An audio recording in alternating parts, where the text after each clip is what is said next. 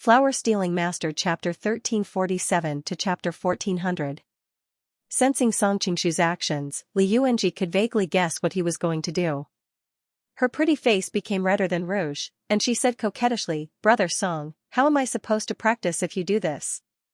Song Qingshu replied seriously, "Your foundation of Nigong is too weak. I will use my true qi to guide you and help you build a foundation, so that you can achieve twice the results with half the effort." Li Yuanji also admired her lover's ability to speak nonsense with a straight face. She bit her lips and tried to stand up. "I really don't know what to do with you. Let me serve you first before practicing." Who knew that Song Qingshu would immediately stop her? "No need. You continue practicing, so that I can guide the circulation of true qi in your meridians." Li Yuanji was immediately embarrassed. "Just this position?" "Of course." Song Qingshu wiped the saliva from the corner of his mouth and directly pounced on her. Meanwhile, Qin Yuanyuan's stomach was unbearably hungry, and she finally couldn't help but go out. She was afraid that her whereabouts would be exposed, but she didn't dare to call the maidservants, so she could only go next door to find Song Qingshu and Song Qingshu. Just when she was hesitating on what to say later, Qin Yuanyuan suddenly heard a low moan that sounded like a sob, and it made her heart beat wildly. She was no longer an inexperienced girl, so she naturally understood what this sound was. She blushed and spat, and was about to turn around to go back, but for some reason, she didn't know why she stopped in her tracks. "Should I go take a look?" Once this idea appeared, Qin Yuanyuan couldn't hold it in anymore. She struggled in her heart for a long time, and when she came to her senses, she found that she was already standing by the window. Qin Yuanyuan's originally charming face could be said to be green and beautiful at this moment. She pursed her lips and kept hinting to herself, "Just take a look, and then leave immediately. I won't stay any longer." Through the small gap in the window, the situation in the room was imprinted in her eyes.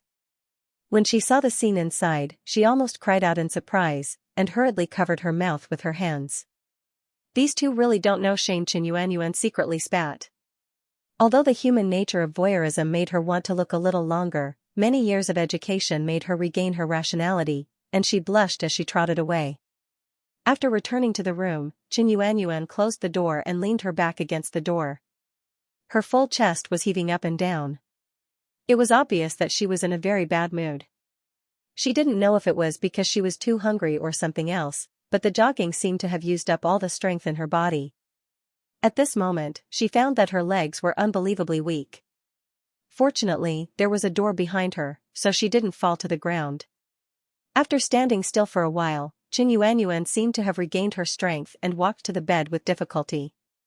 At this time, she naturally knew that there was no need to think about finding food, so she took off her clothes and curled up under the covers, planning to sleep early and eat when she woke up tomorrow morning. However, it was not so easy to fall asleep early. As soon as she lay down, Qin Yuanyuan's mind kept replaying the scenes she had just seen. This was really hard for her. She was already hungry, and she kept thinking about those scenes. She tried for a long time, but she still couldn't fall asleep. The two of them are really crazy. Qin Yuanyuan thought about the posture the two of them were in just now and spat. "Song Qingshu usually looks like a gentleman, but I didn't expect him to have no tender feelings for the fairer sex. Sister Yuanji is also the same. She actually followed his temper and used that posture to humiliate herself." When she thought about Li Yuanji's twisted posture, Qin Yuanyuan's heart beat even faster. Doesn't she feel uncomfortable being twisted like that? Won't her waist break like that? A sudden curiosity rose in her heart, and Qin Yuanyuan began to imitate Li Yuanji's posture. Although she had never practiced yoga, nor did she have any foundation in martial arts, she was naturally seductive and her body was soft. Although it was a little difficult at first, she still managed to correctly put on the posture she had just seen. "What am I doing?" Qin Yuanyuan suddenly came to her senses and immediately felt ashamed. She hurriedly tried to give up that posture. Unfortunately, she made a mistake. That posture was too strange, and she didn't follow the correct steps to stretch her body. As a result, when she unlocked her body, her joints accidentally got stuck. She tried several times, but still couldn't recover from the previous posture. Qin Yuanyuan was very shocked, and she hurriedly tried to restore her posture to normal. However, the more anxious she was, the tighter her whole body was locked. In the end, it even formed a dead knot. Unless she broke her own joints, she wouldn't be able to recover. Qin Yuanyuan was so anxious that she was about to cry. Not to mention whether staying in such an uncomfortable posture for a night would cause her body to suffer permanent irreversible damage, even if there were no sequelae. When she thought about how Song Qingshu and Li Yuanji would see this embarrassing scene of her the next day, she wouldn't be able to live the rest of her life. What she was afraid of really happened. Suddenly, Song Qingshu's voice came from outside the door. "Madam, are you asleep?" "I'm already asleep," Qin Yuanyuan blurted out with a guilty conscience. As soon as the words came out of her mouth, she was stunned. It was really embarrassing. Huh? Song Qingshu clearly didn't expect to get such a ridiculous answer. In fact, the reason why he came over was because Li Yuanji urged him to come and find out what Qin Yuanyuan was thinking. After all, what happened just now was too embarrassing. In addition, she completely forgot to lower her voice, afraid that the next door would hear, so she found a reason to ask Song Qingshu to come over. In fact, when Qin Yuanyuan was hiding outside the window, Song Qingshu had already discovered it. However, he couldn't tell Li Yuanji the truth, or else the girl would be embarrassed to death. He was afraid that she wouldn't be willing to cooperate with him in the future, so he pretended to come over and ask. With Song Qingshu's current cultivation, he naturally noticed that Qin Yuanyuan wasn't asleep, so he continued to knock on the door and said, "It's a bit rude to come over so late at night, madam. However, after Sister Yuanji reminded me, I remembered that you two haven't eaten, so I brought some food over." Of course, there had to be a good reason to come over, and bringing food was obviously a good one. No. No need. Although Qin Yuanyuan was so hungry that her eyes were a little blurry, she didn't dare to let him in her current state. However, what made her collapse was that she heard a squeak, and the door actually opened. I didn't do it on purpose. I just randomly knocked on the door. I didn't expect that your door wouldn't be locked. Song Qingshu also hurriedly explained. After all, as a man, he came to find a ridiculously beautiful woman in the middle of the night, and even opened her door. No matter how you looked at it, it seemed like he was up to no good. However, when he saw Qin Yuanyuan's current posture of twisting into a ball on the bed, which vividly highlighted her soft and beautiful figure, as well as her curvy front and back curves, he almost had a nosebleed. Qin Yuanyuan also exclaimed. Obviously, she didn't expect such a situation. Only then did she realize that when she came back, she was in a bad mood, so she subconsciously closed the door and forgot to lock it. I'm really sorry, I didn't do it on purpose. At this moment, Song Qingshu was acting like a pure virgin, and he looked extremely uneasy. At the same time, he was also cursing in his heart. Could it be that because he had been cheating on her too much previously, he had become a scapegoat again and again? Close the door. Qin Yuanyuan was so anxious that she was about to cry. Oh, okay. Song Qingshu was at a loss as he casually closed the door. Qin Yuanyuan almost fainted when she saw this. She glared at him angrily. Who let you in? Ah? Only then did Song Qingshu realize that she wanted him to close the door and leave. He couldn't help but smile bitterly. I'm really rude, madam. I'll leave now. With that said, he didn't hesitate and turned to leave. Qin Yuanyuan had just heaved a sigh of relief when she saw him suddenly turn around again. Her heart was in her throat again. These are the pastries that little sister Yuanji asked me to bring over. Madam must be very hungry, so I'll leave them here first. Madam can slowly eat them later. Seeing a calamitous beauty in such an exaggerated position on the bed, Song Qingshu said this with a rare blush on his face. He planned to leave in a hurry. Wait a moment. Looking at the delicious food on the table, Qin Yuanyuan suddenly called out to him. Her expression was uncertain, and it was obvious that she was having a fierce mental struggle. Does madam have any other instructions? Song Qingshu turned around and said with his head lowered. Even though the scene in front of him was so bloodthirsty, he knew that Qin Yuanyuan must be extremely embarrassed right now, so he didn't dare to show any strange expression. Qin Yuanyuan bit her lips. You, come over for a moment. When Song Qingshu heard this, he couldn't help but raise his head to look at her in shock. His heartbeat also sped up. Looking at the peerless beauty on the bed, he couldn't help but feel conflicted. Could it be that she couldn't bear the loneliness these years, and in addition to seeing me and that girl being intimate, she couldn't bear the drought and needed to find me to nourish her? When the time came, should I accept it, or decline it first before accepting it? Come here. Seeing Song Qingshu standing in place and staring at her in a daze, Qin Yuanyuan was shy and angry. I'm coming, I'm coming. Song Qingshu jogged over, hesitating on how to start. Should he first play with his asterisk? But for a mature woman like her, it might be good to go straight to the point. Young master, please, help me. My joint is stuck, there's no way to return to normal. Qin Yuanyuan's voice became softer and softer. Even though she also felt embarrassed, she wasn't an insensible little girl. After the initial panic and shame, she quickly recovered. After all, she didn't want such a shameful scene to be seen. Rather than continuing to be in such an embarrassing position, she might as well ask him for help. Otherwise, she would have to face this problem tomorrow morning. At that time, even Li Yuanji might see it. Thinking that she was imitating Li Yuanji's actions just now, if she saw it tomorrow, the two of them might not be able to look at each other for the rest of their lives. Hearing her words, Song Qingshu understood that he had misunderstood her meaning. But thinking about how Qin Yuanyuan had embarrassed herself by imitating those yoga movements, he couldn't help but want to laugh. You're not allowed to laugh. Qin Yuanyuan noticed his smile and couldn't help but angrily shout, wishing that there was a hole in the ground that she could immediately crawl into. Okay, I won't laugh. Song Qingshu put away his smile, but the slightly raised corner of his mouth showed how happy he was in his heart. Relax your entire body, don't resist me. I'll ease your joints bit by bit. Seeing that she was showing signs of acting up again, Song Qingshu also understood that he couldn't tease her anymore. As soon as Song Qingshu's hand touched Qin Yuanyuan's body, he immediately felt her body stiffen. He couldn't help but smile bitterly. Madam, didn't I tell you to relax? You're so nervous that you're even more tightly locked. Qin Yuanyuan secretly rolled her eyes at him. How could a woman not be nervous when her body was touched by a man other than her husband? This was just an instinctive reaction.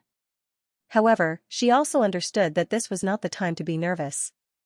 She took a deep breath and tried to relax her body. Then she whispered, "Come on." Hearing this, Song Qingshu's heart skipped a beat. It was as if this peerless beauty was sending him an ambiguous invitation. He hurriedly restrained his mind and focused on unlocking her.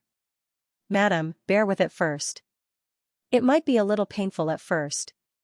Song Qingshu had already seen her current situation. The main reason was that she was too anxious to recover from this position. As a result, she was stuck. Now, the only way was to restore her previous position. Only then would he be able to free her hands and feet. Qin Yuanyuan's voice was so soft that it was almost inaudible. Her cheeks were already burning hot. His words sounded like a husband comforting a young girl on her wedding night. Suddenly, she cried out in pain and woke up from her thoughts. It turned out that Song Qingshu was pressing her body down.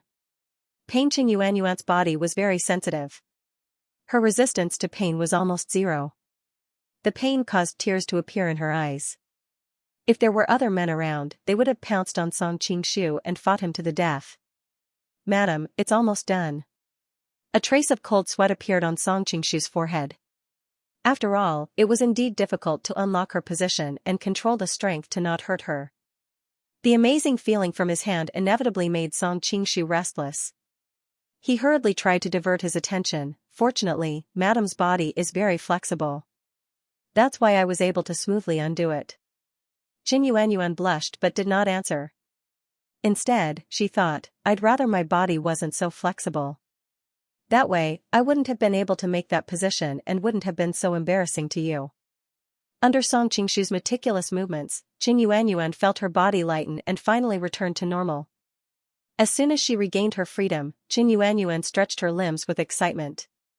She'd been locked up for too long earlier, and it caused her to slightly forget how her limbs felt. Ouch! Amidst her excitement, Qin Yuanyuan felt sore and numb all over her body. She couldn't help but frown. Madam's posture just now was overly stretched, causing some of the corresponding meridians to be slightly damaged, Song Qingshu explained. why don't I help you massage them and use my Xianxia to nourish those damaged meridians? Jin Yuanyuan looked at him with a strange expression. Was he doing this unintentionally, or was he trying to take advantage of her? When Song Qingshu saw that she didn't respond for a long time, he finally realized that this world wasn't like his previous world where it was common for men to massage women and apply sunscreen. How could a woman in this world allow a man to casually touch her body? I was rash, Song Qingshu smiled apologetically. Madam, you don't have to worry. Even without Xianxia nourishment, you'll recover after a few days of rest. Jin Yuanyuan originally thought that since he'd touched the most private parts of her body, a simple massage was nothing. She was about to open her mouth and agree, but who knew that after hearing his words, she didn't know what to say. She couldn't, as a woman, take the initiative to ask him to touch her, right? Madam, rest early. I'll take my leave first. Song Qingshu smiled and stood up to walk out. Wait. Jin Yuanyuan suddenly called out to him. Song Qingshu stopped his hand from closing the door and looked at her in confusion. Madam, do you have any other instructions? Jin Yuanyuan said with a red face, what happened tonight, Gongzi, can you keep it a secret for me? Song Qingshu was stunned, and then an inexplicable smile appeared on his face. Madam, don't worry, this is a secret between the two of us. Jin Yuanyuan thought about the way he blinked his eyes when he left, and her whole body was so embarrassed that she directly burrowed into the quilt and covered her head with the quilt, as if she'd returned to the age of a shy girl. It's so embarrassing, so embarrassing. After Song Qingshu returned to the room, Li Yuanji heard the movement and opened her eyes in a daze. Brother Song, why were you gone for so long? Song Qingshu walked to the bedside, smiled slightly, and said, there was a small accident, so I was delayed for a while. What accident? Li Yuanji twisted her body, pillowed her head on his lap, and looked up at him. It's nothing, go to sleep. Since he'd promised her, Song Qingshu naturally couldn't tell her what happened next door. Oh, Li Yuanji didn't ask further, and suddenly remembered something. By the way, what about the thing I asked you to find out? What thing? After the incident next door just now, Song Qingshu didn't react. It's... Li Yuanji's face blushed. I just wanted to see if Sister Yuanyuan heard anything. She really didn't know why she was so bold and indulgent just now. After calming down, her first reaction was that she was afraid that Jin Yuanyuan would hear something, and then she really wouldn't be able to live in the future. Song Qingshu secretly laughed, thinking that these two women were really interesting. They both had secrets that they couldn't let others know, for fear that the other party would know. In comparison, it seemed that Jin Yuanyuan's was more shameful. What are you laughing at? Answer me quickly. Li Yuanji suddenly became anxious. Don't worry, she didn't hear anything. Song Qingshu explained. Really? Then why did you stay there for so long? Li Yuanji looked at him suspiciously. I chatted with her for a while. Song Qingshu was worried that she would continue to get to the bottom of the matter, so he hurriedly changed the topic. Do you remember the 2 martial arts I taught you before? I remember. Li Yuanji's skin blushed, thinking that you used such a shameful position to guide the true energy in my body to circulate, that kind of unforgettable feeling. I'm afraid I won't be able to forget it for the rest of my life. Do you know why I taught you these 2 martial arts? Song Qingshu asked. To satisfy your lust. This was the first thought that appeared in Li Yuanji's mind. Secretly sticking out her tongue, she threw this thought out of her mind, and then answered, in order for me to have more power to protect myself in the future. This is only one of the reasons. Song Qingshu nodded. This time when you go to Yangzhou, you will see your father, and at the same time, you will also see, you will see some sisters. You also know that many people are still brooding over the matter of your father joining hands with Ma Qifan to harm me. I am worried that they will vent their anger on you, so after you go to Yangzhou, teach these 2 martial arts to those sisters. This way, you will get closer to them, and second, they will be too embarrassed to bully you. Li Yuanji looked at this man in a daze. When she thought about how he had considered all these details for her, a layer of mist appeared in her eyes, and she was so moved that she hugged him. Song Gij, why are you so good to me? Silly girl, if I don't treat you well, who should I treat well to? Song Qingshu lightly patted her back, and gently said. Li Yuanji's pair of eyes sparkled, and she directly pushed him down, and sweetly said next to his ear, Song Gij, in the future, whatever position you want me to, I will do it to you. Song Qingshu had already been aroused by Qin Yuanyuan's words earlier, and now hearing her, it was as if he was struck by lightning, and the two of them rolled back into the blanket. The next day, after sending off Li Yuanji, Song Qingshu and Qin Yuanyuan walked side by side on the small path outside the city. Of course, in order to avoid trouble, Qin Yuanyuan's face was covered with a layer of veil, covering her devastatingly beautiful appearance. Gongzi, did you not sleep well last night? Seeing Song Qingshu yawning, Qin Yuanyuan held back a few times and finally opened her mouth to ask. The time I slept was too short. Song Qingshu said with a bitter smile. Qin Yuanyuan was confused, thinking that although she delayed him for a while last night, it was not too late, right? However, she had always been a cold person, and quickly realized that after the other went back, he most likely spent the whole night with Li Yuanji. These two people are really shameless. Qin Yuanyuan secretly spat, and somewhat wanted to advise him not to use his youth to play with his body, but thinking that it would be too strange for her to say such words, she hesitated again, and in the end did not say it. After continuing to walk by his side for a while, Qin Yuanyuan could not help but ask curiously, "Where are we going?" Song Qingshu smiled slightly, "The beggar clan." Since Shi Shangyun had already persuaded her father to do things according to the agreement, he should also keep his promise and let Shi Shangyun go. In fact, he did not want to expose his relationship with the beggar clan to others, but Qin Yuanyuan's identity was sensitive, and if he left her in the residence, he would not feel at ease, so he simply brought her with him. The beggar clan? Although Qin Yuanyuan was not a person of Jianghu, she had more or less heard of the beggar clan, and knew that it was one of the top clans in the world. Not long after, the two of them arrived at the beggar clan. Qin Yuliang had already received the news, and came out to welcome them. Yuliang greets Gongzi. When he saw Qin Yuanyuan beside Song Qingshu, he could not help but be amazed. Although Qin Yuanyuan's face was covered, her graceful figure, and the temperament she exuded as she stood there quietly, was enough to prove that she was a peerless beauty. In particular, her beautiful eyes, which were like the starry sky, made Qin Yuliang's heart beat faster even though he had never been attracted to women. The one with the surname Song is really lucky with women, always having such a peerless beauty by his side. Qin Yuliang cursed in his heart. He had also seen Zhou Zhirua in the past, and her ethereal appearance had left a deep impression on him.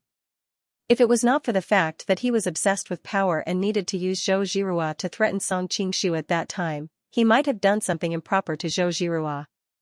"How is the one with the surname Wei?" Song Qingshu asked as they walked towards the headquarters. "The cold poison in her body is almost gone, but she is in a daze every day, like a cripple," Qin Yuliang replied respectfully. Song Qingshu nodded. It would be strange if a proud genius like Wei Rulan did not become dispirited after suffering such a huge blow. As he pondered, he suddenly noticed Qin Yuliang's hesitant expression, and could not help but ask, "Hey, why do you look so distressed? Did you encounter something difficult?" Hearing this news, Song Qingshu was shocked and couldn't help thinking of that wrong night. The soul-stirring aftertaste suddenly made his heart beat violently. "Alas, I was too impulsive at that time." Although it seemed a little shameless to say so after taking advantage of him, Song Qingshu did regret it. Although the first time was a beautiful misunderstanding, he was too much of a jerk later on. Although Song Qingshu had the factor of being possessed by the devil at that time, wasn't it also the most genuine impulse in his heart? Since practicing Mankasvara Dhyana, Song Qingshu had encountered the situation of being possessed by the devil many times, especially that time in the Forbidden City, which almost made him lose himself and fall into the abyss of eternal damnation. Although it was thrilling every time he was possessed by the devil, he inevitably had doubts.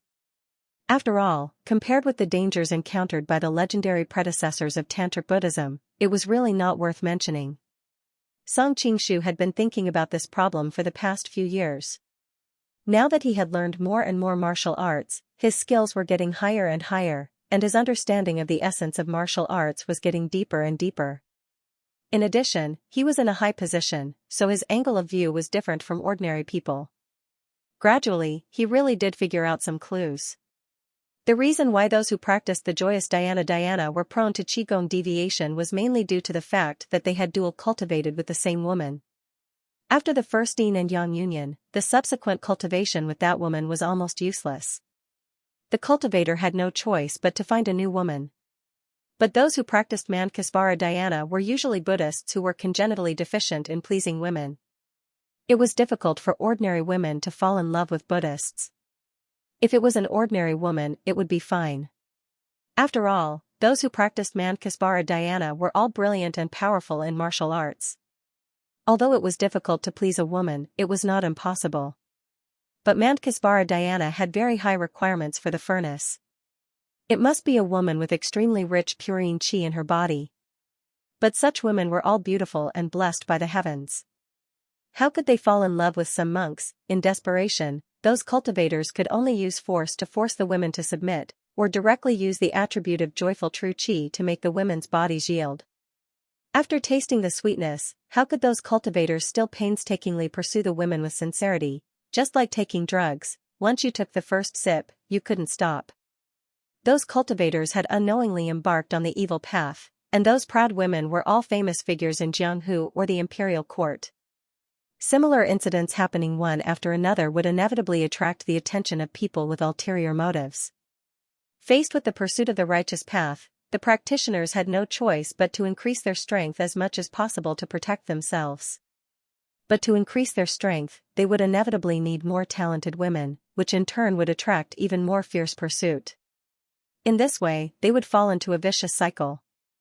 Because of living on the edge of life and death for a long time, people's character would become more and more extreme, more and more unscrupulous.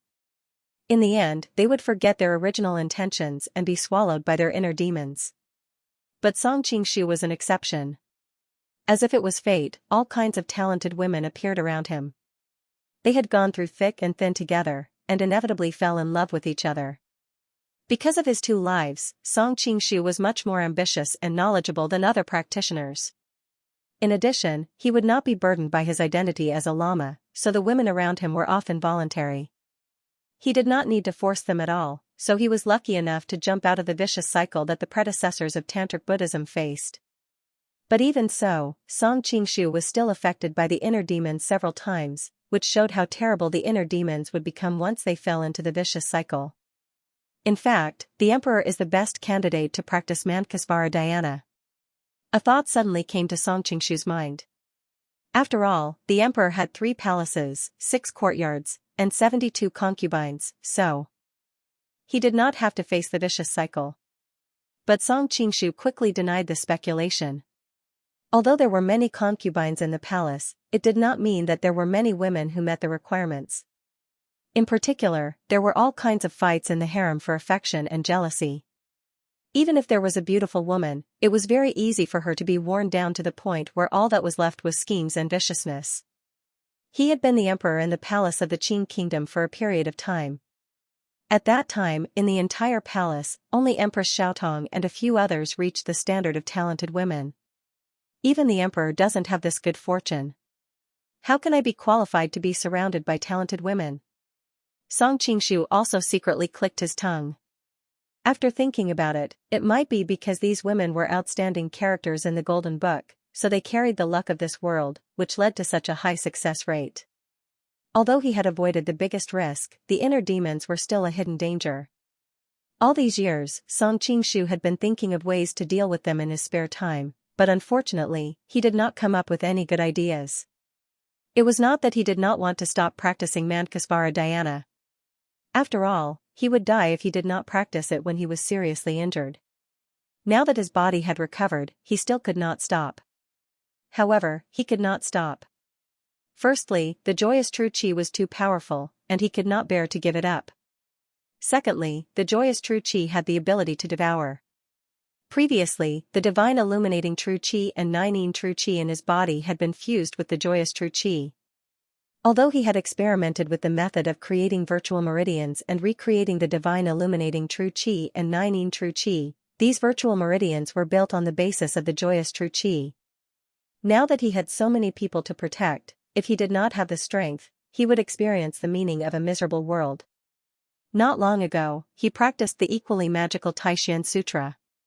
The internal force of the Taishan Sutra operated in a different way, unlike the meridians and acupoints that were known to the public.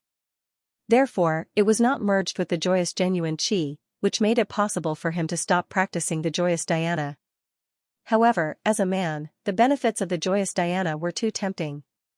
Until now, Song Qingshu still had not made up his mind. Young master, young master? Qin Yuliang wondered why he became like this when he heard of Huang Rong. Could it be that he also had ulterior motives towards Huang Rong? Qin Yuliang's voice roused Song Qingshu from his contemplation. Seeing the two people beside him looking at him strangely, he couldn't help blushing and hastily said, "If they come, then so be it." "Why are you so flustered?" Qin Yuliang smiled bitterly and said, "Young master, I'm afraid you don't know the whole story." At that time, the beggar clan was divided into 3 parts.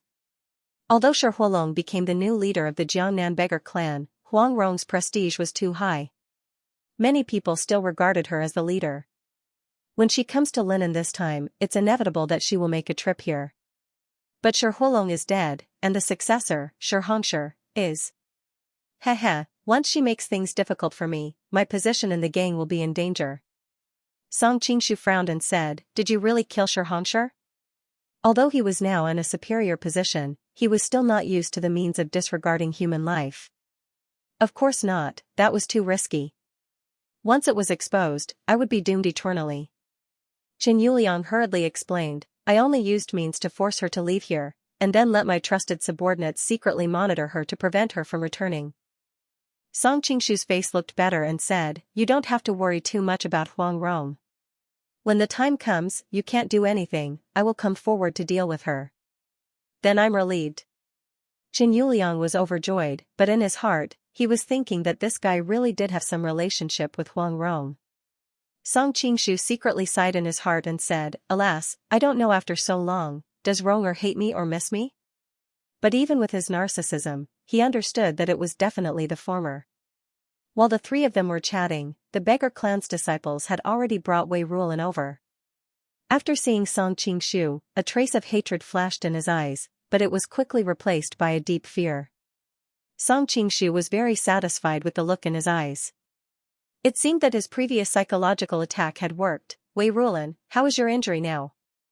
Who wants you to be hypocritical?" Wei Rulan spat.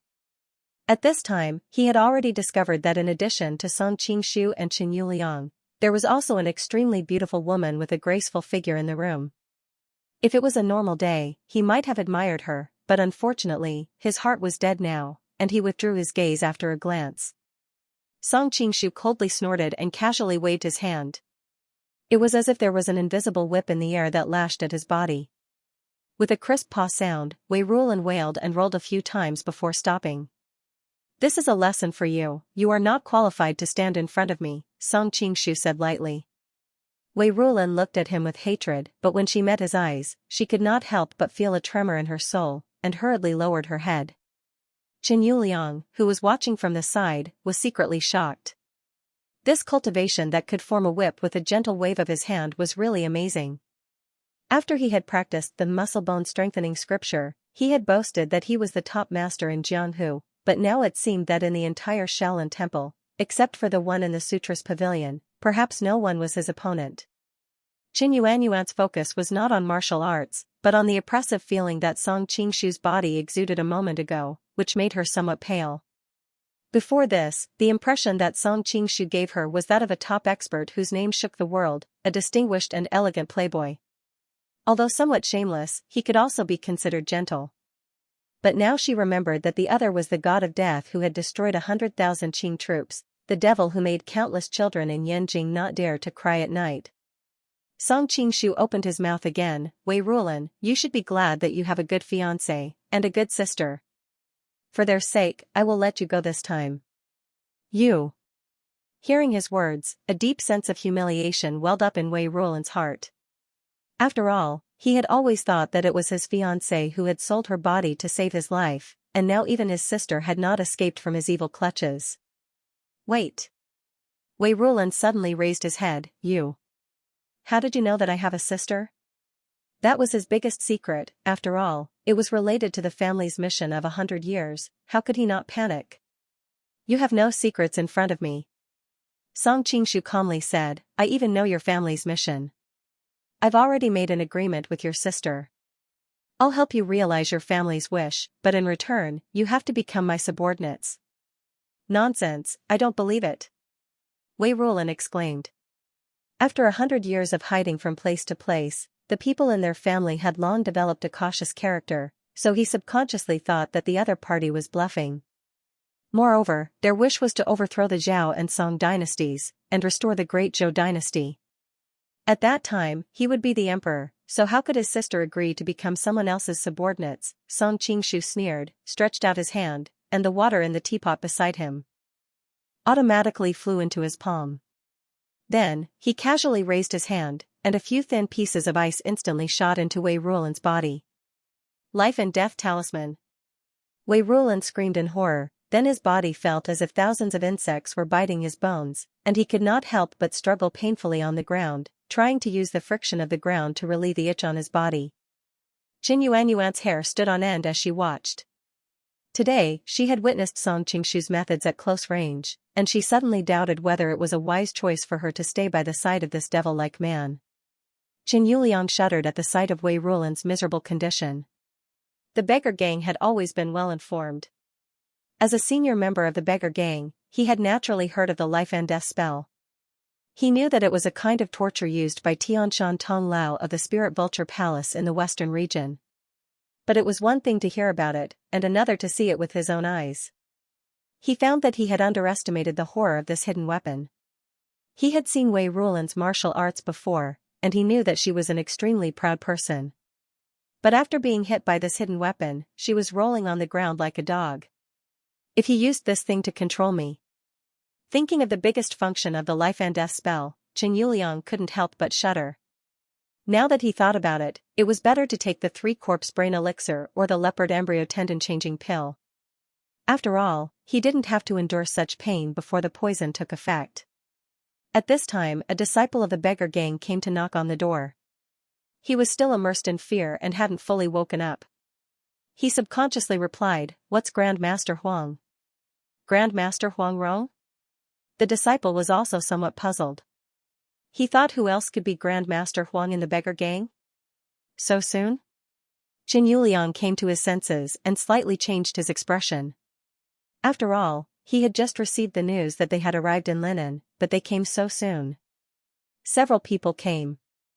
In addition to Grand Master Huang, Master Gua also came with them. The disciple replied with a sense of reverence in his tone. After all, Gua Jing and Huang Rong were extremely prestigious in the hearts of the beggar gang disciples. "Young master, you see." Qin Yuliang looked at Song Qingshu with an embarrassed expression. Song Qingshu waved his hand and said, "You go to receive them first. I'll come over after dealing with the things here." "That's good."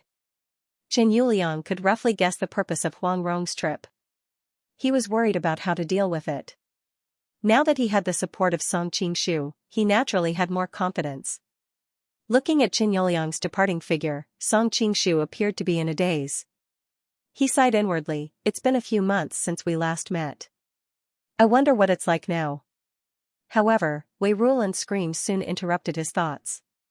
He tried to take out the life and death talisman's antidote. Although this pill could not completely eradicate the life and death talisman, it could alleviate the symptoms of the life and death talisman for a year. The island masters and cave masters of the 36 islands and 72 caves worked hard every year just to obtain this antidote. Song Qingshu looked at him coldly, not intending to stop him. Wei Rulan hurriedly stuffed the antidote into his mouth and revealed a grateful smile. However, his smile quickly froze on his face because the pain and itch on his body did not show any signs of relief. How is this possible? Wei Rulan poured a few more pills into her mouth. Unfortunately, it was still useless. "I advise you not to waste your efforts." Song Qingshu said lightly, "Your life and death talisman has been modified by me. Your antidote is naturally useless." It turned out that the nature of the life and death talisman was to use the yin and yang qi of a person. Since Song Qingshu was an expert in this field, he had mixed his joy true qi into the life and death talisman. It could be said that it was the life and death talisman zero version. Wei Rulan's original version of the life and death talisman could not cure him. Although the life and death talisman zero version was more powerful, it had an obvious shortcoming. It did not have the antidote like the first version. Every time, he had to personally suppress the life and death talisman, so it was destined to be used only on a few key people. Wei Rulan hurriedly struggled to crawl to Song Qingshu's leg. She pulled his trouser leg and said, "Please, I beg you, help me remove the life and death talisman." Song Qingshu chuckled. "Are you willing to recognize me as your master now?" "Yes, yes." Wei Rulan's tears flowed down. Her usually proud head was now nodding like garlic. Only then did Song Qingshu quickly seal a few acupoints in her body. Then, Wei Rulan felt that the feeling of being unable to live or die gradually faded away. Before she had time to feel happy, Song Qingshu said, "I only temporarily suppressed the life and death talisman in your body. If I continue to suppress it in half a year, it will relapse again. So you should know what to do during this period." Although Wei Rulan also knew the way to remove the life and death talisman, Song Qingshu was not worried. After all, to remove the life and death talisman, one must know how much yin force and how much yang force were used in each acupoint. Only the person who used the life and death talisman knew this. Therefore, even if Wei Rulan knew the way to remove it, she could not remove it. "Got it," Wei Rulan said bitterly. "Actually, you don't have to be so discouraged," Song Qingshu replied. "I think you know how slim it is to realize your family's wish. But now that you have my help, your wish will be realized sooner or later. You can go back and ask your sister about the specific details. As the saying goes, show kindness and threaten together." He knew that being oppressive would not make their relationship last, so he had to give Wei Rulan some benefits. "Really?" Wei Rulan was stunned. He had been taught to oppose the Song dynasty and the Zhou dynasty since he was young. He thought that if he could really complete his family's mission, it would be worth it for him to suffer. "Are you suspecting me?" Song Qingshu's voice instantly turned cold.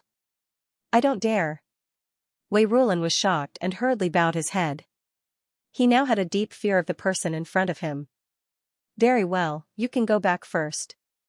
You have been missing for so long. Do you know how to tell the people around you?" Song Qingshu looked at him coldly. "I won't say anything." Wei Rulan swallowed his saliva and bid farewell to him again. Then, he left as if he had been pardoned. Qin Yuanyuan hesitated for a moment as she watched him leave in a sorry state. Finally, she could not help but say, "Prince Song, don't you think it's a little too much for you to bully him like that?" Song Qingshu smiled slightly. "That's because you don't know how he had harmed me. If I had fallen into his hands, I'm afraid that my fate would have been even more miserable." "I see." Qin Yuanyuan patted her chest. "You looked so scary just now. Then, do you like my usual appearance or my earlier appearance?" Song Qingshu could not help but tease her. "Of course it's my usual appearance." As soon as she opened her mouth, Qin Yuanyuan immediately realized the trap in his words. She could not help but pout coquettishly. "You're so annoying." However, she could not help but compare in her heart. His usual warm and sunny appearance also had a trace of roguish aura that made people feel safer. However, his demonic appearance just now seemed to have another kind of fatal attraction. Of course, Song Qingshu did not know that his unintentional behavior was in line with the style of a domineering CEO described in some female novels in his previous life. It caused a few strange ripples in the heart of a woman like Qin Yuanyuan, who had been cleansed of all prettiness. Worried that Qin Yuliang would not be able to hold on any longer, Song Qingshu said to Qin Yuanyuan, "Would Madam be willing to come with me to meet that Chief Huang? Although I have been cultivating in seclusion all these years, I have heard about Madame Gua. I have always admired her for being able to become famous all over the world as a woman and gain the admiration of all the men in the world." Although Qin Yuanyuan was smiling on the surface, she was feeling sorry for herself. In fact, wasn't she also famous all over the world? It was just that she was remembered only for her beauty, while Huang Rong was remembered for her chivalrous reputation. Hearing the words Madame Gua, Song Qingshu, who was walking in front, sighed inwardly. "Qin Yuliang, don't talk about other things anymore. Where is Chief Shi?" In the meeting hall, Huang Rong was questioning him with her phoenix-like eyes. Qin Yuliang's expression changed slightly. He had no choice but to explain, "Miss Shi believes that she is not capable enough to lead the gang, so she abdicated her position." Now, I am temporarily acting as the gang leader. Abdicate her position? Huang Rong sneered. The abolition of the gang leader is a big deal. How could she abdicate her position without a sound? I heard that this matter is only known by Elder Chen's small circle of people. Isn't it a little too strange? She did not address Qin Yuliang as gang leader, but still called him by his previous position. Obviously, she did not admit to this matter. Seeing her pressing closer, Qin Yuliang's heart was filled with hatred. It was not that he did not want to use force, but when he saw Guojing sitting in the distance, he could only give up the idea. Guojing's martial arts were matchless, and his 18 dragon subduing palms was famous all over the world.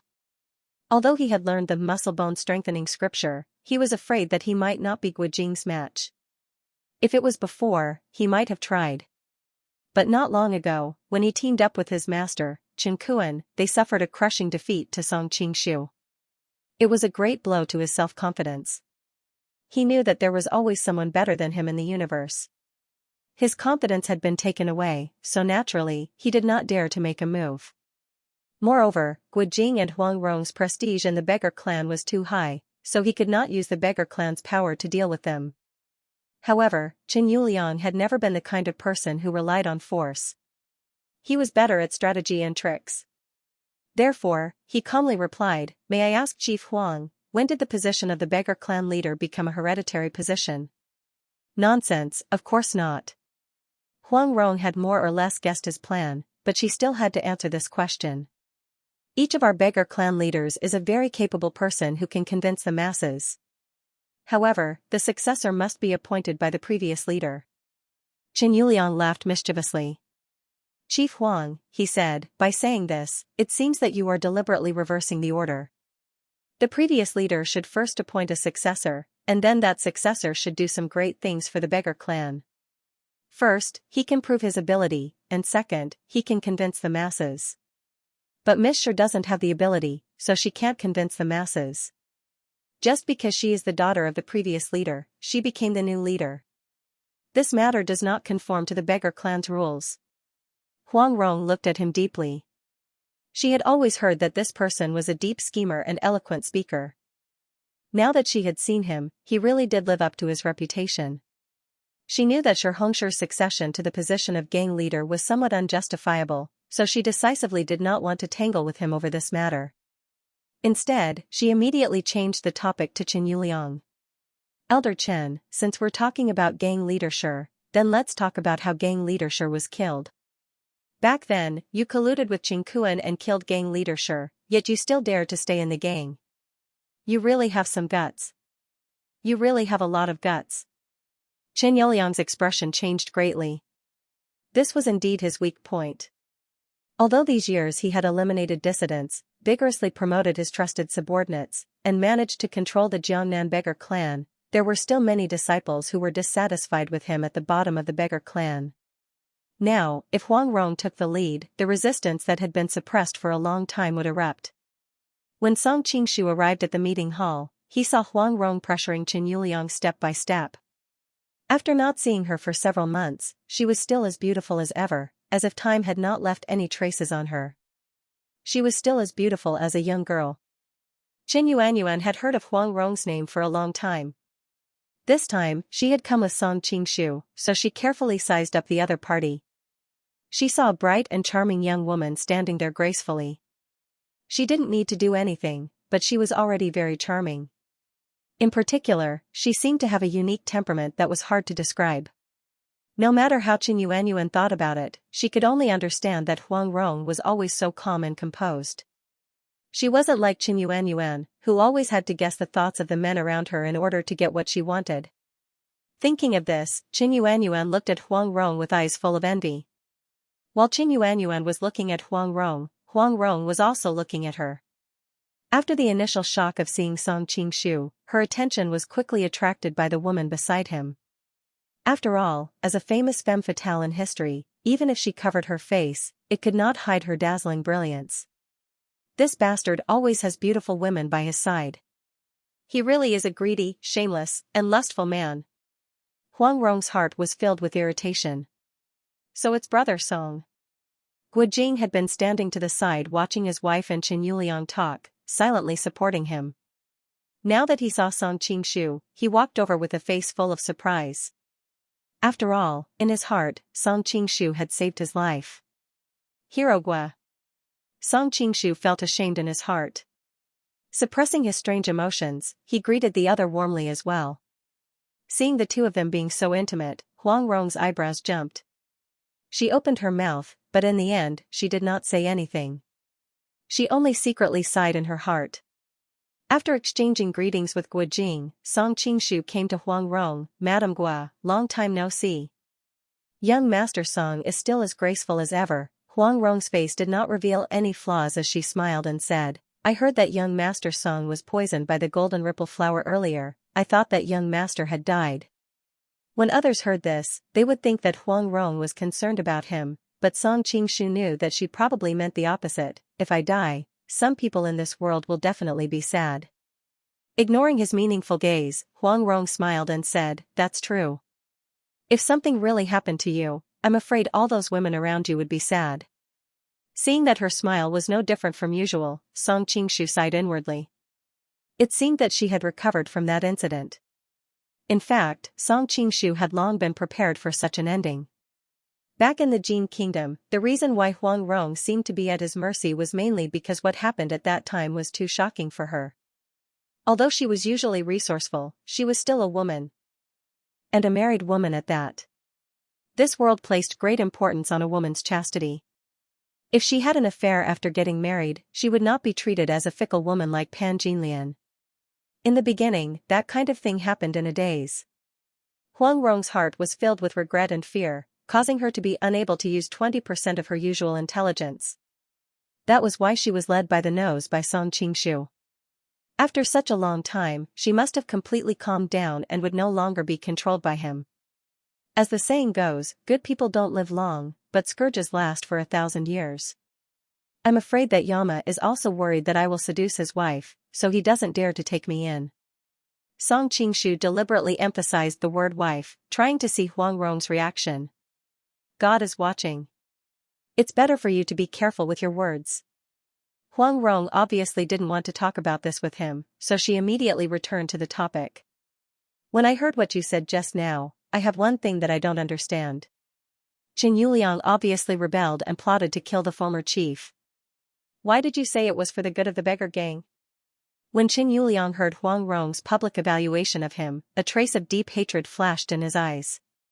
He thought that if you didn't have Guo Jing to back you up, I would definitely catch you and torture you. Let's see if you can still be so arrogant. Seeing that Huang Rong didn't respond at all and instead questioned him in a businesslike tone, Song Qingshu was secretly disappointed. But he quickly got rid of the negative emotions and didn't answer directly. Instead, he asked, according to the beggar gang's thousands of years of system, Xianxia being the new chief is actually very against the rules. Chief Huang has always been known as the female Zhuge Liang. Have you ever thought about how she became the new chief? Huang Rong frowned. At that time, Chief Shi was murdered and the beggar gang was in turmoil. Letting his daughter take charge of the situation, although somewhat against the beggar gang's succession system, was reasonable. Song Qingshu smiled. Madame Gua inadvertently overlooked an important factor. What did I overlook? Huang Rong thought it was strange. Back then, Song Qingshu had been ruined by Chen Yuliang. Logically speaking, the two of them should be like fire and water. Why did it feel like Song Qingshu was speaking up for him? If it were someone else, Huang Rong would know that the other person was speaking up for Chen Yuliang. She would definitely find an opportunity to interrupt the other person and control the rhythm of the conversation. But now it was Song Qingshu who was speaking up. She hesitated for a moment and decided to listen to what he had to say first. Madame has overlooked that the main reason why Xianxia was able to become the chief was because he borrowed the power of one person. After Song Qingshu finished speaking, he secretly sighed. He didn't know if his words would offend her if they reached that person's ears, the yellow-robed woman. Huang Rong reacted quickly and immediately understood who he was talking about. She couldn't help but fall into deep thought. Yes. Song Qingshu nodded. Everyone in this world has a motive for their actions. Madam, what do you think the yellow-robed woman's motive is? Miss Yang helped when she saw injustice. Naturally, it was because of the justice in her heart. Huang Rong's own voice lowered as she spoke. Over the years, she had experienced the rise and fall of the gang and the cruel killing on the battlefield. She was no longer the innocent girl she used to be. Naturally, she knew that everyone had a motive for their actions. In this world, there were indeed people who did not have a motive for helping others. But that was usually a small matter. They would help others within their ability. If it involved a big matter, they would definitely think it over before taking action. And helping an orphan girl to become the chief of the beggar gang did not seem like a small matter that could be easily solved. Noticing Huang Rong's expression, Song Qingshu knew that she had also realized something was wrong. He had to sigh that it was convenient to communicate with smart people. The yellow-robed woman is not a wild crane. She belongs to the Imperial Court's Jianshan Academy. Song Qingshu was not in a hurry to reveal the answer. Instead, he let her think for herself because people would subconsciously believe what they deduced. So what? Huang Rong frowned. Does the Imperial Court want to control the beggar gang? But as soon as the words left her mouth, she denied this speculation. Although the beggar gang was known as the world's largest gang, it was like an ant in front of the country. The Imperial Court did not need to spend so much effort. Song Qingshu reminded her, the reason why Ma Qiwu was invited back as the Prime Minister was because the previous Prime Minister, Zhao Ruyu, was brought down by Han Xingzhou. Zhao Ruyu and Jianshan Academy have always been close. Because of this, Jianshan Academy suffered a terrible blow. If it was not for the help of one person, the Neo-Confucianism of the Academy would have been labeled as pseudoscience. Whose help? Huang Rong had been at the front line of Xianxia for years. She knew a lot about Mongolia. But because she was far away from the capital, she did not know as much about the imperial court as Song Qingshu. Song Qingshu did not answer her directly. Instead, he said, whether it is Shi Huolong or Shi Hongshi, they both have the same surname. Gu Jing, who had been listening on the side, could not help but say, they are father and daughter. If it is not the same surname, then are they two? Seeing her husband's confused expression, Huang Rong smiled. After so many years, Brother Jing was still the same. A gentle smile appeared on her face. Brother Jing, Prince Song means that they both have the surname Shi. Afraid that her husband would not understand and make a fool of himself in front of outsiders, she added, the surname Shi of the remonstrant officer Shi Miyuan. Song Qingshu smiled. Madam is indeed smart. You guessed it so quickly. Huang Rong rolled her eyes at him.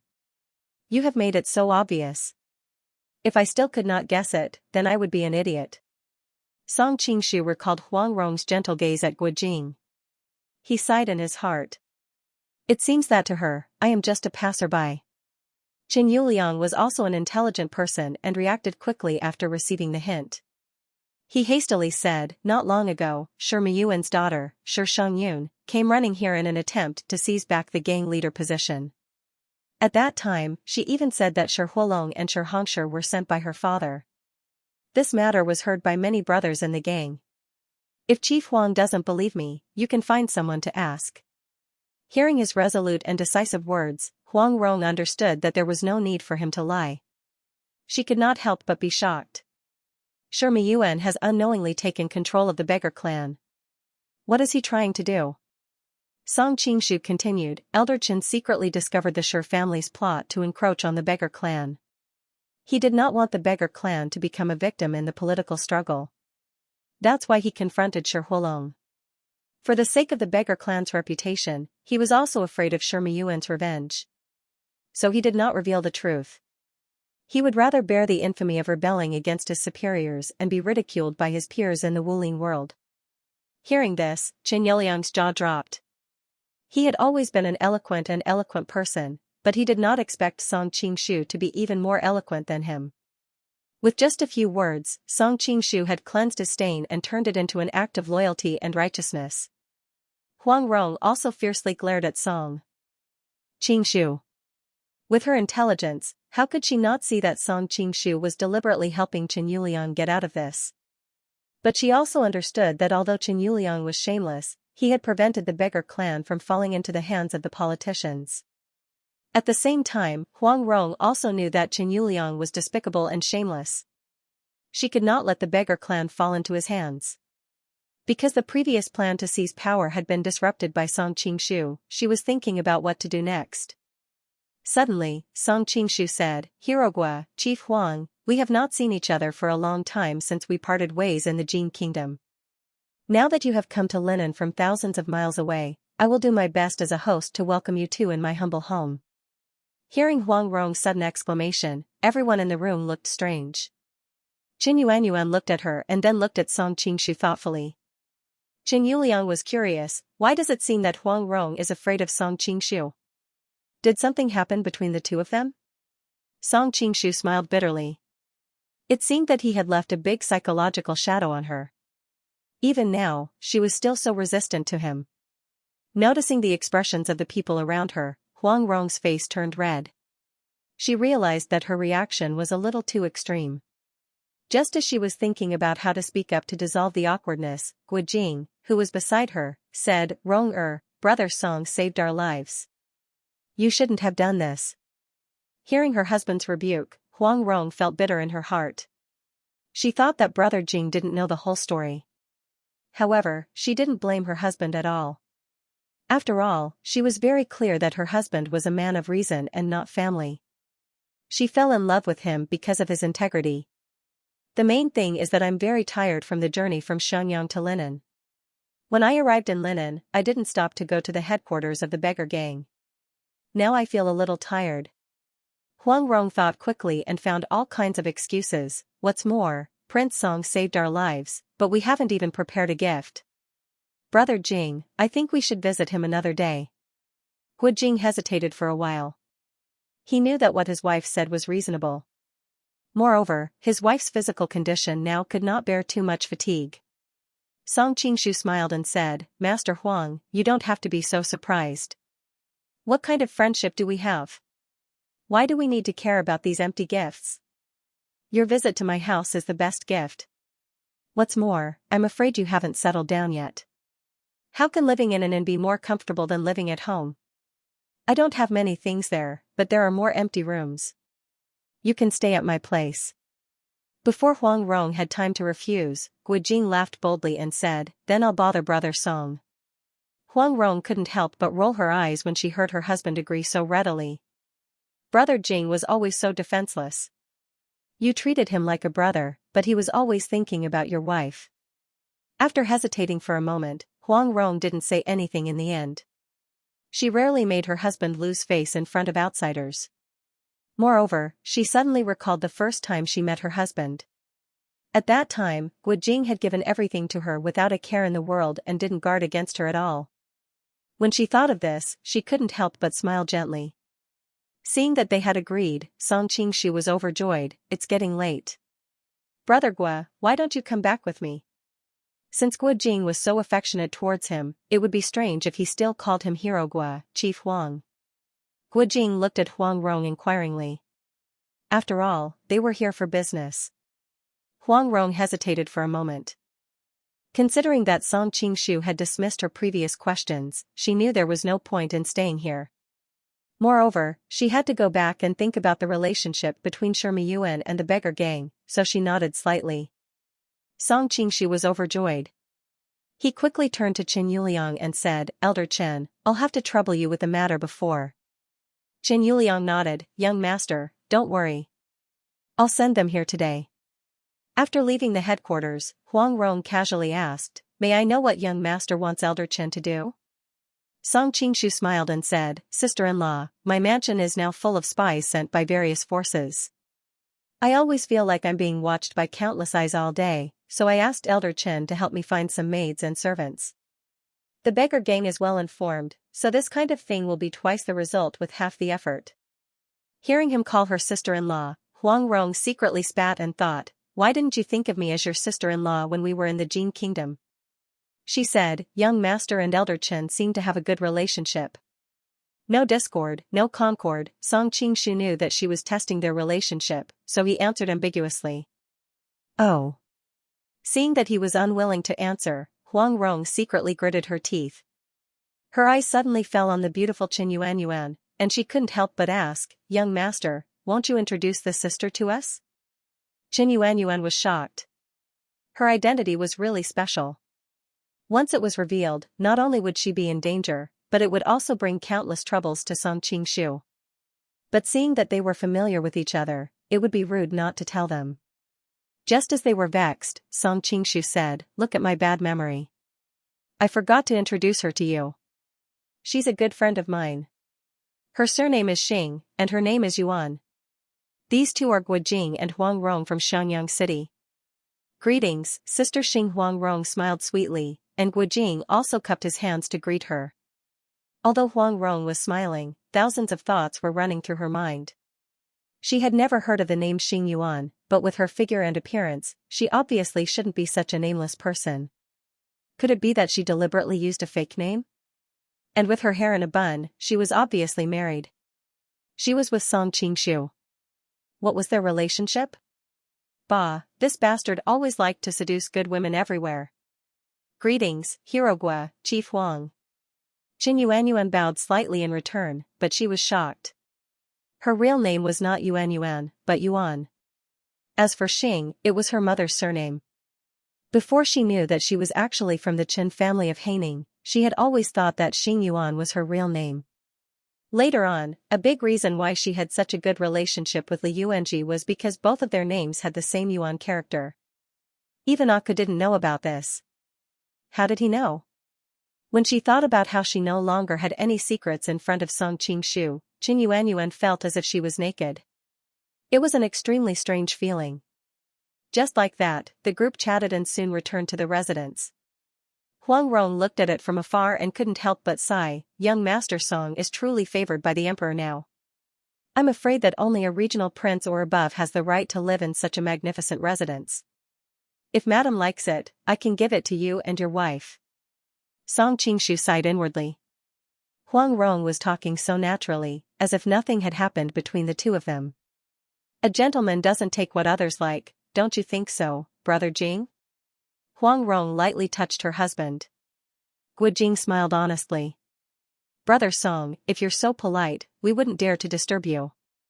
As the group of people teased each other, they suddenly noticed a beautiful girl dressed in red sitting at the door. However, there was a faint trace of distress between her brows.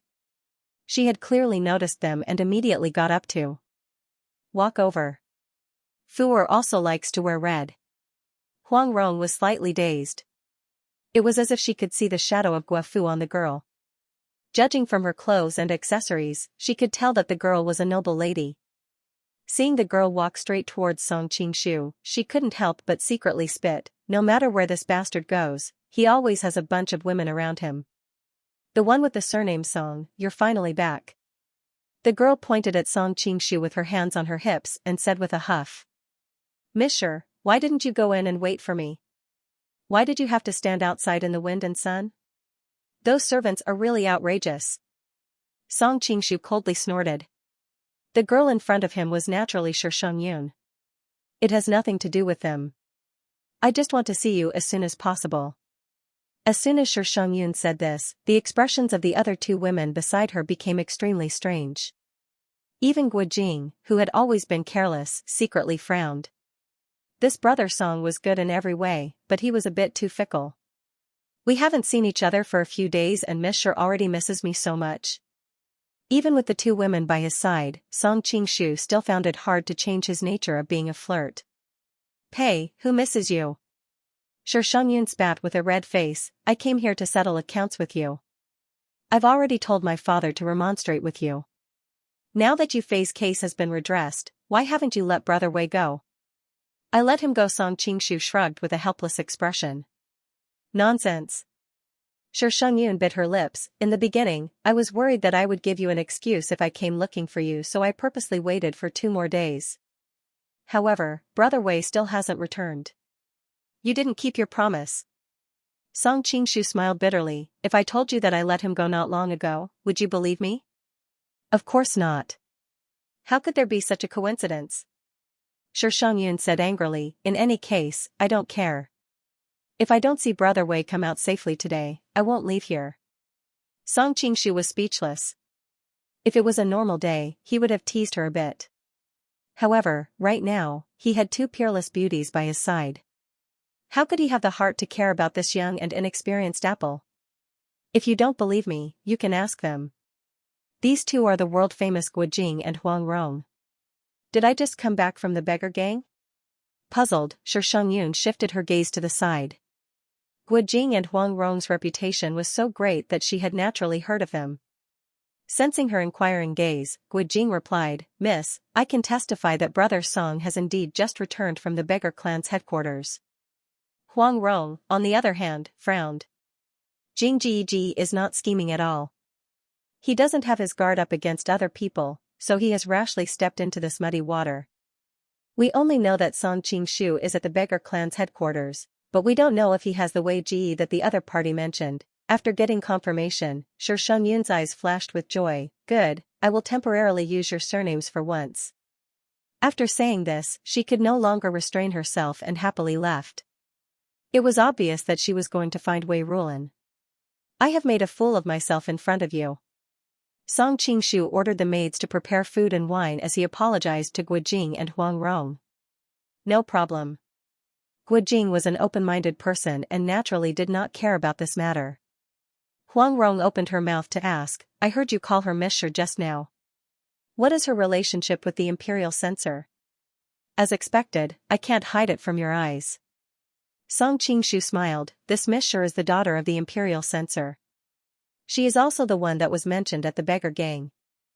Although Song Qingshu was not very satisfied with the servants in his house, they were very fast in preparing wine and food. It didn't take long for a table to be served. Song Qingshu invited Guojing and Huang Rong to sit down. Qin Yuanyuan was about to go back to her room, but he pulled her to sit next to him. It was inconvenient for Qin Yuanyuan to keep wearing a veil when they were about to eat. Fortunately, Song Qingshu drove the servants far away, so they didn't have to worry about being seen by others. When Qin Yuanyuan took off her veil, the whole room seemed to become brighter and more beautiful. Even a righteous person like Guojing was stunned. Huang Rong sighed and said, I thought sister must be a celestial being, but I still underestimated sister's beauty.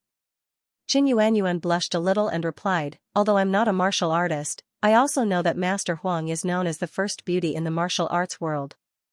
Hearing the two women flattering each other, Song Qingshu wisely didn't interrupt. Instead, he toasted Guojing and asked, Brother Gua, did you come to Linen for business or to relax? Both.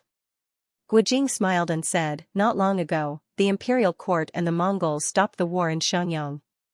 Rong-er and I finally had some time to rest.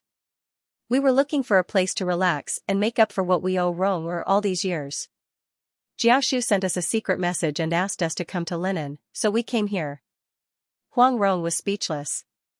She thought, why did Brother Jing tell the couple in such detail? He even told them that Jia Sherdao invited them to the capital. But she always knew that her husband was open-minded, and there was nothing he couldn't tell others, so she just let him be. Brother Gua and your wife have worked so hard for the country and the people all these years. You really should take this opportunity to have a good rest. Song Qingshu was thinking that Jia Sherdao didn't invite them to the capital for a business trip, and he didn't know why. Guojing raised his glass and said, last time when I was in the Jin Kingdom, I didn't have a chance to thank you for saving my life. Rong-er, let's toast to you. Huang Rong cursed in her heart, I've already repaid him for saving my life, what's there to salute? Of course, there was no way for him to explain the reason. Helpless, he could only stand up and say, I'm not feeling well, so I'll drink tea instead of wine. I hope you don't mind. Song Qingshu was startled, sister-in-law is not feeling well? Do you want me to get a doctor to take a look? Guojing smiled innocently, it's nothing, your sister-in-law is just, Huang Rong hurriedly pinched her husband and interrupted him. She said calmly, maybe he's tired from the long journey. He'll be fine after resting for a while. Guojing looked at her in surprise. Even though he had a simple and honest personality, that didn't mean he was stupid. His wife had her reasons for stopping him, and he wasn't stupid enough to say it out loud. Seeing Huang Rong's reaction, Song Qingshu naturally didn't want to get to the bottom of it. He drank up the wine in his glass and said, Brother Gua, you're being too polite. You've worked so hard to defend Shenyang City. You've done so much for the country and the people. Any Chinese person would have helped you in that situation. Guojing sighed and said, that was a close shave. I heard from Rong afterward that you risked your life to save us. How could I not be grateful? Song Qingshu looked at her in surprise. He didn't expect Huang Rong to say something nice about him in front of her husband. Compared to the danger you and your wife encountered in Xianxia City, my situation is nothing. Guojing laughed out loud. It seems that Brother Song also has a pure heart to save thousands of people from disaster. Now that the Golden Snake Battalion of the Great Song Empire is holding them back, the people of Great Song are really lucky. Looking at Guojing's forthright smile, Song Qingshu felt ashamed in his heart. The more upright Guojing's personality was, the more apologetic he felt for what he had done in the past. To cover up the abnormality in his expression, Song Qingshu took out a large bowl. It's too genteel to drink from a cup. That's what I was thinking. Guojing laughed. He grew up in Mongolia and had an amazing capacity for liquor. He was not used to drinking from a cup. Huang Rong hurriedly pulled her husband's sleeve and said, Brother Jing, don't drink so much. I'm happy to meet Brother Song today. Rong don't try to persuade me. Guojing laughed. Song Qingshu raised his bowl to Huang Rong and said, Madam, please help yourself. I'd like to have a good talk with Brother Gua. Huang Rong looked at him with burning eyes and asked, Do you really think of him as a brother? Song Qingshu was startled. He knew that she was secretly stabbing him. He couldn't help but smile bitterly and said, Of course. I was frivolous when I was young and made a lot of mistakes. Now I regret it. That's why I especially want to learn from Brother Gua. Hearing his sincere tone, Huang Rong couldn't help but be startled. Her expression suddenly became complicated. The conversation between the two came out of nowhere, and Guojing was confused. Qin Yuan, on the other hand, looked at the two of them thoughtfully. Feeling their strange gazes, Huang Rong immediately smiled and cleverly changed the topic. Since he is a brother, don't keep trying to persuade him to drink. It's not good for anyone if he gets hurt. Song Qingshu also took the opportunity to say, Madam, please rest assured. With Hero Gua's capacity for liquor, only I will be drunk by him. Indeed, on the surface, Song Qingshu looked like a distinguished and elegant young master, while Guojing was a burly Mongolian man with thick eyebrows and big eyes. No matter how one looked at it, their alcohol tolerance was not on the same level. Then Song Qingshu and Guojing drank bowl after bowl, while Qin Yuan and Huang Rong chatted happily. The atmosphere became more and more lively. Brother Gua, I heard that you just arrived in Linen today. I'm afraid you haven't even found a place to stay. Why don't you stay here?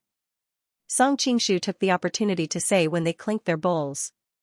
Although Huang Rong was talking with Qin Yuan, she had been paying attention to their situation.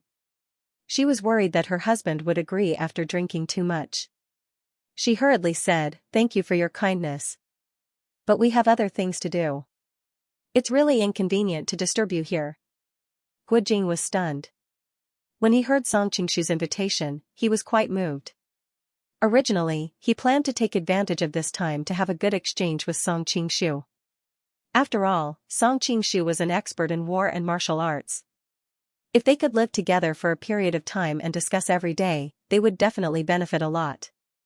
However, since his wife had politely refused, it was naturally inconvenient for him to say anything. Is that so? Song Qingshu's disappointment flashed across his face. He knew very well that after what had happened before, it would be strange if Huang Rong would agree. In that case, I won't force you.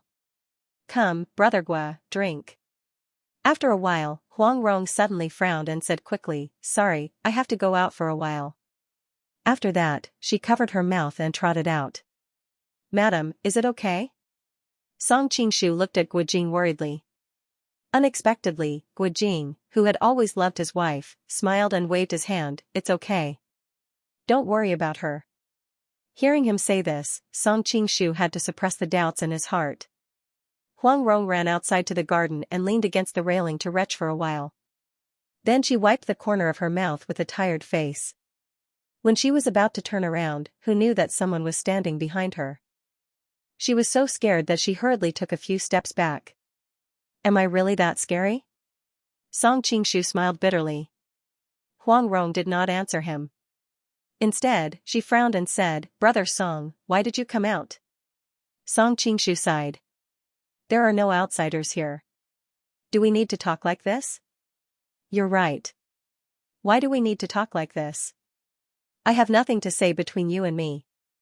Huang Rong's expression became cold and directly walked towards the house. Song Qingshu subconsciously grabbed her hand. Wait. Huang Rong's expression suddenly changed. If you don't let go of me, I will call you Brother Jing. I have a few words to say to you. When you are done, I will let go. Song Qingshu was still holding her arm. The reason why I followed you out is that there are some things that are not convenient to say during the dinner. You don't agree to stay here. I am afraid that I will not find a chance to say it to you in the future. Huang Rong pulled a few times and found that it did not move. She blushed and whispered, just say it. Let go of me first. What if they see us? Song Qingshu also knew that if the two of them were to be seen pulling each other, it would definitely cause a huge commotion. He hurriedly let go of his hand and said, this time, I sincerely apologize for what happened in the Jin Kingdom. Previously in the Jin Kingdom, Song Qingshu was like a demon, exuding that kind of evil aura. Huang Rong did not expect that he would suddenly become so kind, and she could feel that his tone was extremely sincere. However, Huang Rong was not a 3-year-old child. How could she forgive him so easily? She replied coldly, what happened in the Jin Kingdom? I don't remember.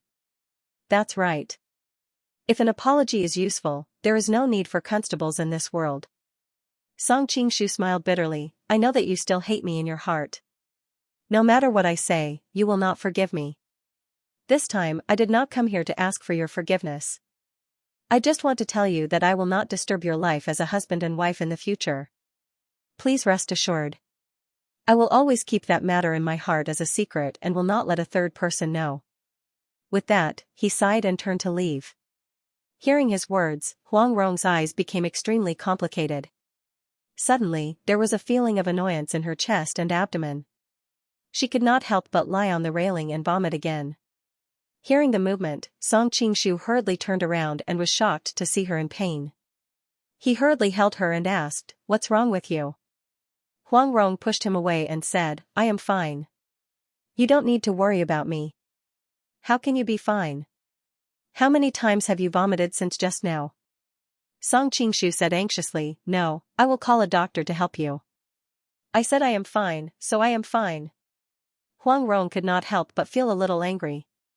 Perhaps because of the excitement, her cheeks were slightly red. After that, she pushed him away and planned to go back. Suddenly, Song Qingshu noticed her slightly bulging lower abdomen. His mind flashed, and he asked, are you pregnant?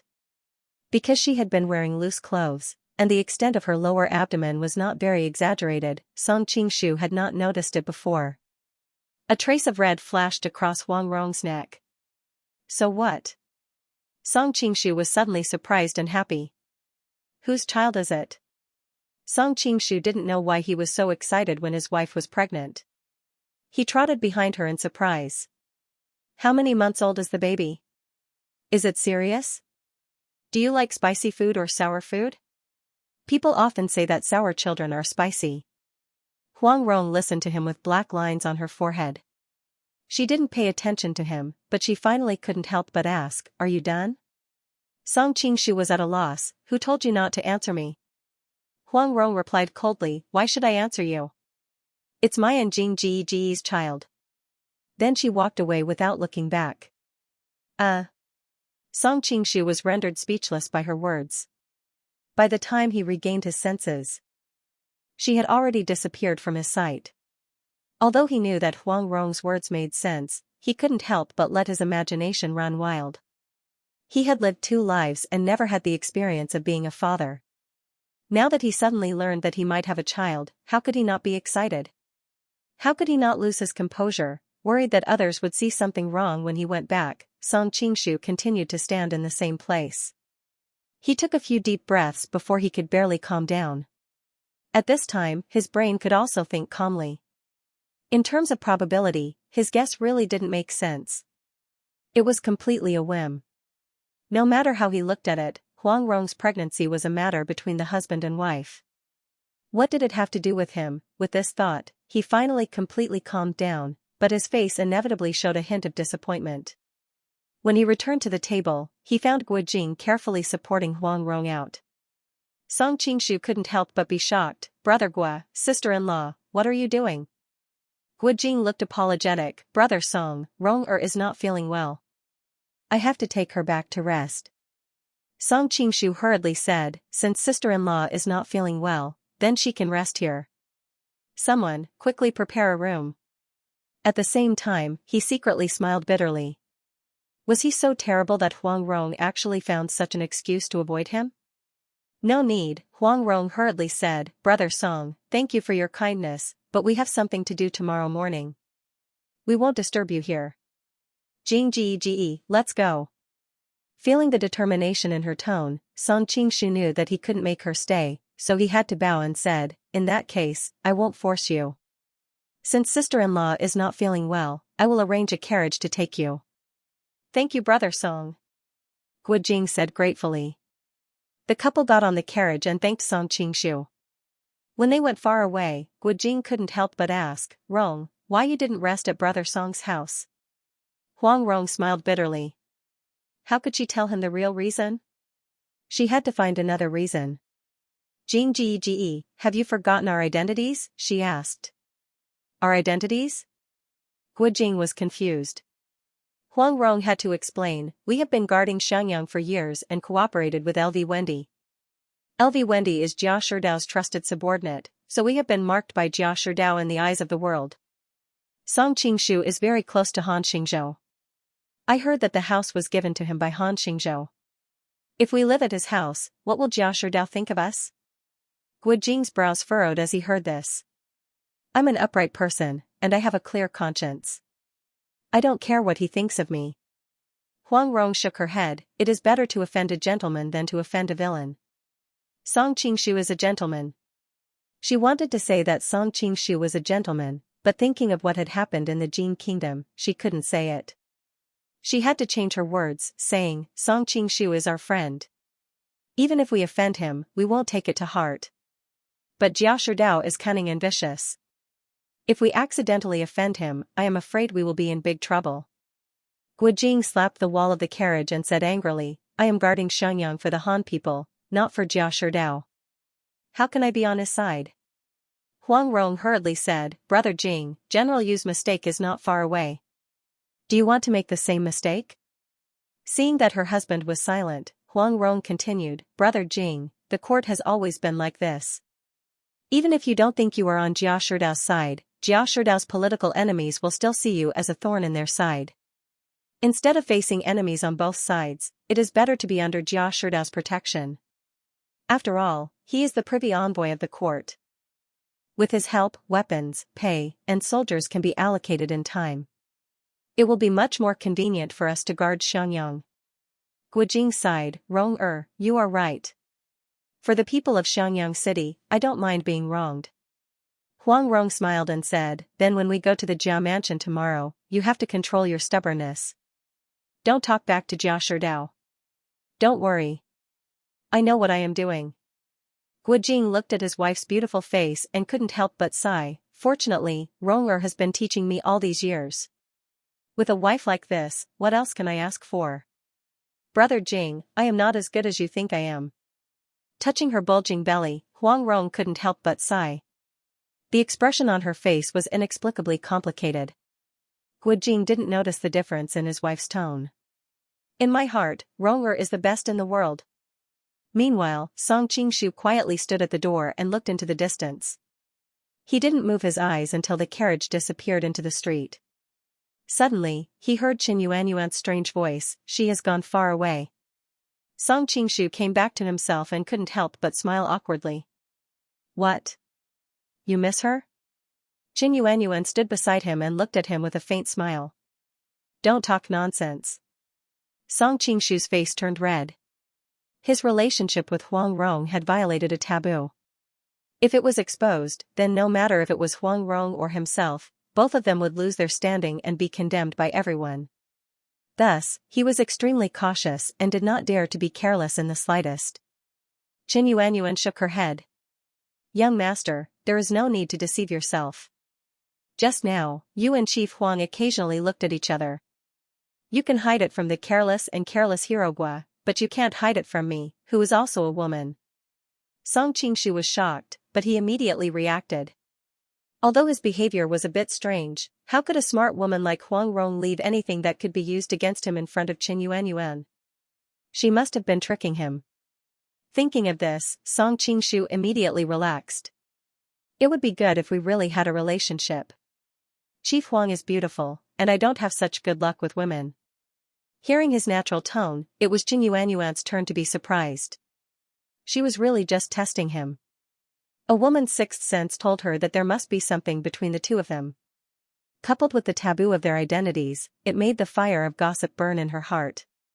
In fact, she also knew that it was not a good idea to expose this kind of thing.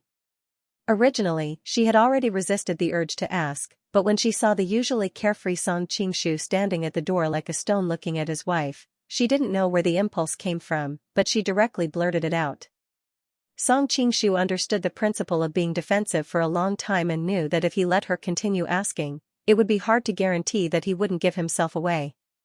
Therefore, he grabbed her wrist and walked into the mansion. Come, drink with me. Hey, let go, you. Feeling the warmth of the man's palm, Qin Yuanyuan couldn't help but feel embarrassed. She kept hitting him, trying to pull her hand out, but unfortunately, it didn't move at all. Pulling Qin Yuanyuan back to the table and sitting down, Song Qingshu finally let go of her hand. As he poured wine, he smiled and said, "Madam's hand is quite slippery." In order to divert her attention, Song Qingshu returned to his previous frivolous personality. Qin Yuanyuan's face turned cold. "Gongzi, please conduct yourself." Song Qingshu smiled slightly. "We are all friends, there is no need to be so polite. Come, let's drink together."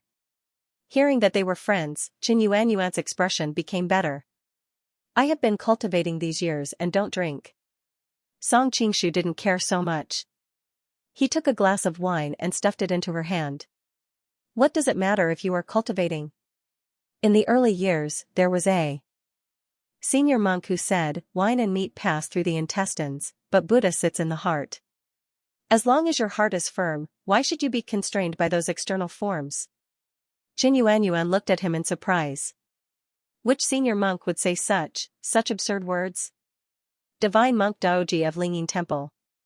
Song Qingshu smiled and said, "That's why I said he is a senior monk, and you are just cultivating." "But I really can't drink." Qin Yuanyuan still refused. Song Qingshu sighed.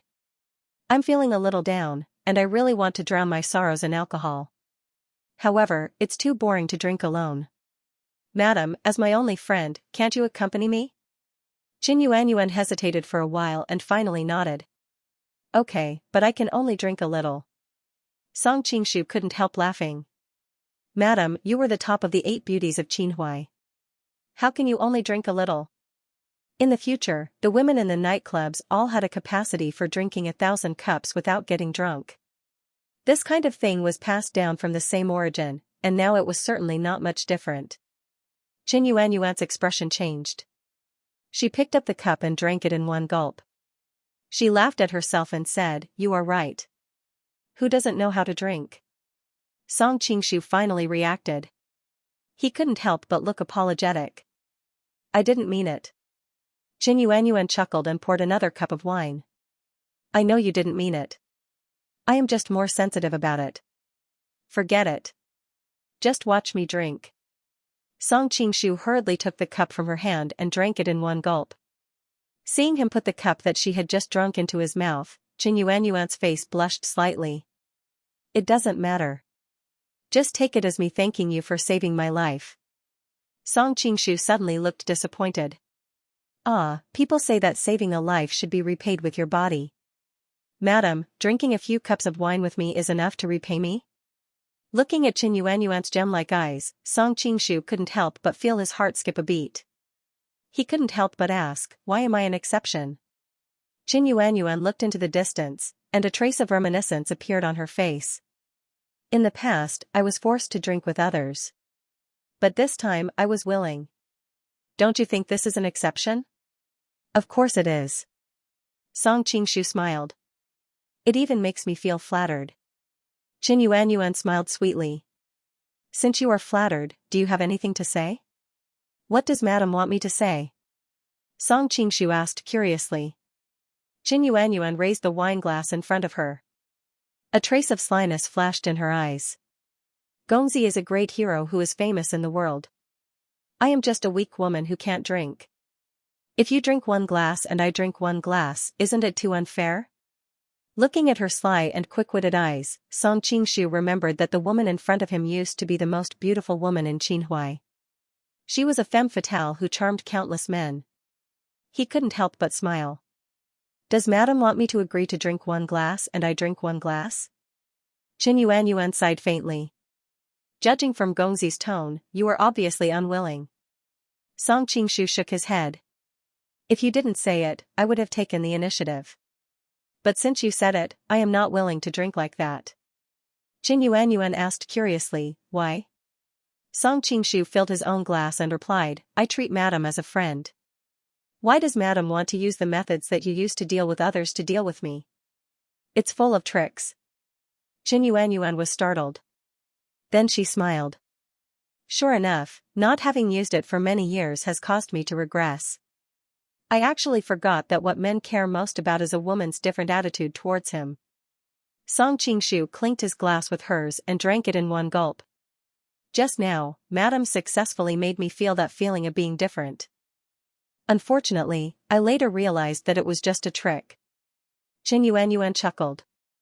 Gongzi deliberately said that you were wronged. Isn't it also a trick? Song Qingshu smiled calmly. Just some words from the bottom of my heart. Okay. I'm scared of you, Qin Yuanyuan said coquettishly. One for you, one for me. Is that okay? Unexpectedly, Song Qingshu shook his head in a serious manner. Madam should punish herself with 3 cups of wine to show her sincerity. Qin Yuanyuan's cheeks were flushed and her eyes were sparkling. She looked at him with a faint smile. When I was in Qinhuai River, I also met a lot of people like you.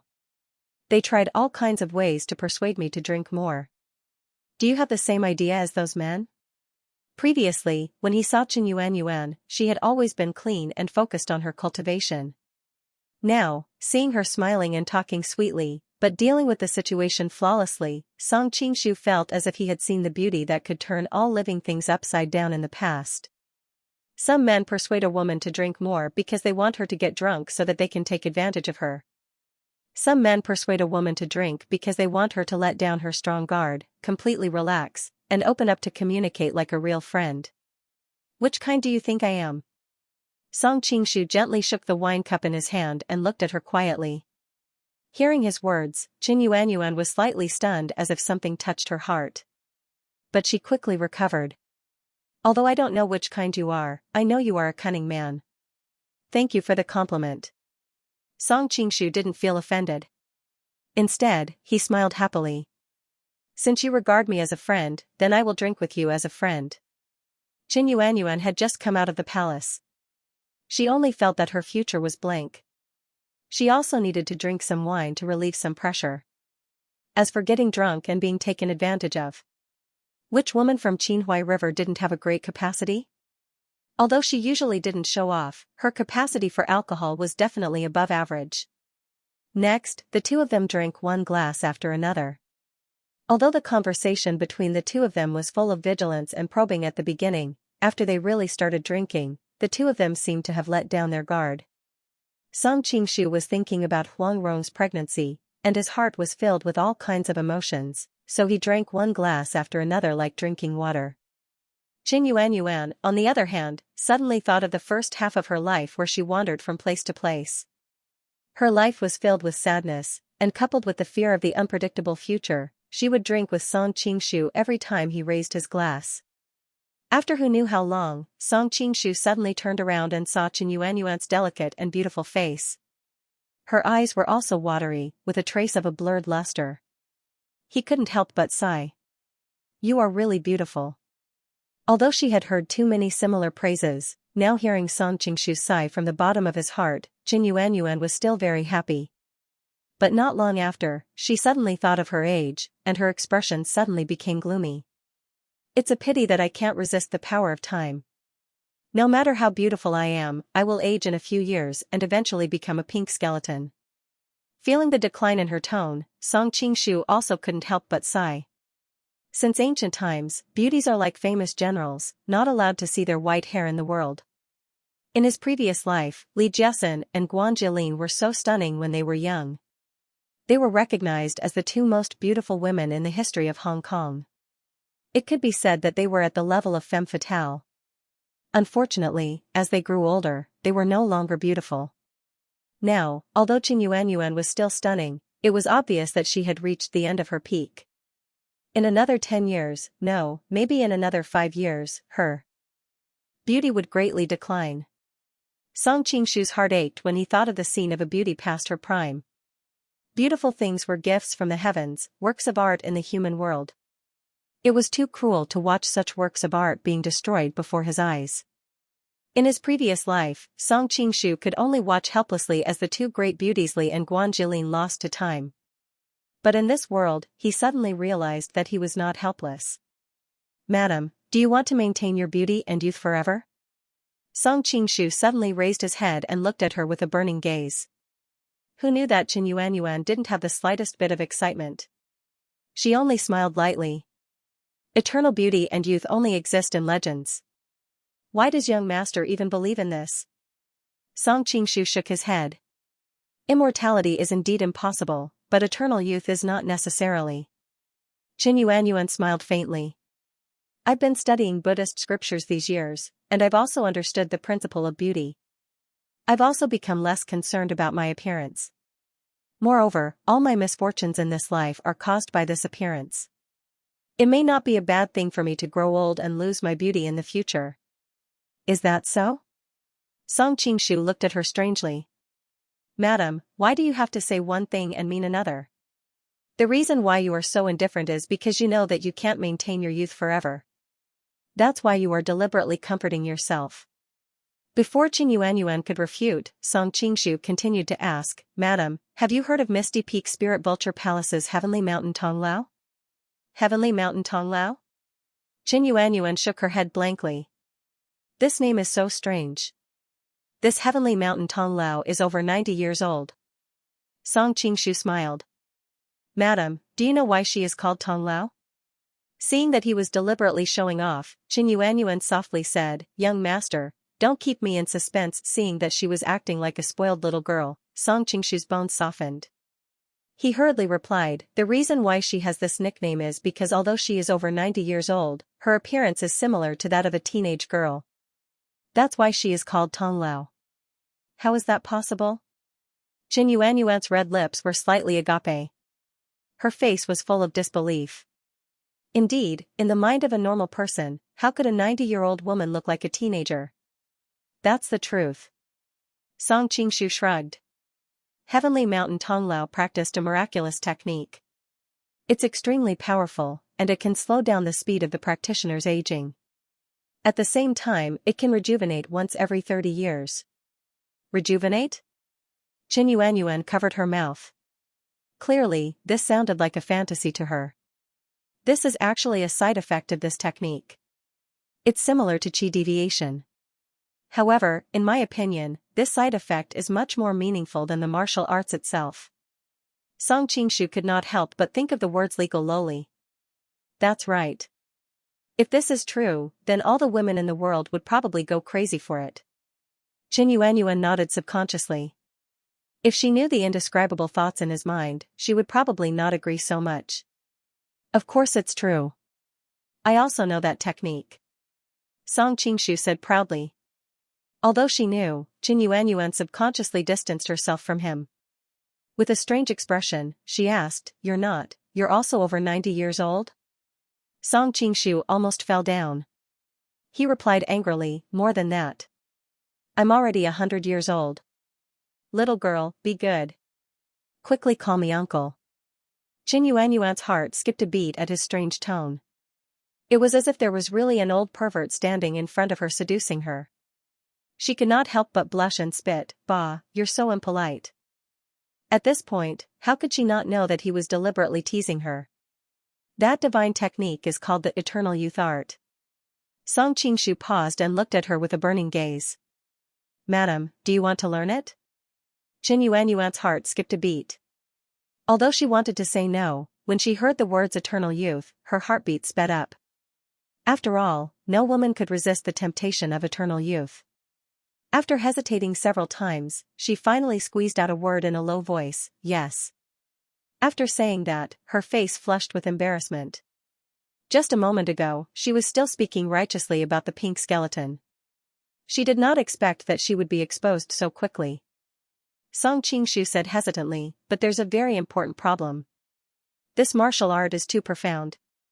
Even an expert of Nan Murong's level doesn't have the qualifications to practice it. Forcefully practicing it will only lead to chi deviation and severed meridians." "Ah?" The excitement on Qin Yuanyuan's face instantly disappeared and was replaced by endless disappointment. "Then, doesn't that mean I can't practice it at all?" She did not know any martial arts at all. She was not a martial arts genius.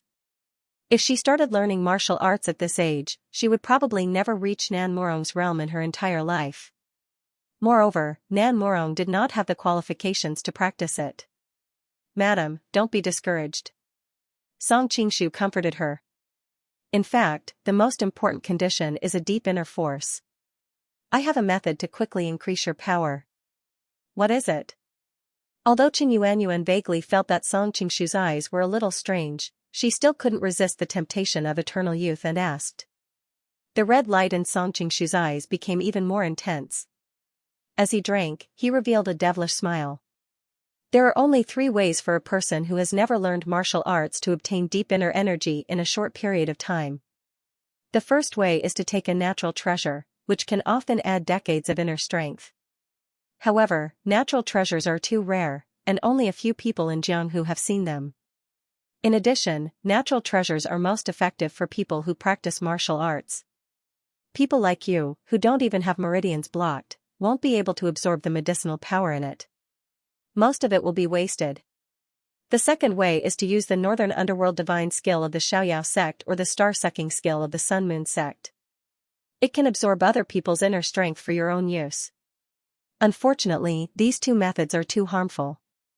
No one wants their hard-earned inner strength to be absorbed by others. Therefore, these 2 methods are regarded as evil by people in Jianghu.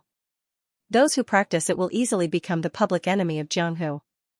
The third way is to find a martial arts master and let him willingly impart his inner strength to you. After imparting his inner strength, that master will often exhaust his essence and blood and die soon. Who in the world is willing to sacrifice themselves like this?" After listening to Song Qingshu's explanation, Qin Yuanyuan looked disappointed. "It seems that I have no hope in this life." "Not necessarily." Song Qingshu smiled slightly. Qin Yuanyuan looked at him in confusion. Song Qingshu then continued, "The martial arts I practice are very magical. I can impart my inner strength to a woman when I'm intimate with her. At the same time, I don't suffer as much loss as other kinds of inner strength imparting. Are you interested in trying it, madam?" Qin Yuanyuan was stunned at first, thinking that she had misheard. However, when she saw the evil look in Song Qingshu's eyes, she finally understood that she had not misheard. Her face was so red that it seemed like blood was about to seep out. She said coldly, "Young master, please behave yourself." After saying that, she got up and walked out. Who knew that Song Qingshu would grab her wrist and pull her into his arms? "Let me go." Qin Yuanyuan struggled to get up, but it was a pity that other than bringing a burst of pleasure to the other party's body, there was no other effect. "Madam, why are you in such a hurry to leave? We haven't finished drinking yet."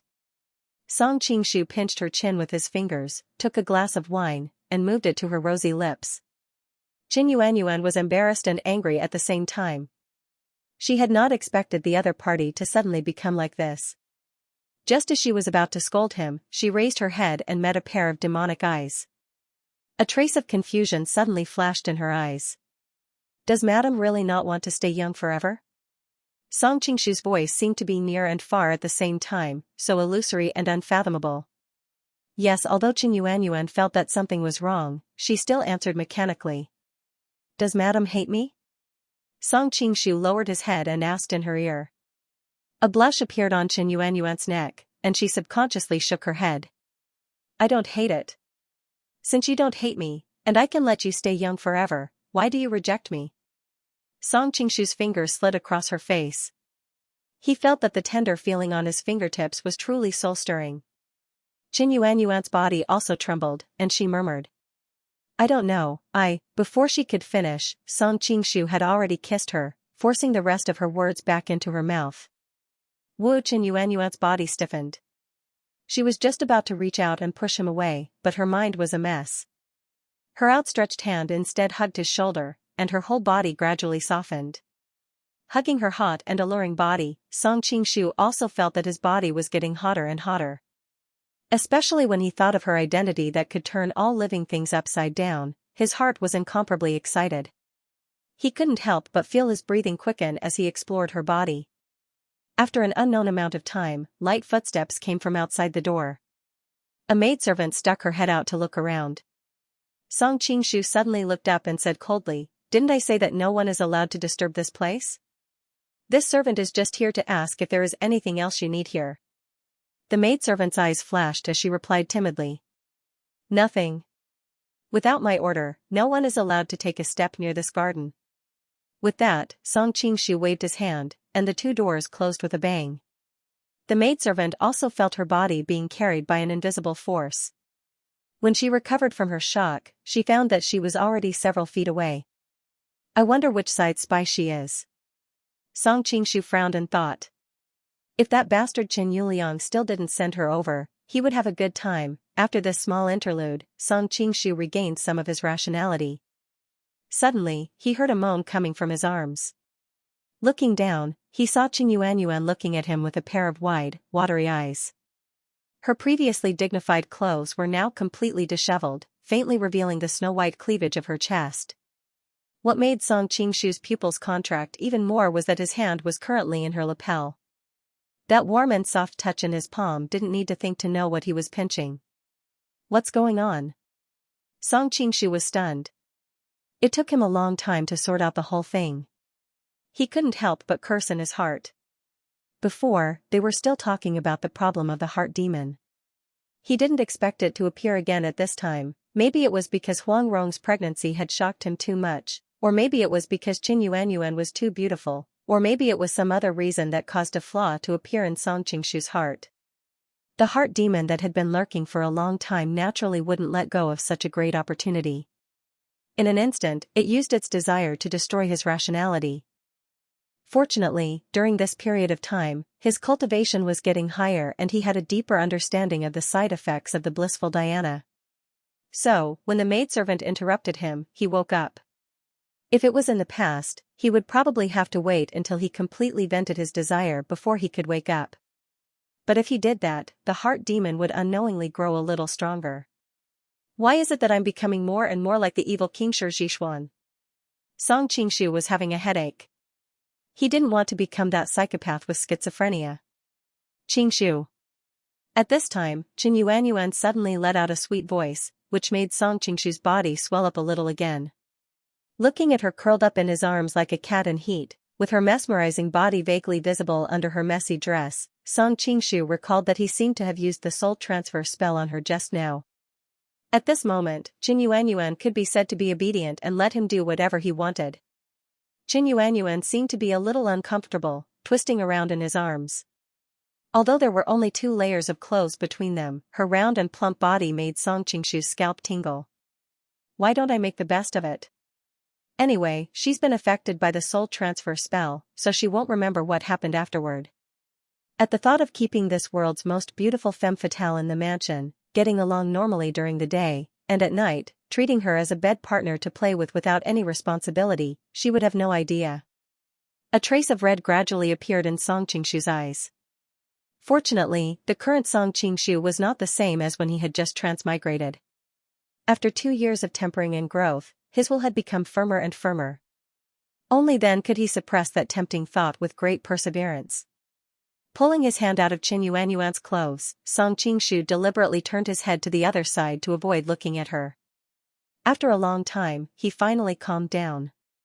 He turned back to help Qin Yuanyuan tidy up her messy clothes. Unexpectedly, Qin Yuanyuan took the opportunity to grab his hand and press it on her chest. "Qingshu, I'm so hot." Perhaps it was because he had experienced too many ups and downs in his life. When Song Qingshu saw Qin Yuanyuan, the femme fatale who was once the most beautiful woman in the world had become the quiet hermit with a heart as still as water. Usually, she looked dignified and gentle, but at this moment, she seemed to have become that peerless beauty again. Her voice was coquettish, and her moist red lips matched with her slight panting. Even an enlightened monk would not be able to resist the temptation to return to secular life if he saw her.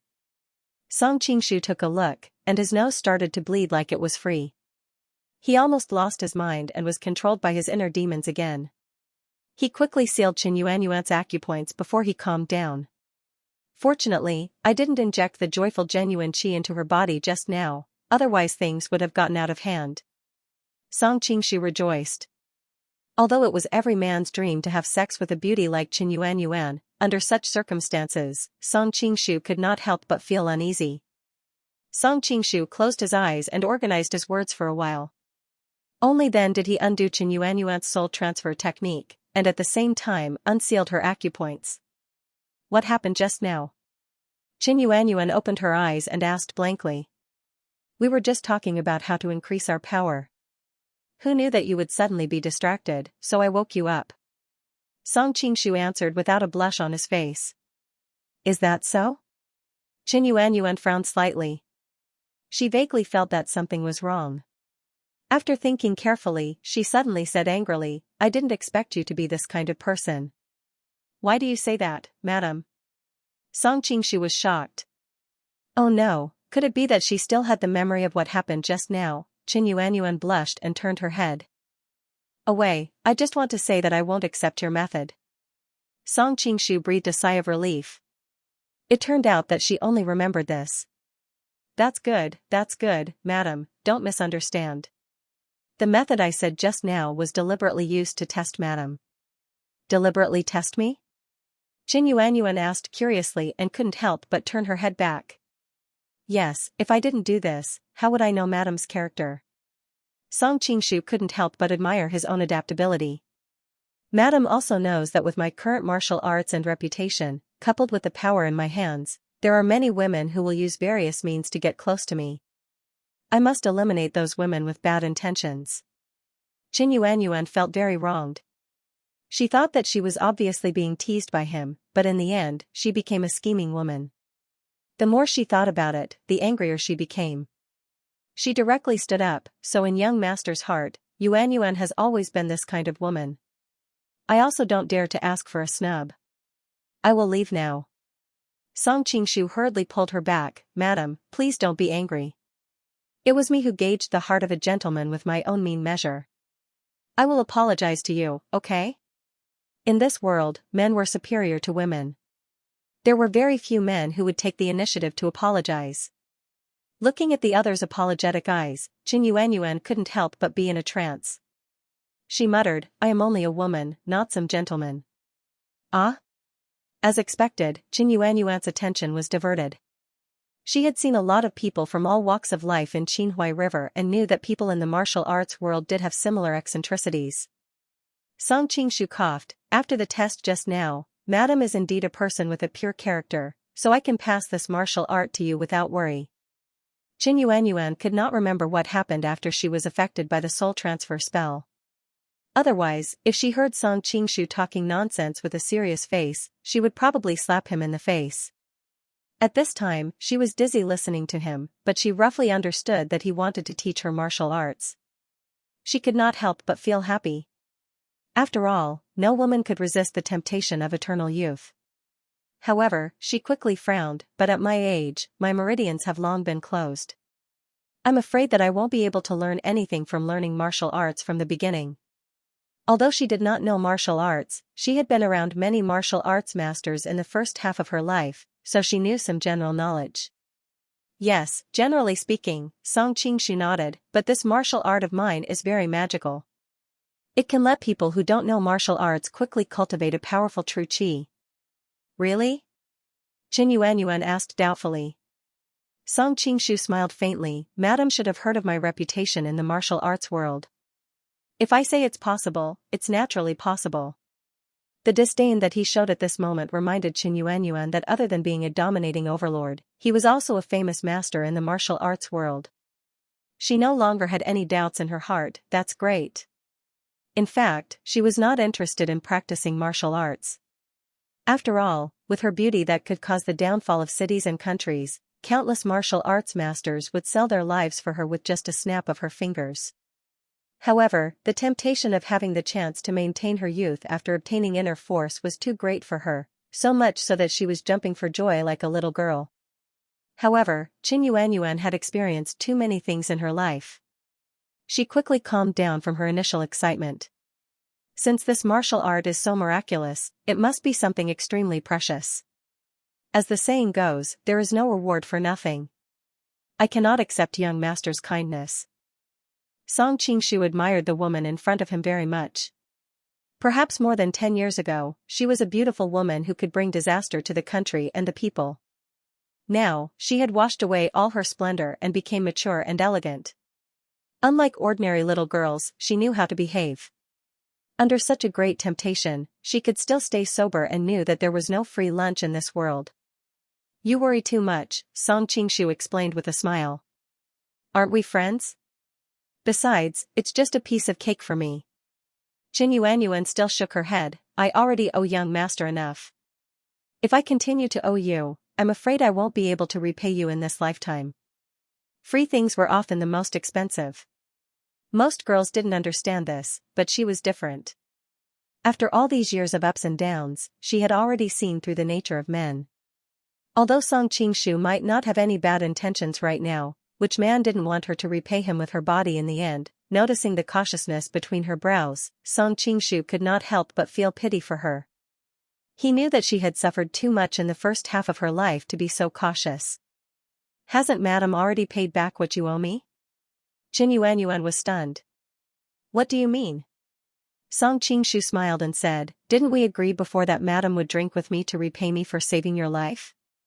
Now that the wine has been drunk, the debt of saving your life is even. That was just a joke. How can a mere drinking with you make up for the debt of saving your life? Qin Yuanyuan said anxiously. Song Qingshu shook his head. If it was an ordinary woman drinking with me, it indeed can't make up for the debt of saving my life. But madam is different. Madam is famous in the world. Countless men in the world want to say a word to madam but can't. But I can have madam accompany me to drink with a smile. It's definitely a blessing of 3 lifetimes. A mere life-saving debt is nothing. Young Master Qin Yuanyuan's heart seemed to be hit by something. She understood that he deliberately said this to comfort her, and she could not help but feel a surge of warmth in her heart. Aren't we friends? It's really awkward for madam to call me young master. Song Qingshu scratched the back of his head. In the future, madam can just call me Qingshu. Qin Yuanyuan rolled her eyes at him. Aren't you also calling me madam? It doesn't seem like you really treat me as a friend. Song Qingshu raised an eyebrow. Then I'll call you Yuanyuan. Qin Yuanyuan spat softly, and a blush appeared on her cheeks. Tui, I'm so much older than you. Who said you're older than me? If you don't believe me, we can go to the streets and ask anyone. 9 out of 10 people will think that you're my younger sister. Song Qingshu said seriously. With that mouth of yours, no wonder Yung Mimi is completely under your control. Although she knew that he was talking nonsense, which woman didn't like to be praised? Qin Yuanyuan was amused by him and couldn't stop giggling. It took her a while to recover.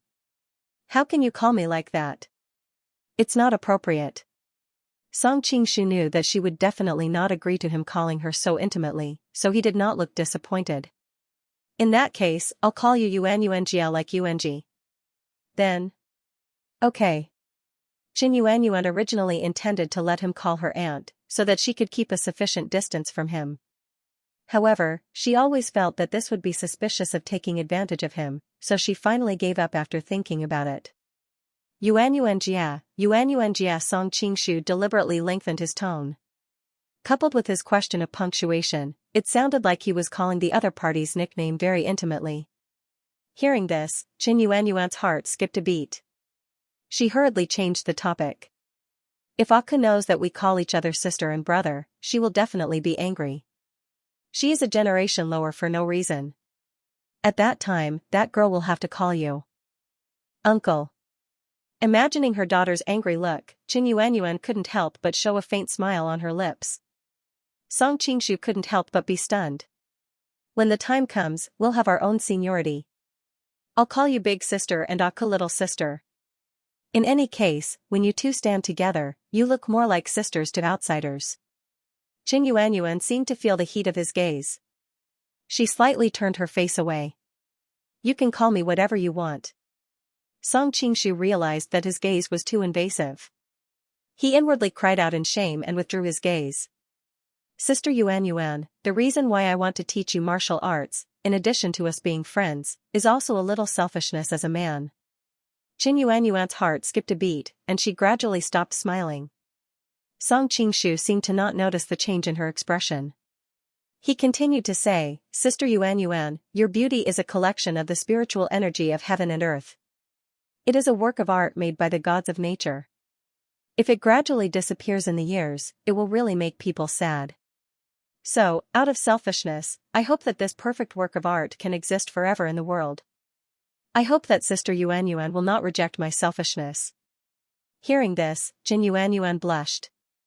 It's not as incredible as you make it sound. It's just a stinky body. If it's a stinky body, wouldn't other people in the world be so ashamed that they would commit suicide? Worried that she still couldn't put down her pride, Song Qingshu smiled and took out a booklet from his bosom. Sister Yuan, first practice this martial art and build a good foundation of internal energy. Then, I will teach you the everlasting youth art to keep you young. Yuan really didn't refuse this time. Looking at the ordinary booklet in front of her, she couldn't help but wonder, can this let me learn profound internal energy? Don't be fooled by its ordinary appearance. It is the supreme divine martial art of India. It is called Shinzu Sutra of Samadhi. Desire to achieve Shinzu Sutra, Song Qingshu explained. Its cultivation method is different from the martial arts of the Central Plains.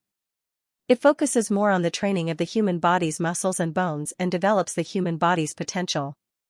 It is most suitable for people who have no foundation in martial arts. Because the original version of Shinzu Sutra was written in the Sanskrit muscle bone strengthening scripture, it was really inconvenient to take it out. So, he made a few copies and gave one to Li Yuanji. He still had more in his hands. Really? Yuan's face was full of surprise, but soon she showed a look of embarrassment. But how do I practice this secret manual? She had never practiced martial arts before, so naturally, she had no idea.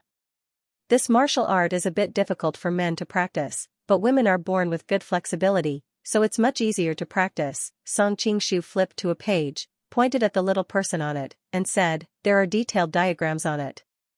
Follow the posture of these diagrams and circulate your true qi along the lines inside, and you'll be able to practice this divine skill. He didn't lie. Practicing Shinzu Sutra required the practitioner to make a lot of anti-human postures. In the original work, he was also able to practice Tanyu by chance. At that time, he was poisoned, which caused his muscles to spasm and twisted into a few postures. That was how he got started. For ordinary people, they had to bear great pain to make those postures. If they were not careful, their muscles and ligaments would receive irreversible damage. Yuan originally thought that the profound martial arts must be recorded in extremely obscure words, so she was worried that she would not be able to learn it and make a fool of herself in front of Song Qingshu. Now that she knew that it was just a simple picture, she could not help but feel happy. However, after casually flipping through 2 pictures, she faintly felt a sense of familiarity. Why do I feel like I have a sense of déjà vu? Of course I'm familiar with it. Song Qingshu pointed at a picture in the book and said with a smile, the pose you made last night was this picture. Ah. Yuan finally reacted and instantly threw away the book in her hand as if it was scalding hot. Her already charming face became even more charming. I'm not practicing anymore. Why? Song Qingshu snickered in his heart, but on the surface, he looked puzzled. You know why? Qin Yuanyuan rolled her eyes at him impatiently. When she thought of the embarrassing posture last night, she felt like she was about to explode. This is not a proper martial art. Song Qingshu's eyes were sharp, and he quickly grabbed the secret book to prevent it from falling into the soup. This is a proper Indian divine skill. How is it not proper? How is it proper to let a woman make that kind of posture? Qin Yuanyuan did not need to touch it to know that her face was burning. No matter if the practitioner is a man or a woman, they have to make all kinds of strange postures. These postures are called yoga in India, and they can be used to train one's physique. Because of this, it is suitable for people who do not have a foundation in martial arts to practice. Seeing that the other party did not believe him, Song Qingshu had no choice but to say, "You must have seen Yuanji make these postures last night. She was practicing this divine skill." Qin Yuanyuan spat, "Bah, she was obviously catering to you." When she thought of the scene she saw last night, her heart beat faster and faster. One must know that she was born in a brothel, and even Qinhuai River did not have anyone who dared to play in such a way. It was obvious how shocking the scene last night was. This?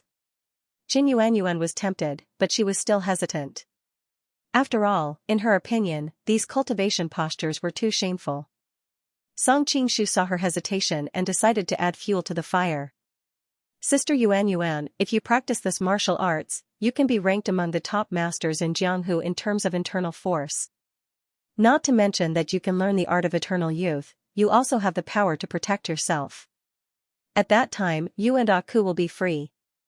How free you will be? Qin Yuanyuan was finally convinced. Although the temptation of eternal youth was great, how could it compare to true freedom?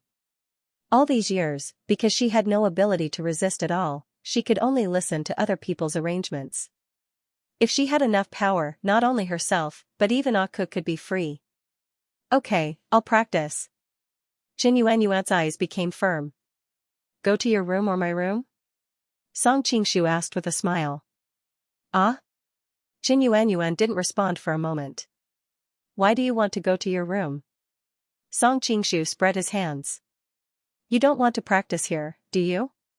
Qin Yuanyuan looked around. Not to mention that this was the hall, someone might come over at any time. Moreover, the table was full of cold leftovers, and the air was filled with the smell of alcohol. Women loved cleanliness by nature. This was indeed not a good place to practice. I'll go back to my room to practice. You don't have to bother me. Qin Yuanyuan whispered. What a joke. This kind of cultivation posture was shameful enough. If a man saw it, she would not want to live. Song Qingshu said with a wry smile, Sister Yuanyuan, are you worried that I will take advantage of you? Qin Yuanyuan's face was slightly red. Although she didn't speak, her eyes clearly said so. Song Qingshu had to explain, Sister Yuanyuan, you have never practiced martial arts. You know nothing about meridians and acupoints. You don't even know how to chi flow. How can you practice alone? Qin Yuanyuan was speechless for a moment. She knew that he was telling the truth, but it was too embarrassing to be with him. Seeing her stuttering and hesitating, Song Qingshu finally lost his patience. He walked up to her and carried her in his arms as she cried out in surprise. What are you doing? Qin Yuanyuan tried to push him away, but her strength was like an ant compared to Song Qingshu's. Since you can't make a decision, I'll make it for you. Song Qingshu glared at her fiercely. We're clearly friends. What's wrong with helping you practice? If you think those positions are shameful, it's not like I didn't see them yesterday. I even helped you unlock them. That's different. Hearing him mention what happened yesterday, Qin Yuanyuan wished there was a hole in the ground to hide in. What's the difference? Besides, Song Qingshu snorted and finally used his trump card. We had an even more intimate relationship in the imperial palace. Are you still afraid that I'm watching from the side? Qin Yuanyuan moaned and almost fainted. In order to avoid the palace guards who searched the cold palace, the two of them hid in the dark and narrow space under the bed. Both sides knew what happened, but the two of them seemed to have a tacit understanding not to mention it again. Qin Yuanyuan thought that the matter was over, but the other party brought it up again. Seeing Qin Yuanyuan burying her head in his chest like an ostrich, her exposed neck and ears were already completely red. How could she still say any words of rejection? Song Qingshu laughed inwardly. Previously, when he tried to be nice to her, she made all sorts of excuses. Now, when he tried to be forceful, she actually gave in. It was no wonder that in those idol dramas in his previous life, the warm men could only be spare tires. The male leads were all evil, wild, and overbearing CEOs. He carried Qin Yuanyuan all the way to the inner hall. Feeling the warm body in his arms and the soft touch, Song Qingshu couldn't help but sigh. No wonder so many men in the world were crazy for her. After hesitating for a moment, Song Qingshu finally chose to carry her into her own room. After all, he was going to teach her martial arts. She should be more relaxed in her own room. He gently placed Qin Yuanyuan on the bed. Seeing her hugging her knees with her face still red and her head buried between her legs, Song Qingshu coughed and placed the Shinzu scripture in front of her. Sister Yuanyuan, let's start learning the first picture now, okay? Qin Yuanyuan raised her head, bit her lip and stared at him hatefully. She thought to herself, you just mentioned that matter, and now you're pretending that nothing happened. Are you deliberately teasing me? But at least this way, she could avoid embarrassment. Qin Yuanyuan hesitated for a moment, but she still took the opportunity to pretend that nothing had happened. She began to look at the first picture. You should be familiar with this picture. It's the posture you made yesterday. Now, you can do it again. There was no awkwardness or abnormality in Song Qingshu's tone. He had already thought it through. If he showed a little embarrassment, Qin Yuanyuan would only be more embarrassed. It was very easy for her to be possessed by the devil. It was better to use a businesslike tone to calm her down. Sure enough, when Qin Yuanyuan heard that she had to put on the posture yesterday again, a strong sense of shame surged in her heart. She looked up at Song Qingshu, but saw that his face was as usual, and his body seemed to emit a majestic and upright light. What the hell, why do I have this feeling? Qin Yuanyuan secretly spat. Now that things had come to this point, she had also thought it through. The two of them had experienced more shameful things, so this was nothing. Okay. Qin Yuanyuan calmed down and put on the strange and shameful posture yesterday on the bed again. Song Qingshu's eyes brightened. Qin Yuanyuan was indeed a natural beauty. Sister Yuanji, a teenage girl, had to try a few times before succeeding. Qin Yuanyuan was older by more than a year, but she could do these positions so easily. Have you seen enough? Although Qin Yuanyuan could not see what Song Qingshu was doing from her current position, she did not need to look at him to know that he was staring at her. Hearing her pout in anger, Song Qingshu subconsciously replied, I won't feel enough even if I look at it for a lifetime. Qin Yuanyuan was speechless. She did not expect him to be so confident, and she did not know how to respond. She hesitated for a moment before asking, what should I do next? Okay. Song Qingshu was worried that he would drool, so he wiped his mouth and replied, concentrate your mind and recall the acupuncture points on the portrait. Imagine that there is a stream of air flowing through those acupuncture points, okay. Qin Yuanyuan closed her eyes, as if she was slowly condensing her qi. However, not long after, her eyebrows gradually furrowed. Song Qingshu had been observing her state. Seeing this, he asked, what's wrong? I don't know those acupuncture points, so it's hard for me to memorize them. Every time I finally feel a bit of qi, I can't remember where to go next. I can only open my eyes to look, and when I open my eyes, the qi will disappear. Qin Yuanyuan said awkwardly. She felt that she was definitely the kind of person who had a particularly poor aptitude for martial arts. Knowing that her mind was extremely sensitive, Song Qingshu did not blame her. Instead, he comforted her, actually, from another perspective, it's fortunate that you are cautious enough. If you remembered a wrong acupuncture point and tried to force your way through, it was very likely that you would go berserk. Qin Yuanyuan had been dealing with men all her life, so how could she not hear that he was comforting her? She could not help but secretly sigh, although he is a bit of a rascal sometimes, he is really a gentle man sometimes. Let me teach you how to recognize the acupuncture points. That way, you can remember a bit more. Song Qingshu stretched out his hand to press on her body as he said, I will press all the acupuncture points in this diagram once, so that you can remember the route of qi circulation. Seeing Song Qingshu's fingers reaching out to her neck, Qin Yuanyuan's whole body trembled. This is not very convenient. Song Qingshu smiled faintly. What's inconvenient about it? Which part of your body haven't I touched? Qin Yuanyuan's breath stopped, and she immediately withdrew her evaluation of him in her heart. For a moment, she was ashamed and embarrassed, and could not speak at all. Okay, calm your mind. Song Qingshu patted her lightly and began to explain each acupuncture point to her. Qin Yuanyuan's heart trembled, and as expected, she began to focus. The effect was much better when Song Qingshu explained and demonstrated at the same time. As his fingers moved, she gradually felt that there was really a flow of qi in her body, which was completely different from the fleeting feeling before. This time, the qi was always there, and she could not help but say excitedly, I feel it, I feel it. Song Qingshu was speechless. When practicing martial arts, you must avoid great sorrow or great joy. When you were excited, the qi that you had just gathered dispersed again. You have to start again. Qin Yuanyuan stuck out her tongue guiltily. However, the feeling of having qi flow for the first time was too magical, and it was no wonder that she could not help it. This time, don't be excited again. Song Qingshu glared at her and began to guide the qi for her again. Just now, Qin Yuanyuan was worried that she would not be able to remember the acupuncture points, so she had been focusing on practicing.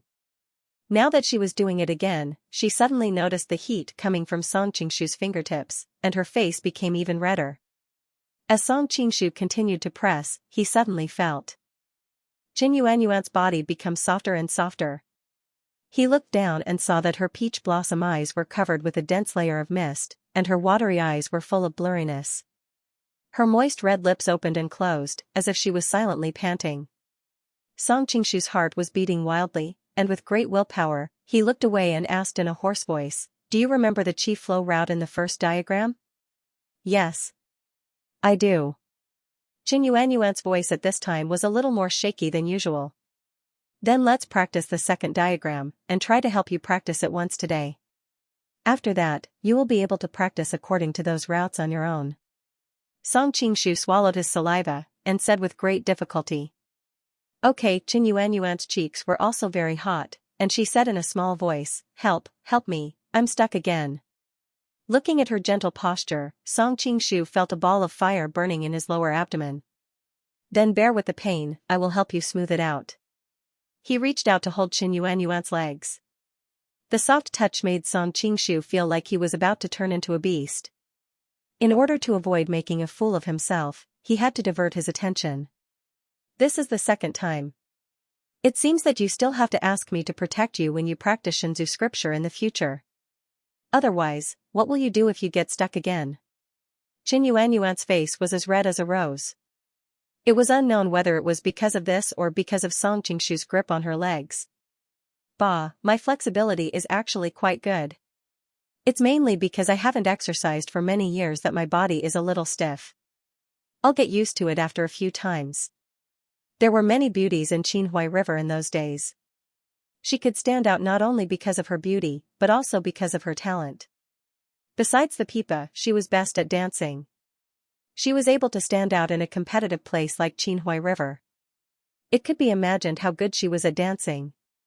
Those who were good at dancing were all people with excellent flexibility. If Qin Yuanyuan did these strange movements in Shinzu scripture in those days, it could be said that there was no difficulty at all. Unfortunately, she had been living alone for many years and had long stopped dancing. In addition, as she grew older, her body inevitably deteriorated. Even so, Qin Yuanyuan could now relatively easily complete these strange movements that were completely impossible for ordinary people. The only drawback was that she needed help every time she unlocked it. Seeing her indignant look, Song Qingshu secretly laughed. Sometimes, a woman's competitiveness was really scary. After this interruption, Song Qingshu finally freed her hands and feet. He couldn't help but secretly admire his own determination. Then let's start to practice the second picture. Qin Yuanyuan didn't open her mouth, but hummed from her throat. Turning to the second picture, the posture on it was more strange than the previous one. Qin Yuanyuan slightly frowned and tried to make the posture according to the picture. Qingshu, am I in this posture? Song Qingshu looked at it and shook his head. Not very good. Then help me. Qin Yuanyuan was also very depressed. She had always been quite proud of her flexibility. But today, she didn't know whether the posture on Shinzu scripture was too strange or she was old, but she couldn't make the posture on it. It might be a little painful. You have to bear with it. Song Qingshu reminded him. After all, many of the postures in the Shinzu scripture were inhuman. In order to complete those postures, the ligaments had to be stretched to a great extent. However, pressing the ligaments had always been a very painful thing. It was difficult for him to do it himself, so he had to rely on the help of others. It's okay, I can bear it. Qin Yuanyuan's stubbornness was also aroused at this moment. When she was learning to dance as a child, she was forced by the nannies to stretch her ligaments. It was much more painful than what she was feeling now. Song Qingshu nodded. For convenience's sake, he also climbed onto the bed and pressed one of Qin Yuanyuan's legs down in another direction. Does it hurt? Song Qingshu asked as he pressed down. A little. Qin Yuanyuan bit her lip. Go on. I can bear it. All right. Song Qingshu nodded. He was afraid that he would hurt her if he used too much force, so he didn't dare to use his hands. He could only use his body weight to press her leg down. Ouch. Qin Yuanyuan shivered in pain.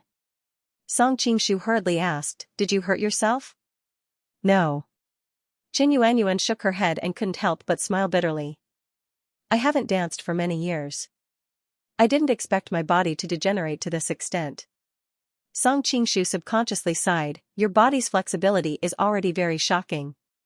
Not many of the women around me can assume such a posture. As soon as he said this, he was stunned and immediately realized that it was not appropriate to say such words at this moment. Sure enough, Qin Yuanyuan's face instantly turned red. Only then did she realize that Song Qingshu's whole body was on top of her body. Their cheeks were so close that they could even be sensitive to each other's breath. Their posture was as ambiguous as it could be. A throb came to her heart. Qin Yuanyuan hurriedly turned her face away. Can we start practicing? Of course. Song Qingshu also came to his senses. He quickly reached out and hit the acupoint on her other meridian. This is the lung meridian of Hantain. The acupoints above it are Zhongfu, Yunmen, can you say it again? You hit it too fast just now. I didn't have time to remember it. Qin Yuanyuan said awkwardly. Only then did Song Qingshu realize that he was a little restless just now, which caused his movements to seem to have been accelerated. He said apologetically, then let's do it again. I'll slow down this time. This is Zhongfu. 1 inch above is Yunmen. Next too, for some reason, Qin Yuanyuan's body was getting softer and softer. It was as if all the bones in her body were melting. Song Qingshu hurriedly abandoned his distracting thoughts and guided her to open this meridian. Do you remember it now? As soon as Song Qingshu said it, the extremely hoarse feeling surprised him. Yes. Qin Yuanyuan paused and glanced in a certain direction. She bit her lip and whispered, You're poking me. If it was a normal girl, she would probably pretend that she didn't know. However, she was already a mature woman. In addition, the other's body reaction was too obvious. That boiling masculine aura was full of pressure. It was impossible for her to pretend that she didn't know. Ah? Song Qingshu finally noticed the changes in his body. He said embarrassedly, It's an instinctive reaction. I didn't mean it. I know. Qin Yuanyuan tried to speak in a calm tone. Can you go down first? Oh, okay. Song Qingshu looked embarrassed. After all, the other party's posture was correct. He naturally had no reason to continue pressing down. Then the room fell into a strange silence. Song Qingshu was hesitating whether he should say goodbye or not. Unexpectedly, Qin Yuanyuan said, How about we start practicing the next diagram? No problem. Song Qingshu looked at her in surprise. He began to guess what she was thinking at this time. He didn't know whether it was because her body was gradually adapting or something else. Although the next diagram's posture was a bit more difficult than the previous two diagrams, Qin Yuanyuan didn't ask Song Qingshu for help anymore. She was able to get the posture relatively easily. Song Qingshu secretly clicked his tongue when he saw this. At the same time, a strange thought emerged in his mind. Since she can do these difficult movements, she still asked me for help with ligament compression. Is she deliberately flirting with me? He quickly denied this speculation.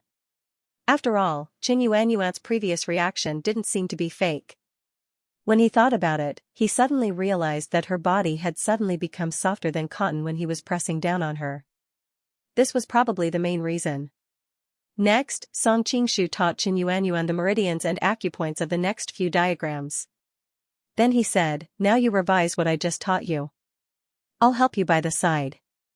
Qin Yuanyuan nodded. She also understood that it was impossible for Song Qingshu to be by her side at all times. Only when she had thoroughly memorized this martial art would she be able to make it her own. Only then would it be convenient for her to cultivate it in the future. Looking at the beauty in front of him who continued to put on all kinds of postures that made people want to vomit blood, Song Qingshu secretly made up his mind to let all the women around him practice Shinzu scripture in the future, worried that he would turn into a werewolf if he continued to watch these extremely visually impactful pictures. Song Qingshu closed his eyes and began to silently recite the Qingxin Universal Kindness Mantra. Not long after, Song Qingshu, who was drunk, gradually fell asleep leaning on the bed. While Qin Yuanyuan was practicing, she didn't dare to look in the direction of Song Qingshu. She was afraid that there would be a lightning strike or something like that. Fortunately, she was immersed in Shinzu scripture, so her attention was quickly diverted. After an unknown period of time, Qin Yuanyuan finally practiced all the diagrams again. Feeling the weak but continuous circulation of genuine qi in her body, she turned her head in surprise. When she was about to tell Song Qingshu the good news, she happened to see that he had fallen asleep. "Bah, I was worried for nothing." Qin Yuanyuan spat with a red face. Looking at his quiet face when he was asleep, Qin Yuanyuan was a little stunned. Because of the legendary status of his martial art, plus the fact that he stood on the absolutely dominant side in their relationship, she usually didn't have the opportunity to carefully examine him like this. He's usually so fierce, but now he just looks like an ordinary little man. Qin Yuanyuan slightly raised the corner of her mouth, as if she was very happy to see this scene. Qin Yuanyuan got off the bed and drank some water. When she turned her head and saw that Song Qingshu was lying like this, she hesitated for a moment, but still walked to the bed, picked up a thin layer of blanket and gently covered him. Who knew that when the thin blanket touched his body, Song Qingshu suddenly opened his eyes. Before Qin Yuanyuan could react, she only felt the world spinning, and in an instant, she was pressed under him. She didn't think that he was taking advantage of her, because his hand was like an iron clamp on her neck, as if she would die in the next moment. At this time, Song Qingshu clearly saw that the person he was riding was Qin Yuanyuan. The killing intent in his eyes gradually dissipated, and he slowly let go of his hand on her neck. He lightly said, "In the future, don't touch me when I'm asleep." Qin Yuanyuan hurriedly nodded. She could be considered to have internal energy, but the killing intent that burst out from the other party just now made her feel as if the air around her had become sticky. She couldn't even move a finger. The feeling of not being able to control her own body made her tremble from the depths of her soul, as well as an instinctive submission. "You must have had a hard time these years, right?" Even though he was still riding on her, Qin Yuanyuan didn't care at all. She looked at the violence in his eyes, and her tone was full of gentleness. "These years, I've made too many enemies, and I have no choice but to be vigilant at all times. I'm sorry for accidentally hurting you." The violence in Song Qingshu's eyes gradually faded, and a gentle smile reappeared on his face. Seeing his smile, Qin Yuanyuan felt an inexplicable pain in her heart. As the saying goes, it's better to let it out than to block it. If you keep suppressing your negative emotions like this, it will be even more dangerous when it explodes in the future. Song Qingshu was startled, thinking that Qin Yuanyuan was indeed worthy of being Qin Yuanyuan. She was actually able to see through a man's thoughts. Even some of his close female friends by his side might not be aware of his condition, but she could see through it. Qin Yuanyuan's heart raced when she saw the aggressive look in his eyes. She opened her mouth, but her words of rejection turned into an invitation. If I can get rid of the negative emotions in you, then you can vent them on me. Qin Yuanyuan's voice became softer and softer as she spoke. Her cheeks were burning hot. She didn't know why she would say such bold words. However, the domineering aura that Song Qingshu released when he pounced on her was like a lion looking at its prey. Even though she was very afraid, her body also felt an indescribable throbbing, a tremor that came from her soul. Perhaps this was something that was engraved in the genes of women. No matter how mature and wise they were, how calm they were, or how proud and strong-willed they would always worship the strong. This was probably the reason why Song Qingshu's previous world was so popular with domineering CEOs. Hearing her words, Song Qingshu couldn't help but be stunned. Are you for real? As soon as the words left his mouth, he wanted to slap himself. Saying such words at this juncture was simply hopeless. Sure enough, Qin Yuanyuan bit her lips lightly, and her eyes seemed to be flowing with tears. It's fake. I don't care. I already heard what you said just now. Song Qingshu finally understood. Without saying anything else, he kissed her directly. Qin Yuanyuan's eyes widened, and her whole body stiffened. However, she quickly relaxed under the other party's gentle kiss. Song Qingshu felt like his body was about to explode. No man could resist the charm of the stunning Qin Yuanyuan. Originally, he thought that he could only admire her beauty, but now he realized that he was very wrong. Thoughts could lie, but the instinctive reactions of the body couldn't. Right now, the strong reaction of the body was clearly telling him that he wanted to possess this woman in front of him. He wanted to ravage and conquer her. In fact, Song Qingshu had always been hesitant on how to deal with the relationship between him and Qin Yuanyuan. After all, her reputation wasn't good. If he wasn't careful, he would be cursed by the whole world. At the same time, she was Aku's mother. Although he and Aku had never fallen in love, there was always some ambiguity between them. If something happened between them, they were destined to part ways in the future. Usually, the huge moral and ethical pressure made Song Qingshu not dare to cross the line. But now, this pressure had turned into a strong stimulation. He could no longer care about it.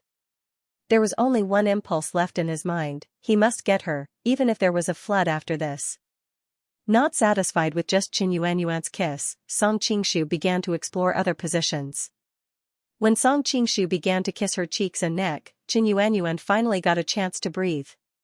She put her hands on his chest and said hesitantly, "I'm older than you." Her heart was indeed full of contradictions. Although her body was full of desire and trembling, her reason kept reminding her that with the age gap between them, she could even be his elder. So what? Song Qingshu smiled slightly. I like this kind of mature and gentle big sister. Qin Yuanyuan had always been very confident in her charm.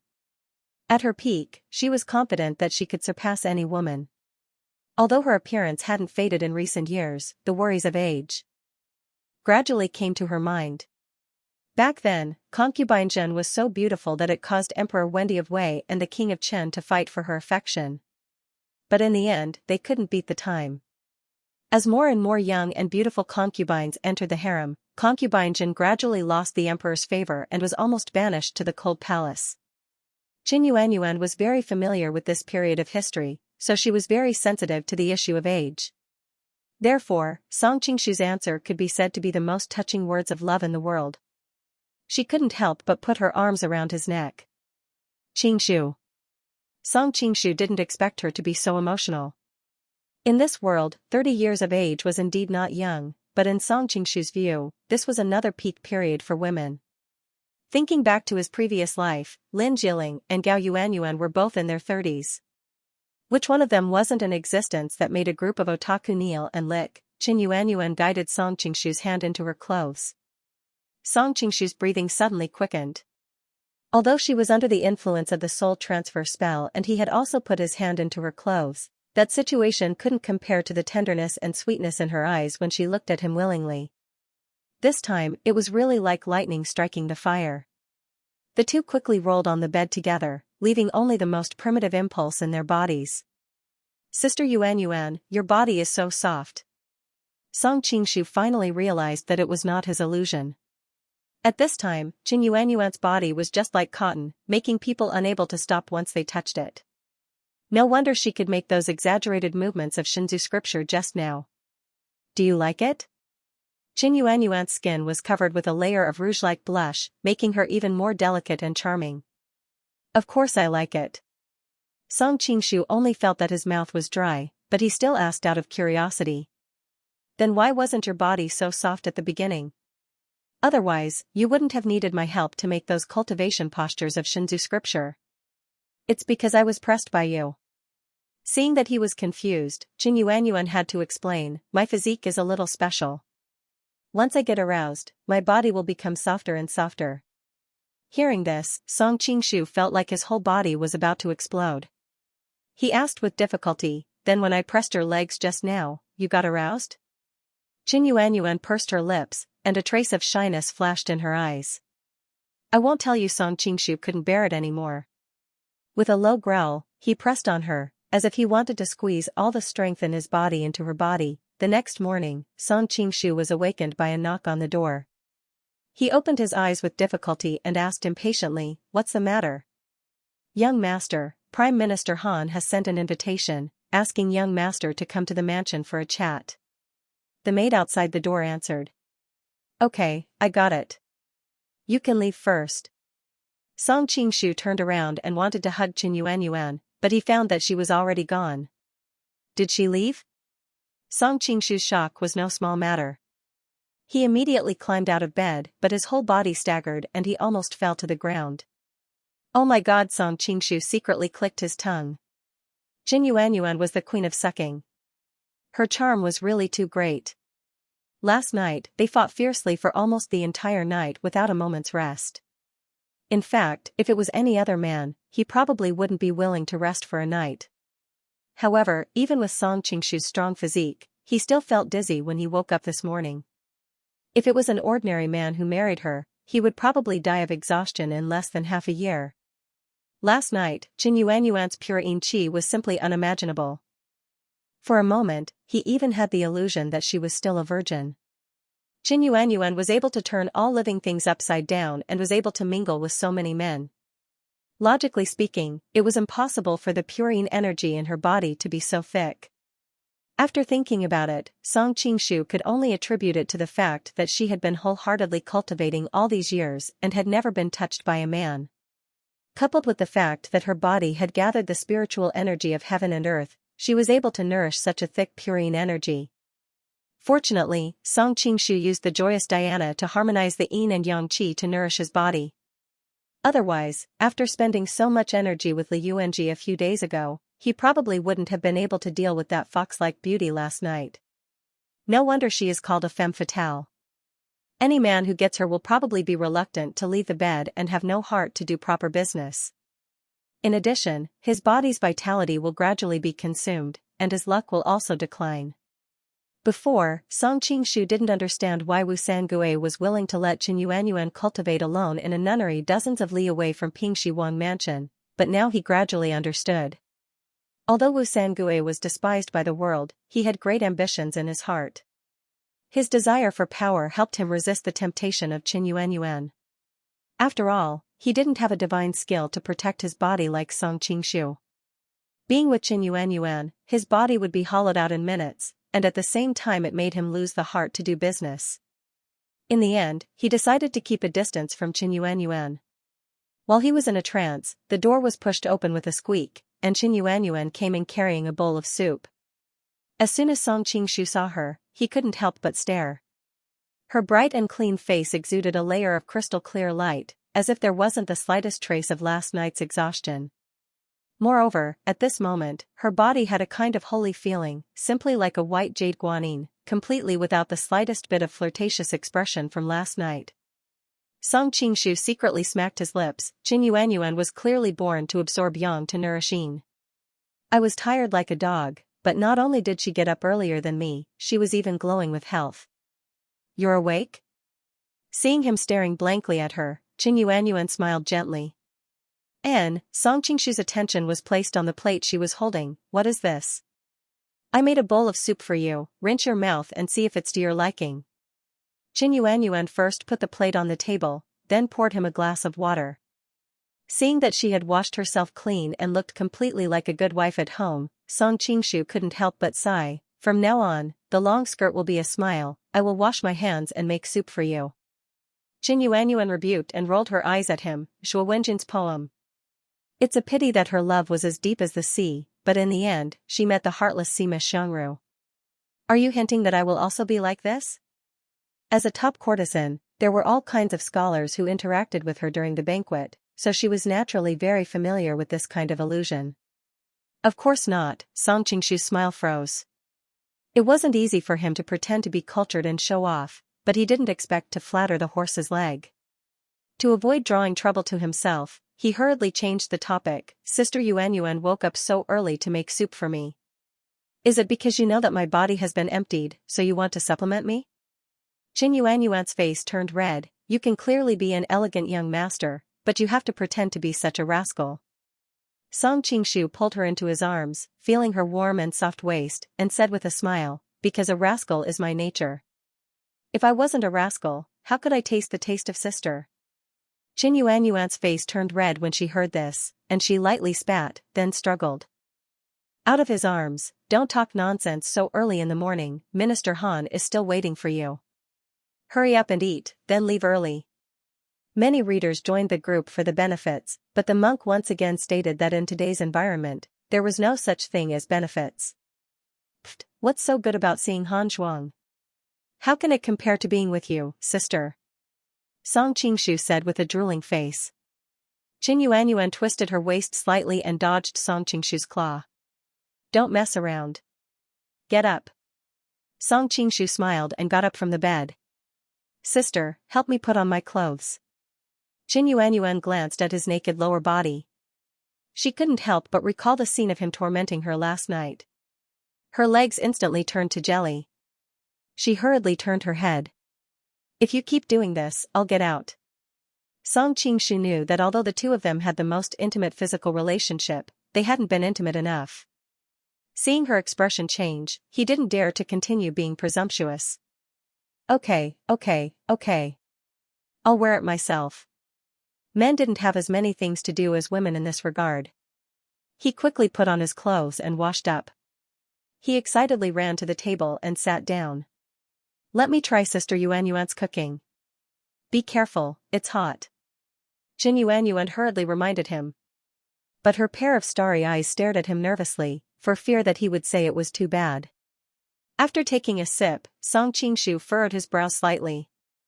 Qin Yuanyuan's heart sank. Is it disgusting? In terms of craftsmanship alone, it's really not that good. Song Qingshu's words made Qin Yuanyuan's heart sink to the bottom of the valley. She continued, but it's full of your affection. It suddenly makes an ordinary bowl of soup sweet and delicious. It's the finishing touch. Qin Yuanyuan chuckled. You're obviously trying to make me happy. Song Qingshu said with an exaggerated expression, of course not. If people knew that you made it yourself and auctioned it publicly, I don't know how many men in the world would go crazy and how many princes would fight over it. The more I think of that scene, the more delicious it is. As soon as he finished speaking, he held the bowl and finished it. Aren't you afraid of the heat? Qin Yuanyuan couldn't help but feel happy even though she knew that he was trying to coax her. Seeing Qin Yuanyuan's bright and beautiful smile under the morning sun, Song Qingshu couldn't help but be tempted. Just as he was about to bully her again, a maid suddenly knocked on the door, reporting to young master, there is a group of people outside, saying they want to see young master. Song Qingshu was displeased to be interrupted in the midst of his excitement. Did they reveal their identities? The leader said that his surname is Chen. This time, he brought the person young master asked him to find, the maid replied. So it's Chen Yuliang. Song Qingshu immediately understood. Previously, he knew that the servants and manservants in the residence were all spies from various forces, so he asked Qin Yuliang to help him select some new people with clean backgrounds and trustworthy backgrounds. Bring them here. After Song Qingshu gave the order, he turned around and held Qin Yuanyuan's soft and delicate hand. Big Sister Yuanyuan, I found some trustworthy people to serve you. When the time comes, you won't have to be as cautious as you are now, afraid that your identity will be exposed. Thank you. Qin Yuanyuan was touched. It should be known that she had covered her face when she went to the kitchen this morning, afraid that others would see her appearance. How do you plan to thank me? Song Qingshu reached out and pulled her into his arms as she cried out in surprise. Feeling her soft body, it was so comfortable that he almost whistled. It's half the day now, Qin Yuanyuan suddenly exclaimed. Song Qingshu immediately laughed. I just want to hug you. So what if it's in the middle of the day? Big sister Yuanyuan, what are you thinking? Am I thinking of something wrong? Qin Yuanyuan's snow-white skin flushed red. She lowered her head to look at the big hand in her clothes. Where do you put your hand? Song Qingshu laughed mischievously. This is how I hug someone. Qin Yuanyuan was speechless. She wanted to say something, but Song Qingshu had already kissed her. She could only swallow the rest of her words. When Qin Yuliang came, he just happened to see Qin Yuanyuan hiding at the side with her hair in a mess. Even though her back was facing him, he could tell from the blush on her neck what kind of erotic scene had just happened. You're really lucky with women. Qin Yuliang looked at him with envy, jealousy, and hatred. However, he hid his emotions very well. Young master, I've already found the people you asked me to find yesterday. They are all people with clean backgrounds. Song Qingshu nodded with satisfaction. Good. In the future, the inner residence will be left to them to take care of. Also, leave some experts to guard the surroundings. Yes, young master. Qin Yuliang immediately ran down to assign tasks. Song Qingshu did not chase away the servant girls and manservants from before. He only sent them to the outer residence. After all, he had to leave some face for the various forces. There was no benefit in completely shedding all pretense of cordiality. As for the people that Qin Yuliang had brought with him, he did not need to think to know that they were his spies. However, dealing with him alone was much easier than dealing with the various forces. Moreover, Qin Yuliang was currently under his absolute control.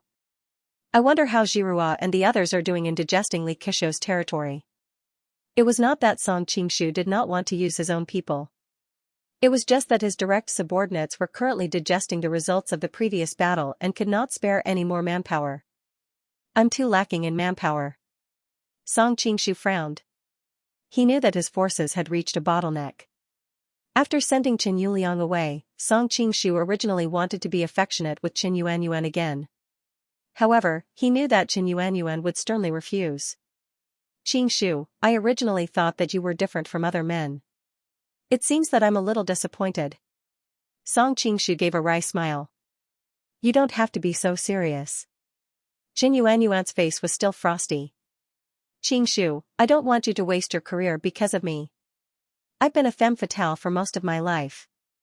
I don't want to be one for the rest of my life. Song Qingshu was silent. He knew that his infatuated appearance had evoked some of her past memories. He could not help but feel even more sorry for her. Don't worry. I'm not like those men. I know very well what I should do and what I shouldn't do. I was just joking with you just now. Qin Yuanyuan's expression softened. Qingshu, Han Xingzhou is, after all, a prime minister of the southern Song dynasty. Don't offend him over some trivial matters. His prime minister status is of no use to me, Song Qingshu muttered. Noticing Qin Yuanyuan's reproachful eyes, he hurriedly said, All right, I'm afraid of you. I'll go over now, okay? Qin Yuanyuan finally smiled. Suddenly, her face turned slightly red. She whispered, I'll wait for you at home. Song Qingshu raised his eyebrows. Are you hinting something to me? Qin Yuanyuan smiled maturely and charmingly. What do you think? Song Qingshu's expression brightened. He quickly ran out, laughing as he ran. Then I'll go early and come back early. Qin Yuanyuan secretly spat, but her eyes were full of a gentle smile as she watched his disappearing figure. As the saying goes, the horse galloped with success. Song Qingshu soon arrived at the Han mansion.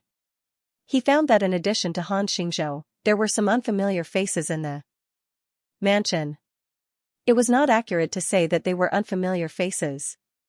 In fact, he had met many of them once in the court, but there were so many ministers in the court that it would be strange if he could recognize them all. As if seeing Song Qingshu's awkwardness, Han Xingzhou pulled him into the crowd. "Brother Song, let me introduce you. This is Minister Chen, who is in charge of the world's finances.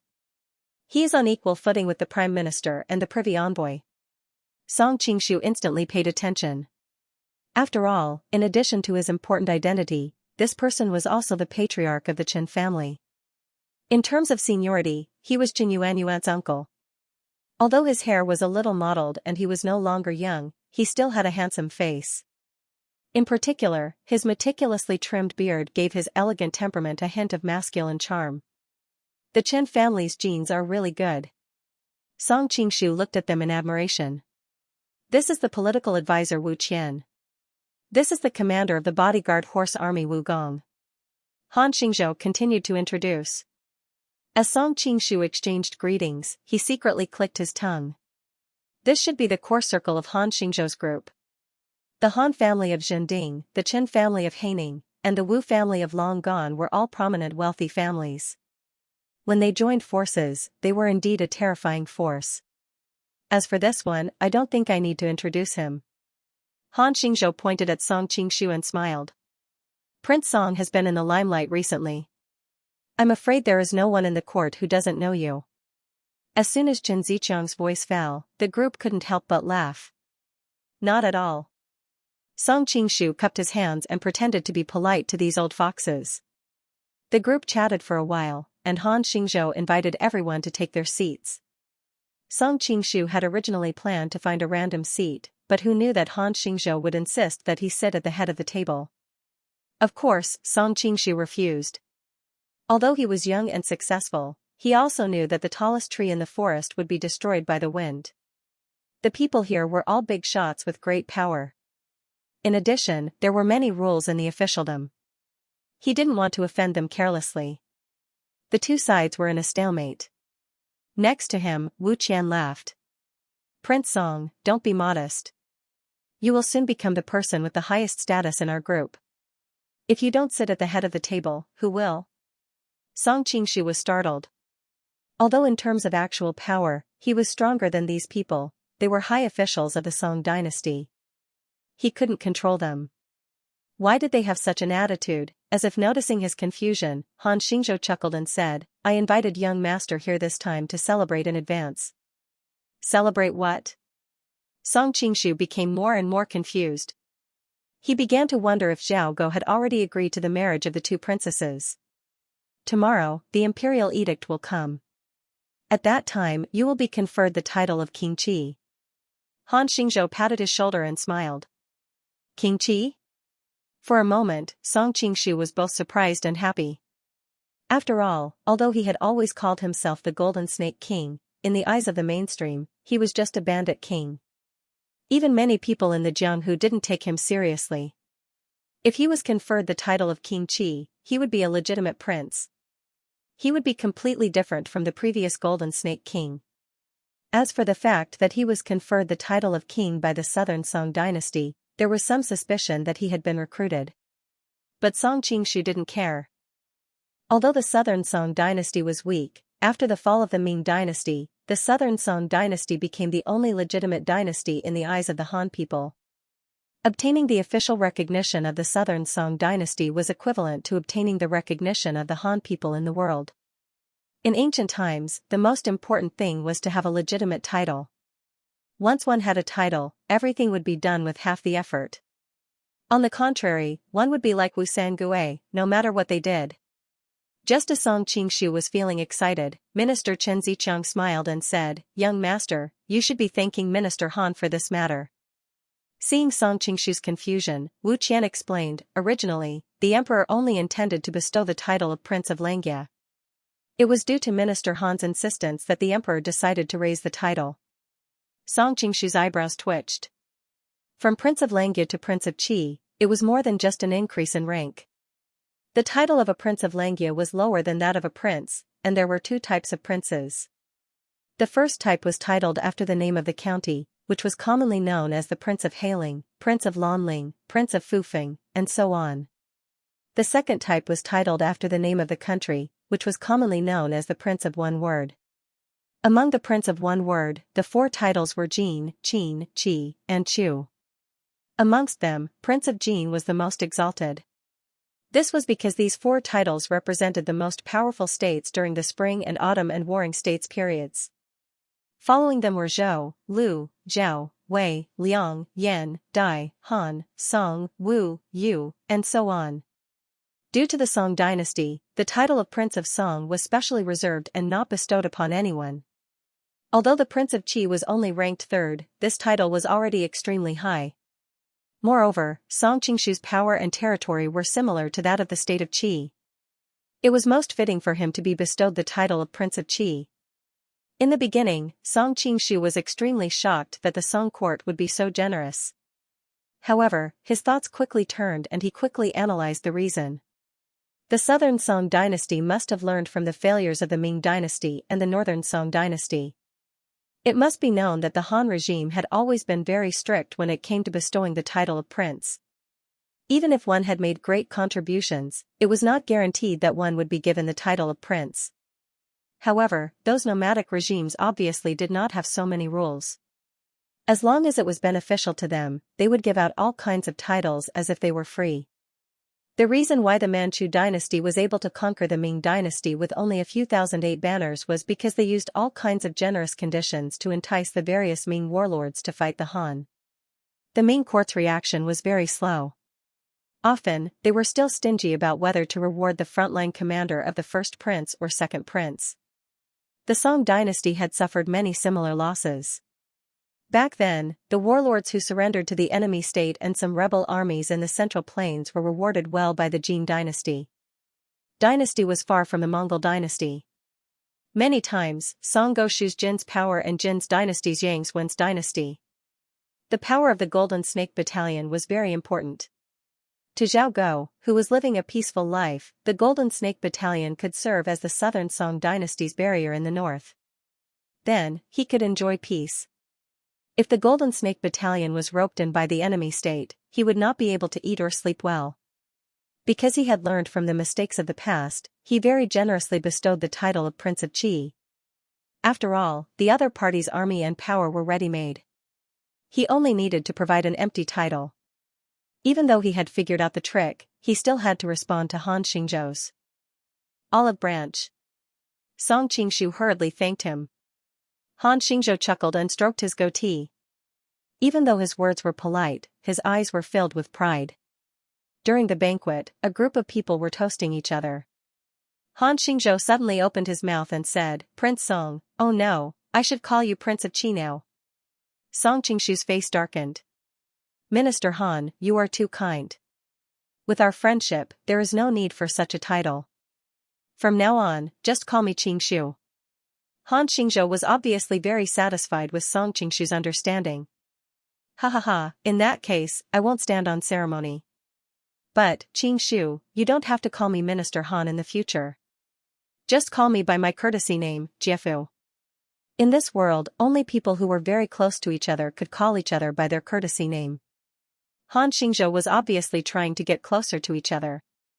Naturally, Song Qingshu would not be stupid enough to refuse. He agreed with a slight excitement. "Does Qingshu know of our dynasty's Prince Xian and Prince Fu?" Han Xingzhou asked. Song Qingshu nodded. "There's no one who doesn't know of Prince Xian and Prince Fu's fame. They're our empire's western barrier. Back then, they defeated the Golden Crow technique in the west and stabilized the situation. They can be said to be the greatest contributors to the imperial court's ability to maintain half of the empire." The reason why Song Qingshu praised the two was that, firstly, he truly admired these two heroes. Secondly, there were members of the Wu family sitting at the banquet. It didn't cost him anything to say a few good words, and he could easily win the Wu family's favor. Why not? Sure enough, Wu Qian and Wu Gong revealed excited expressions. Han Xingzhou glanced at the two and smiled as he introduced them to Song Qingshu. "Qingshu, they happen to be members of the Wu family. Yifu, Wu Qian, is the younger brother of Prince Xian and Prince Fu, while Wu Gong is Prince Fu's son. The long-gone Wu family is indeed full of talented people. Everyone in the family is loyal to their cause.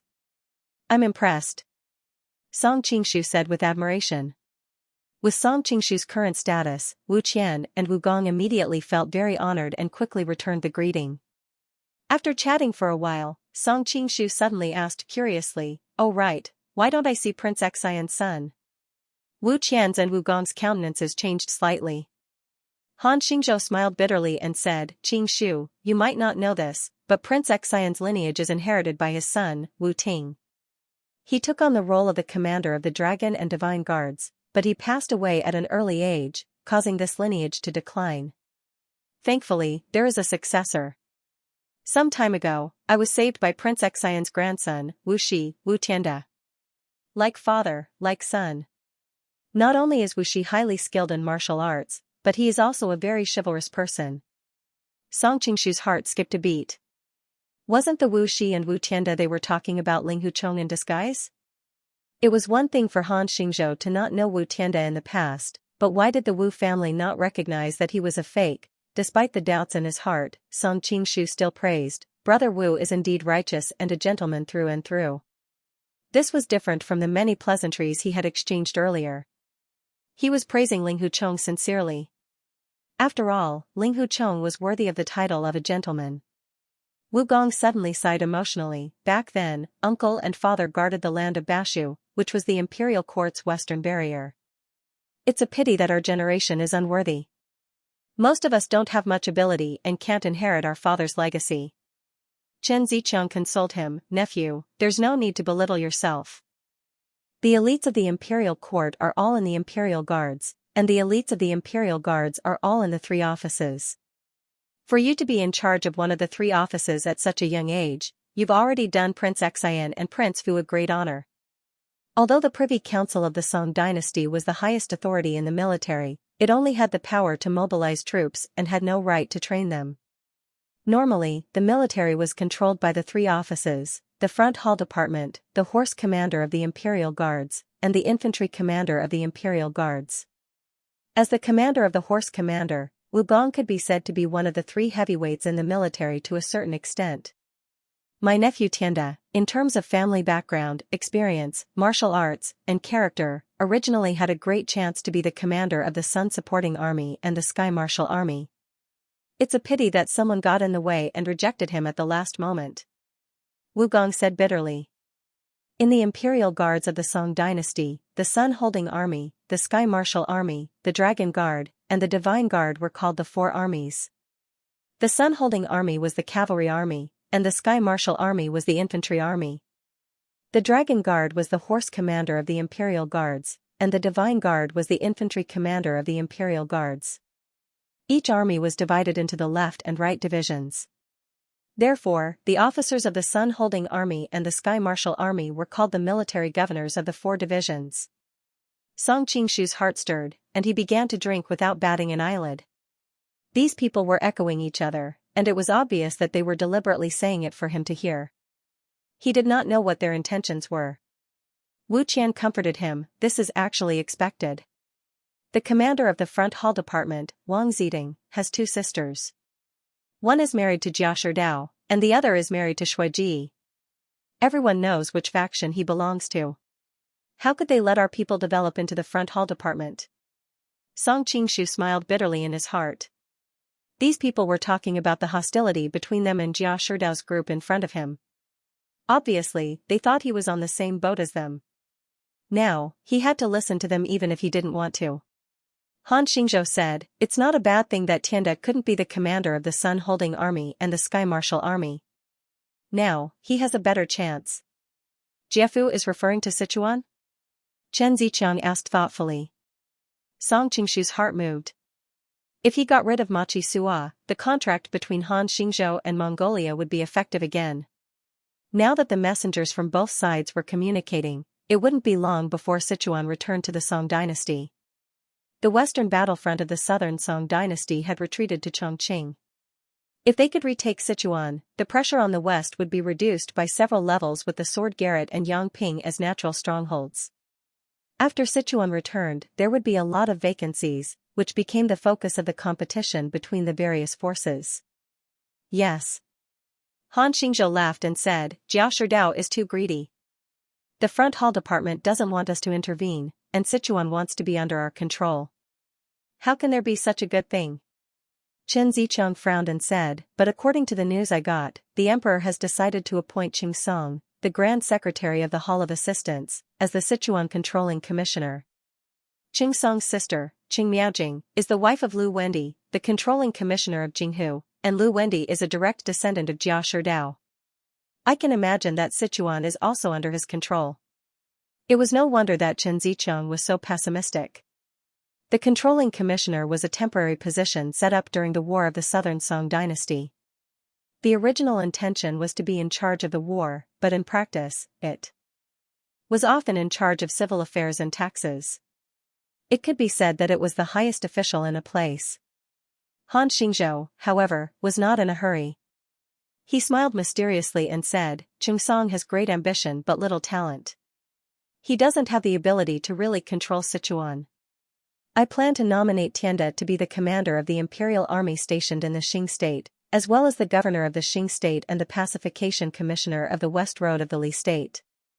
With the Wu family's many years of business in Sichuan, and Tianda's ability, it won't be difficult to make Qing Song a mere figurehead and actually control Sichuan. Wu Gong smiled bitterly and said, it's such an important position. Jia Shidao will definitely come for it. As far as I know, he has recruited Guo Jing and Huang Rong, who are under Lu Wendi's command, to the capital. I think he's going to recommend Guo Jing for this position. Wu Qian's face was also filled with worry. This is troublesome. This Guo Jing has a very high reputation in the hearts of the world. At the same time, he is highly skilled in martial arts and can lead troops into battle. Tianda has no advantage over him at all. Song Qingshu finally understood why Han Xingzhou had invited him here this time. The group of people seemed to be having a heated discussion, but in fact, they were all talking to him. They had done so much to get him to help. Becoming the focus of the group of people, Song Qingshu said with a wry smile, I'm not a member of the imperial court, so I can't say anything about this. While Song Qingshu was a guest in the Han mansion, Guo Jing and Huang Rong also visited the Jia mansion. Jia Shidao even went out to greet them with great courtesy. Although they knew that Jia Shidao was just pretending to win them over, Guo Jing and Huang Rong still enjoyed Jia Shidao being one of the top figures in the imperial court. This time, in order to win them over, Jia Shidao held a family banquet and invited them to show their closeness. Therefore, he didn't invite outsiders, and all the guests were the more important figures in the Jia mansion. Jia Zhen, Jia Lian, Jia Rong, and other powerful figures in the Jia mansion almost all showed up. When they saw Huang Rong's beautiful face, the men in the Jia mansion were shocked. Jia Lian poked Jia Rong secretly and joked, she seems to be more beautiful and charming than the one in your house. Although the two were one generation apart in seniority, they were similar in age and had similar interests. They were not so much uncle and niece, but more like bad friends. As for the one he mentioned, it was Jia Rong's wife, Qin Keqing, who was a famous beauty in the circle of the rich and powerful in linen. That's not necessarily true. Jia Rong snorted, but her eyes were fixed on Huang Rong, and she couldn't move her eyes away. Jia Lian secretly despised her, thinking, you pretend to be a loving couple, but secretly you are thinking about some dirty things. However, Huang Rong's beauty also made him feel a little itchy. He wanted to talk to her, but unfortunately, he couldn't find a topic to talk to. Suddenly, his heart lit up. He pulled Jia Rong to Huang Rong's side and said with a smile, I've long heard of Chief Huang's great name. Now that I've seen you today, you are indeed a heroine. I really admire you. Jia Shidao had been talking to Guo Jing about something, so he couldn't be distracted. However, Huang Rong had clearly heard their conversation and felt the desire in their words. She was very unhappy, but she knew that Guo Jing was a very honorable person in the Jia clan. There was no need to ruin Brother Jing's career by falling out with him. Thus, she suppressed the displeasure in her heart and dealt with the two of them in a pleasant manner. When he heard her tone was gentle and polite, how could Jia Lian be unable to sense the faint sense of alienation within it? He felt his heart itch even more, and he couldn't help but tease her. Gang leader Huang, this nephew of mine seems to have some fate with you. Huang Rong's expression changed. She was a married woman, but he was frivolously talking about fate. It was obvious that he was up to no good. If she had met such a lecher on a normal day, she would have used the dog-beating stick method to make him fall on his face as a punishment. Unfortunately, she was in the Jia family now, so she hesitated and didn't do anything. Jia Lian took the opportunity to continue, "My nephew's name is Rong, which happens to be the same as your wife. Don't you think it's fate?" Huang Rong smiled faintly. "My name is too common. There are at least 800 people in Xianxia City. It's not fate at all." Seeing her smile, Jia Lian and Jia Rong's minds were filled with the beauty of her pearly white teeth and red lips. They only felt dizzy. Jia Rong hurriedly said, "How is this not fate? After 10 years of cultivation, we crossed the same boat. After 100 years of cultivation, we slept together. Our names are the same. No matter what, it is no less than 10 years of fate." Seeing the two of them push their luck, Huang Rong knew that if she allowed them to continue talking, they would say more stupid things. So, she suddenly glared at them. Jia Lian and Jia Rong only saw a blur in front of their eyes. That bright and charming woman had disappeared, and the person standing in front of them was like a fiendish Xianxia. They were so frightened that they cried out in alarm and hurriedly took a few steps back. They pointed at her with a terrified expression and were speechless. Jia Sherdao couldn't help but stop and look over. Jia Zhen walked over, frowned, and stared at his son, Jia Rong. "What are you shouting for?" Although he was Jia Lian's brother, he was about the same age as Jia Rong's father. So, when he scolded Jia Rong, Jia Lian also trembled. The two of them were still in shock. They pointed at Huang Rong and couldn't say anything. She, Huang Rong smiled sweetly. "Just now, the two young masters asked me about the battlefield in Xiangyang. I accidentally described it too realistically and scared them. I'm really sorry." Jia Zhen was also dazzled by her smile. He couldn't help but think that she was even prettier than his daughter-in-law. Seeing that he was also staring at her, Huang Rong's face darkened. Jia Zhen was a lot older, after all, and he was much more shrewd than Jia Lian and Jia Rong. Noticing the change in Huang Rong's expression, he immediately realized what was going on. He turned around and glared at his brother and son. "You two are a disgrace to the Jia family. You know, we are a martial family. How could you be so scared when you heard about the battlefield?"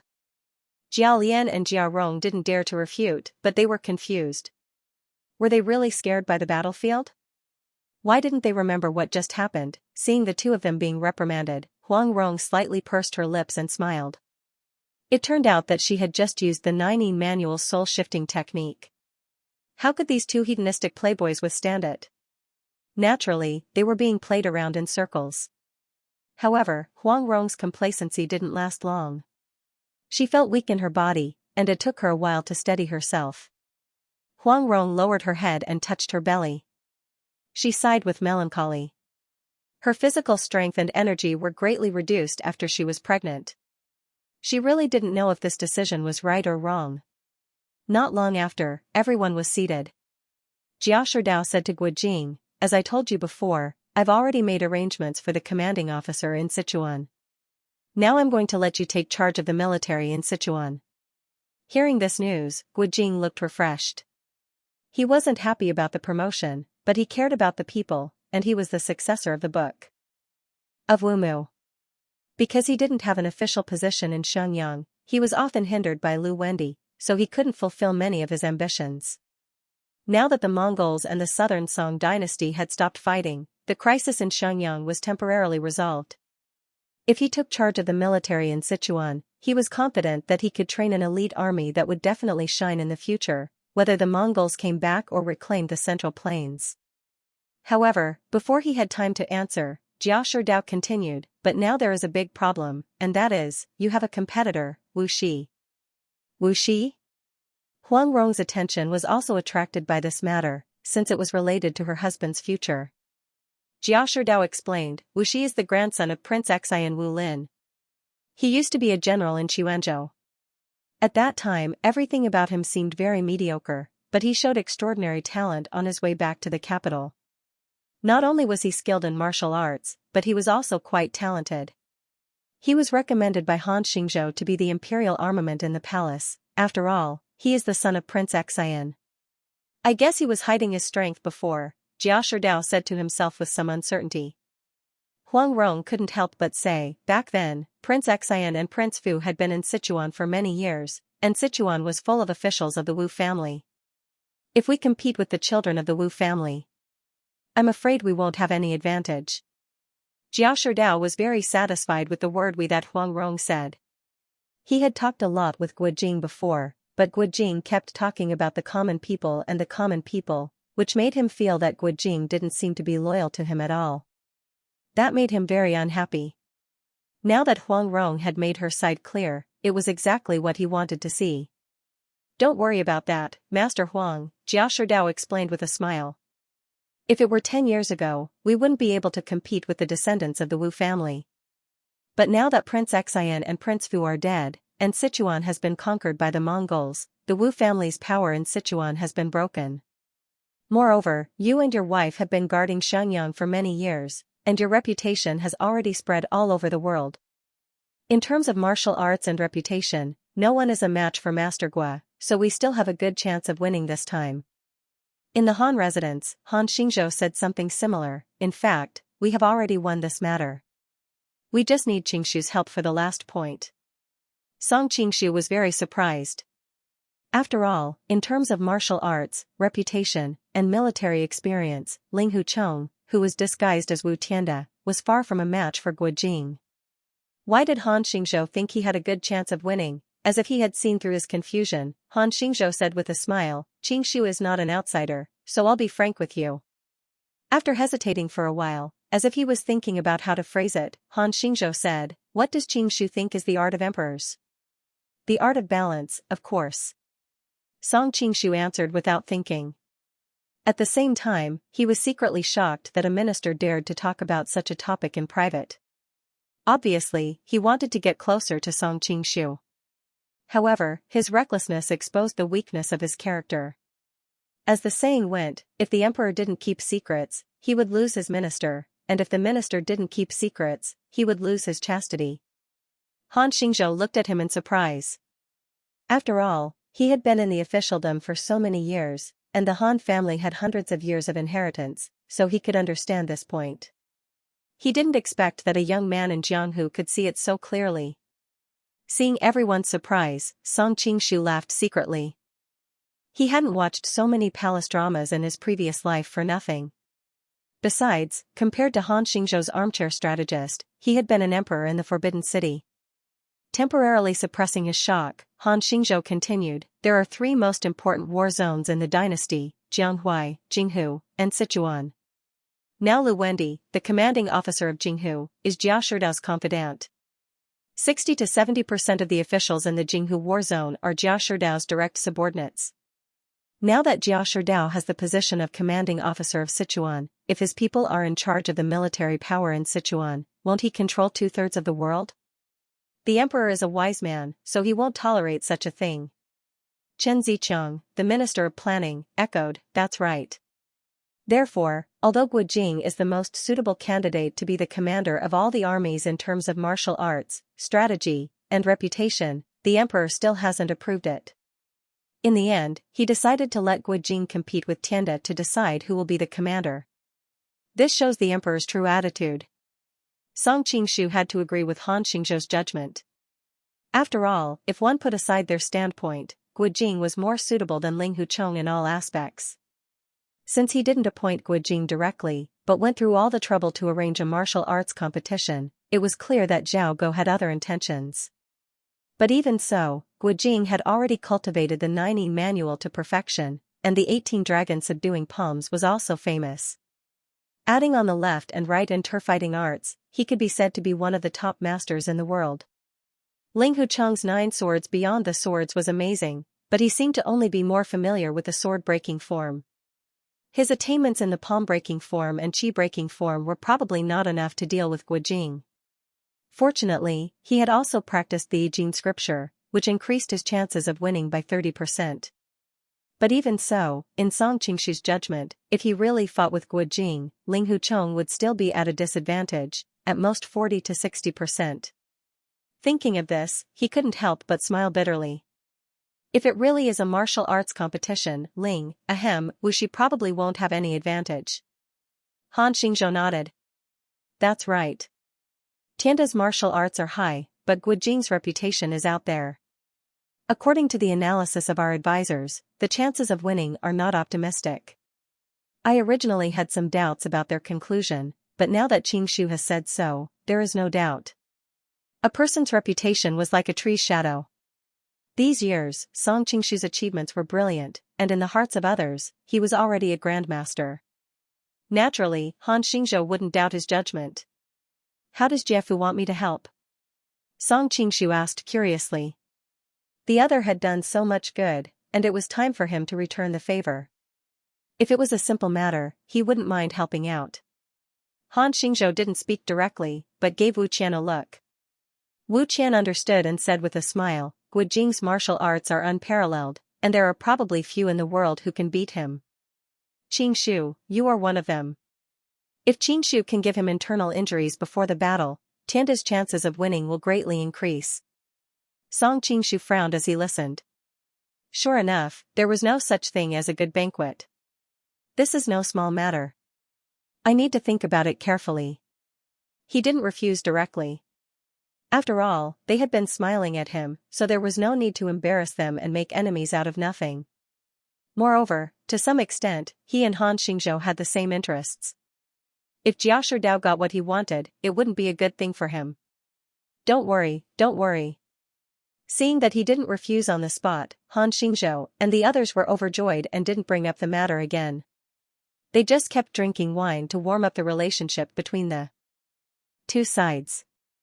As for the Jia family, after seeing off Guijing and Huang Rong, Jia Shidao asked in the study, "What do you think about the kung fu competition between Guijing and Wu Shi?" A figure flashed out of the shadows. It was Liao Yingzhong, Jia Shidao's most valued advisor. He said, "Prime Minister, Guijing's 9 scripture has been practiced to the highest level, and it combines the hardness and softness of the 18 dragon subduing palms. I'm afraid even Hong Qigong can't compete with him. Although Wu Shi has shown amazing swordsmanship these days, I don't think he can compete with Guijing." Probably? Jia Shidao frowned. He was obviously very dissatisfied with this statement.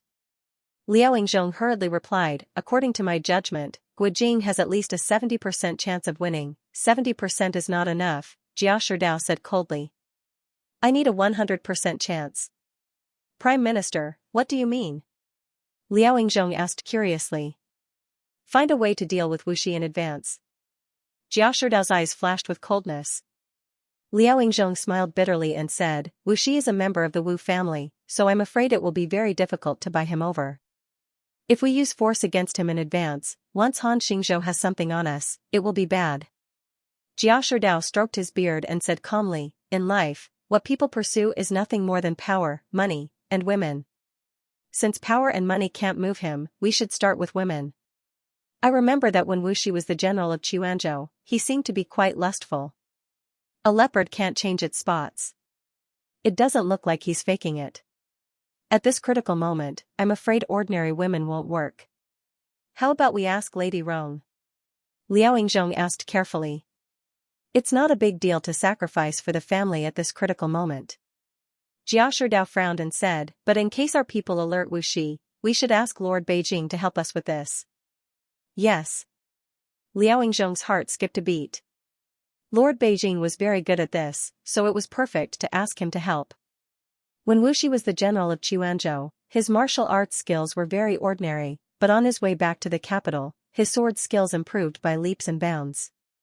I don't believe that he was hiding his skills before. Do you think it's possible that he obtained the Bixia sword manual by chance when he passed by Fuzhou? Jia Shidao suddenly asked. Liao Yingzhong nodded and said, "It's very likely.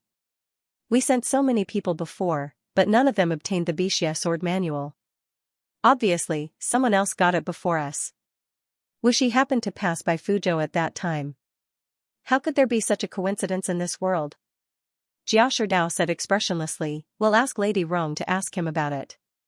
"Yes." A beautiful and sad face appeared in Liao Yingzhong's mind, and he couldn't help but sigh. Since ancient times, beautiful women were often unlucky. The ancients were right. By the way, Liao Yingzhong was about to leave, but Jia Shidao stopped him and said, "Have you found out where young master is?" Liao Yingzhong suddenly had a cold sweat on his forehead and said, "Not yet." Young master seems to have disappeared from the world.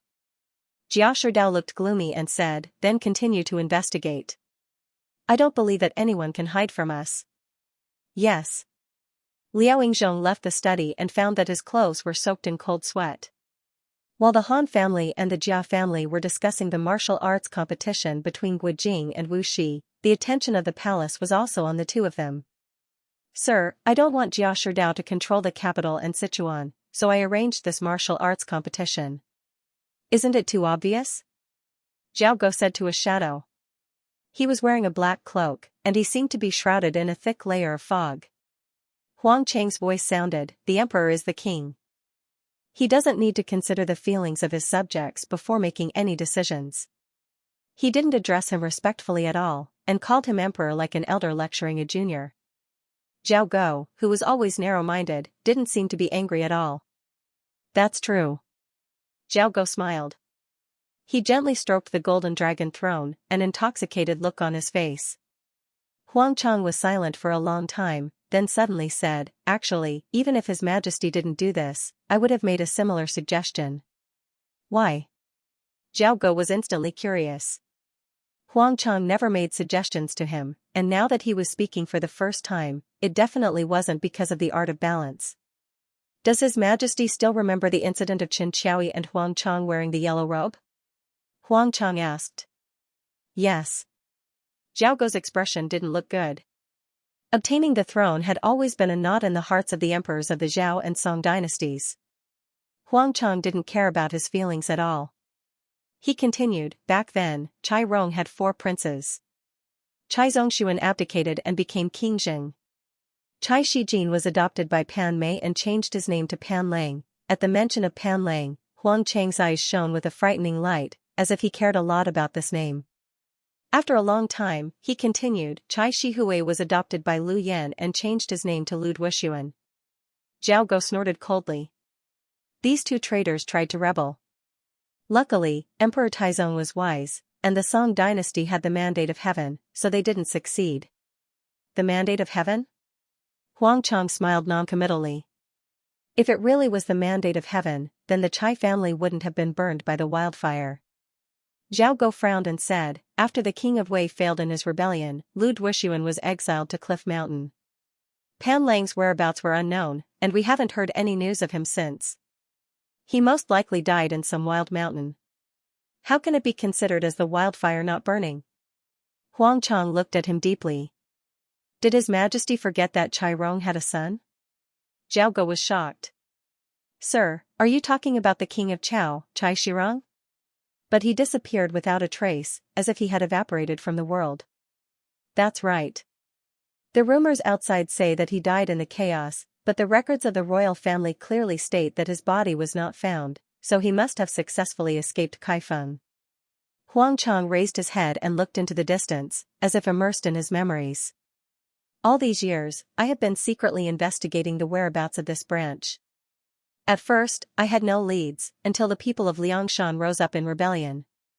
If it wasn't for the fact that the power of the country had been exhausted by suppressing these traitors, the great Song dynasty wouldn't have been so easily defeated by the female Zhenren, unable to fight back."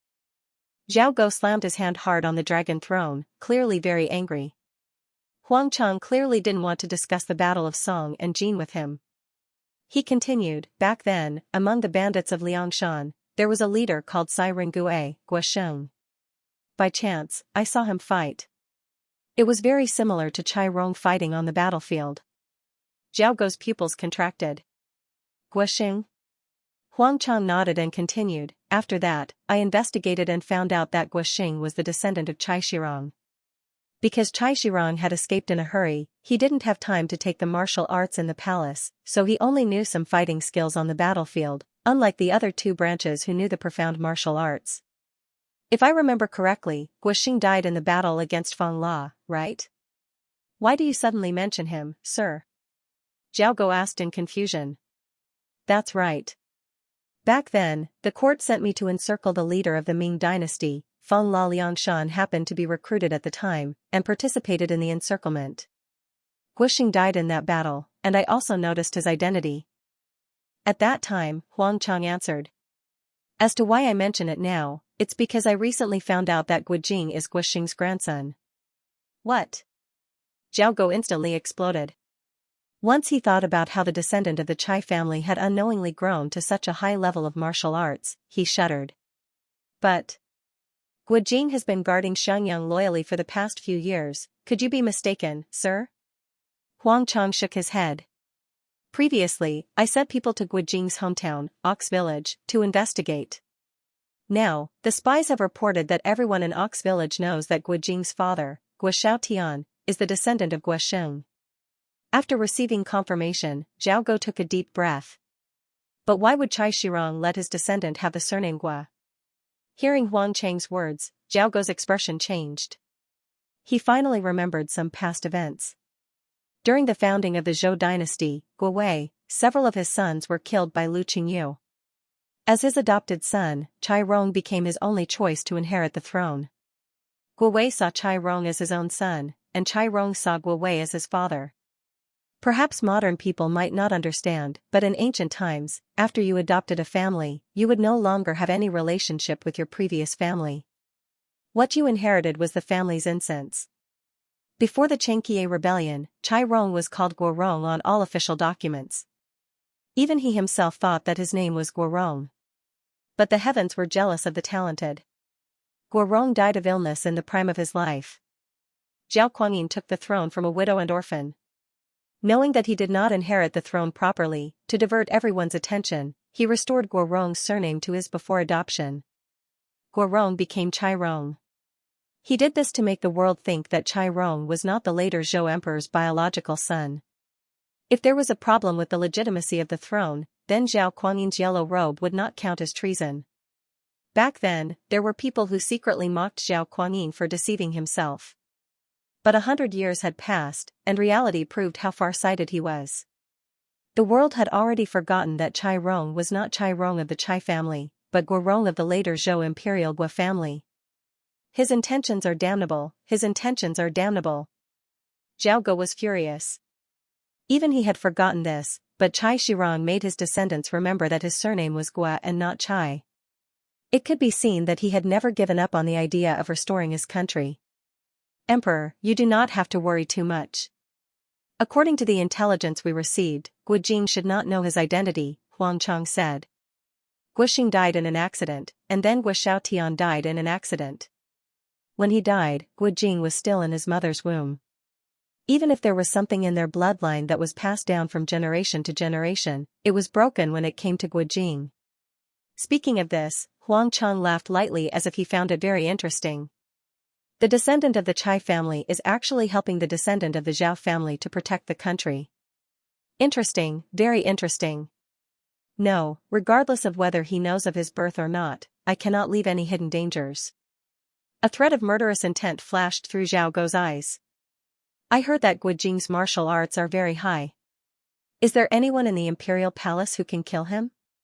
Huang Chang shook his head.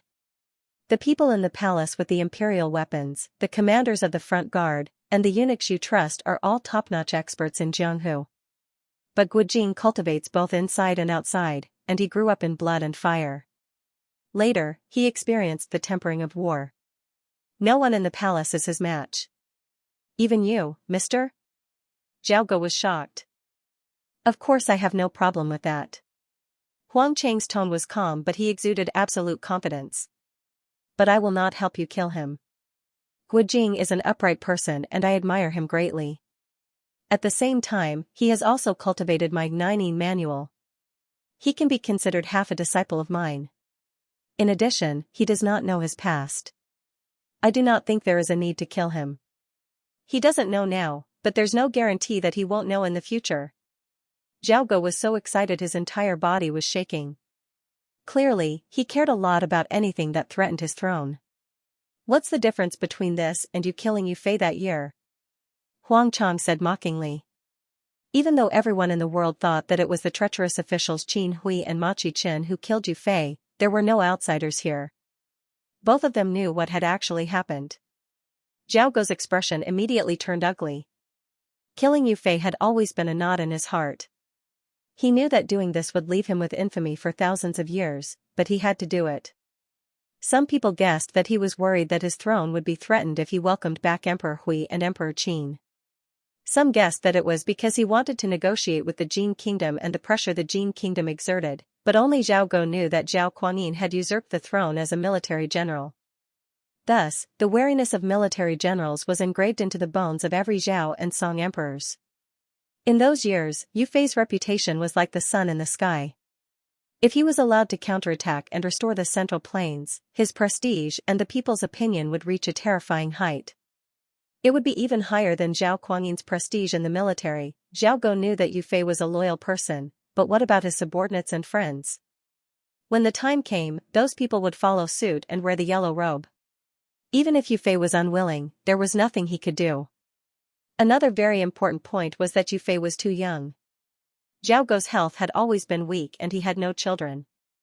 If anything happened in the future, no one would be able to control him.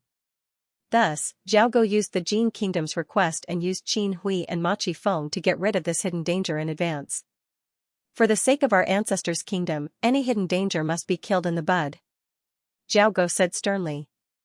Since he had killed Yu Fei back then, what was a mere Guojing now? It is for the sake of your kingdom. Guojing must not be touched. Huang Chang snorted coldly. Why? Zhao Guo asked curiously. Huang Chang replied calmly, the Guojing and his wife's righteous deeds of guarding Xianxia all these years have already spread throughout the world. They are heroes in everyone's hearts. Yu Fei's unjust murder had already caused the people of the world to reach a tipping point. If something similar happens again, the new hatred and old hatred will pile on top of each other. I am afraid that the foundation of the country will be shaken. Hearing him say this, Zhao Guo instantly calmed down.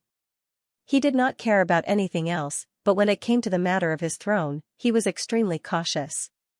But we cannot kill him. Are we supposed to just watch him take over the military in Sichuan? Thinking of letting Chai Rong's descendant take over the military, Zhao Guo shuddered. Master also said just now that with Guojing's martial arts, Wuxi is no match for him. Wuxi is not completely powerless. His sword techniques have already touched the threshold of rules. Thinking of that kid's miraculous sword techniques, Huang Chang could not help but be a little dazed. With his eyesight, how could he not see that it was the solitary 9 swords? Back then, Duga Seeker of Defeat swept through the martial arts world while he was in seclusion studying martial arts. By the time he had mastered his martial arts, Duga Seeker of Defeat had disappeared. The two of them never had a chance to fight. It was truly regrettable. Although he has the power to fight, he will not be able to escape the fate of defeat. Naturally, Zhao Guo was not satisfied with this answer. Why don't Master make a move and heavily injure Guojing beforehand? That way, Wuxi will be able to win. Huang Chang glanced at Zhao Guo indifferently, making him feel as if he had fallen into an ice cellar. A grandmaster has the strength of a grandmaster. Emperor, do not bring this matter up again. With that, his entire person gradually disappeared into the clouds. Zhao Guo's breath stopped, and he could not speak in embarrassment. Just as he did not know what to do, Huang Chang's voice suddenly came from the air. Emperor, why are you only focusing on Guojing? Zhao Guo was startled at first, but he was a smart person and immediately reacted. That's right, although the masters under him could not do anything to Guojing, they would have no problem dealing with Huang Rong. Thank you for your guidance, Master. Zhao Guo did not know whether Huang Chang had left or not. He bowed to the air, but his mind was racing. He had always been good at scheming, and very quickly, he constructed a plan that he was 90% sure would work. After Song Qingshu left the Han manor, he went straight back to his own manor. Under Qin Yuanyuan's shocked gaze, he carried her back into the house. At first, Qin Yuanyuan was a little reluctant, but she quickly lost to Song Qingshu's dragon's claw. Her breathing quickened, and her entire body weakened. Following a high-pitched moan, the room finally returned to peace. Qin Yuanyuan's face was flushed as she pushed away the man on top of her. She looked at him with some resentment. I feel like you seem to have treated me as a tool to satisfy your lust. You don't like it? Playing with the part that would make all men in the world envious, Song Qingshu said with a faint smile, don't say anything that goes against your heart. Your body's reaction just now has already sold you out. Qin Yuanyuan's face reddened. My body does like it, but my heart does not like this kind of feeling. Have you encountered something troubling you? Song Qingshu could not help but sigh that the other was a woman who understood men very well. Yes, there is indeed something troubling me. Can you tell me about it? Qin Yuanyuan picked up his hand and wrapped it around the back of her head. Her entire body shrunk into the crook of his arm. Even though she was older than the other, she really liked this cute and helpless position. Song Qingshu hesitated and did not tell her the details of Han Xingzhou's request. He only summarized, right now, there is one thing that is not difficult for me, and after I complete it, I will be able to obtain something that I have always dreamed of. At this point, he could not help but think of Huang Rong's beautiful face. After a long silence, he continued to ask, do you think I should do it? Of course not. Even though Qin Yuanyuan's voice was very gentle, it was filled with determination. Why do you say that? Song Qingshu looked at her curiously. I haven't even told you my concerns. Qin Yuanyuan shook her head and said with a gentle smile, it's such an easy thing to do, and you can even obtain the thing you yearn for even in your dreams, but you're still hesitating. It's obvious that you'll give up something very important if you do this.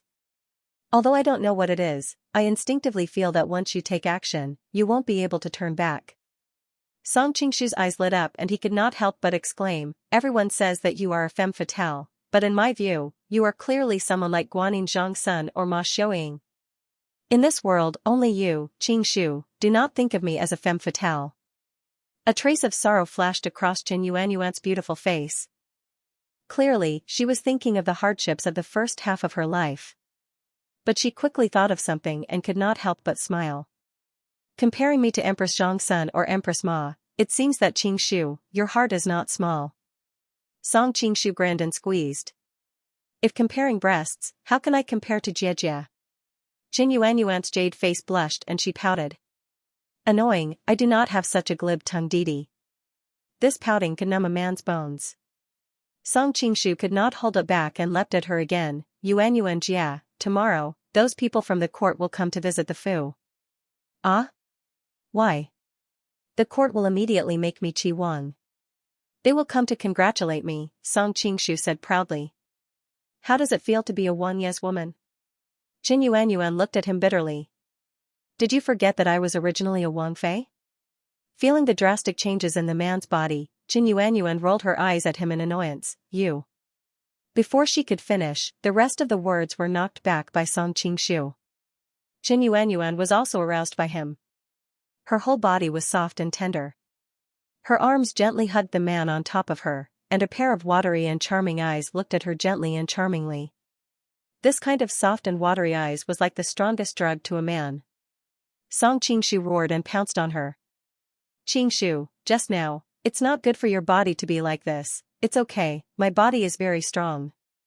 That's because you're young now. When you're older, you'll regret it. Don't worry, the martial arts I practice can harmonize the yin and yang qi to nourish my body. Even if I'm old, I can still make big sister beg for mercy. Annoying, the next morning, Qin Yuanyuan woke up early. Thinking of the absurdity of last night, she couldn't help but feel uneasy. I'm really going to die. Why did I accompany him to play around like this? Looking at the handsome face of the man beside her, Qin Yuanyuan couldn't help but be stunned for a moment. Her life was full of ups and downs, and she had met many men. Originally, she thought that her heart was like still water, and she would never be moved by any man again. However, meeting Song Qingshu gave her a feeling that she had never felt before. She knew very well that it wasn't love. Whether it was age or experience, the difference between the two of them was too big. However, Song Qingshu had a feeling that made her heart beat endlessly, especially in bed. He was really a perfect lover. Perhaps all the men in the past added together couldn't compare to him. I'm really going to die. I was actually conquered by his skills in bed. Qin Yuanyuan covered her head with a pillow, her pretty face blushing incomparably. What are you talking about? Song Qingshu was awakened by her movement and couldn't help but ask with a smile. Qin Yuanyuan's jade face blushed, nothing. Looking at her messy hair, a head of black hair hanging in front of her chest, a large area of snow-white skin faintly discernible, the contrast between the two colors had a strong visual impact. "Sister Yuan, you're so beautiful," Song Qingshu couldn't help but exclaim. Qin Yuan had heard too many praises for her beauty, and most of them were much more elegant than this sentence. But to her, they were far less touching than this sentence. "Little brother, you are also very handsome." Song Qingshu was speechless. "Don't use such ambiguous terms, okay? Besides, it's not like you haven't experienced it yourself." "How am I small?"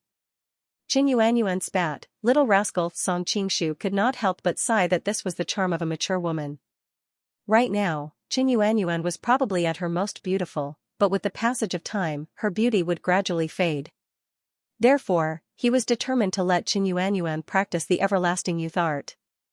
Just as he was about to spend some time with her, a maid suddenly came to report, "Young master, a man and a woman have come to visit." Song Qingshu was extremely displeased that his mood was interrupted. "Is it a name card?" These maids found by Qin Yuliang were not as sensible as the previous ones. Shouldn't they report the identity of the visitors at the beginning? "No," the maid replied, "but they said they are from the Huashan sect. One surnamed Yu, the other surnamed Lin." "Yu Lingshan and Lin Pingji?" Song Qingshu sat up from the bed and quickly realized their identity. At the same time, he was curious about why they came to Linen. "Quickly ask them to wait in the hall. Serve them tea first. I'll come out right away." Song Qingshu ordered the maid and leaned over to kiss Qin Yuan's cheek. "Sister Yuan, you should have a good rest. After all, last night was tossed and turned all night. You should sleep when it's almost dawn." Qin Yuan was so shy that she directly threw the pillow to Song Qingshu. Watching him leave with a laugh, she couldn't help touching her hot face. Since she met this bastard, the number of times she blushed seemed to be more than the number of times in the first half of her life combined. After Song Qingshu came to the hall, he saw Yu Lingshan and Lin Pingji whispering something. Seeing him come, they hurriedly stood up and shouted affectionately, "Brother Song." For Lin Pingji, Song Qingshu had taught him skills. For Yu Lingshan, Song Qingshu had saved her family's life, so they were extremely respectful to him in their tone. Song Qingshu couldn't help but praise, "I haven't seen you for a long time. You two are still such a perfect couple." Lin Pingji had delicate features and was a delicate and beautiful young man. It seemed that he was a woman disguised as a man. Yu Lingshan had a graceful figure and a pretty face. When they stood together, there was indeed a feeling that they were a match made in heaven. After the two sides chatted for a while, Song Qingshu couldn't help but ask, "You are far away on Mount Hua. Why did you come all the way to Linen?" Lin Pingji wanted to say something but stopped. Yu Lingshan helped him to say, "Brother Song, little Linzi has always wanted to avenge the destruction of Fuwei Escort Agency. Originally, he was quite confident in his martial arts. But some time ago, he was repeatedly defeated, which made him realize that his foundation was too shallow. If he wanted to avenge with martial arts, I'm afraid it would be unrealistic in a short time." Song Qingshu frowned and said, "Pingji, I taught you the 5 Mountains magical sword. In terms of sword art, you are no less than Yu Songhai. Now the only thing you lack is experience and skill. Of course, because your inner force is not enough, I'm afraid it will take another 7 or 8 years to win." Lin Pingji smiled bitterly and said, "But 7 or 8 years is too long. I can't wait to kill my enemy with my own hands." "Is 7 or 8 years a long time?"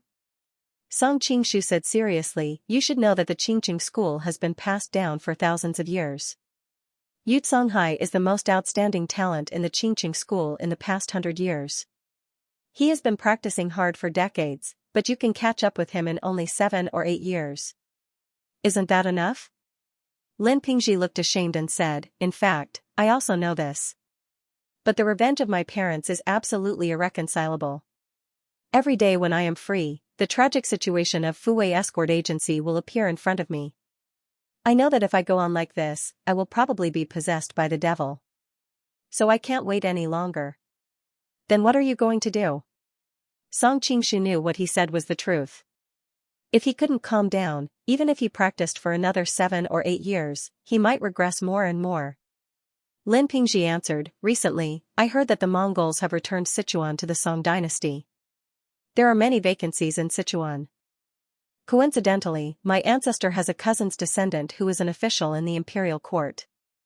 I want to get an official position through him and take the opportunity to seek revenge on Xianxia in Sichuan. Although Xianxia did not say it clearly, Song Qingshu could guess a thing or two. After all, Xianxia was the leader of a sect and had many disciples under his command. It was too difficult for Lin Pingzhi to take revenge alone without an absolute advantage in martial arts. Therefore, Song Qingshu planned to use the power of the officials to help him take revenge. After all, Mount Qingqing was located in Sichuan.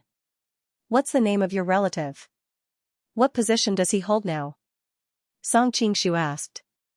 Nowadays, all the empty positions in Sichuan were being fought for by various forces. If Lin Pingzhi's relative didn't have enough power, he might not be able to intervene even if he wanted to. His name is Lin Ruhai. He is now the Salt and Iron Envoy of the Imperial Court. Lin Pingzhi replied. Lin Ruhai? Song Qingshu was surprised. He knew this man. He was one of the 3 envoys under Chen Zicheng. Although his official position wasn't as high as Zai Fu's, he was still famous for his power. The reason why Song Qingshu knew so much was that Lin Ruhai's wife was Jia Min, Jia Shidao's sister. They had a daughter named Lin Daiyu. Therefore, although he was Chen Zicheng's subordinate, he wasn't one of Han Zizhou's men. Instead, he was one of the core members of Jia Shidao's group. Thinking of this, Song Qingshu couldn't help but ask, since Lin Ruhai is your uncle according to seniority, why did you come to my place? Is he unwilling to help? Lin Pingzhi blushed and said, not really. We visited his house several times before, but every day his house was crowded with people. We couldn't even get in. Seeing his embarrassment, Song Qingshu couldn't help but comfort him with a smile, don't think too much. Lin Ruhai didn't mean to hurt you. He is in charge of the salt and iron industry in the world. It's a big job. Not to mention you, even the appeasers and transport envoys are often rejected there. It's normal for them to wait for hours. Song Qingshu couldn't help but think of the officials of the State-Owned Assets Supervision and Administration Commission in his previous life. Although their ranks weren't high, they had great power. Even governors and mayors had to wait in line when they went to his place. Yu Lingshan said crisply, we know it's useless to keep waiting, so we want to ask Brother Song to introduce us. These days, Song Qingshu's affairs were everywhere in Linan City. Yu Lingshan knew that all the people he visited were at the level of Prime Minister, so she dragged Lin Pingzhi to find him. Lin Pingzhi was embarrassed to ask for help, but he couldn't resist Yu Lingshan's coaxing and pestering, so he had to bite the bullet and come. You came at the right time. If nothing unexpected happens, many officials of the imperial court will come to my house today. I'll introduce you then. Song Qingshu said with a smile. Lin Pingzhi's face was full of excitement. He clenched his fists tightly, and his face was flushed as if he had put on rouge. Thank you, Brother Song. This is too much trouble. I really don't know how to repay your kindness. Little Lin, don't worry about it. It's just a piece of cake for me. Looking at his face, which was even more charming than many women, Song Qingshu felt a chill run down his spine. A man who looked more like a woman than a woman. If it was in his era, there would be many people who would want to *ck him. Brother Song, why are there so many officials coming to your place today? Yu Lingshan asked curiously. Before Song Qingshu had time to answer, a high-pitched voice suddenly came from not far away. Song Qingshu receives the imperial edict soon. A group of imperial bodyguards surrounded a eunuch came to them and said, in accordance with the will of heaven, the emperor decrees. Song Qingshu is conferred the title of Prince of Qi. Usually, when receiving an imperial edict, one had to kneel and kowtow. But during the entire process, Song Qingshu stood there like a spear. He had no intention of kneeling. The eunuch reading the edict acted as if he didn't see it. He didn't mention it at all. After reading the edict, he even ran over to Song Qingshu with a fawning smile. After all the eunuchs in the palace were well informed. Back then, Song Qingshu didn't even kowtow to Zhaogo in court. All the officials and generals in court couldn't do anything about it. How could a little eunuch like him not know what to do? Of course, he could go back and complain. After all, according to the rules, if someone was disrespectful when receiving an imperial edict, he had the duty to report it. But he had been in the palace for so long and wasn't stupid. Even if Zhao Go knew, he couldn't do anything about it. Wouldn't he be disliked if he caused trouble for him? The emperor couldn't punish Song Qingshu. What if the emperor couldn't hold back his anger and took it out on him? While Lin Pingzhi and Song Qingshu were getting closer, Yu Lingshan's mind was still replaying the scene of Song Qingshu turning around and smiling. For a moment, she felt a little dizzy. When she saw how he was neither servile nor overbearing, and even a little arrogant, she couldn't help but feel moved. She couldn't help but secretly poke Lin Pingzhi. "Little Lin, did you see that? When can you be as arrogant as Big Brother Song?" Lin Pingzhi's face was full of awkwardness. He smiled and said, "Brother Song is a genius. How can I compare to him?" Yu Lingshan pouted. "Pfft, you have no ambition." Lin Pingzhi opened his mouth but couldn't say anything. Looking at Song Qingshu standing there like the sun, he couldn't help but feel envious and inferior. Actually, Yu Lingshan didn't have any bad intentions when she said this. Which girl didn't want their sweetheart to be a hero? But reality was cruel. In the end, not many people could become heroes. But many girls would subconsciously compare their sweetheart to other men. On one hand, it would make them disappointed. On the other hand, it would make their sweetheart depressed. Fortunately, Lin Pingzhi had always admired Song Qingshu. Otherwise, the young couple might have had a big fight because of this. After seeing off the eunuch, Song Qingshu said to Lin Pingzhi and Yu Lingshan, "You can stay here and have a good rest. I'll introduce Lin Ruhai to you in the evening. I'm going to arrange the banquet, so I won't entertain you. Please help yourselves." Yu Lingshan's eyes lit up and she said with a smile, "Brother Song, you've helped us so much, and we don't know how to repay you. Why don't we help you as well? I used to organize a gathering for all the disciples of the Huashan sect." Song Qingshu wanted to refuse, but after thinking about it, he nodded and agreed. "Then I'll have to trouble you." Naturally, he could only smile at her experience in organizing a gathering for the Huashan sect. This kind of banquet for the officials of the court was not something she could handle. However, it was not a bad idea to have the two of them supervise from the side. After all, the entire residence did not have many trusted aides. On the contrary, Yu Lingshan and Lin Pingzhi's loyalty was more reliable. Song Qingshu then gathered all the servants in the residence. He picked out a few experienced nannies and stewards from the people that Han Xingzhou had sent over and had them handle this matter. Later on, the people that Chen Yuliang had sent over would be their assistants. Lin Pingzhi and Yu Lingshan would stand to the side and act as supervisors, reporting back to Song Qingshu at any time. After making all the arrangements, Song Qingshu returned to the inner residence. Qin Yuanyuan had long since finished dressing up and was waiting for him. Unable to restrain her curiosity, she looked outside. "I heard that the residence seems to be very lively. What happened? Didn't I tell you last night that I was conferred the title of Prince of Qi? Just now, the imperial edict arrived. Later, many officials of the court will come to congratulate me. Right now, the residence is preparing for the relevant matters," Song Qingshu explained. Qin Yuanyuan's face reddened. "Last night, you said that in that kind of situation. How could I possibly remember?" Suddenly, she realized something. Somewhat worried, she said, "Just now, you said that many high-ranking officials of the court will come. Among them, there will definitely be people who recognize me. If by any chance I am recognized, you will be in big trouble." Although Qin Yuanyuan had lived in seclusion for the past few years, she had been so famous for her beauty that it was hard to say that no one had seen her. Moreover, among the people who would come tonight, Han Xingzhou, Chen Ziqiang, and the others would definitely recognize her. One was the person who had arranged for the mother and daughter pair to enter the palace, and the other was a senior member of the Chen clan. "There is no need to worry. I will help you put on some makeup and change your appearance. When the time comes, you just have to stay in the inner residence and not go out." "There should be no problem," Song Qingshu said with a relaxed smile. "Disguise?" Qin Yuanyuan looked at him in shock. "Watch me." Song Qingshu led her to the dressing table and took out the materials that he had prepared. After fiddling with them for around an hour, he said, "How about opening your eyes and looking?" "How did you do it?" Looking at the woman in the mirror, Qin Yuanyuan exclaimed. If she had known in advance, she could still vaguely recognize her own reflection.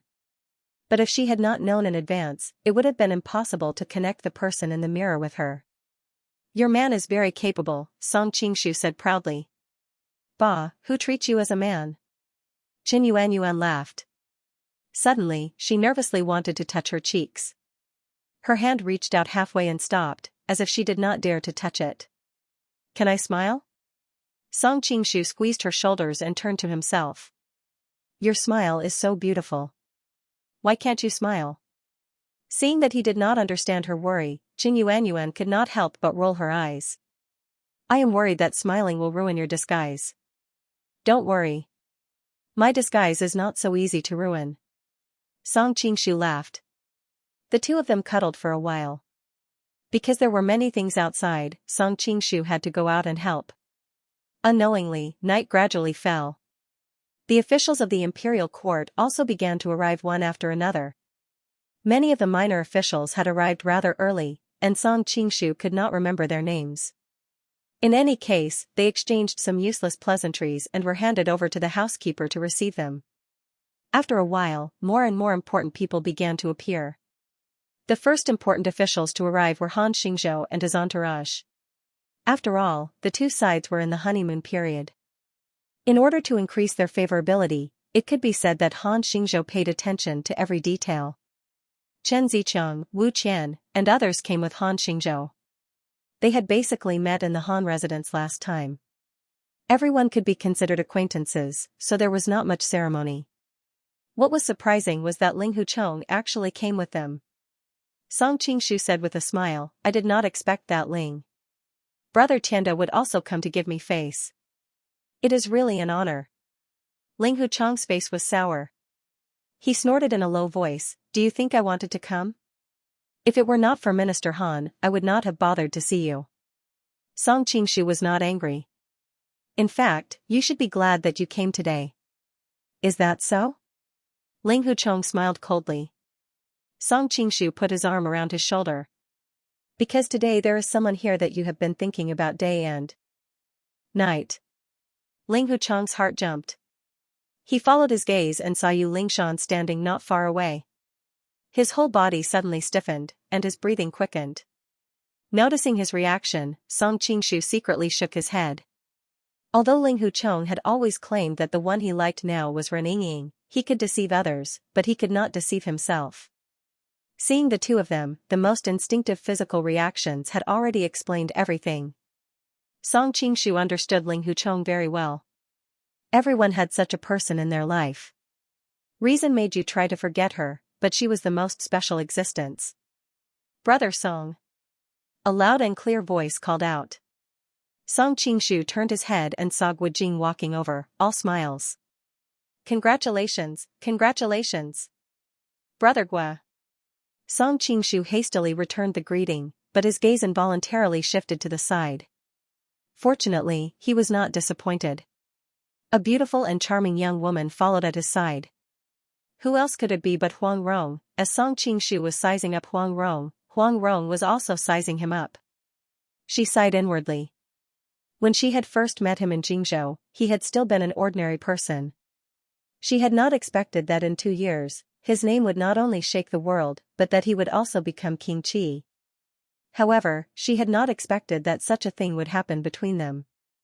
When the two of them looked at each other, the air seemed to exude an indescribable atmosphere. Fortunately, Song Qingshu was sufficiently rational. He promptly withdrew his gaze and changed the topic. You two came at just the right time. Come, let me introduce you. As he spoke, he pulled over the dazed Ling Huchong. This is the current imperial weaponsmith of the imperial palace, Wu Shi and Wu Tianda. These two are the world-renowned husband and wife, Guojing and Huang Rong. Upon hearing the other party's name, both Ling Huchong, Guojing, and Huang Rong's eyes narrowed. After all, both sides already knew about the martial competition and knew that the other party would be a great enemy. Nice to meet you, nice to meet you. As the two sides exchanged greetings, Huang Rong's eyes swiveled. Pursing her lips, she asked with a smile, General Wu, some time ago, I also heard that General displayed your invincible might in Fujian, defeating the experts of the Song Mountain sect. Afterwards, you even saved Lord Han. What was the name of General Sword Technique? Ling Hucheng had an apologetic expression on his face. I hope that Madame Guo will forgive me. I did not intentionally hide this from you. It is just that I promised the senior who taught me this sword technique that I could not tell anyone else about its origins. There are indeed many seniors and experts in the martial arts world who have such a rule. Huang Rong smiled to show that she understood, but she secretly clenched her teeth. This little fox looks honest on the surface, but he is actually very cunning. I must find a chance to remind Brother Jing so that he won't be taken advantage of later. Song Qingshu watched from the side and secretly laughed. As expected, Huang Rong never let go of any opportunity to inquire about information for Guo Jing. It was a pity that she had misunderstood Ling Hucheng. Ling Hucheng did not intentionally hide it. He had promised Feng Qingyang that he would not tell anyone about the sword technique. Ling Hucheng's mind was completely focused on Yu Lingshan, who was not far away. After chatting with the couple for a while, he said goodbye and ran to Yu Lingshan. He had even wanted to ignore his disguised identity and talk to his little junior sister, who he had been thinking about day and night. Unexpectedly, Lin Pingxi suddenly appeared next to her. Yu Lingshan immediately smiled sweetly and took out a handkerchief to wipe his sweat. Seeing this, Ling Hucheng felt as if he had received a critical hit of 9,999 points. He was completely dazed. Song Qingshu secretly shook his head. As he was sighing, Jia Sherdao also walked in with a group of people. He vaguely remembered the person who came with him. He had seen him in the court before. It was Xue Ji, the governor of political affairs. Noticing Song Qingshu's gaze, the girl blushed and lowered her head. Xue Ji smiled and said, "This is my daughter, Bao Chai. She is here to greet King Qi." The girl bowed gracefully and said, "Greetings, King Qi. Nice to meet you, Miss Xue." As expected of Xue Baochai. She was the epitome of a lady from a wealthy family. Her etiquette was flawless. Song Qingshu was still in a daze. He never expected that one of the two female leads of Dream of the Red Chamber would be standing right in front of him. However, when he thought of the ladies from the Jia mansion, including Shi Shengyun, it wasn't surprising to see Xue Baochai here. In contrast, Song Qingshu was more curious about why Xue Ji had brought his daughter here tonight. Could it be that she wanted to use a honey trap on him to win him over? Song Qingshu quickly denied this speculation. After all, he was not that narcissistic. Moreover, he was clearly the emperor's son-in-law now.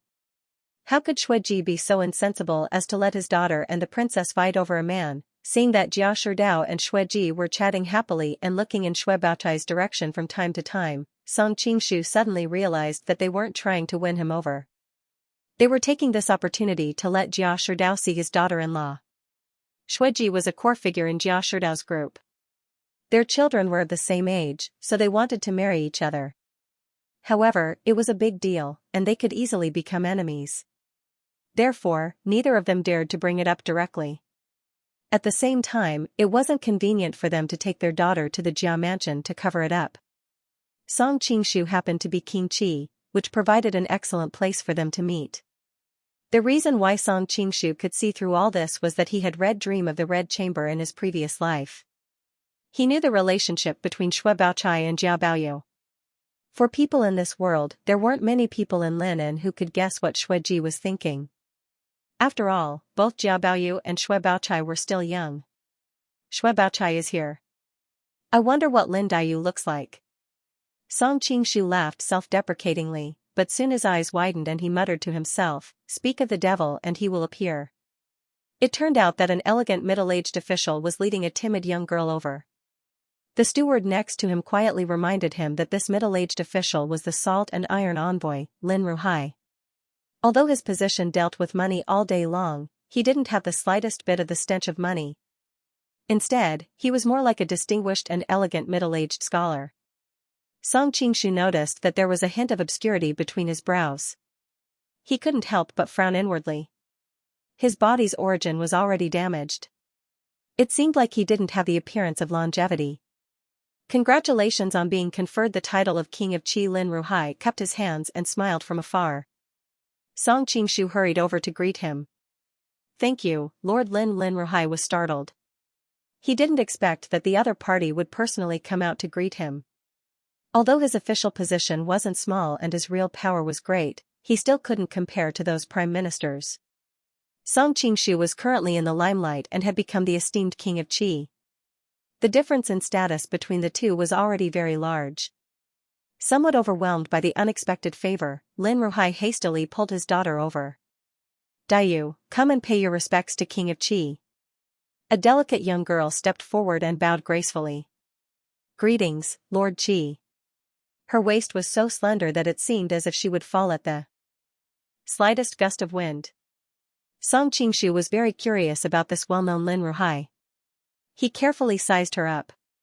What left the deepest impression on him were her two curved eyebrows and a pair of eyes that seemed to contain both joy and affection. Sure enough, she is born with two dimples and a body full of illnesses. Song Qingshu sighed inwardly. She had only spoken for a short while, but she was already panting and had tears on her face. What a typical sickly girl. Song Qingshu could see that she had a congenital defect. Thinking of how Lin Ruhai had a similar feeling earlier, it was clearly a result of her family's inheritance. Sure enough, the heavens were jealous of beauties. Judging from her appearance, it would be difficult for her to live to the age of 30. If she experienced great sorrow and joy midway through, she might not even live to the age of 20. Song Qingshu was curious about Lin Dayu, and Lin Dayu was equally curious about Song Qingshu. She had heard about his deeds in various dramas. However, dramas were, after all, just dramas and always had a sense of unreality. Recently, however, Song Qingshu had arrived in Linen. What happened was so close at hand, especially that night when he climbed up to the sky to pray for rain. Many people had witnessed it with their own eyes. As a result, he had changed from a virtual image to a real person. Usually, Lin Dayu didn't go out at all. She didn't want to see any strangers, let alone socializing with her father. However, when she heard that they were going to Prince Qi's mansion, she agreed without hesitation. She just wanted to see this legendary figure. When she quietly looked at him, she found that he was looking at her with a burning gaze. Lin Dayu was startled and looked away in a panic. Just like Shui Baochai, her snow-white face was already flushed with embarrassment. Lin Ruhai secretly frowned, thinking that Song Qingshu was indeed as lustful as the rumors said. In fact, if he was still single, with his current status and reputation, Lin Ruhai wouldn't mind his daughter being a little closer to him. However, Song Qingshu already had a wife, and was even discussing marriage with the current princess. How could he let his daughter jump into this pit of fire? Moreover, he had brought his daughter this time because... Lin Ruhai glanced at Jia Sherdao and Shui Ji, who were chatting happily in the distance. When he was about to drag his daughter over, Song Qingshu spoke again. "Sir Lin, let me introduce you to two people." "Oh?" Although Lin Ruhai wanted to run over and meet Jia Sherdao, it was not convenient for him to leave right away because of Song Qingshu's status. "Pingji, Lingshan, come here." Song Qingshu waved at the two people not far away, then pointed at Lin Ruhai and said, "Come and greet your uncle." Lin Ruhai couldn't help but be surprised to see the boy and the girl in front of him. Even Lin Dayu curiously stuck her head out from behind him to look at them. After Song Qingshu introduced them, Lin Ruhai finally understood who they were. To be honest, although they were relatives, they weren't very close. If he had met them alone, Lin Ruhai might have casually dismissed them. However, now that Song Qingshu was introducing them, the effect was completely different. "Oh, it's you." Lin Ruhai laughed and even pulled his daughter over, saying, "Dayu, come and greet your cousin." At first, he was a little reluctant, but he gradually realized that the Lin family had always been small, and he was not in good health. Having a nephew like this might be able to help his daughter in the future. With that thought, he became even more enthusiastic. He pulled Lin Pingji and Yu Lingshan to a place not far away and started chatting. Lin Pingji and Yu Lingshan were both overwhelmed by the favor and looked at Song Qingshu gratefully. Song Qingshu smiled at the two of them, signaling them to relax. Only then did the two of them hurriedly follow. "Sir is here," the housekeeper reminded him. Song Qingshu looked up and saw Sherma Yuan walking over with a group of people. He said, "Congratulations, Prince Song." "Oh, no, you're called King Qi now." "Sir, you're being too polite." Your daughter and I are friends. Song Qingshu smiled at the girl in red behind him. Is that so? Shi Miyuan looked at his daughter in surprise. Shengyun, why haven't I heard you mention this before? Shi Shengyun opened her mouth, but she didn't know how to answer. She couldn't tell her father that his daughter had been played by this man. I was wondering why you were encouraging me to intervene in Yufei's case. It turns out that it was to help King Qi. Shi Miyuan was also a smart person, and he quickly analyzed some clues. Shi Shengyun nodded with a sad face, thinking that her daughter was forced by him. You young people talk slowly, I'll go in first. Shi Miyuan couldn't help but be happy when he found out that his daughter and Song Qingshu had such a friendship. But Shi Shengyun couldn't be happy, and Wei Rulan, who was next to her, couldn't be happy. Looking at their sad faces, Song Qingshu smiled and said, Why, am I so scary? No, no. Both of them answered in unison, but their tone was a little panicked. Alright, don't look sad. It's good that you know our relationship in private. At least on the surface, we are still friends. Song Qingshu's smile fell into the eyes of the two, but it was even scarier than the devil. Shi Shengyun had seen his means, and had long regarded him as a demon king. Wei Rulan's pride was completely destroyed by him, leaving a shadow of fear in her heart. Staying by Song Qingshu's side was a kind of torture for both of them. Fortunately, at this time another important person came, and they had the opportunity to sneak in quietly. Prince Yi and Prince Beijing are here. The housekeeper reminded Song Qingshu. Song Qingshu raised his eyebrows. He had always heard about Prince Yi, but he had never seen him. According to various intelligence reports, Prince Yi was obviously not satisfied with being a prince, and had always coveted his brother's position as the crown prince. After all, whether it was Prince Yi or the crown prince, they were not Zhao Guo's biological son, but were adopted by the sons of other members of the royal family. Since that was the case, why couldn't he be the crown prince? There was another reason why Song Qingshu was familiar with Prince Yi, and that was because he knew that Prince Yi was the mastermind behind the White Lotus group.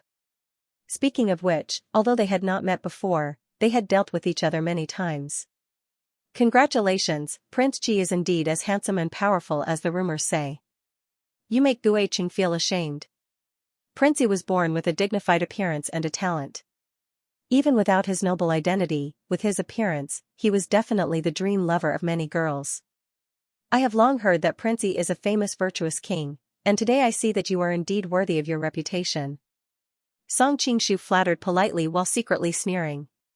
He had been influenced by so many television dramas in his previous life, and was already clear about the tricks of these virtuous kings. Except for Virtuous King VIII, which other virtuous kings did not have the idea of buying people's hearts.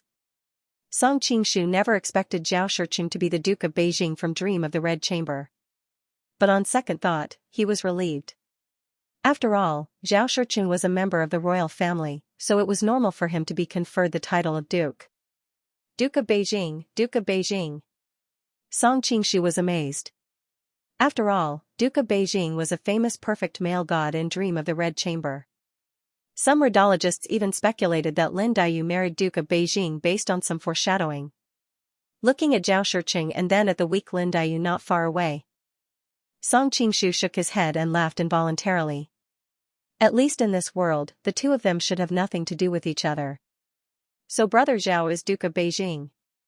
I really had eyes but failed to recognize Mount Tai in the Shen Garden. Song Qingshu cupped his hands and smiled. At the same time, he felt strange. He was a dignified duke. Why would he marry a woman who had been married twice? Could this be the legendary true love? Brother Song, there is no need to be so polite. Zhao Shiqing could not help but feel pleased when he heard the other party address him so intimately. His tone also became warm. The few of them stood together and chatted for a while. Song Qingshu led them into the house. After all, the important figures in the imperial court had all arrived. The rest of them did not need him to stand here to welcome them. While chatting with the group of people, Huang Rong suddenly passed by him and said to him in a low voice, I have something to say to you.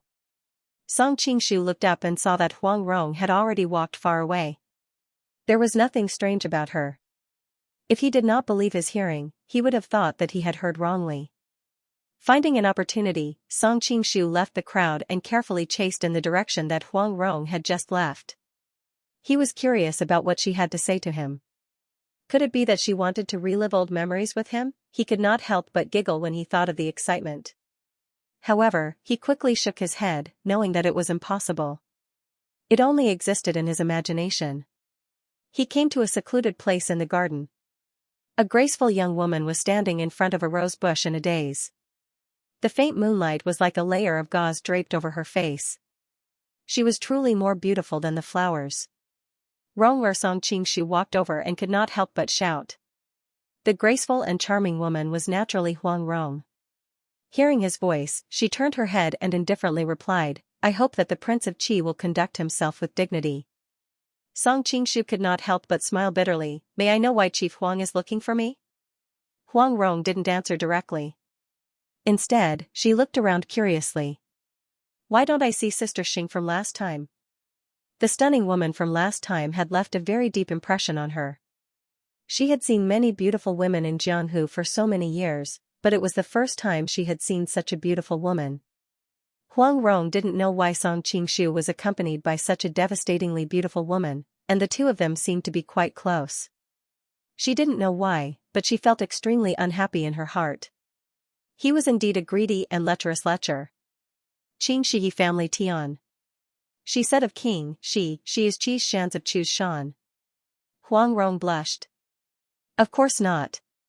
She hesitated for a moment before saying, "Can I ask you for a favor?" Song Qingshu was startled. Feeling flattered, he smiled bitterly. "Why are you treating me like an outsider? With our relationship, why would I refuse?" Huang Rong could not help but spit. "What does it have to do with you?" Song Qingshu looked at her and shrugged. "If you say there isn't, then there isn't." Huang Rong felt her body heat up. Scenes of the Jin Kingdom appeared in her mind. She could not help but recall what happened in the Jin Kingdom. With great difficulty, she calmed herself. "I want to ask you not to do anything harmful to Brother Jing." Song Qingshu was startled. "Why did you suddenly say this?" "That's none of your business." Huang Rong bit her lip. "Do you agree?" Song Qingshu was silent for a while, then nodded. "Hirogua is a great hero for the country and the people. Everyone in the world admires him. Why would I do anything to harm him?" "Thank you."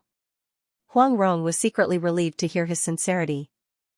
The reason why she had come to Song Qingshu for this promise was that she had learned about the competition from Jia Sherdao. She had a keen understanding that neither Jia Sherdao nor Han Xingzhou would allow the two of them to compete fairly in order to ensure that they would win. She did not care about what Jia Sherdao wanted to do, since it would benefit Brother Jing anyway. She had never been a naive saint, and she would not refuse Jia Sherdao's secret help. However, she had to be careful about Han Xingzhou. Huang Rong thought about it, and she was most worried that Han Xingzhou would ask Song Qingshu, who was close to him, to help. Although Brother Jing was very good at martial arts, there was still a gap between him and Song Qingshu, who was inhuman. Even though she didn't want to have anything to do with Song Qingshu, Huang Rong still braced herself and came to find him. Now that she had received his promise, Huang Rong's heart was finally at ease. As long as Song Qingshu didn't get involved, with Brother Jing's martial arts and her own intelligence, Han Xingzhou's tricks were destined to be useless. After thanking him, Huang Rong turned around and left. Song Qingshu subconsciously grabbed her wrist. "What are you doing?" Feeling the heat of his hand, Huang Rong was embarrassed and angry. Song Qingshu said gloomily, "Rong-er, why do you have to be so cruel? We have done more intimate things. What's wrong with holding hands?" Hearing him mention the Jin Kingdom, Huang Rong's heart skipped a beat, and her breathing became rapid. But now, she was rational and said, "Let go of me. There are so many people here today. If they see us, none of us will be able to live. It doesn't matter. If worse comes to worst, I will give up my position as King of Qi." Song Qingshu looked at her with a smile, still not intending to let go. "You may be shameless, but I do." Huang Rong blushed. Even though she was touched that he was willing to give up everything for her, that was all there was to it. Their identities and social ethics meant that the two of them would never end up together. Moreover, the one she loved the most in her heart was still her brother Jing. This man in front of her was just a bottle of sweet poison. Don't worry. With my martial arts, I will only know in advance if someone comes near, Song Qingshu comforted her. Huang Rong glared at him and said, you said before that you would not disturb my life. How can a man not keep his word? Don't make me look down on you. Seeing her firm attitude, Song Qingshu also knew that he could not force her. He could only smile bitterly and said, answer one of my questions first, and I will let you go. What question? Huang Rong pursed her lips. She was worried that if she continued to pester here, she would be seen. As long as she could get rid of him as soon as possible, let alone one question, even if there were 10 questions, she would quickly answer. Song Qingshu's eyes fell on her slightly bulging belly and said, the child in your belly. Huang Rong immediately interrupted him, don't think about it. It is not yours. A trace of loneliness flashed on Song Qingshu's face. He let go of her hand and said, I just want to ask how your body is now. Is the pregnancy serious? Do you like to eat sour food? I will send someone to send you some plums. The resentment in Huang Rong's heart lessened a little when she saw that he was even more naggy than an old maid. Her tone was also gentler than before, don't worry, I'm a person who practices martial arts after all. I'm not like those delicate young ladies from rich families. My body is very good.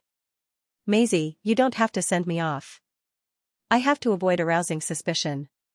Feeling that her tone was not as stiff as before, Song Qingshu was happy. The two chatted casually for a while, and the communication was much more normal than before. Although it was not very intimate, at least it was not as deliberately alienated as before. Guessing that the banquet was about to begin, the two quietly returned to the hall one after the other. Song Qingshu did not deliberately arrange it, but everyone seemed to know each other and could find their own seats. At the main table, in addition to Song Qingshu himself, Prince Yi and Prince Beijing definitely sat at the main table. Several other ministers at the level of Prime Minister also sat there, such as Political Advisor Han Xingzhou, Privy Envoy Jia Sherdao, Advisor Chen Ziqiang, and Imperial Censor Shi Miyuan. Several other important figures, such as Political Advisor Wu Qian and Xue Ji, automatically sat at the secondary table. Although their positions were the same as Han Xingzhou's, Han Xingzhou ranked first among many political advisors, and he was far more powerful than the other two in terms of influence and real power. Surprisingly, Guo Jing, Huang Rong, and Ling Huchong were also invited to sit at the main table. On the one hand, they had a good reputation, and on the other hand, everyone knew that they were the protagonists of the upcoming martial arts competition. Therefore, no one had any objection. With Han Xingzhou taking the lead, a group of people toasted to Song Qingshu, congratulating him on his promotion to Prince Qi. What followed was a series of toasts, and everyone was slightly tipsy. At this time, a group of maids began to serve a new round of dishes. Looking at one of the maids with a graceful figure, Huang Rong secretly curled her lips. Song Qingshu was indeed a lecherous person. Even the maids in his residence were so outstanding. Although she could not see the maid's appearance, based on her graceful and moving figure, she was definitely an extraordinary beauty. The maidservant lowered her head and placed a dish on Song Qingshu's side. Huang Rong suddenly frowned. Song Qingshu was currently sitting in the main seat.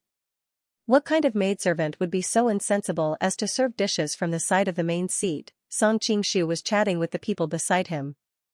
Clearly, no one had noticed anything out of the ordinary.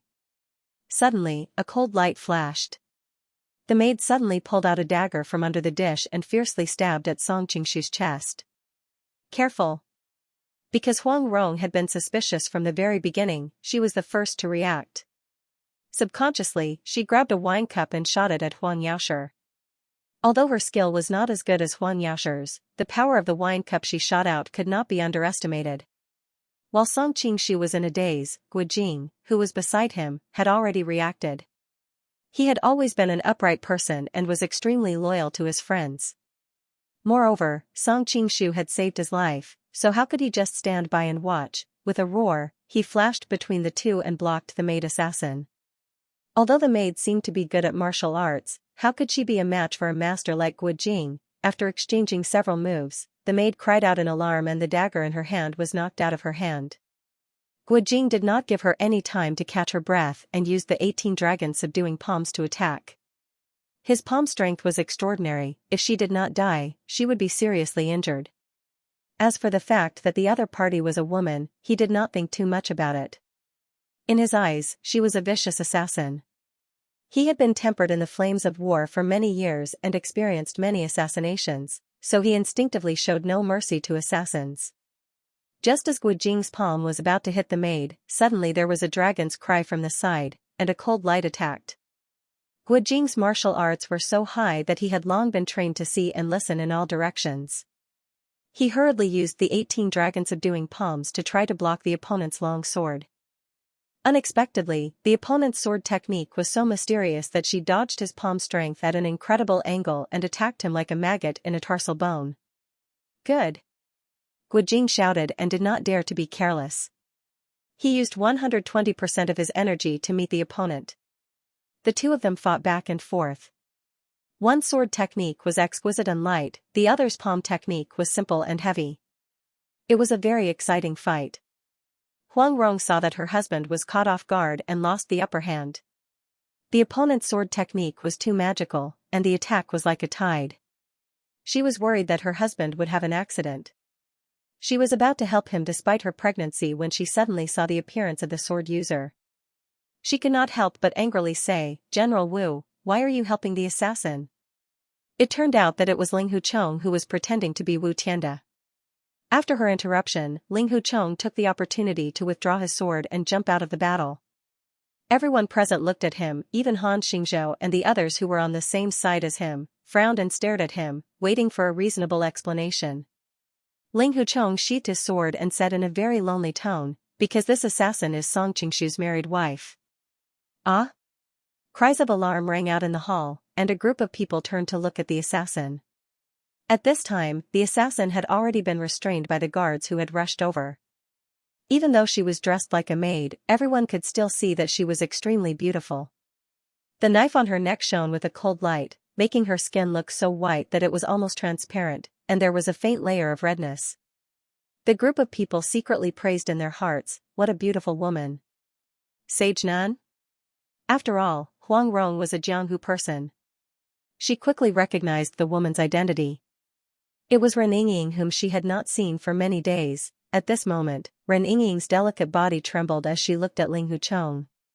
She muttered to herself, "Brother Chong, is that you?"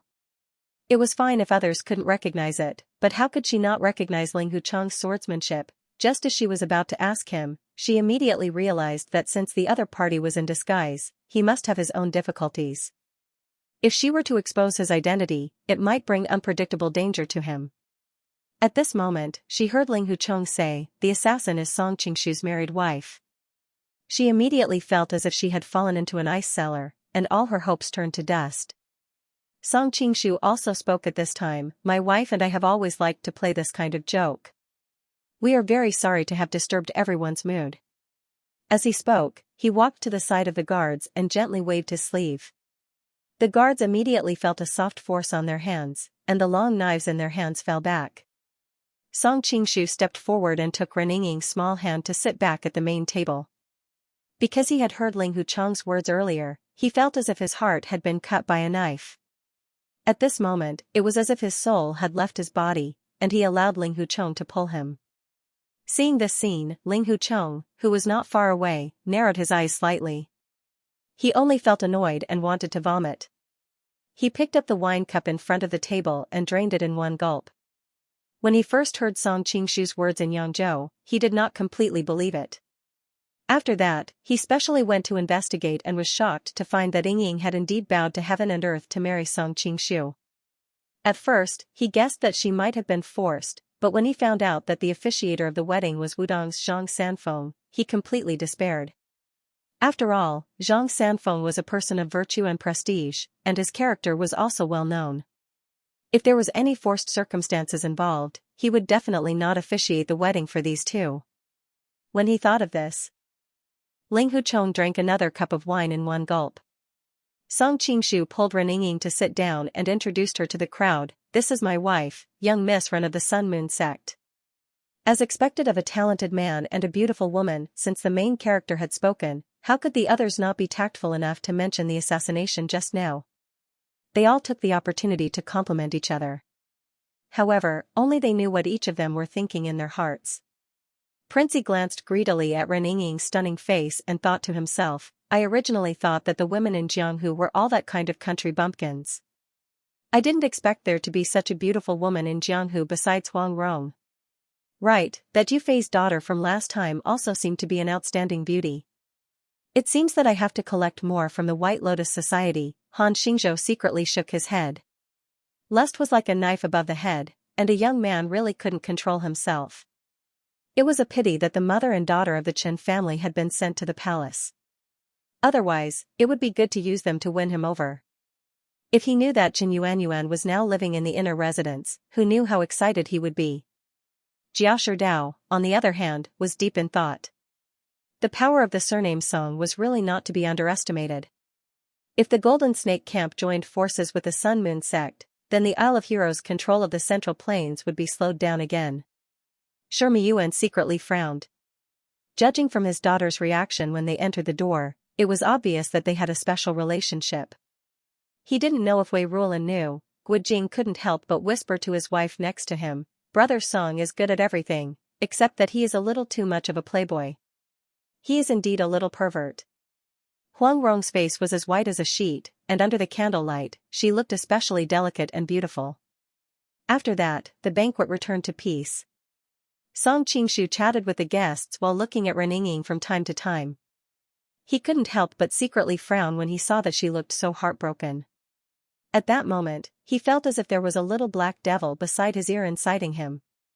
The reason why Reninging was so restless was mainly because he had indulged her too much.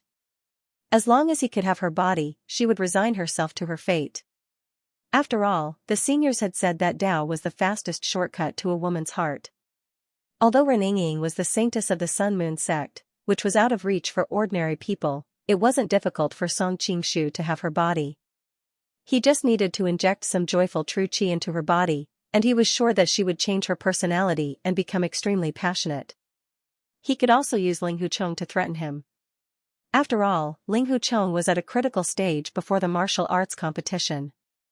If he did something to him, he could guarantee that his future would be ruined. For the sake of her lover, she was likely to sacrifice her innocence.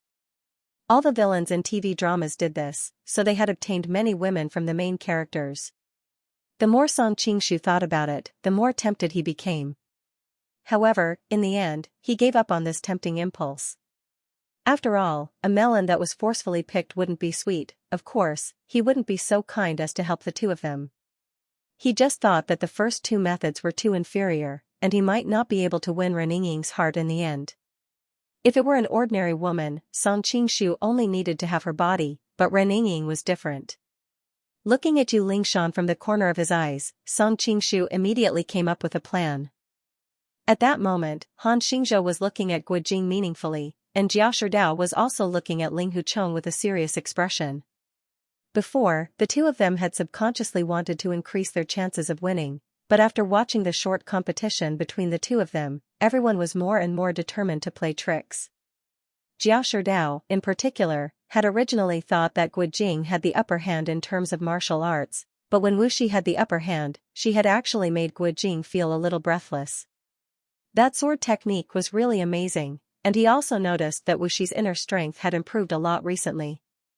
If it was a real fair competition, Jia Sherdao wasn't as confident as before. Glancing at Lady Beijing, Jia Sherdao decided to speed up the implementation of his plan. Ling Huchong didn't even realize that he had been involved in the center of the storm. At that moment, he only felt disheartened, as if he had been abandoned by the whole world. He just subconsciously poured wine into his mouth. At first, he drank one glass at a time, but later, he felt that it wasn't enough. He even grabbed the wine pot and drank directly. Han Xingzhou frowned and finally couldn't help but remind him, Tianda, you drank too much today. Ling Huchong didn't want to stay there anymore, so he took the opportunity to stand up and say, I'm a little uncomfortable, so I'll leave now. After saying that, he couldn't help but burp loudly, which made the people around him frown and avoid him. Do you want me to send someone to see you off? Song Qingshu asked with a smile. Seeing his smile, Ling Huchong felt irritated for no reason. He waved his hand impatiently and said, no need. After saying that, he turned around and staggered away. At this time, Yu Lingshan, who was not far away, suddenly looked in Song Qingshu's direction with a puzzled expression, as if she was listening to something. Then, she revealed a look of surprise and delight, and quietly chased after Ling Huchong. Seeing that Ling Huchong had left, Ren Yingying's body stiffened. She subconsciously wanted to stand up, but then she realized something and sat down again, biting her lip and not saying a word. While others were chatting, Song Qingshu quietly said to her, "You don't have to be so cruel.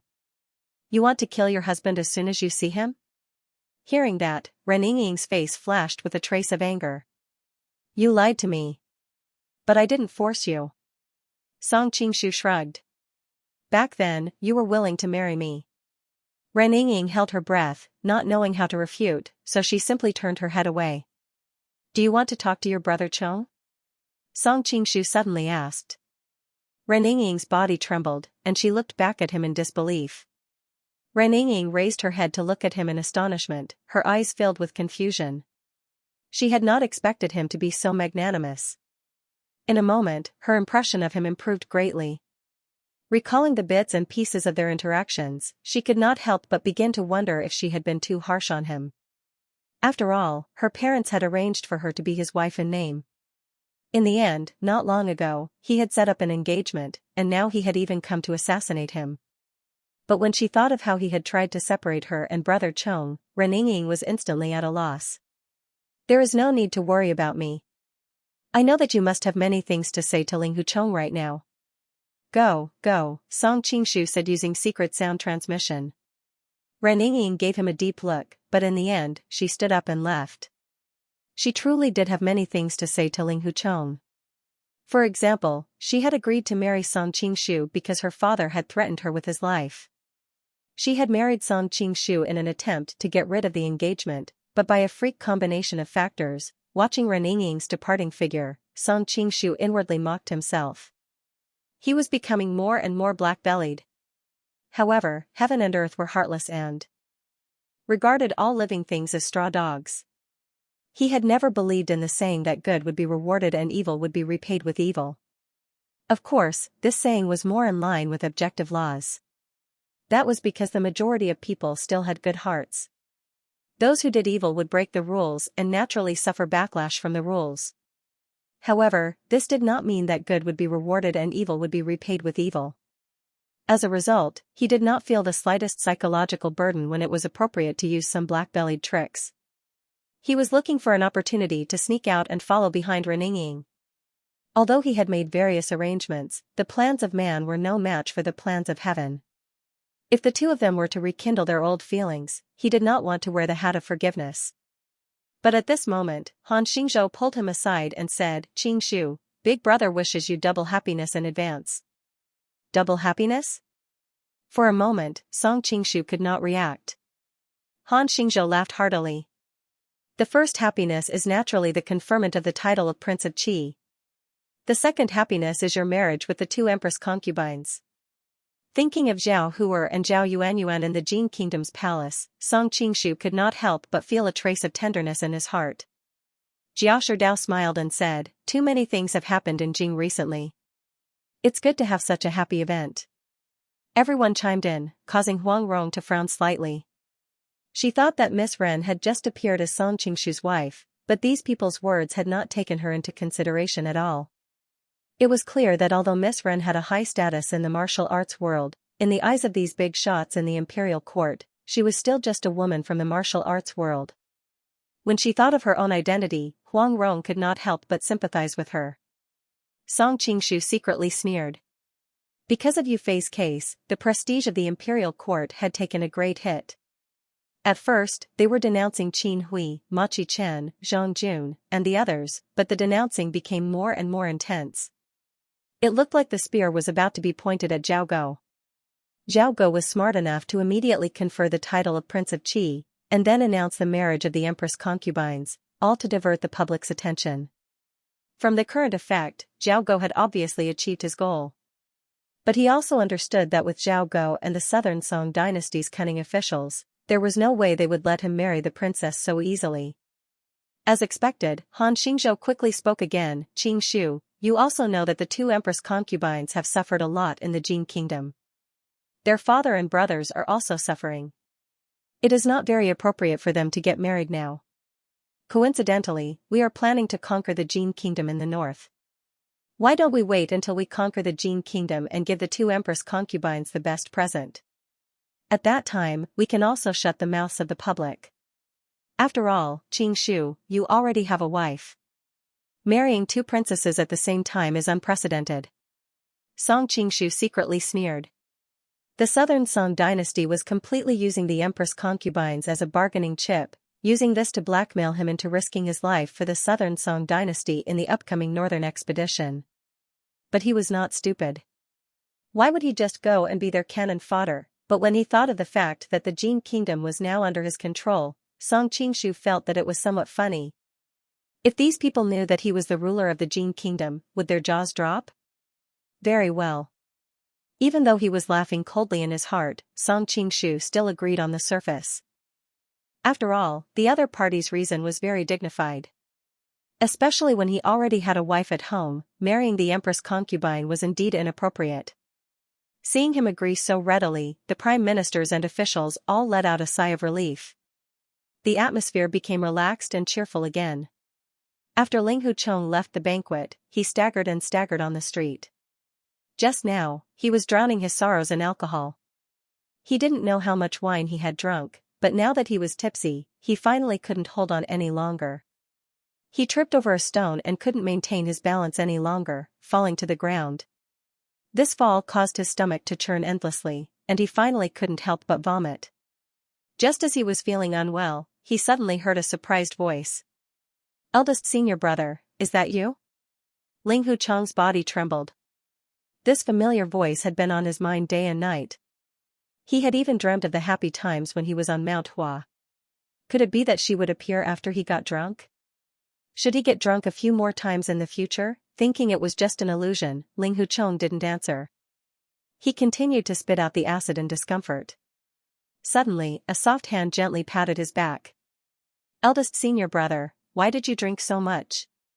This time, the voice was even more real, and there was also a pair of gentle hands. Ling Hucheng raised his head in disbelief. A beautiful, snow-white face appeared in front of him. Who else could it be but the junior sister that he had been yearning for day and night? "Eldest senior brother," Yu Lingshan called out to him again. Her eyes were full of pity and heartache. Ling Hucheng suddenly pushed her away and said in a dry voice, "Miss, you have mistaken me for someone else." He was now reeking of alcohol, and there was a lot of filth on his body from vomiting. He did not want his beloved junior sister to see him in such a sorry state, so he did not dare to acknowledge her. "How could I have mistaken you for someone else?" Yu Lingshan sighed faintly.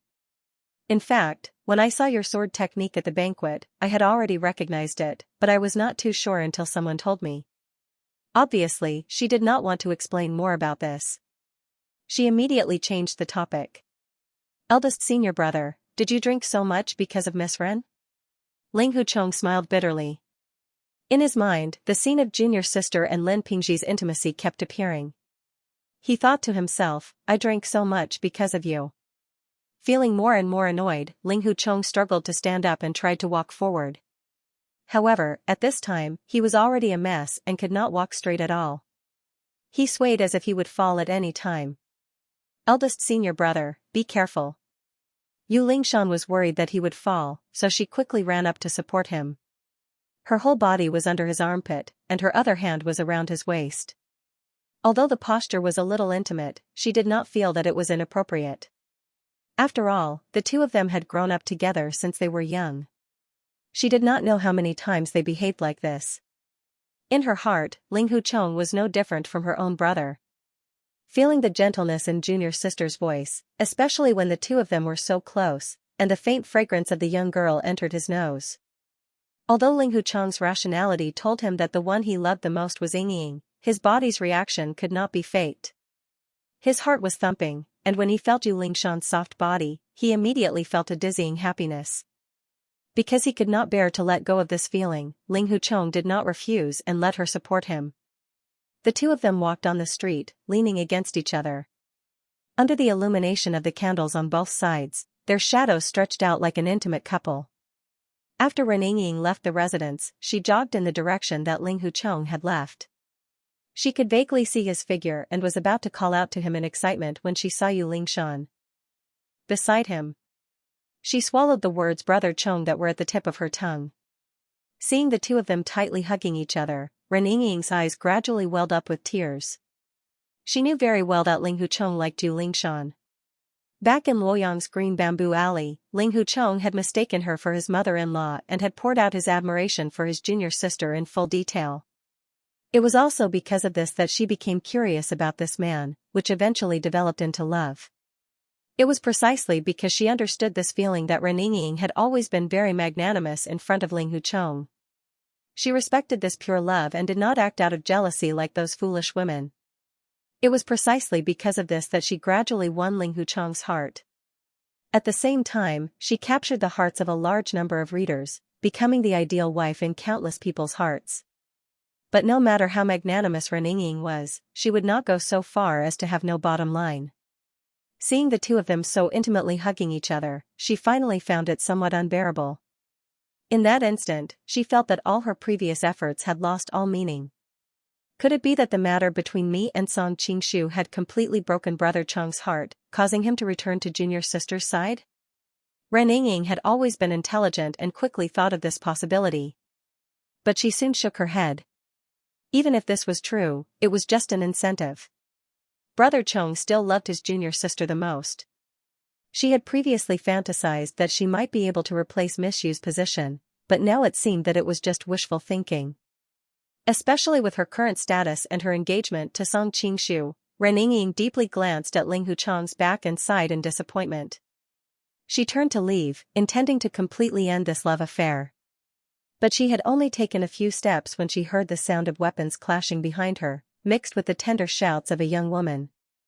Reninging subconsciously turned her head and discovered that a group of black-cloaked men were surrounding Ling Hucheng and Yu Lingshan. Although the black-cloaked men were skilled in martial arts, Ling Hucheng's cultivation should not have been much of a threat. But Ling Hucheng was currently completely drunk and found it difficult to even walk, much less practice martial arts.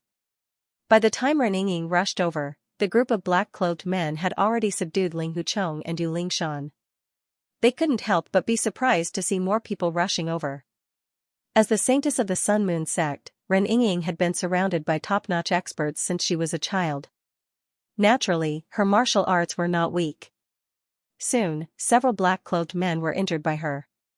It's the saintess of the Sun Moon sect. Someone had already recognized her by now. Since you recognize me, how dare you be so rude? Reninging shouted. Her beautiful face had a dignified expression. The black-cloaked men stopped in their tracks and looked at each other. Obviously, they had begun to hesitate. After all, the Sun Moon sect was known as the #1 devil sect in the Central Plains. It was very powerful, and they naturally wouldn't provoke such an enemy if they could avoid it. In the end, the group of people unanimously cast a questioning gaze at the other black-cloaked man. That black-cloaked man was tall and sturdy. Even though his face was covered, he still had an extraordinary temperament standing in the middle of the group. When he recognized Reninging, he also frowned. Rumor has it that Miss Ren has married the Golden Snake King, Song Qingshu, not long ago. May I ask if this is true? The leader of the black-cloaked men looked at Reninging and said in a low voice. Reninging subconsciously glanced at Ling Hucheng, and when she saw him looking at her with a face full of anticipation, she couldn't help but feel warm in her heart. She was just about to explain that her marriage with Song Qingshu was just a misunderstanding, but her gaze suddenly noticed Ling Hucheng and Yu Lingshan's hands that were tightly held together, and a trace of bitterness instantly arose in her heart. Just as she was about to speak, she changed her words. Yes, I'm indeed married to Song Qingshu. Hearing her own admission, Ling Hucheng's face instantly turned ashen. Yu Lingshan looked at him worriedly and gently patted his hand to comfort him. Seeing Ling Hucheng's reaction, Reninging's heart also ached. However, she had always been a very wise woman. She wouldn't say this just because she was jealous. The black-cloaked men in front of her were all highly skilled in martial arts. In terms of martial arts, she was definitely no match for them. The only thing she could rely on was her special identity. She could tell that the holy nun of the Sun Moon sect alone was not enough to make these people afraid, so she brought up Song Qingshu's name. Although she was unwilling to admit it, Song Qingshu's reputation in the past 2 years was even greater than that of the Sun Moon sect. Originally, he thought that the other party would retreat in the face of difficulties, but unexpectedly, the leader of the black-clothed men laughed out loud. This is truly a case of wearing out iron shoes and fruitless searching, only to find what you're looking for without even looking for it. I haven't even gone to settle the score with the surnamed Song, but his wife has taken the initiative to send herself to my doorstep. Ren Yingying's expression instantly changed. How could she not understand that these people in front of her were Song Qingshu's enemies? She immediately cursed Song Qingshu to death in her heart. You bastard, you keep bullying me. I finally wanted to use your name, but in the end, I brought trouble to myself. What a bastard. Capture him. The leader of the black-clothed men waved his hand, and the group of subordinates received the order. Without any hesitation, they all fiercely pounced over.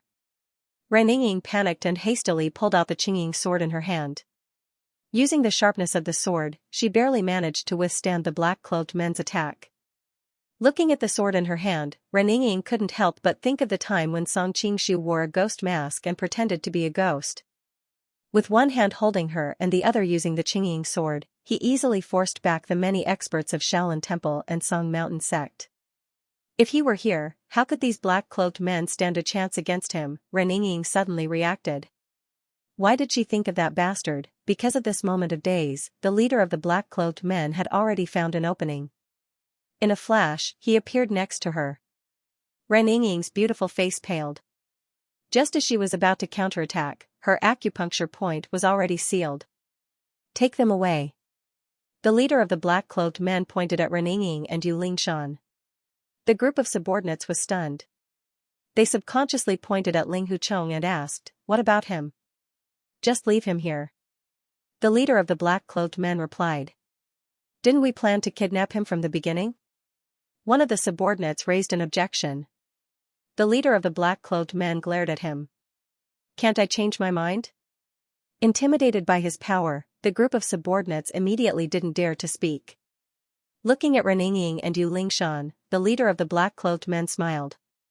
Today's trip was really a pleasant surprise. Originally, when he kidnapped Wu Shi, he was worried that the identity of the imperial equipment would be too sensitive. He was worried about how to deal with the consequences. Now that these two women appeared, his problem was easily solved. According to the intimate appearance of Wu Shi and Yu Lingshan, as well as the scene of them holding hands at the critical moment, it could be seen that Wu Shi cared a lot about this woman. Since this was the case, his original goal could be achieved through Yu Lingshan. There was no need to take the risk of kidnapping the imperial equipment. Moreover, he had already recognized Yu Lingshan's identity. He thought that he might be able to force out the whereabouts of the Bixia swordplay from her. As for Ren Yingying, she was even more useful. He and Song Qingshu had a deep hatred, but he knew his own limits. He knew that whether it was martial arts or power, he was far from being Song Qingshu's opponent. He could only find an opponent of the same level to deal with him, and then he would sit on the mountain and watch the tigers fight. Jia Sherdao was also one of his enemies. Let them fight each other. Having made up his mind, the black-clothed man deliberately said to Ling Huchong before he left, you have to lose the next fight with Guojing. Otherwise, you won't ever see your friends again. He didn't say it too explicitly, but the information he left was enough. When Song Qingshu, Han Xingzhou, and Jia Sherdao fought, he would just wait to reap the benefits. Ling Huchong struggled to save the two women, but unfortunately, he was too drunk. His hands and feet didn't listen to him at all. After a few hits, he was once again beaten to the ground. He could only watch helplessly as the man in black took the two women away. Ling Huchong was lying on the ground with tears and snot flowing down his face. He was full of regret. If he hadn't been so drunk, he wouldn't have been able to watch those people take the two girls away with him. At that moment, he hated alcohol for the first time. He secretly swore that as long as the two girls could be saved, he would never touch alcohol again. But it was not easy to save the two girls, and he didn't even know who his enemies were. The more he thought about it, the more he regretted it. Ling Huchong couldn't help but lie on the ground and cry. Why are you here alone? Where's Ying? At that moment, he heard a confused voice. He was very familiar with this voice. Usually, Ling Hucheng hated the owner of this voice. But when he heard this voice, it was like the sound of nature. He immediately raised his head and grabbed the man's leg. Hurry up and save them. The man was Song Qingshu. When he heard this, he couldn't help but change his expression. What did you say? They were taken away by a group of black-clothed men, Ling Hucheng said hurriedly. Direction. Song Qingshu was both shocked and angry. He had planned for Yu Lingshan and Reninging to find Ling Hucheng one after the other. He wanted to make it look like a waste of time and make Reninging give up completely. He had planned to follow them out and watch them in secret. He hadn't expected that Han Yuezhou and Jia Sherdao would talk about something before they left, which had delayed them for an hour. He hadn't expected that something would happen during that hour. Over there. Although Ling Hucheng was dizzy, he still tried to point in the direction where the black-clothed men had disappeared. As soon as he finished speaking, Song Qingshu had disappeared. Ling Hucheng couldn't help but rub his eyes and try to look forward. Just then, he vaguely saw a figure gradually disappearing. He couldn't help but secretly click his tongue. That person's lightness skill was simply a gift from the heavens. It wasn't something that could be achieved by humans. After the time it took for a stick of incense to burn, Ling Hucheng was still worrying about his personal gains and losses, not knowing whether or not Song Qingshu would be able to save them. Suddenly, a cool breeze brushed past, and Song Qingshu was once again standing beside him. You didn't find them? Seeing that there was no one next to him, Ling Hucheng's heart suddenly sank. No. Song Qingshu also looked a little upset. With my skills, if I wanted to catch up with them, I would have caught up with them long ago. Obviously, they scattered into different houses on the way. Although Linen City wasn't comparable to the imperial capital and Shanghai in the future, it was still one of the largest cities in the world. There were countless houses in the city, so it was easier said than done to find people. What on earth happened just now? Song Qingshu looked at Ling Hucheng with a frosty face. Just now. Ling Hucheng struggled to stand up, but it affected the injury caused by the other party's kick. As a result, as soon as he opened his mouth, his throat turned over again. He couldn't help but lie on the ground and vomit again. Song Qingshu frowned. He grabbed his clothes and lifted him to the side. He pointed at the back of Ling Hucheng's body, and an incomparably abundant inner force entered his body. Very soon, Ling Hucheng's drunkenness was completely forced out of his body. Are you sober now? Song Qingshu snorted coldly. Yes. Ling Hucheng wiped the corner of his mouth, his face blushing and ashamed. Then quickly tell me what happened just now. Song Qingshu's face was expressionless. Ling Hucheng nodded, and then told him what happened just now in full detail. Are you saying that they wanted you to deliberately lose in the fight with Guojing? Song Qingshu frowned, thinking. Yes. Ling Hucheng nodded, looking distressed. But I've long heard that Hero Gua is righteous. Why would he do such a thing? Of course it wasn't Guojing's people. Song Qingshu thought that Guojing wouldn't do such a thing. It would be more likely if it was Huang Rong. However, he quickly denied this speculation. After all, Huang Rong had been with Guojing for years, and she was no longer the evil woman she used to be. I know. It must be Jia Sherdao. Ling Hucheng spat out all the wine he had drunk. His mind was much clearer than before, and he quickly analyzed the various interests behind it. Now it seems that Jia Sherdao is the most suspicious, but... Song Qingshu had a vague feeling that something was wrong. No buts. Let's go check it out now, Ling Hucheng interrupted him, looking extremely anxious. All right. Seeing Ling Hucheng's anxious expression, Song Qingshu thought that since there were no clues now, he might as well go to the Jia mansion to investigate. However, he was cautious by nature and worried about Reninging's safety. He dared not put all his eggs in one basket, so he said to him, You go to the Jia mansion to investigate first. I will make some other arrangements and come to you later. Ling Hucheng was burning with anxiety. He casually agreed and used his lightness skill to rush in the direction of the Jia mansion. Although his lightness skill was not as good as Song Qingshu's, it was still first class in Jianghu. After a while, he disappeared in the street. Song Qingshu first found the stronghold of the beggar gang in the city and asked them to send a message to Qin Yuliang, asking him to mobilize the members of the beggar gang to find the whereabouts of Ren Yingying and the black-cloaked man in the whole city. Because the members of the beggar gang were very familiar with the streets and alleys of Linen City, he asked them to pay special attention to whether strangers suddenly appeared in some houses.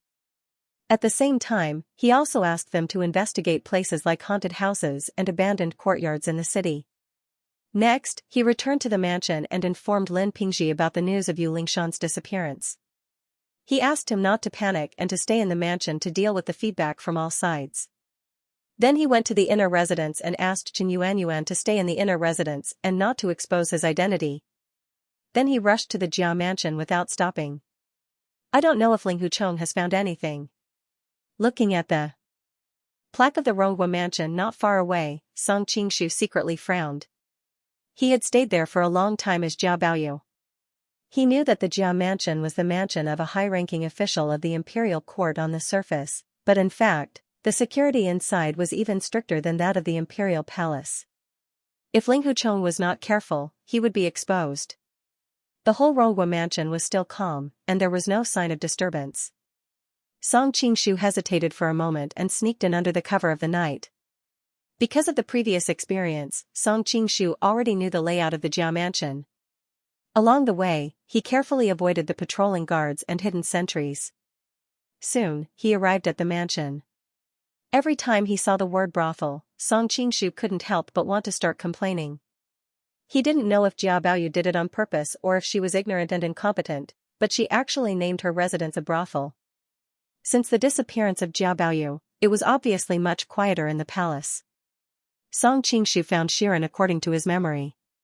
He first hit the sleeping acupoints of the other maids, and then woke Shiren up. Sensing movement, Shiren opened her eyes in a daze, but what she saw was a pair of pitch-black eyes. Did anything unusual happen in the mansion today? Shiren did not know martial arts, and she was half asleep, so it was easy for Song Qingshu to use the soul transfer technique on her. No, Shiren answered subconsciously. Song Qingshu frowned.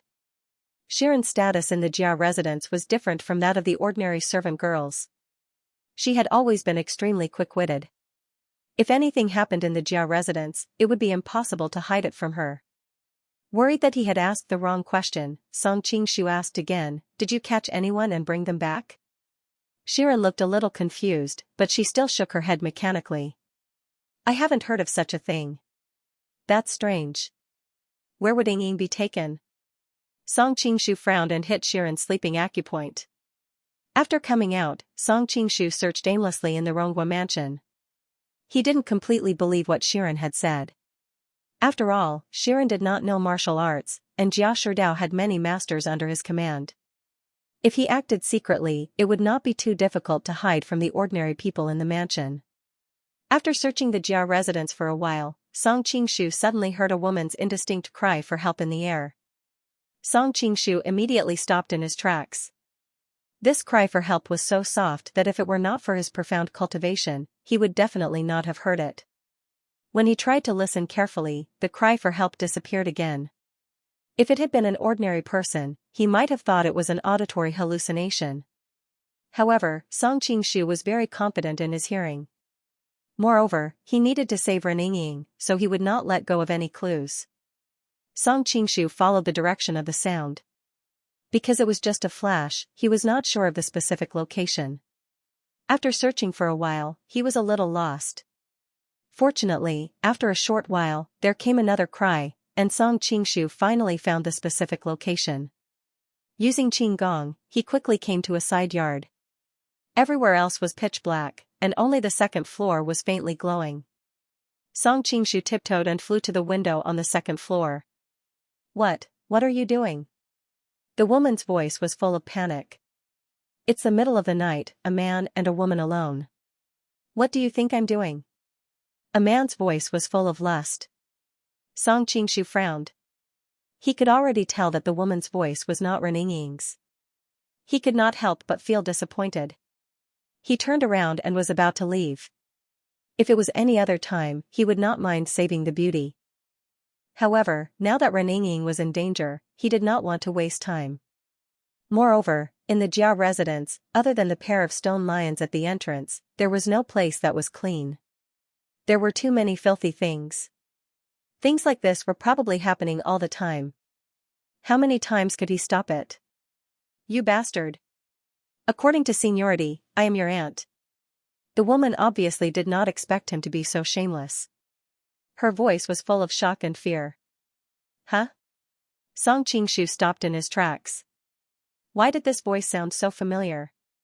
That's just a title and seniority. Honestly speaking, your age is not even as old as mine. You have been a widow for so many years, so you must have been suffering from a drought for a long time. I'm considerate enough to send you some rain. You may have a taste of it. Maybe you will have a taste of it. The man laughed. Song Qingshu sneaked in quietly.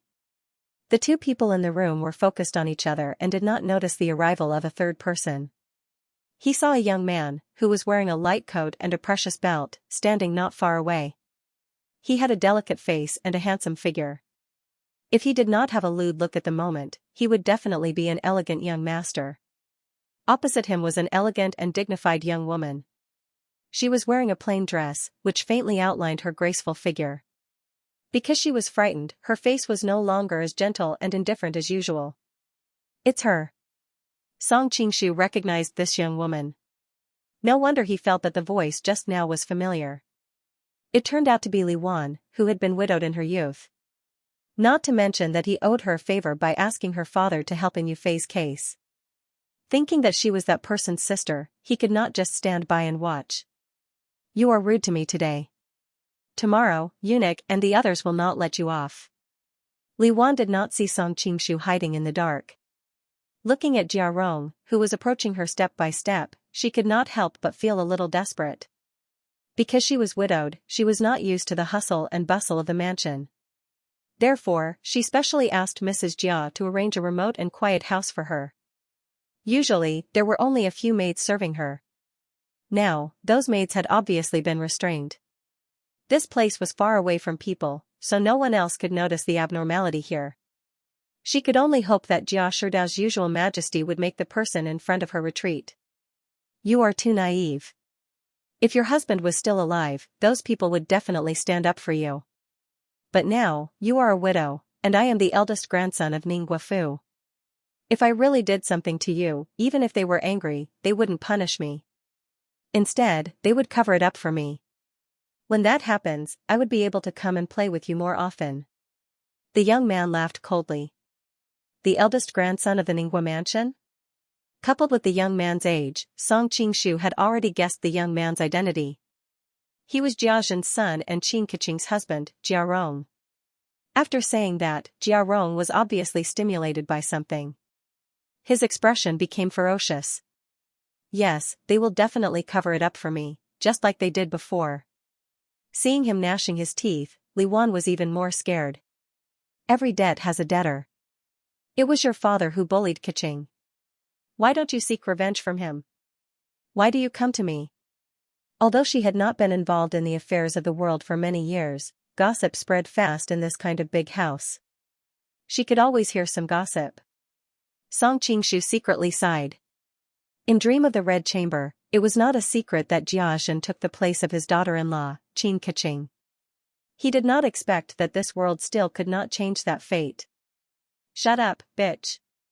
Li Wan's words greatly stimulated Jia Rong because it happened to poke his weak spot. It was not that he had never thought of seeking revenge on his father, but he had been afraid of his father since he was a child. He couldn't even speak fluently in front of him, so how could he take revenge? On one hand, he hated his weakness. On the other hand, he was suppressed to the extreme. His personality had begun to distort.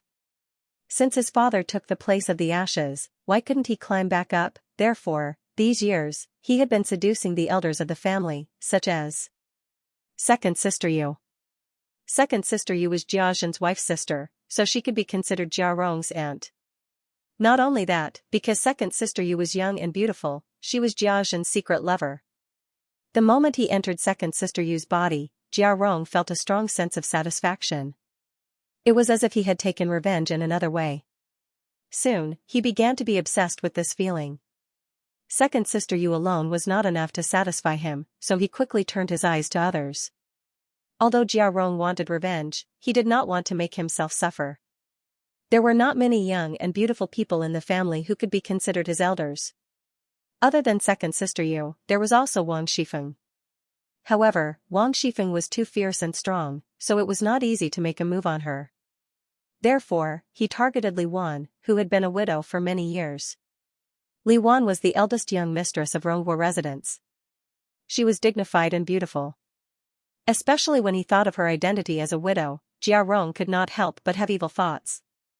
Therefore, after careful planning, Jia Rong finally made a move on Li Wan. On one hand, he could satisfy his own desires. On the other hand, he could take revenge on Ronghua residents for letting Jia Shen climb the ashes and helping to cover it up. At the thought of being able to experience the feeling of being in perfect harmony, Jia Rong trembled with excitement. He could not help but pounce like a hungry tiger. Li Wan's exposed skin glistened under the candlelight. Jia Rong couldn't help but swallow his saliva. Hey, just scream. Scream as loud as you can. The louder you scream, the more excited I am. Hearing his obscene words, Li Wan was ashamed and angry. She was so angry that her face turned red. But now she could only cover her torn dress and run around the table to avoid him. Although Jia Rong was exhausted by wine and women, he still had some martial arts. Li Wan, a weak woman, was no match for him. She was caught by him after just one round. Come on, little lady. Haven't you felt empty and lonely all these years? Let me comfort you. Holding Li Wan's warm body, he thought that she had been a widow for many years and seemed to be waiting for him to take her. He was so hard that he was about to explode. Is the innocence that I have held for so many years going to be destroyed? Li Wan's heart flashed with a trace of despair. Thinking of the terrible consequences, her eyes flashed with a trace of determination. She suddenly bit her tongue. But the pain that she imagined did not come. Instead, she felt that she had bitten two fingers. Li Wan couldn't help but be shocked. She thought that Jia Rong had put his fingers in her mouth, so she bit them hard in a panic. Madam, why do you want to commit suicide for this scum? At this moment, she suddenly heard a strange but somewhat familiar male voice. Li Wan looked confused. She looked up and found that she was lying in the arms of another man. And that man was Song Qingshu, who had visited before. It's you? Li Wan subconsciously widened her eyes, but she made a whining sound. She realized that she was biting the other's fingers. Ah. Thinking that she was biting a strange man, Li Wan, who had always been a woman, suddenly blushed. But Song Qingshu didn't seem to notice this. He raised his head and looked at Jia Rong coldly.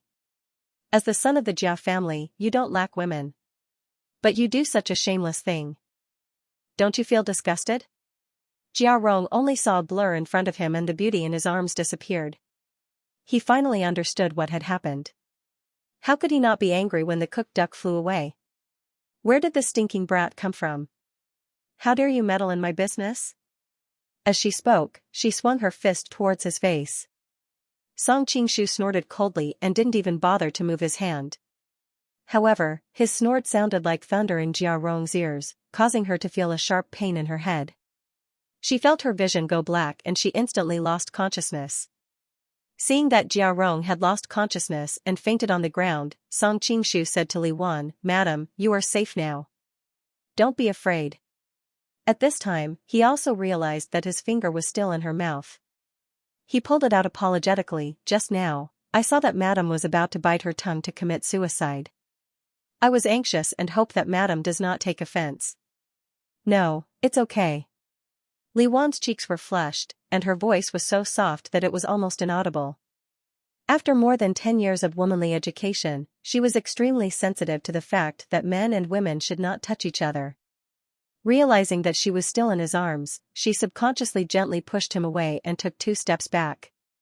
However, as soon as she took a step back, she suddenly felt a chill in the air. Only then did she remember that half of her dress was torn. Thinking that she was almost half naked in front of a strange man, Li Wan instinctively exclaimed. She hurriedly crossed her arms in front of her chest and turned around at the same time. It's not as exposed as the bikini. I don't know why you are so afraid. Song Qingshu couldn't help but complain. However, he also understood that the atmosphere of this society was far less open than that of the later generations. He considerately took off his coat and put it on her, blocking her exposed body. The weather is a bit cold at night. Madam, don't catch a cold.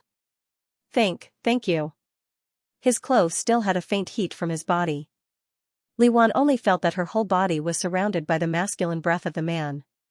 For a moment, she couldn't help but feel a bit dizzy. It's nothing. Song Qingshu faintly smiled. At this time, Li Wan suddenly noticed that his finger was still bleeding.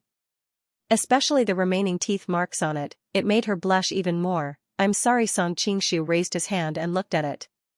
He didn't care and smiled, it's just a superficial wound. It's my fault. Let me blow it for you. At this time, Li Wan's mind was filled with guilt. She always wanted to do something to make up for it. Subconsciously, she grabbed his hand and brought it to her mouth and gently blew it. Looking at the other's slightly pouting mouth, the bright red lips and the snow-white delicate skin formed a distinct visual impact. For a moment, Song Qingshu couldn't help but be momentarily absent-minded. After Li Wan blew 2 mouthfuls, her actions were coherent as if it was instinctive. She put her lips on his wound and sucked it for him. She even licked the wound with the tip of her tongue. Song Qingshu was stunned. What was going on? Li Wan was also stunned. Usually, when her hand was accidentally injured, she would blow 2 mouthfuls like this and then suck it with her mouth. Who knew that this time, she actually copied her usual habitual action? Instantly taking Song Qingshu's hand away, Li Wan's face turned red. I didn't mean it, She also didn't know how to explain her behavior just now. She thought, it's over. In his mind, I must be a shameless and fickle woman. Looking at the young woman in front of him, her eyes were covered with a layer of mist. Tears welled up in her eyes as if they would fall at any time. Song Qingshu couldn't help but laugh. It's good to disinfect the poison like this. Thank you, madam. Li Wan didn't understand what disinfect meant, but she could hear that there was no ridicule in his tone. Even so, she still wished that there was a hole in the ground to hide in. Seeing her face full of shame and indignation, in order to distract her, Song Qingshu couldn't help but cough lightly and said, Madam, I actually came here to look for someone this time. Hearing this, Li Wan's heart instantly skipped a beat. Did he come to look for me? A man and a woman alone in the middle of the night, this is improper. Years of education made her feel that his behavior was somewhat lecherous. But thinking that if he hadn't come to look for her in the middle of the night, how could he have saved her, she couldn't help but feel a little worried. Song Qingshu looked at her strangely and continued to tell her about Reninging's situation. Only then did Li Wan realize that she had misunderstood. Her skin blushed as if it was covered with a layer of rouge. I'm sorry, I never ask about the world at home. I don't know if the mansion has caught anyone. I see. Song Qingshu looked disappointed. When he was about to leave, Li Wan pointed to Jia Rong who had fainted on the ground and said, Why don't you ask him? He sneaks around all day, so he knows everything that happens in the mansion. Song Qingshu's eyes lit up. He hurriedly squatted down beside Jia Rong and tapped a few acupoints on his body to wake him up. Damn you. Jia Rong had just woken up and subconsciously wanted to curse. But Song Qingshu was too lazy to talk nonsense with him. He directly used the soul-shifting technique on him. Did the Jia mansion catch a woman today? Jia Rong's eyes became muddled and he answered subconsciously, yes. Song Qingshu was delighted and hurriedly asked, Where is she locked up? She was caught by my father. She should be locked up in Ningguo Mansion. Jia Rong answered with some indignation, I don't know where he caught the woman from. She's so beautiful that my heart itches when I see her, so I can't help but run here. It turned out that he saw his father catch a beautiful woman and knew that he wouldn't be able to take care of him tonight, so he took the opportunity to secretly run here. Li Wan, who was at the side, blushed and secretly spat. At the same time, she felt strange. Usually, Jia Rong was very slippery. Why was he so honest today and only answered one question? Hearing the lewd meaning in Jia Rong's tone, Song Qingshu became angry and gave him a slap. Where exactly is she locked up in Ningguo Mansion? I don't know.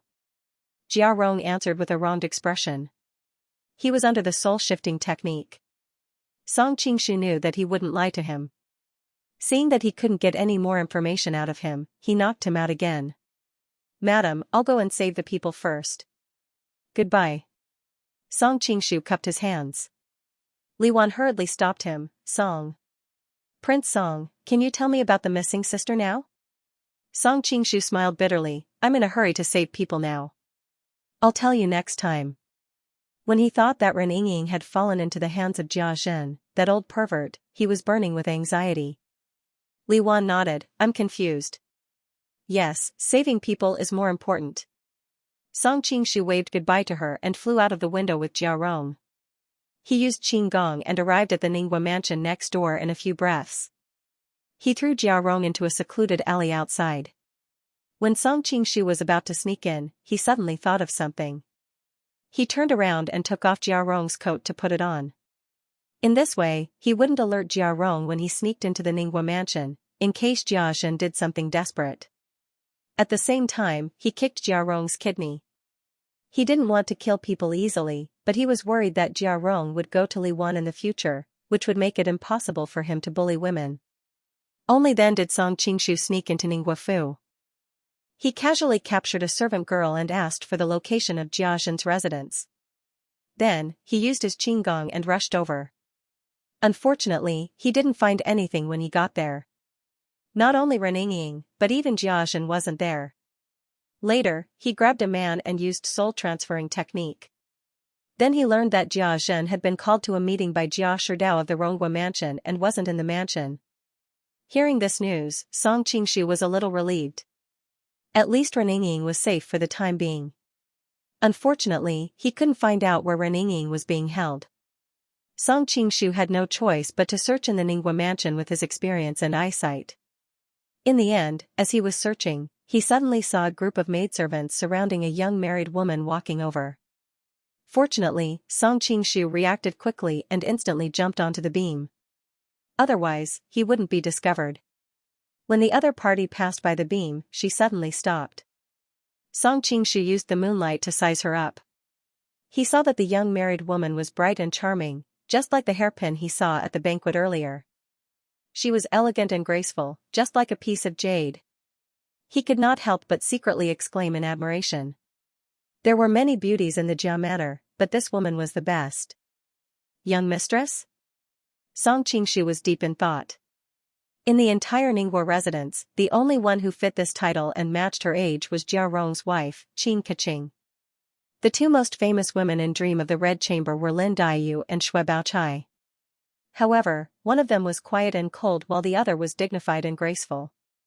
Although they were extremely beautiful, they made it hard for people to get close to them. Qin Keqing was different. Although she was ranked last in the 12 hairpins of Jinling, she was the most famous woman other than Daiyu Baochai. In some aspects, she was even more famous than the two female leads. Her bright charm, her flirtatious elegance, as well as her rough experiences, left the men in the world with a lot of room for imagination. In the era before Song Qingshu transmigrated, the Benzi Queen was Asuna, Shipgirl, and so on. But in terms of the women of the Dream of the Red Chamber, Qin Keqing was undoubtedly the number one. Song Qingshu sighed inwardly. As expected of the woman who caused countless men to fantasize. Qin Keqing's appearance and figure were not inferior to Huang Rong's. When he thought of how he had just crippled her husband, he couldn't help but feel embarrassed. However, Jia Rong only had herself to blame. Moreover, the husband and wife appeared to be united but were actually divided. Their relationship was extremely strange. Even if Qin Keqing knew what had happened to Jia Rong, she probably wouldn't be too sad.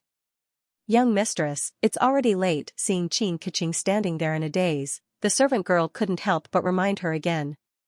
Qin Keqing's eyelashes fluttered as she said softly, "Is young master not back yet?"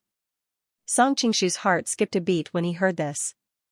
In this world, there were some women who looked flirtatious and wanton, making people think of the bed at first sight. However, there were also some women who looked dignified and quiet, but when men saw them, they also wanted to carry them to the bed and ravage them. However, after ravaging them, they would inevitably have tender feelings for the fairer sex.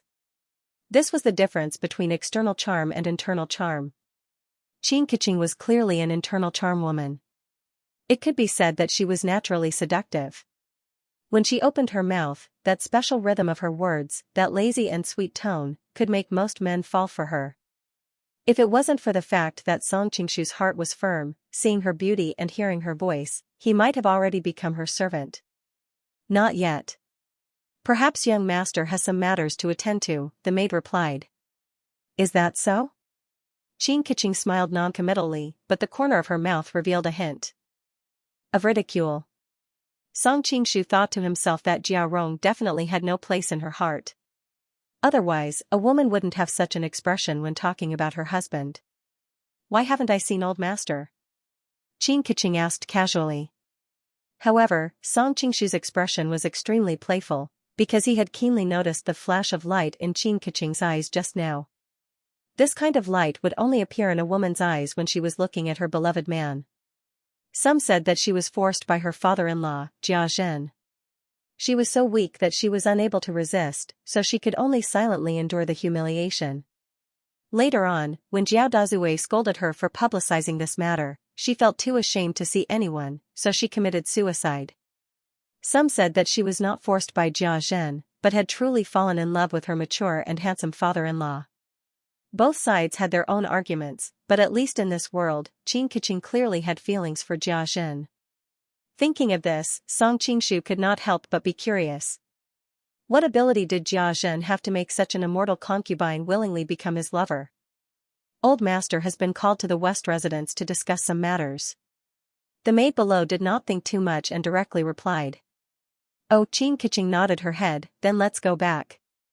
After saying that, she gracefully took small steps, and gradually disappeared into the side of the corridor. After that group of people left, Song Qingshu quietly jumped down from the beam. After this small episode, he once again realized how many dirty things these rich and noble families were hiding. Song Qingshu continued to search for Ren Yingying's whereabouts, but unfortunately, after searching for a long time, he still could not find any traces. Looks like I can only wait for Jia Zhen to return and follow him. Song Qingshu secretly made up his mind. At the same time, he was surprised that the guards in Ningguo residence were not inferior to those in the neighboring Rongguo residence. The hidden sentries in the residence were all experts, and there were almost no blind spots in all directions. With his current cultivation and movement technique, there were a few times when he was almost discovered. Dang, dang, dang, in the quiet night sky, an ear-piercing sound of a gong rang out, followed by all sorts of warning sounds. There's an assassin, Song Qingshu was alarmed, and hurriedly hid behind a fake mountain. He thought to himself that he was already extremely careful, so how could he be discovered? He was not worried about himself, but he was worried that he would alert the enemy when he finally found a clue about Ren Yingying. However, Song Qingshu quickly understood that it was not him who was exposed, but the sound from the neighboring Rongguo residence. Could it be that Ling Huchong has been discovered? The more Song Qingshu thought about it, the more he felt that it was possible. He originally wanted to go and help, but then he thought that saving Ren Yingying was more important, so he could only pray for himself. The only thing worth rejoicing about was that with the combination of Yi Jing, Absorbing Star's great skill, and Solitary 9 Swords, even if the Rongguo residence was filled with experts from the Isle of Heroes, Ling Huchong would still have the ability to protect himself. In the worst-case scenario, even if he was caught, with his identity as an imperial weapon, his life should not be in danger. Just as Song Qingshu heaved a sigh of relief, suddenly, the Ningguo residence seemed to be in an uproar. A large number of guards began to gather, and countless hidden sentries also came out from their hiding places. There's an assassin in the West residence. Master has ordered that in order to prevent the assassin from coming to our side, we are now on the highest level of alert, a person who seemed to be the leader said to the people around him. Yes. As if they had practiced this countless times, the group of people dispersed and began to patrol. Song Qingshu could not help but groan inwardly. His qinggong was indeed very high, and even if he went deep into the palace, it was as if there was no one there. However, that was based on the fact that the defense forces did not know that there was an intruder. That was why he could use a short period of time to break through the defense line with his qinggong.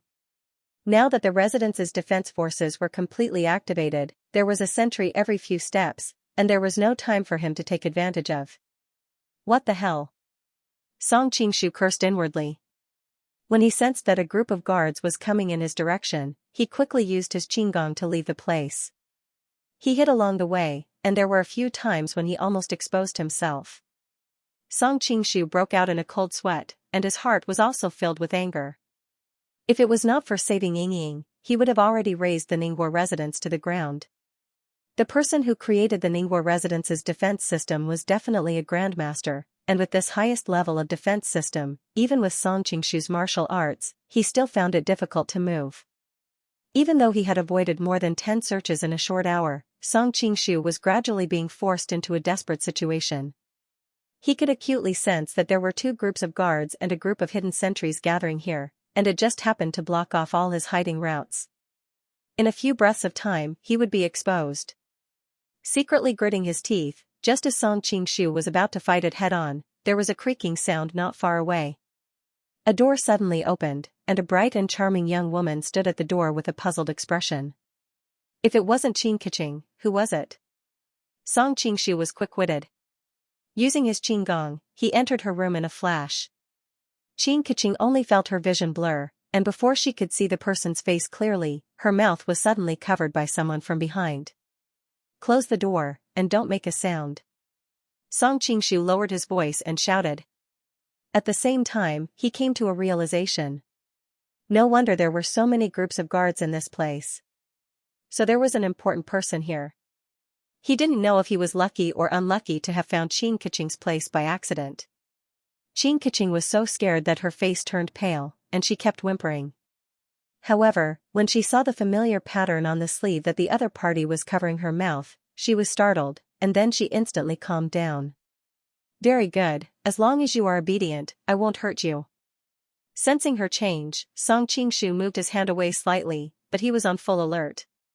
As long as she made the slightest movement, he would subdue her before she could make a sound. You are still so willful, Qingshu pouted coquettishly, causing Song Qingshu to be confused. What situation is this? Why was she not afraid at all, and even acting like a spoiled child? Could it be that this was the late stage of Scotlemore syndrome that people often talked about? Song Qingshu cursed in his heart. Young mistress, there might be an assassin in the residence.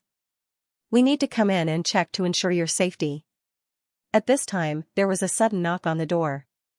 Song Qingshu instantly became nervous. He grabbed Qingshu's body with one hand and covered her mouth with the other, afraid that she would suddenly warn him. Hugging her at such a close distance, Song Qingshu suddenly smelled a sweet fragrance that refreshed the heart and refreshed the mind. Coupled with her delicate and soft body, even though it was a matter of life and death, he still felt a little restless. Qingshu grabbed the hand that covered her mouth, and after realizing that it was useless, she stomped her feet in anger. Song Qingshu didn't know what she was thinking, so how could he dare to let go? He could only pray that the person outside would leave soon. Young mistress? The person outside called out a few more times, but seeing that there was no response, he couldn't help but exclaim, something seems wrong. These guards were really the elites of the elites. Song Qingshu sighed inwardly, and at the same time, his body tensed up. At this moment, a warm and smooth feeling suddenly came from his palm. Song Qingshu looked down in disbelief at the beauty in his arms. She was actually licking his hand with her tongue. Song Qingshu suddenly felt that his intelligence was not enough. He had long heard that Qingshu was dissolute, but it shouldn't be to such an extent, right? Randomly grabbing a man and sticking to him, and the other party might even be an assassin, being licked by her, Song Qingshu couldn't help but let go of his hand. At this time, Qingshu said softly, quickly go to the bed. Not long after she put down the curtains, the guards outside knocked open the door. Mistress? The group of people didn't rush over immediately. After all, men and women were different. It was very likely that Qingshu was sleeping too deeply and didn't hear anything. If they rushed over and saw something they shouldn't see on the mistress's body, they would have to bear the consequences. But with such a huge commotion, no matter how deep she slept, she should have woken up by now. If Qingshu still didn't respond, something must have happened. Seeing the curtains move slightly, but there was no reply, the group of guards looked at each other. Swish, swish, swish, everyone drew their weapons at the same time. So noisy, can't you let me sleep? Just at this moment, Xianxia's angry voice suddenly came from the bed. A slender jade-like hand pulled open the veil from the inside. Following that, Xianxia walked out with disheveled clothes, her eyes filled with anger. This subordinate has been rude. The leader of the guards hurriedly bowed and apologized. He told her about the incident with the assassins in the West Manor. How could he not see that Xianxia was not threatened at all? After all, she had openly gotten down from the bed and was standing in front of him. There was no one within a 3 chi radius. Highest alert? Xianxia was clearly shocked, but she quickly reacted. She waved at the guards and said, "What does the assassins in the West Manor have to do with us? You guys go out, I want to rest." Yes. The leader hurriedly led the group of people out. When he closed the door for her, he couldn't help but remind, "Mistress, remember not to go out during this period of time." Xianxia rolled her eyes at him in annoyance. She didn't reply and directly went to lock the door from the inside. The guard's mind flashed with Xianxia's charming eyes when they parted, and he couldn't help but swallow his saliva. He thought to himself that Mistress was really king stunner. If he could sleep with her for a night, he would be willing to shorten his lifespan by 10 years, but he knew that he could only secretly think about it. If the slightest news leaked out, he would die a terrible death. Behind the door, after hearing the guard leave, Xianxia heaved a sigh of relief. A sweet smile appeared on her face as she jogged back to the bed. She stretched out her slender jade-like finger and pointed at the man on the bed. "You are really getting bolder and bolder." Song Qingshu was stunned. He had been wondering why Xianxia would take the initiative to smooth things over for him. Previously, he had already rejected the idea that she was naturally dissolute and thirsty for a man. After all, no matter how dissolute she was, she shouldn't be like this. Now that he heard her words that were filled with coquettishness and intimacy, he suddenly realized that she had clearly mistaken him for someone else. She must have arranged a rendezvous with someone here tonight, and he accidentally came here. This woman is so careless. She didn't even see his face clearly before throwing herself into his arms. Isn't she afraid that other men will sleep with her? Song Qingshu secretly clicked his tongue. But when his gaze landed on his sleeves, Song Qingshu finally understood. It turned out that he had changed into Jia Rong's clothes just in case. In the end, when he restrained Xianxia from behind, she saw his sleeves and recognized that it was her husband's clothes. Only then did she let down all her guard. In addition, there were no candles or oil lamps in the room. At this moment, it was pitch black. Song Qingshu could still rely on his profound skills and the faint moonlight that shone into the room to see Xianxia's face clearly. However, the other party didn't know martial arts and couldn't see his face at all. Just as he was in a daze, a soft and warm body had already pressed against him. A pair of jade-like arms gently hugged him and pressed her face against his body. "You are too dangerous like this. If someone finds out, how are you going to let me go out and meet people in the future?" The other party's almost coquettish murmurs matched with the soft body twisting in his arms. Song Qingshu only felt his mouth go dry. At the same time, he was very curious. "The two of you are husband and wife. Even if someone sees you, why can't you be a human?" Oh, he was worried that she would suspect him if he didn't answer, so he originally wanted to imitate Jia Rong's voice to answer her. But when he was about to say it, Song Qingshu suddenly realized something. In the end, he only answered ambiguously. "Today, I heard from the maidservant that Brother Ronger hasn't returned. I guessed that you must have sent him out. But the guards in the residence are on lockdown, yet you still came to steal. You are really getting more and more daring. If the West Residence's old ancestor hears about this, you will suffer." Xianxia was extremely displeased. At this moment, Song Qingshu was stunned by the amount of information contained in the other party's words. Clearly, Xianxia didn't think of him as her husband, Jia Rong, but as someone else. To be able to send Jia Rong out so openly, coupled with the rumors that he had heard before, this person's identity was obvious. It was the current head of the Ningguo mansion, Jia Zhen. Originally, the head of the Ningguo mansion was Jia Jing, who was the same generation as Jia Shidao of the Rongguo mansion. However, Jia Jing was so focused on cultivation that he had moved to the Taoist temple. All the affairs of the mansion were handed over to Jia Zhen. In a sense, Jia Zhen was now the head of the Ningguo mansion. Could this Jia Jing be the Isle of Heroes Lord Mu? Song Qingshu thought to himself. Of course, he didn't believe the nonsense about cultivation. Jiao Sherdao was usually busy with government affairs, so he probably didn't have the energy to take care of the affairs of the Isle of Heroes. However, the great power of the Isle of Heroes couldn't be entrusted to an outsider. After thinking about it, Song Qingshu's cousin, Jia Jing, was the best candidate. Just as Song Qingshu's mind was spinning, Qin Keqing, who was in his embrace, let out a soft snort. Like a beautiful snake, she kept twisting and turning, a pair of nimble hands undid his clothes, and by the time he reacted, the other party had already taken the initiative to kiss his chest. Song Qingshu's body suddenly stiffened. He had never thought that things would develop like this. Her small and nimble tongue was like a master of the zither. Not only did it tickle a man's heartstrings, but it also ignited the most primitive fire in a man's heart. What a temptress! The room was filled with a sweet fragrance, and Song Qingshu felt like he was in heaven. For a moment, he was so happy that he didn't want to go home. Although his reason told him that it was a bit unkind, his man's instinct made it hard for him to resist such a temptation. Moreover, Qin Keqing wasn't a good girl who followed the rules. Even if something really happened, he wouldn't feel any burden. Qin Keqing humped again. Her voice was so sweet that it seeped into the bones. Song Qingshu's hand was filled with warmth. Unknowingly, she had already taken off all her clothes. Qin Keqing's body was very soft, and her entire body was soft and tender.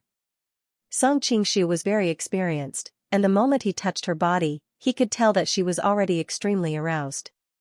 He couldn't help but secretly click his tongue.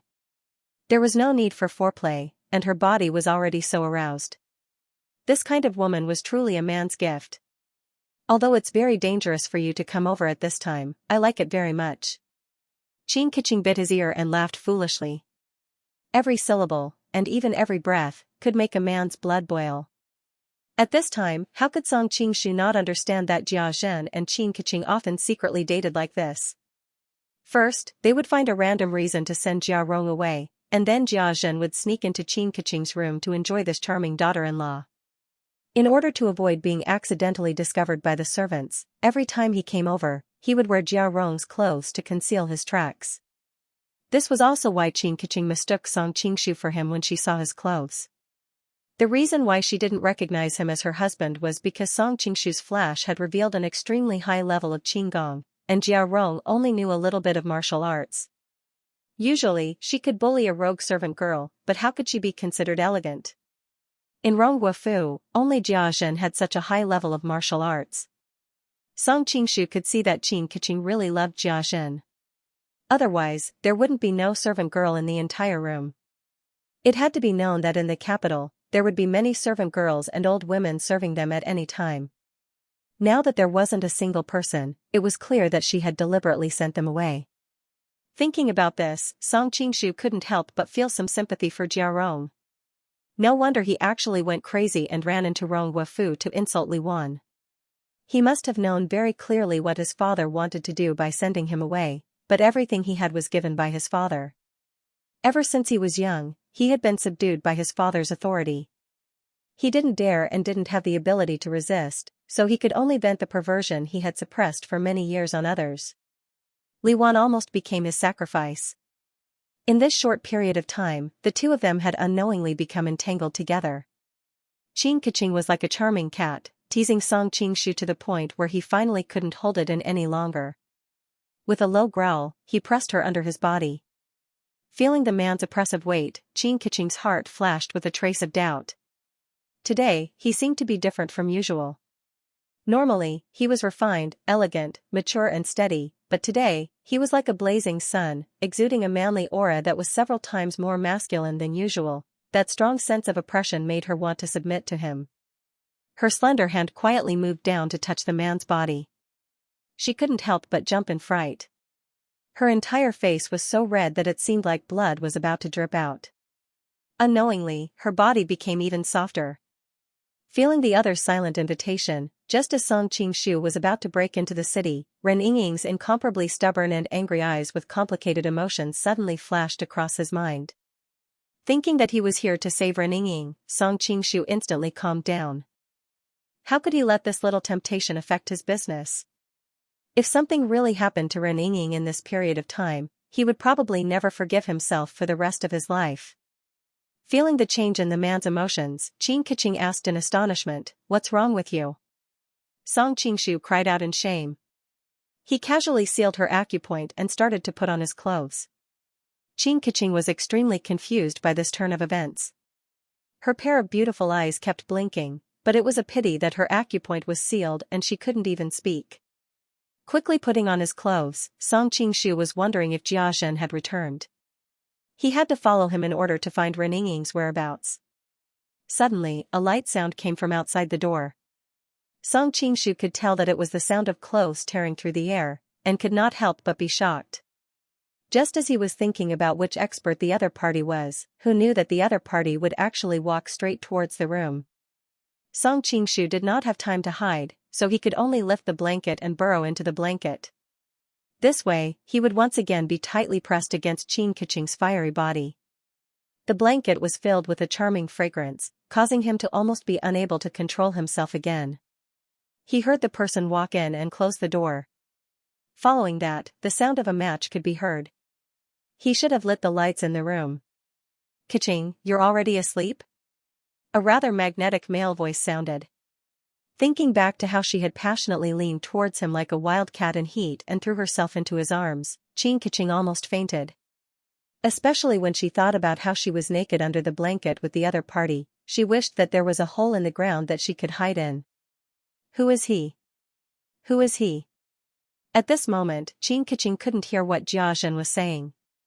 She kept thinking about the same voice. "Keqing, are you still angry at me?" Seeing that Qin Keqing didn't answer her and just stared blankly at the ceiling, Jia Zhen looked at her strangely. Hearing Jia Zhen's approaching voice, Song Qingshu frowned slightly. If he came to the bed, he definitely wouldn't be able to hide, so he could only take the initiative to restrain him. Feeling the delicate body beside him tremble slightly, Song Qingshu knew that she must have realized that she had recognized the wrong person. With a bitter smile, he secretly patted her hand, intending to comfort her. Who knew that after feeling his touch, Qin Keqing trembled even more. "Rest for a while. I'll go interrogate the woman we caught today. I'll come and accompany you after that." Jia Zhen was clearly preoccupied and didn't notice Qin Keqing's abnormality. Hearing Jia Zhen's words, Song Qingshu, who was under the blanket, pricked up his ears.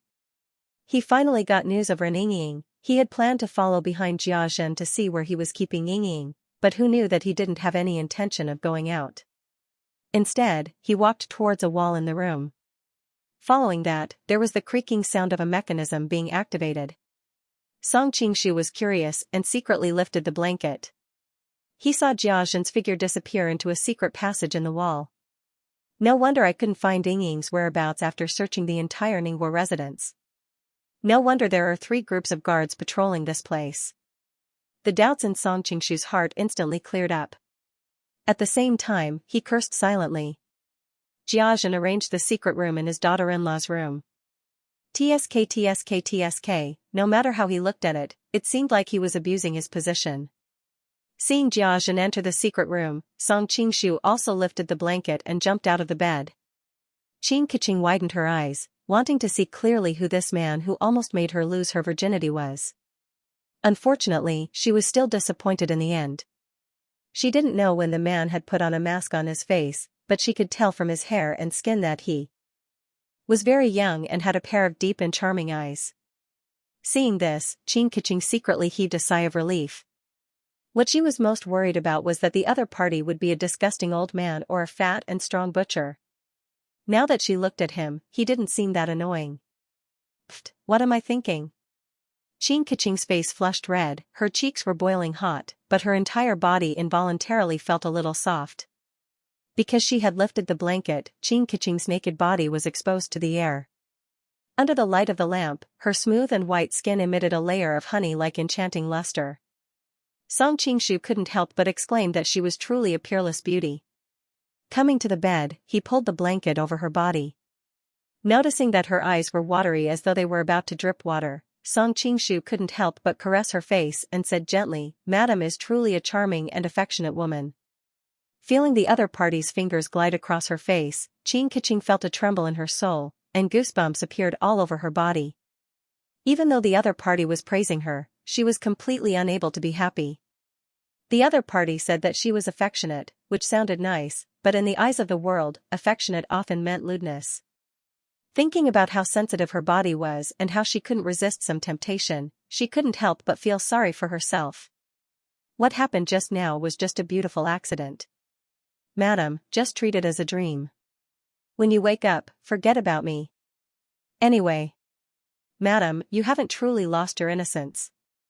Song Qingshu smiled, then turned around and left, leaving Qin Keqing alone on the bed in embarrassment. That's easy for you to say. I've already kissed you, and you've touched me all over my body. Even there, you've touched me intimately. Although you didn't really go in, what's the difference? How can I pretend that nothing happened? Qin Keqing clenched her teeth, her eyes full of shame and anger. Song Qingshu naturally didn't have the time to care about her emotions. Instead, he went to the place where Jia Zhen had disappeared. The mechanism had automatically closed, but that wasn't a problem for him. Since he knew that there was a door behind it, it was easy for him to find the switch next to it. Tiptoeing into the secret passage, Song Qingshu sneered to himself. Jia, wait until I save Ying, then I'll make you pay for this. In fact, there was a hint of doubt in his mind. Jia Sherdao clearly saw that Ren Ying was his woman at the banquet, but he still dared to let his people do something to her. After sneaking in the secret passage for a while, there was light in front of him. It should be a secret room. Song Qingshu didn't know what was going on inside, and he was worried that Jia Sherdao would hurt Ying in desperation. So, he quietly stuck to the door, planning to see what was going on before taking action. From this angle, he saw a woman tied to a chair with her back facing him. Although he couldn't see her face, her back was graceful, and it was obvious that she was a beauty. Jia Zhen was standing in front of her, as if he was saying something to her. Song Qingshu used to think that Jia Zhen was a wretched old man when he read Dream of the Red Chamber, but now that he had seen the real person in this world, he had to admit that Jia Zhen was indeed a very charming man. Although he was middle-aged, he was still very handsome and elegant, and he had the charm of a mature man, which ordinary young people couldn't compare with. No wonder Jia Rong, who was considered handsome, was still cuckolded by his father. No wonder Qin Keqing was so passionate when she mistook him for him. Let's continue the previous topic. After this time, you should have thought it through. Tell me what I want to know, Jia Zhen said to the woman. At this time, Song Qingshu had already seen the layout of the secret room, and he was 100% confident in his heart. When he was about to help, he suddenly realized something, and his whole body trembled. He looked at the woman's hair in disbelief. The woman's hair was very good. It was black and beautiful, and it was faintly shining. However, the reason why Song Qingshu's expression changed was that the woman's hair wasn't long, but was tied up in a bun. In this world, it wasn't as casual as in the future. Only married women would have their hair tied up in a bun. How can this be?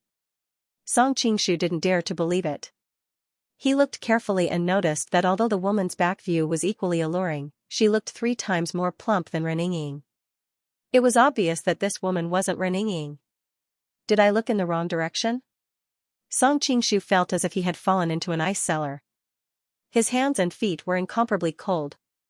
If he delayed the rescue because of this, he didn't know what kind of danger Ren Ying would be in. The woman turned her head to the side, obviously unwilling to answer Jia Zhen's question. However, Song Qingshu didn't have the mood to pay attention to any of this. It doesn't matter if you don't want to say it. I have a lot of time anyway, Jia Zhen sneered. Suddenly, her gaze fell on the woman's plump chest and she couldn't help but swallow her saliva. It's such a waste to lock such a beauty up like this.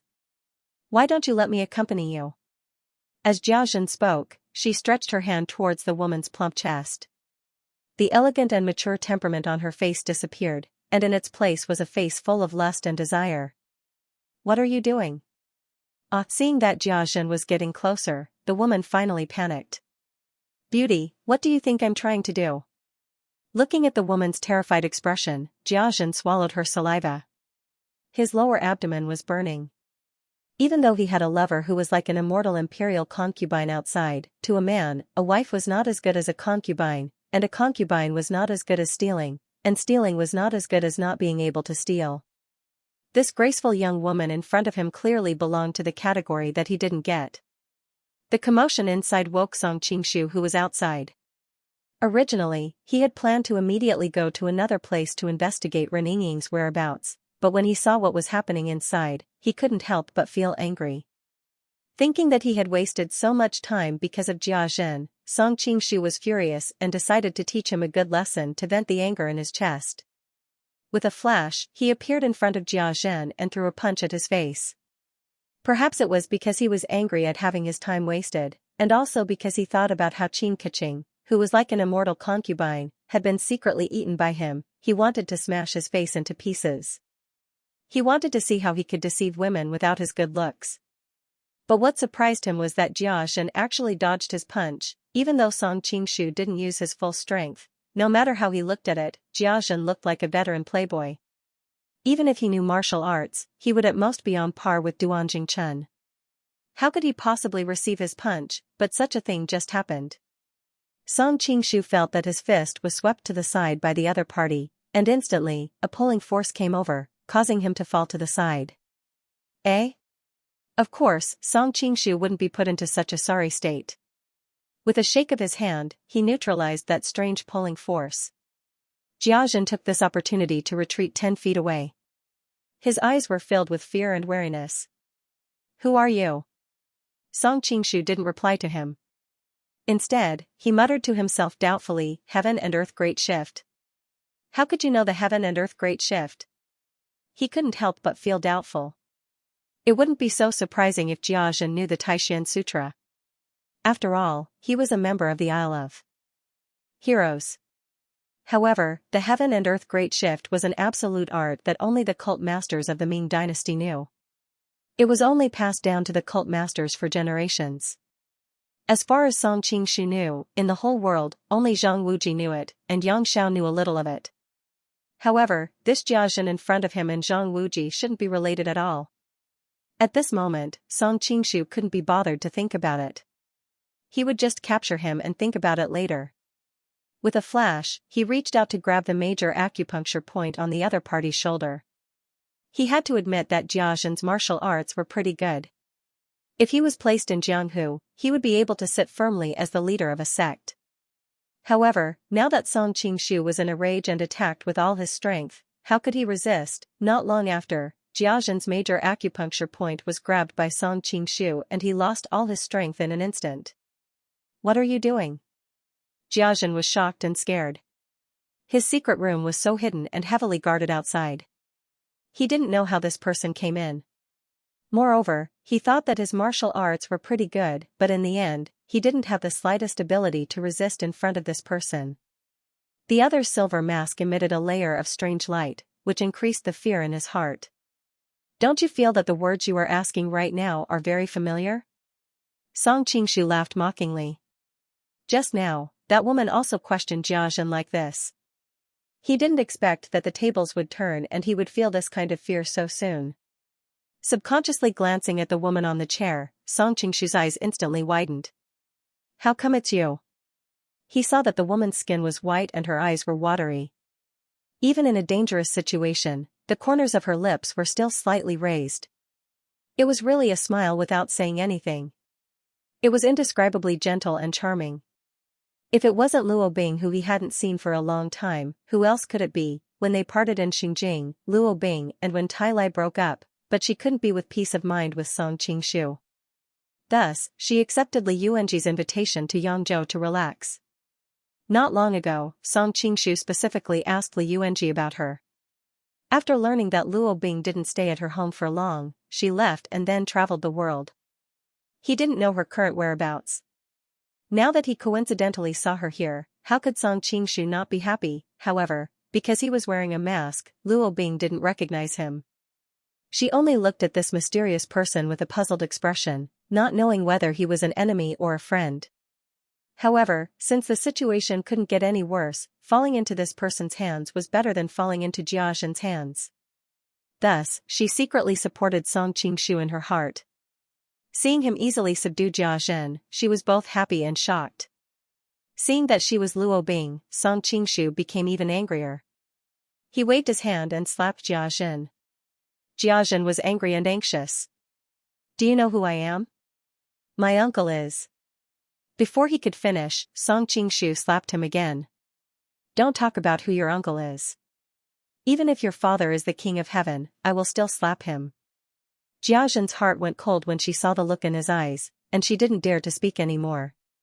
Song Qingshu walked in front of Luo Bing and untied her. He wanted to ask her why she was captured and brought here, but his identity was unknown. She might not tell him the truth. It would be better to ask her in private later. Originally, Song Qingshu wanted to rescue Luo Bing first before going to investigate Ren Yingying's whereabouts, but before he left, Song Qingshu suddenly thought of the martial arts that Jia Zhen had just used. He couldn't help but turn around and ask, "How do you know the Qian Kuan de Nuai?" This question had always been perplexing him, and if he didn't get an answer, he was afraid that he wouldn't be able to eat or sleep in peace. "What heaven and earth great shift? I don't understand what you're talking about." Jia Zhen's eyes flickered as she tried to change the topic. Song Qingshu didn't have the time to waste with him. He directly walked in front of him and grabbed his shoulder. True Qi flowed in, and the other instantly couldn't bear the pain and cried out.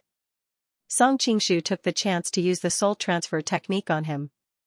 Although Jia Zhen's martial arts weren't bad, in terms of willpower, he wasn't as firm as Qin Yuliang and Qin Kuan. His mental defenses instantly collapsed, and he was controlled by the soul transfer technique. "Where did you learn the heaven and earth great shift from?" Song Qingshu asked again. This time, Jia Zhen didn't change the topic. I got it from Keqing." This time, it was Song Qingshu's turn to be shocked. He had never expected this answer. "Nonsense, Qin Keqing doesn't know any martial arts, how could she teach you the heaven and earth great shift?" He was in such close contact with Qin Keqing just now, if he couldn't even find out that she knew martial arts, he might as well buy a piece of tofu and kill himself. It really came from her," Jia Zhen hurriedly explained. "To be precise, it's something that her mother left behind." Her mother? Song Qingshu was stunned. Qin Keqing's background had always been a mystery. There were many different opinions among radiologists in the future. Some said that she was the daughter adopted by Qingyi from the healthcare hall, but how could a lowly official like Qingyi be related to the Jia residents? Furthermore, she was an abandoned infant. Therefore, a portion of radiologists believed that Qin Keqing was the dethroned crown prince's daughter. It was because the Jia family stood on the dethroned crown prince's side that it sowed the seeds of disaster for their future decline. There were many different opinions about her background, and there was no conclusion. This time, even Song Qingshu was curious about Qin Keqing's background in this world. Who is her mother? Her mother? Jia Zhen's eyes flickered. Even under the soul transfer technique, he was still extremely hesitant. Clearly, this was related to a huge secret. Song Qingshu continued to circulate his power and looked into his eyes. "Hurry up and say it." Jia Zhen was unable to resist the power of his mind and subconsciously answered, "Her mother is Princess Jinji." Song Qingshu was stunned. Which country's princess is Princess Jinji? He had been through the Qing, Ming, Jin, and Song dynasties, and he knew a little about the names of most princesses. However, he had never heard of any Princess Jinji. "There's no country." Jia Zhen explained, "Princess Jinji is the daughter of the traitor Feng La." Back then, the cult leader of the Ming dynasty, Feng La, gathered people to rebel. He called himself the Sage Duke and changed his reign to Yongle. He conferred his daughter the title of Princess Jinji, and his influence was unparalleled. Song Qingshu suddenly understood. It was no wonder that Jia Zhen knew the heaven and earth great shift. So it was passed down from Feng La. Having been in this world for a few years, Song Qingshu had a rough understanding of the changes of the Ming dynasty in this world. Feng La was the 30th cult leader of the Ming dynasty. Back then, he rebelled against the Song dynasty with great influence, almost shaking the foundation of the Song dynasty. In the original work, Feng La was the 7th cult leader of the Ming dynasty. For the sake of a smooth connection between the books, he was set as the 30th. The Song court used the tactic of killing with a borrowed knife. They made use of Song Jiang and the others of Liangshan Lake who were recruited to attack Feng La. At the same time, they sent Tong Guan and Huang Chang, a master of the imperial court, to lead the army to suppress the rebellion. Huang Chang's grudge against the Ming dynasty came from this. Feng La was a peerless talent with a very high level of martial arts. In this battle, both Liangshanpa and the Song court suffered heavy casualties. However, Feng La was still outnumbered and defeated.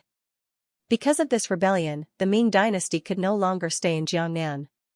The rest of them chose to move west and stayed near Dongting Lake. Feng Yalei's subordinate, Prime Minister Zhong, succeeded as the 31st cult leader of the Ming dynasty. Prime Minister Zhong was eager to take revenge and rebelled against the Song court again. However, he was repeatedly defeated by the Song general, Kong Yanzhou. In desperation, he forcibly broke through the Heaven and Earth Great Shift. However, the Heaven and Earth Great Shift was extremely dangerous. Those who did not have enough internal energy could easily be backfired. As expected, not long after, Prime Minister Zhong was possessed by the devil and became a useless man. He was captured alive by Kong Yanzhou. Prime Minister Zhong's subordinate, Yang Yao, gathered the remnants and succeeded as the 32nd cult leader of the Ming dynasty. Compared with Prime Minister Zhong, he was much more capable. After several years of recuperation, the power of the Ming dynasty gradually recovered, much like when Feng La was in power. The Song court sent troops to eliminate them several times, but they all failed miserably. Yang Yao thought that he could finish what Feng La failed to do. However, he immediately welcomed a famous opponent, Yu Fei. Although Yang Yao tried his best, he was still no match for Yu Fei. The only time he almost captured Yu Fei was saved by a beautiful woman who passed by. She was Xiao Longnu's mother, Li Songhai. Then Yu Fei no longer gave Yang Yao a chance. He destroyed the Ming dynasty, and Yang Yao was defeated and died.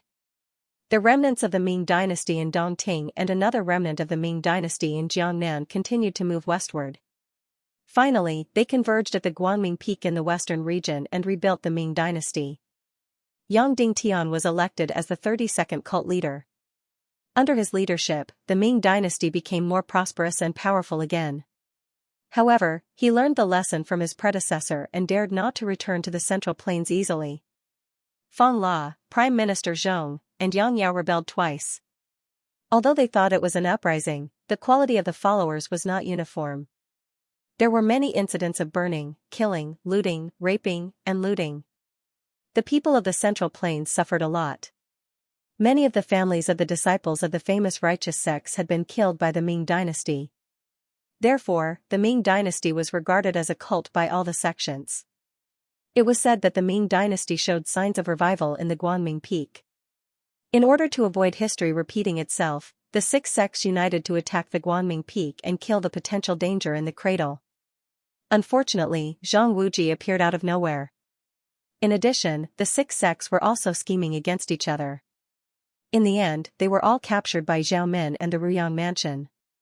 Song Qingshu was recalling the history of the Ming dynasty when Jia Zhen spoke again. At that time, Feng La was powerful and the imperial army suffered several setbacks. In the end, someone came up with a plan to let Cai Jin from Liangshan Lake go undercover in Feng Yalei's army and cooperate with him. Cai Jin? Is he the descendant of King Jing? Song Qingshu had a strange look in his eyes. Back then, Cai Rong had 7 sons. The first 3 were killed by Emperor Hermit of the later Han dynasty when they were young, leaving only 4 younger sons. Cai Shirong was nowhere to be found. Cai Shijin was adopted by Pan Mei and changed his name to Pan Lang. He founded the Xiaoyao sect. Cai Shihui was adopted by Lu Yan and changed his name to Lu Duishuan. Wei Rulan and Tang Sire were his descendants. In fact, there was another bloodline, which was Cai Zongshuan. He inherited the throne at the age of 8 but was soon deposed by Zhao Kuangyin and demoted to King Jing. This bloodline worked as an official in the imperial court and lived a humble life. However, when it came to Cai Jin's generation, no one treated him as a descendant of a dragon or phoenix. Even a prefectural magistrate dared to bully him. After several times of being murdered by corrupt officials for money, Cai Jin joined the rebellion in Liangshan out of anger. That's right. Jiazhen nodded. The bloodline of Qingjing is getting worse with each generation. However, Cai Jin is quite capable, especially because he is handsome and dashing. So, he was sent to go undercover in Fang Yale's army. This gigolo boy is quite capable. He soon hooked up with Princess Jinji and became Fang Yale's son-in-law. Princess Jinji is a famous beauty. Speaking of this, Jiazhen chuckled and could not hide the envy in her tone. The imperial court had Cai Jin's clansmen in their hands. Cai Jin had no choice but to cooperate with the imperial court to attack Fang Yale's base camp. It was then that Princess Jinji learned of Cai Jin's identity, Jiazhen said with a hint of schadenfreude. Lovers turn against each other. Jiazhen continued, at that time, Fang Yale's failure was a foregone conclusion. Princess Jinji committed suicide in despair. Cai Jin was a true man, choosing to commit suicide for love. My father happened to see this scene and discovered that Princess Jinji was not dead, so he secretly saved her. He then found a maid to change into her clothes and pretend to be her, deceiving the people of the imperial court. Song Qingshu had a strange expression. He could not help but think that Jia Jing really knew how to take advantage of others. Didn't he see and touch Princess Jinji's body when he changed her clothes? Her father died, and her husband committed suicide for love. Even if she was saved by your father, would she still be able to live? Song Qingshu asked curiously. Originally, she wanted to commit suicide again after she woke up, but my father told her that she was pregnant, so she gave up on the thought of suicide, Jiazhen answered. Posthumous child? Song Qingshu nodded to himself. One had to know that the women of this world had very little knowledge about physiology. In addition, she had not been pregnant for long, so it was normal that she did not know. Princess Jinji originally hated Cai Jin very much, but when she saw him commit suicide for love, all her resentment vanished. Thus, she decided to have a child for him. Jiazhen continued to recount the events of the past. Later, the child was born, Qin Keqing. A few years later, Princess Jinji still died of depression. Qin Keqing's identity was sensitive. In order to deceive others, my father sent Qin Keqing to the health hall for Qinyi to adopt. Song Qingshu organized these clues in his mind. Qin Keqing's identity was obviously sensitive. Not only was she the grandson of the traitor Feng La, but she was also the descendant of Qingjing. To a certain extent, Qin Keqing could indeed be considered a princess. It was impossible for Jia Jing not to know that the emperor of Zhaosong had always been wary of the descendants of the Cai family. Taking such a huge risk to save Princess Jinji and her daughter was definitely not purely out of kindness, right? With doubts in his heart, Song Qingshu asked, but Jiazhen shook her head. I don't know what my father was thinking back then.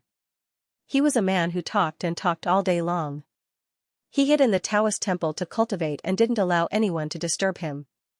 As far as I can remember, I've only seen him a few times. Song Qingshu didn't doubt his words. Jiazhen obviously didn't know what the elders were planning. Now that the Isle of Heroes was such a powerful force, the Jia family obviously wasn't satisfied with being a powerful minister. Saving Princess Jinji was most likely a hidden pawn left by Jia Jing and Jia Sherdao. When the time came, they would use Qin Keqing's identity to make a big deal out of it.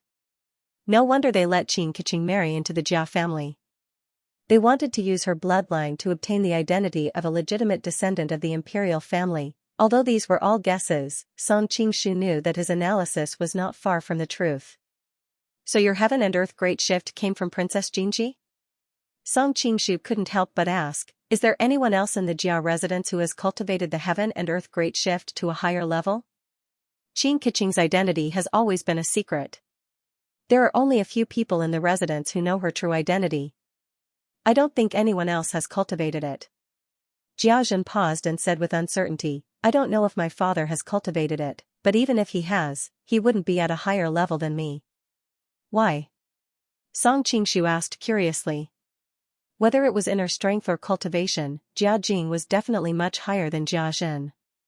How could he lose to Jiazhen in the same type of martial arts? Jiazhen answered, because our Princess Jinji only has the first 2 levels of the heaven and earth great shift. Song Qingshu suddenly understood. The heaven and earth great shift was a martial arts that only the cult masters of the Ming dynasty were qualified to cultivate. It was usually only passed down to the next cult master. Feng La had already made an exception by passing it down to his daughter. How could he pass down the entire manual to her? Moreover, with Princess Jinji's cultivation, the first 2 levels of the manual were enough for her to cultivate. Originally, Song Qingshu wanted to ask him how he had tricked Qin Keqing, but thinking that Yingying was still in danger, he gave up on the idea of continuing the interrogation. He pulled Luo Bing up and said, "Let's go." Luo Bing blushed and instinctively pulled her hand back. Only then did Song Qingshu realize that she still didn't know his identity. It was indeed a little rash to pull her hand. "Wait for me first." Luo Bing suddenly stopped in her tracks and turned to run in front of Jia Zhen. She glared at him angrily with her phoenix eyes and then kicked between his legs. Song Qingshu felt a chill between his legs and subconsciously clamped his legs together. He swallowed his saliva as his scalp went numb. Women are really scary when they become ruthless.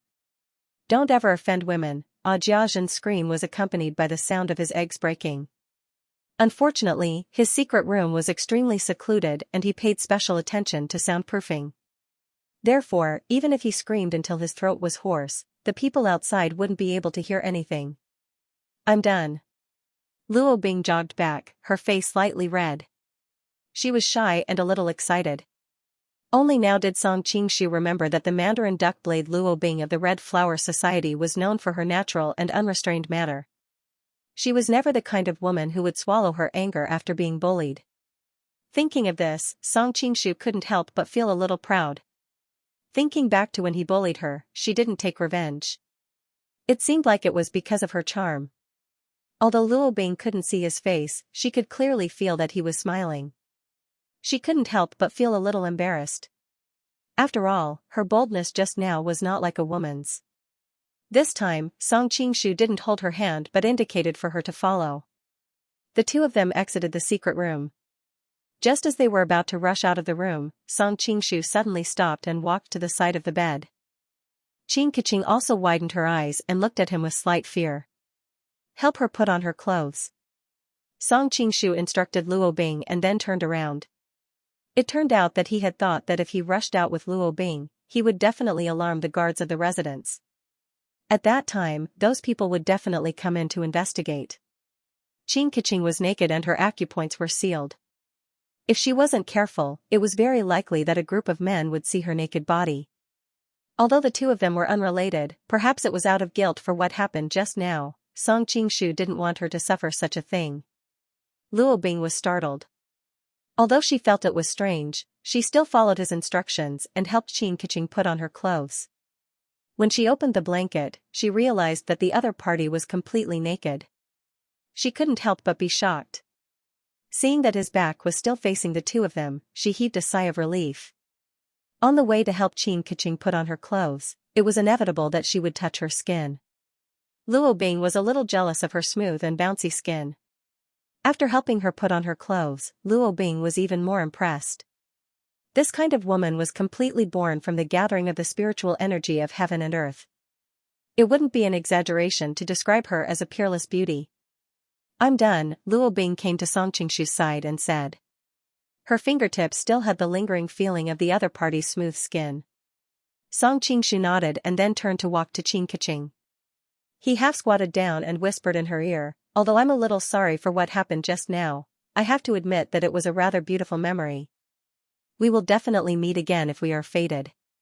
With a light laugh, he casually unsealed her acupoints. Then, he grabbed Luo Bing's waist and rushed out. Instantly, the guards outside cried out in alarm. The restriction on Qin Keqing's body was released and she slowly sat up on the bed. Thinking about what the other party had said before he left, she couldn't help but touch her burning face. She sat at the head of the bed with a complicated expression. For a moment, she was a little dazed. Previously, Song Qingshu was afraid of being discovered by the Ningguo Manor's guards. Now that he knew that Ren Yingying wasn't here, there was nothing to worry about. He directly carried Luo Bing and rushed out. Those guards couldn't stop him at all. With Song Qingshu's movement technique, he very quickly shook off his pursuers and stopped in a secluded alley. Senior, I can walk by myself now. Luo Bing suddenly said. Other than her husband and that person, she had never been so close to a man in her life. Feeling the boiling masculine heat from his body, she felt shy and awkward. She even played a petty trick here and directly called him senior. Although it was polite, it was purposely distancing the distance between them. In her opinion, since she considered herself a junior, it wouldn't be good for him to continue taking advantage of her. Who knew that Song Qingshu wouldn't play his cards according to common sense and had no intention of letting go of her? Senior? Shouldn't you call me benefactor? Feeling the other party increase his strength and their bodies getting closer, Luo Bing's expression couldn't help but change slightly. Benefactor, can you let go of me now? She didn't want to completely infuriate him. After all, the martial arts he had displayed earlier couldn't even compare to that demon-like man she was most afraid of. It wasn't wise to make a strong enemy out of nothing. Song Qingshu smiled and said, since you call me benefactor, then I've saved you and your innocence. How do you plan to repay me?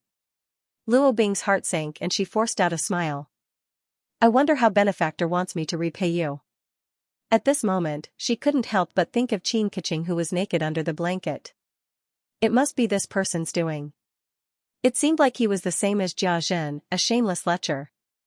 Why don't you repay me with your body? Song Qingshu chuckled. However, his smile instantly froze. Io, what the hell? Tightly clamping Luo Bing's knee, Song Qingshu wiped off his cold sweat. Luckily, his reaction was fast enough. Otherwise, he would have followed in Jia Zhen's footsteps. Coming back to his senses, Song Qingshu couldn't help but feel angry. Aren't you too ruthless? Is there anyone like you who bites the hand that feeds you? Luo Bing bit her lips and said coldly, I naturally have to use ruthless methods to deal with shameless people. It's a pity that you dodged it. She knew that since she had lost the initiative, with the difference in their martial arts, she couldn't resist at all. Her heart had already sunk to the bottom. If I didn't dodge it, the one crying would be you. Song Qingshu couldn't help but roll his eyes. Why would I cry? Luo Bing didn't finish her sentence and suddenly covered her mouth in disbelief.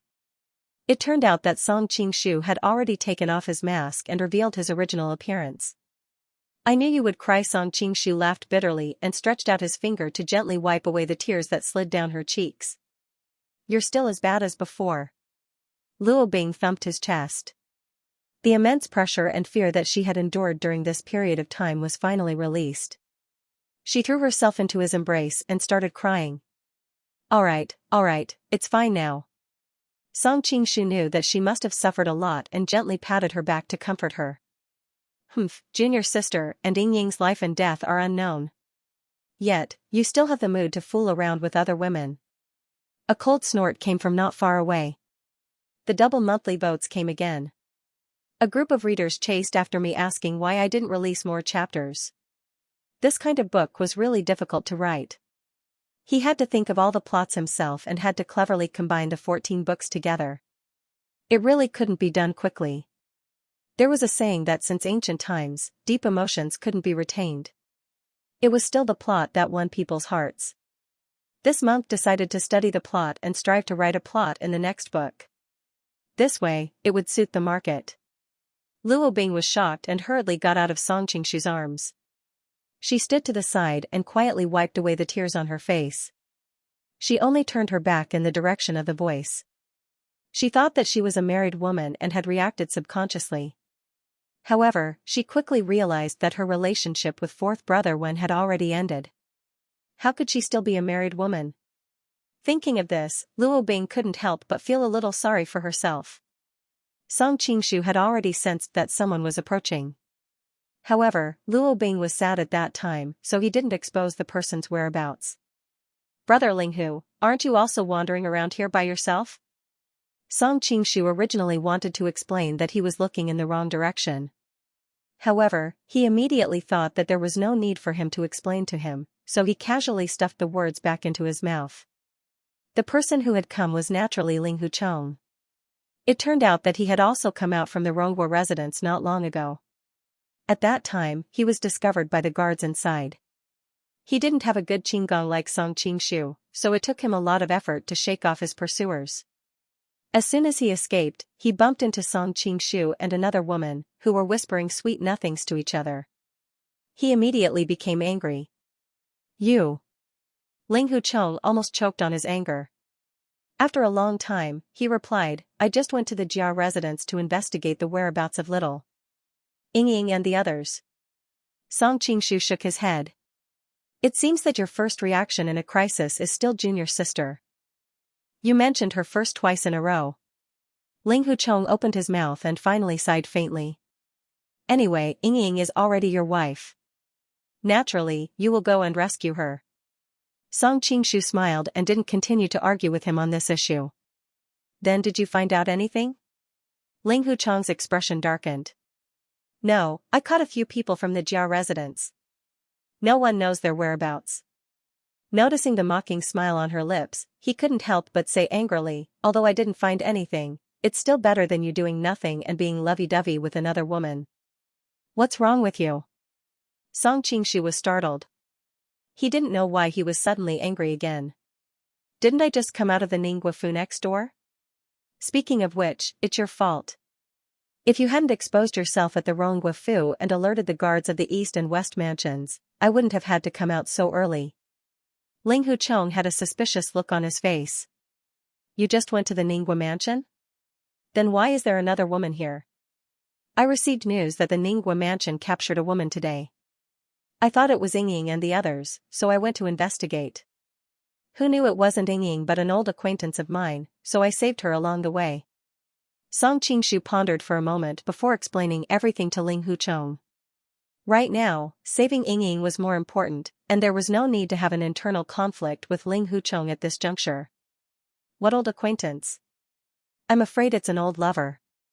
Ling Hucheng held his sword with both hands and said sarcastically. Because of Ying, he was extremely dissatisfied with Song Qingshu's lustful behavior. Song Qingshu rolled his eyes and didn't bother to argue with him. He said directly, I've already searched the Rongguo mansion and the Ningguo mansion, and I've interrogated some key figures in the two mansions. I can confirm that the people who kidnapped Ying and the others weren't from Jia Shidao's faction. Although Ling Hucheng hated him, he couldn't help but admire him. He had come to the Jia mansion first, but the information he had obtained after investigating for half a day was far inferior to that of his opponent. His martial arts and ability were truly many times better than his. Ling Hucheng couldn't help but feel a little disheartened. He asked subconsciously, but apart from Jia Shidao, I can't think of anyone in the capital who would have the motive and ability to kidnap them. Maybe they're trying to frame us. Song Qingshu frowned and said with uncertainty, maybe they're trying to sow discord between us and the Jia's group, causing an all-out war between us, so they can reap the benefits. Maybe? Maybe? Ling Hucheng was so annoyed that he broke the tree next to him with a palm strike. Forget it. Since you can't do anything about it, I'll go talk to Minister Han. After saying that, he ignored Ling Hucheng's urging and disappeared into the night sky. Sigh. Song Qingshu reached out his hand and finally gave up on trying to stop him. Although in his opinion, Ling Hucheng's actions might be exactly what the mastermind wanted, he had no other choice. It was better to let Han Xingzhou stir things up. Maybe the mastermind would be too happy to see that his plan had succeeded and accidentally expose himself. Was Miss Zhou kidnapped? Luo Bing had been in an extremely awkward situation. Now that Ling Hucheng had left, she finally dared to speak. What Miss Zhou? Song Qingshu was stunned. Luo Bing pointed in the direction where Ling Hucheng had disappeared. Didn't that person say something happened to your wife? Song Qingshu couldn't help laughing. It's not Jirua. It's Miss Ren of the Sun Moon sect. It turned out that Luo Bing had been wandering in Jianghu these days and had left the Red Flower Club, so she wasn't very well informed. She had secretly investigated Song Qingshu and knew that he was an abandoned disciple of Wudong sect and had married the head of the Amei sect, Zhou Jirua. Therefore, when she heard Ling Hucheng's words just now, she subconsciously thought that something had happened to Zhou Jirua. As for the Ying they mentioned, she thought it was Zhou Jirua's pet name or something. Song Qingshu roughly told Luo Bing about the marriage between the Sun Moon sect and the Golden Snake camp. Only then did Luo Bing understand. Knowing that Ling Huchong had so many wives, her expression became strange and lost. Who took them away? They have both the motive and the ability. Song Qingshu was well aware that sharpening the axe would not delay the work of cutting firewood. At this time, the clues had already been cut off. He knew that it was useless to be anxious. Instead of running around like a headless fly like Ling Huchong, he led Luo Bing back to the Prince of Qi's mansion while rethinking the entire matter in his mind, hoping to find some new clues. Hearing him mumble to himself, Luo Bing suddenly said with some hesitation, "Could it be someone from the loyal army?" Song Qingshu's heart lit up, as if a bright lamp had suddenly appeared in the darkness. All kinds of thoughts faintly began to connect. At the same time, he curiously looked at Luo Bing. "Why do you say that?" "Because once, when I was resting in an inn in a town, I inadvertently heard your name mentioned in the room next door." Luo Bing's face was slightly red. She paused for a moment before continuing, "I eavesdropped and found out that they were from the loyal army. They had prepared a big plot to deal with you. I was worried, so I followed them all the way to Linen. I originally wanted to warn you. Who knew that I would be captured by Jia Zhen's people midway?" At this point, Luo Bing became even more embarrassed. After all, in theory, she should hate Song Qingshu. But now, she had traveled thousands of miles to inform him. It was really somewhat unladylike. However, Song Qingshu excitedly picked her up and spun her a few times in the air. Then, he rained kisses on her cheeks. "My good Bing you have helped me greatly." At this moment, everything made sense. Ma Qichen and Zhang Jun had fallen from power because of him. After all, the two of them had been prime ministers for many years. Although they had fallen, their strength was not to be underestimated. For example, the loyal army was their greatest trump card. The leader of the loyal army, Zhang Ro, was Zhang Jun's brother. Back in Yangzhou, Song Qingshu had dealt with them. Now that Ma Qifeng and Zhang Jun had fallen, they naturally would not sit by and do nothing. In addition to saving people, they would definitely want to take revenge. He was definitely their primary enemy. But if he only relied on himself, Ma Qifeng and Zhang Jun would not have fallen so easily. Han Xingzhou and Jia Sherdao had also contributed a lot. Therefore, all three parties were the forces of the loyal army. However, no matter which party it was, based on the strength of the loyal army, it would be very difficult for them to take revenge. Therefore, they used the martial arts competition to create the illusion that Han and Jia deliberately kidnapped the sweetheart of the other party in order for their side to win the championship. Thus, it triggered a great war between the two parties. Taking Ren Yingying was to drag him into the war. Then, when the three parties fought, they would be able to benefit from it. Song Qingshu had to admit that their plan was vicious. If Luo Bing had not appeared by accident, he, Han Xingzhou, and Jia Sherdao would not have been able to figure out what was going on. There must be a master in the loyal army. Song Qingshu's pupils shrank. Zhang Ro and his son were mostly good at fighting on the battlefield. They could not come up with such a clever plan. "Aya, let go of me." Luo Bing's heart was beating wildly after being hugged and kissed like crazy. Although it was night time, they were still on the streets. At the thought of this, she couldn't help but feel embarrassed and anxious. "If we can successfully save Yingying, you will be the first hero." Song Qingshu was in a good mood. He smiled as he put her down. Luo Bing blushed and turned her face away, not knowing how to respond. She also did not know what was going on.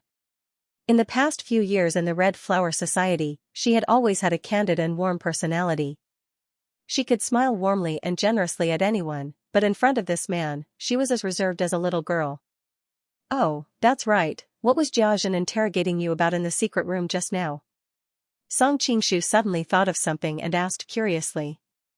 Luo Bing came back to her senses and answered, "Jia Zhen seemed to know who I was. He first asked about some things in the Red Flower Society, and he asked the most about Master Chen. He also kept asking about the relationship between Master Chen and the Chen family of Haining, as if he was trying to find some evidence." Song Qingshu's heart skipped a beat. After going through the imperial harem of the Qing, Jin, and Song dynasties, he was now an expert in political struggles.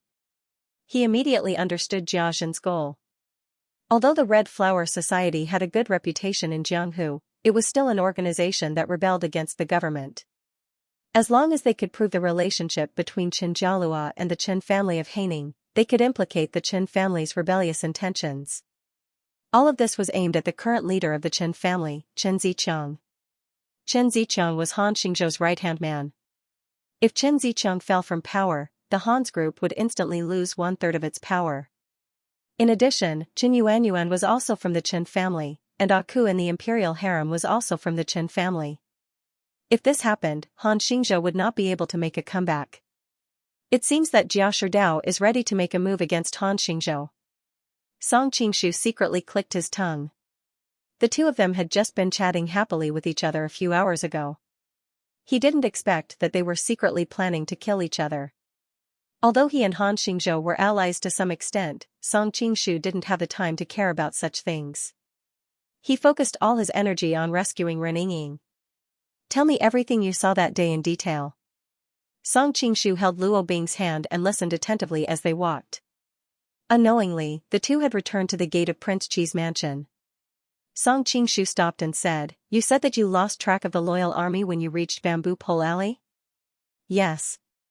Luo Bing nodded as she recalled, "I was too focused on finding the loyal army. As a result, I was plotted against by Jia Zhen's subordinates and was captured." Bamboo Pole Alley. Song Qingshu closed his eyes and the map of Linen emerged in his mind. He was lost in thought.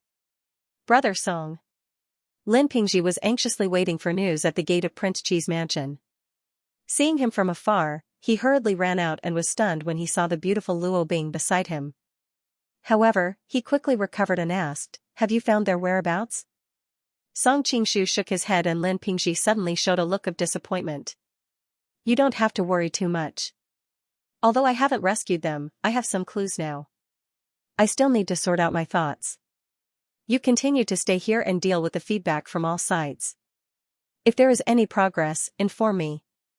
Lin Pingji originally wanted to say that he would go out to look for them.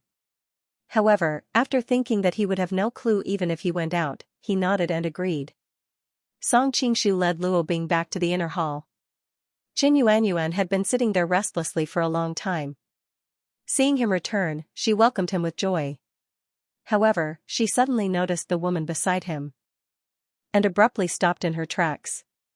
"Qingshu, this is?" "Sister Yuanyuan, this is Luo Bing. She is an old acquaintance of mine and also a good friend of Li Yuanji." Song Qingshu had no time to consider the two women's thoughts at this time and casually introduced. "Hello." Qin Yuanyuan very politely smiled at Luo Bing, but in her heart, she was thinking, old acquaintance? It seems that they are old lovers. "Hello, Sister Yuanyuan." While Qin Yuanyuan was looking at Luo Bing was also looking at her. She was shocked by the beauty of the woman in front of her and was somewhat fascinated by her. Song Qingshu is really a romantic by nature. Luo Bing secretly curled her lips. How could she not see that if she was not at the side just now, Qin Yuanyuan would have jumped into the arms of Song Qingshu. "Qingshu, have you found the whereabouts of Miss Ren and the others?" Qin Yuanyuan came to Song Qingshu's side and asked with concern. Song Qingshu shook his head and did not answer. Instead, he concentrated on unfolding a map of Linen City and began to study it. After looking at it for a while, he thought of something and casually told Qin Yuanyuan, "Sister Yuanyuan, Luo Bing is tired from the long journey and has just escaped from prison. Take her to wash and have a rest." "Okay." Qin Yuanyuan held Luo Bing's hand. "Sister Luo Bing, come with me." Luo Bing had indeed exhausted her mind during this period of time. Now that she was able to relax, she immediately felt as if her eyelids were filled with lead. Hearing this, she smiled and said, "Thank you, Sister Yuanyuan." After the two girls left, Song Qingshu looked at the map and fell into deep thought. Not long after, Lin Pingji came with Qin Yuliang. "Young master, I've already arranged for the brothers and the gang to visit all over the city. They've already searched 20% of the area, but there's still no news for the time being."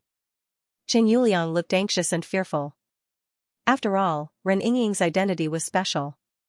If something happened, she would vent her anger on him. But Song Qingshu did not blame him.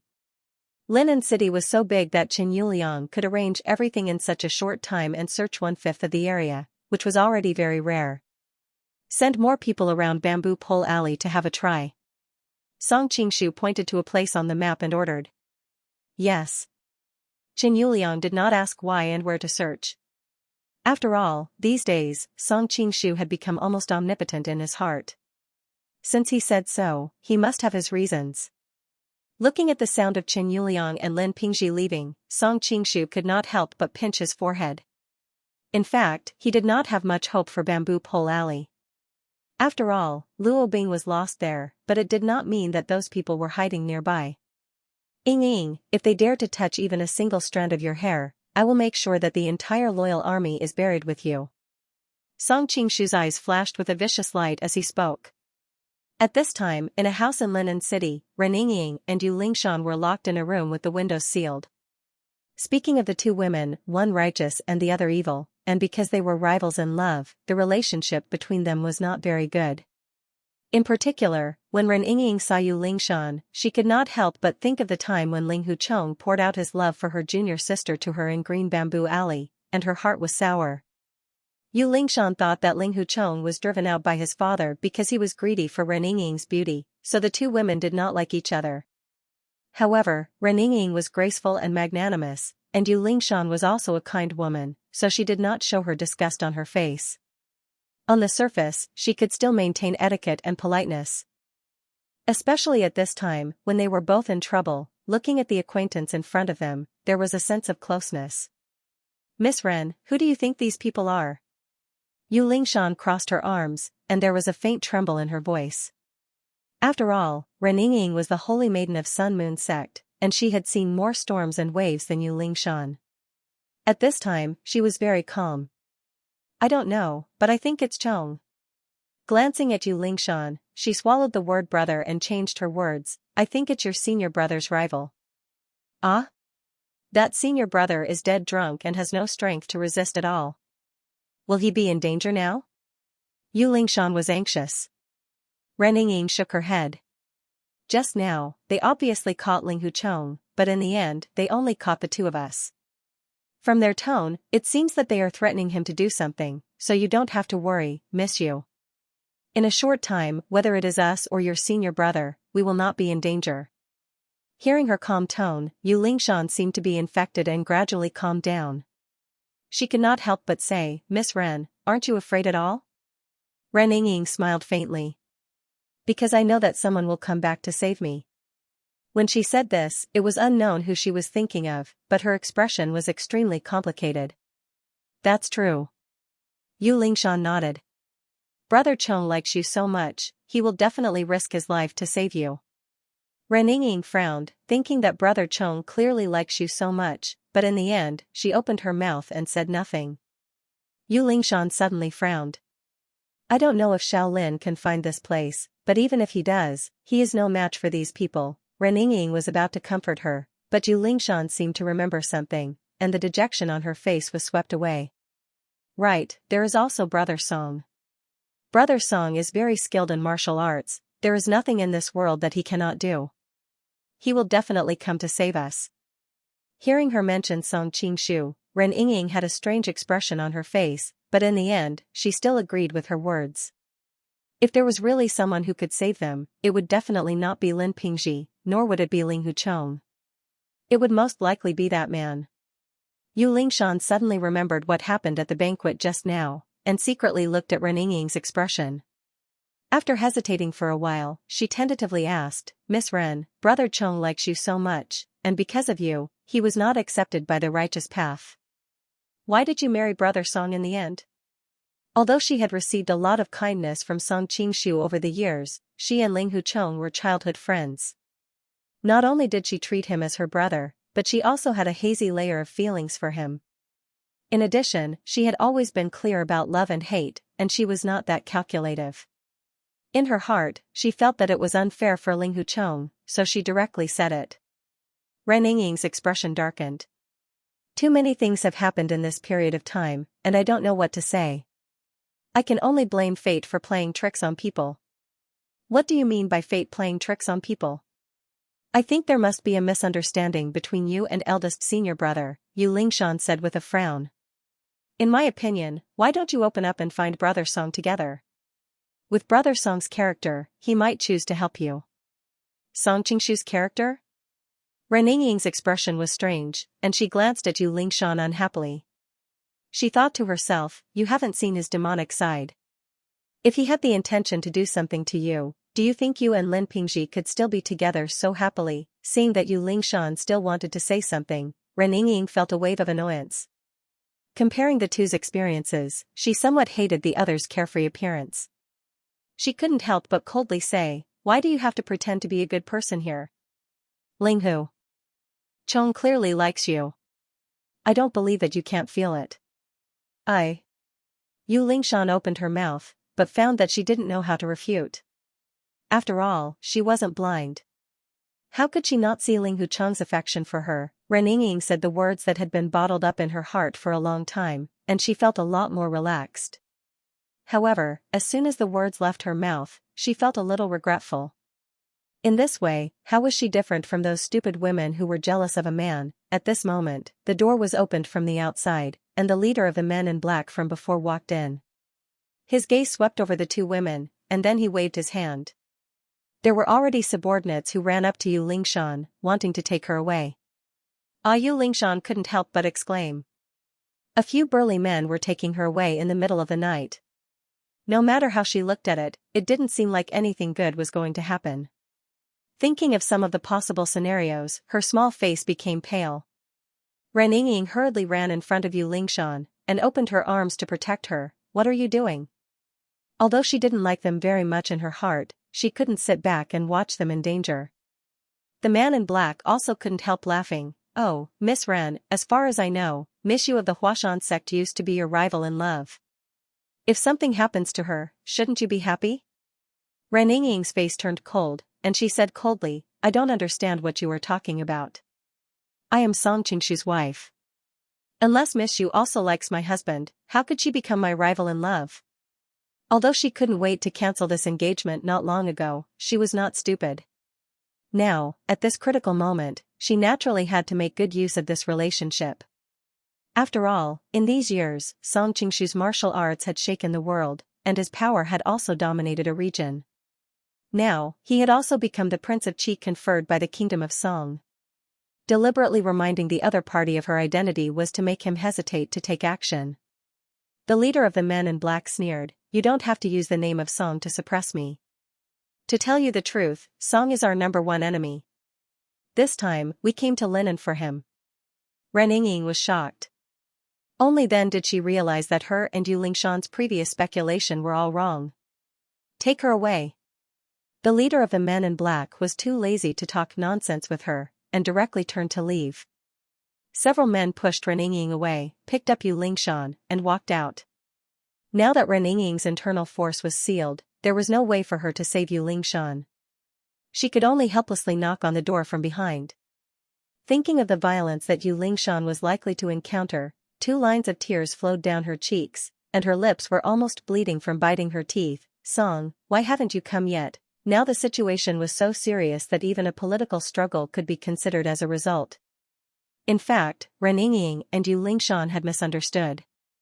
They had taken Yu Lingshan away in the middle of the night not to rape her, but to interrogate her about the whereabouts of the Bixia swordplay. Unfortunately, Ren Yingying did not know this.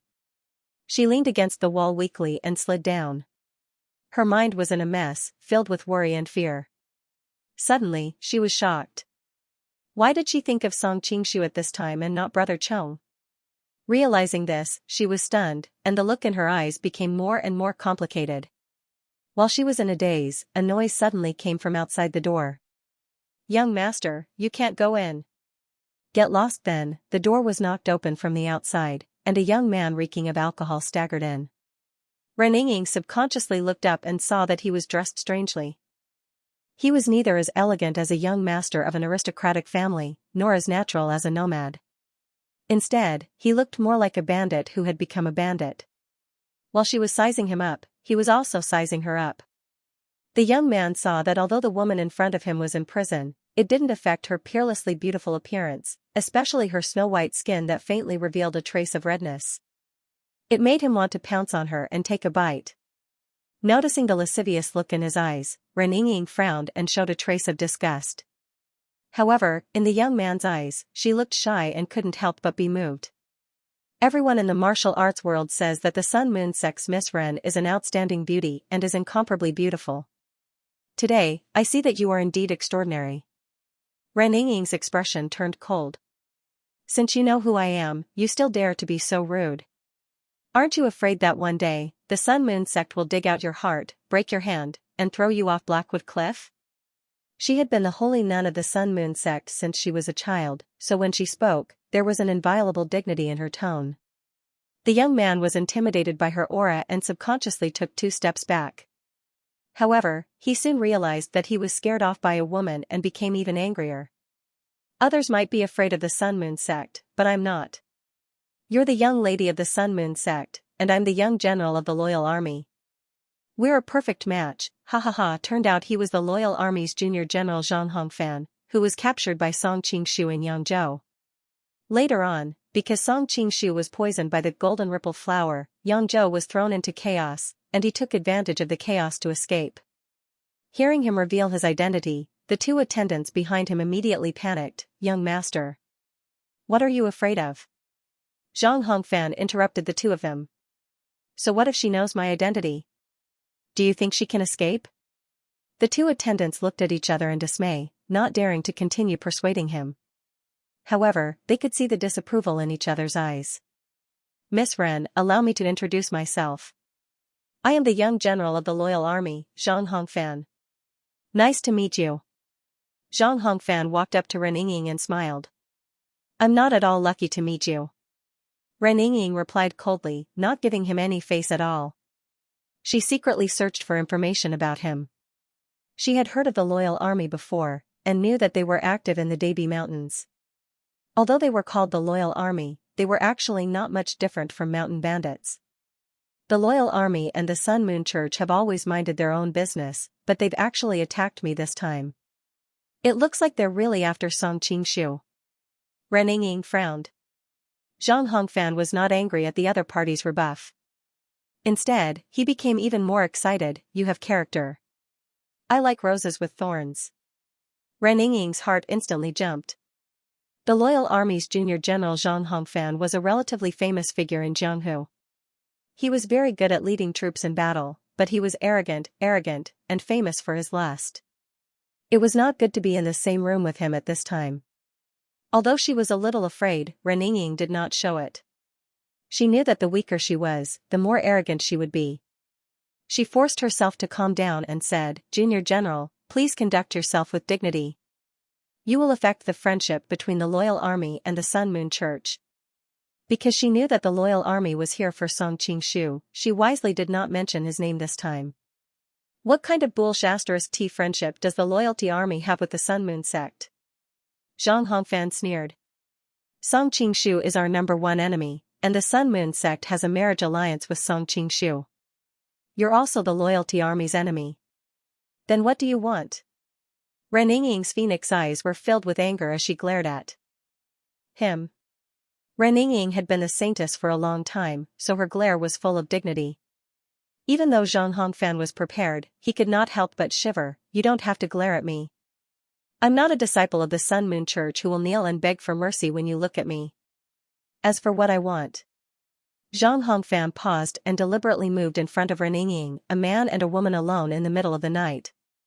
I've long heard that the saintess is exceptionally intelligent. Don't tell me you can't even guess this? Ren Yingying shrank back to avoid contact and said with a face full of disgust, Has anyone ever told you that your mouth stinks? After being provoked by her, Zhang Hongfan's drunkenness surged and he instantly flew into a rage. Don't always put on that noble and inviolable face. In a moment, I will use this stinky mouth to lick your entire body. Let's see if you can still be so arrogant then. Hearing his words, Ren Yingying was so disgusted and angry that her whole body trembled. She raised her hand and slapped him across the face. Originally, the 2 of them were so close, so it was impossible for her to dodge this unexpected slap. Unfortunately, Ren Yingying's power was sealed, so her movements were many times slower than usual. Not only did she miss the slap, but Zhang Hongfan also grabbed her wrist. TSK, TSK, TSK, such a fair and tender little hand. Just looking at it makes one's desire rise. Zhang Hongfan brought her hand to the tip of his nose and sniffed it. He closed his eyes and revealed a trace of intoxication. Let go of me. Ren Yingying had always been high and mighty. When had she ever been humiliated like this? She couldn't help but recall that Song Qingshu had also treated her like this. But now that she thought about it, this person in front of her was 1,000 times, no, 10,000 times more annoying than Song. I won't let go. Are you going to bite me? Zhang Hongfan laughed arrogantly. I swear in the name of the Saintess of Sun Moon sect that I will definitely make you die without a burial place. Ren Yingying bit her lip, her beautiful eyes filled with anger. I'm so scared. Zhang Hongfan laughed evilly and then moved in front of her. I also swear in the name of the loyal army's young general that I will make you wish you were dead tonight. Ren Yingying finally panicked. She struggled with all her might, but her vital energy was sealed. How could she compete with the man's strength? Her hands were tightly pressed against the wall, and it was difficult for her to even move. At this moment, a trace of despair flashed through her mind. If she had known that this would be the end, she would have directly consummated her marriage with Song Qingshu. That way, she wouldn't have lost her virginity that she had cherished for more than 10 years to this disgusting man. When she thought of Song Qingshu, she couldn't help but feel resentful. Every time I was in danger, he would have appeared. Why did he disappear this time when I was in the most danger? At this moment, a sudden shout came from the door, stop. Ren Yingying was delighted. She thought that it was Song Qingshu, but when she looked in the direction of the voice, she was disappointed. It was two strangers. Zhang Hongfan also saw them and snorted coldly, Li Haoyan, Li Jianan, you two brothers shouldn't meddle in other people's business. Although the two brothers were young, they could be considered the veterans of the loyal army. In their early years, they had followed Zhang Ro to various places in the Central Plains. At least half of the loyal army's current reputation could be attributed to them. When he saw the situation in the room, Li Haoyan was furious. He rushed in and grabbed him, throwing him to the side. Get lost. Zhang Hongfan didn't expect that he would attack him. He was caught off guard and was hit. He flipped over to steady himself. His expression was extremely ugly. How dare you attack me? You've eaten the heart of a leopard. How dare you touch her? Li Haoyan ignored him and roared in opposition. Is she the Jade Emperor's daughter? Why wouldn't I dare to touch her? Zhang Hongfan's eyes were full of resentment. At this time, Li Jianan also walked in and said coldly, she is Ren Wuxing's daughter. Touching her will mean that you and the Sun Moon sect will not rest until one of us is dead. Can you bear this responsibility? So what if she is Ren Wuxing's daughter? We even dare to provoke Song Qingshu. Why would we be afraid of a mere Sun Moon sect? Zhang Hongfan gave his subordinate a look. The subordinate understood and quietly slipped away. Li Haoyan glared at him fiercely. I don't care whose daughter she is. Even if she is a woman with no background, you still shouldn't touch her. Have you forgotten the name of our army? Loyalty. Loyalty. Do you think your actions are worthy of this word? Zhang Hongfan's face was gloomy. Who do you think you are? It's not your place to teach me a lesson. Ren Yingying saw that they were divided. Although she didn't know what was going on, she knew that it was to her advantage. She quietly hid in a corner and planned to wait for an opportunity to strike. I am a veteran of the Loyalty Army. Today, I will teach you a lesson on behalf of your father. Li Haoyan was also angry. Zhang Hongfan glanced around and saw that there were people from the other side. He knew that he would definitely be at a disadvantage if a conflict broke out. He rolled his eyes and decided to delay until reinforcements arrived. Li Haoyan, you don't have to make it sound so dignified. What loyalty? It's obvious that you had a good chat with Song Qingshu in Yangzhou. At that time, you wanted to rely on him. That's why you don't let me touch his woman. Bull*T. Li Haoyan was furious. He threw a punch at his face. Zhang Hongfan's eyes narrowed. He hurriedly raised his hands to block. Punches and kicks flew everywhere. In an instant, the two of them were in a mess. Although Zhang Hongfan was good at leading troops in battle, his martial arts were only so-so. How could he compare to a fierce general like Li Haoyan who charged and broke through enemy lines on the battlefield? It didn't take long for him to be beaten black and blue. Suddenly, there was a commotion outside the door. Who dares to touch our young general? Then, a group of fully armed soldiers surrounded the Li brothers. Seeing this, Li Haoyan stopped and frowned as he looked at the people outside. F***CKU. Zhang Hongfan got up. A trace of ruthlessness flashed in his eyes. Just as he was about to give the order to surround and kill these people, a cold snort came from the sky. You loyalty army have such a big formation. Are you going to have a martial arts competition to find a spouse? Ren Yingying curiously looked out of the window. She saw a masked old man descending from the sky. His Qinggong shocked everyone. In the entire Jianghu, there were only a few people who could reach this level. However, what surprised Ren Yingying even more was that the old man was holding a beautiful and charming young woman in his hand. It was Huang Rong, who she had seen at the banquet, thanks to alliance leader by Hai Lang, Wen Lian, for 658116664, and other readers for their tips. On the one hand, Ren Yingying was shocked by the old man's lightness skills. She compared him to her father and had to admit that the old man's lightness skills were better than her father's. Judging from his eyes and the temperament he exuded, he was probably as powerful as her father. However, what shocked her more was Huang Rong, who was next to him. She could tell that she was being controlled by someone. Huang Rong was the leader of the beggar gang, and her dog-beating stick technique was the best in the martial arts world. She was also very smart. Her father was Huang Yaoshi, and her husband was Guo Jing. There were few people in the martial arts world who could catch her. Especially at the banquet, she was clearly with Guo Jing, but she was also captured. Who could capture her from Guo Jing's hands? Both Zhang Hongfan and the Li brothers seemed to be afraid of the old man. When they saw him, they all stopped. When they didn't know how to deal with him, Zhang Rou showed up with his men and said, "Welcome, sir. Please forgive us for not going out to greet you." The old man snorted and said, "Don't be so polite. Just lock up your men. Don't ruin our plan." Zhang Rou's smile froze. He looked back at his son and said, "Are you making trouble again?" Zhang Hongfan smiled and said, "It's none of my business. I was just playing with them. Ask them if you don't believe me." Li Haoyan and Li Jinnan looked at each other and nodded. There was no need to argue with Zhang Hongfan in front of outsiders. Zhang Rou glanced at his subordinates, who were at daggers drawn. Of course, he knew what was going on, but since both sides were on the same page, he was happy to take advantage of the situation. "That's good. Behave yourselves." The black-robed old man couldn't be bothered with them. He coldly snorted and pushed Huang Rong over. "I've already caught her according to our agreement. I'll leave the rest to you. I hope you won't disappoint me." "Don't worry, sir. I'll take care of the rest." Zhang Rou waved his hand and signaled his men to take Huang Rong away. "Provoke Han Xingzhou and Jia Shidao to fight as soon as possible. Oh, and Song Qingshu." The old man touched his broken finger with hatred in his eyes. Zhang Rou answered, "Han Xingzhou has already attacked Jia Shidao.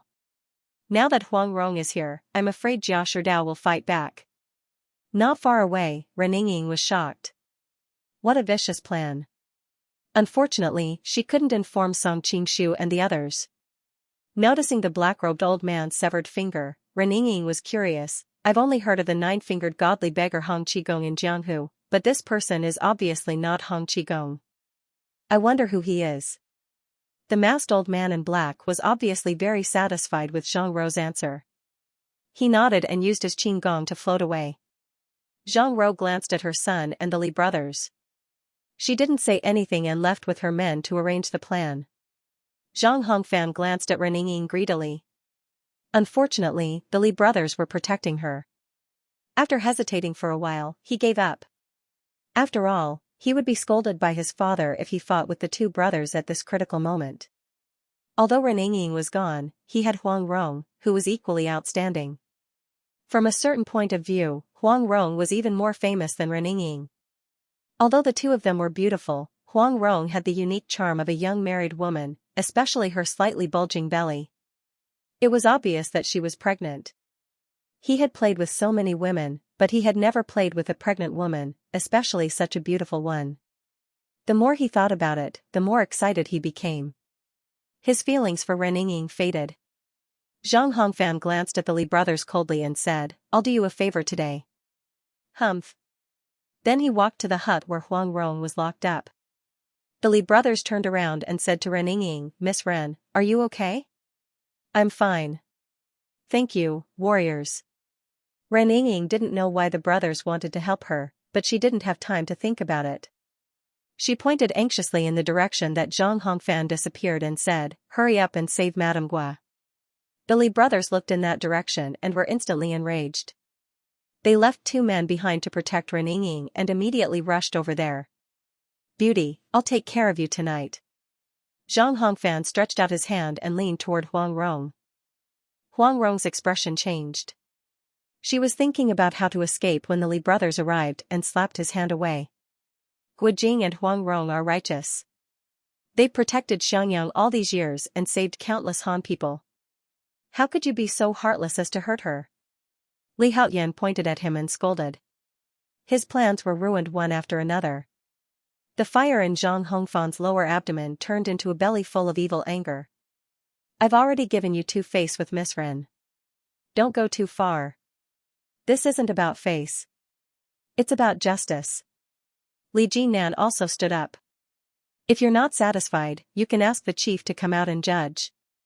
Don't use my father to pressure me." Zhang Hongfan roared. "F*ck your mother. I've tolerated you brothers for too long. Men, kill them for me." Upon receiving the order, his direct subordinates immediately attacked. The Li brothers' subordinates were already prepared. The 2 sides instantly started fighting. "All of you, stop."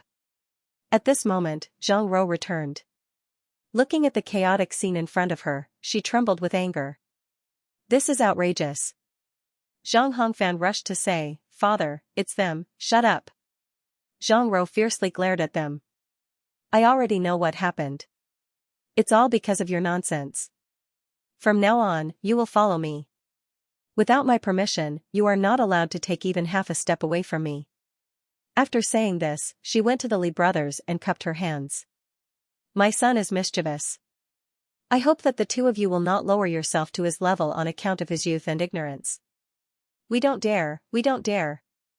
The 2 brothers hurriedly bowed to apologize. After the 2 sides talked for a while, the tense atmosphere gradually eased. Zhang Ro simply handed over the task of watching over Huang Rong, Ren Yingying, and the others to the Li brothers. Only then did she leave with Zhang Hongfan. Zhang Hongfan was not satisfied. But because of his father's usual prestige, he did not dare to say anything. He could only glare at the Li brothers with hatred and follow behind his father. The Li brothers looked at each other, and finally sighed silently. Huang Rong saw all of this and her eyes lit up. Although she did not know much about the internal situation of the loyal army, she still had a plan.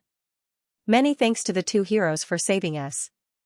The Li brothers hurriedly returned the gesture. "Chief Huang, don't be so polite. In this kind of situation, as long as you are a brave man, you will not hesitate to help." Huang Rong smiled and chatted with the 2 for a while. Suddenly, the topic changed. "The 2 of you have saved my life. I can't bear to let the 2 of you fall into danger without knowing it. So, there are some things that I have to remind the 2 of."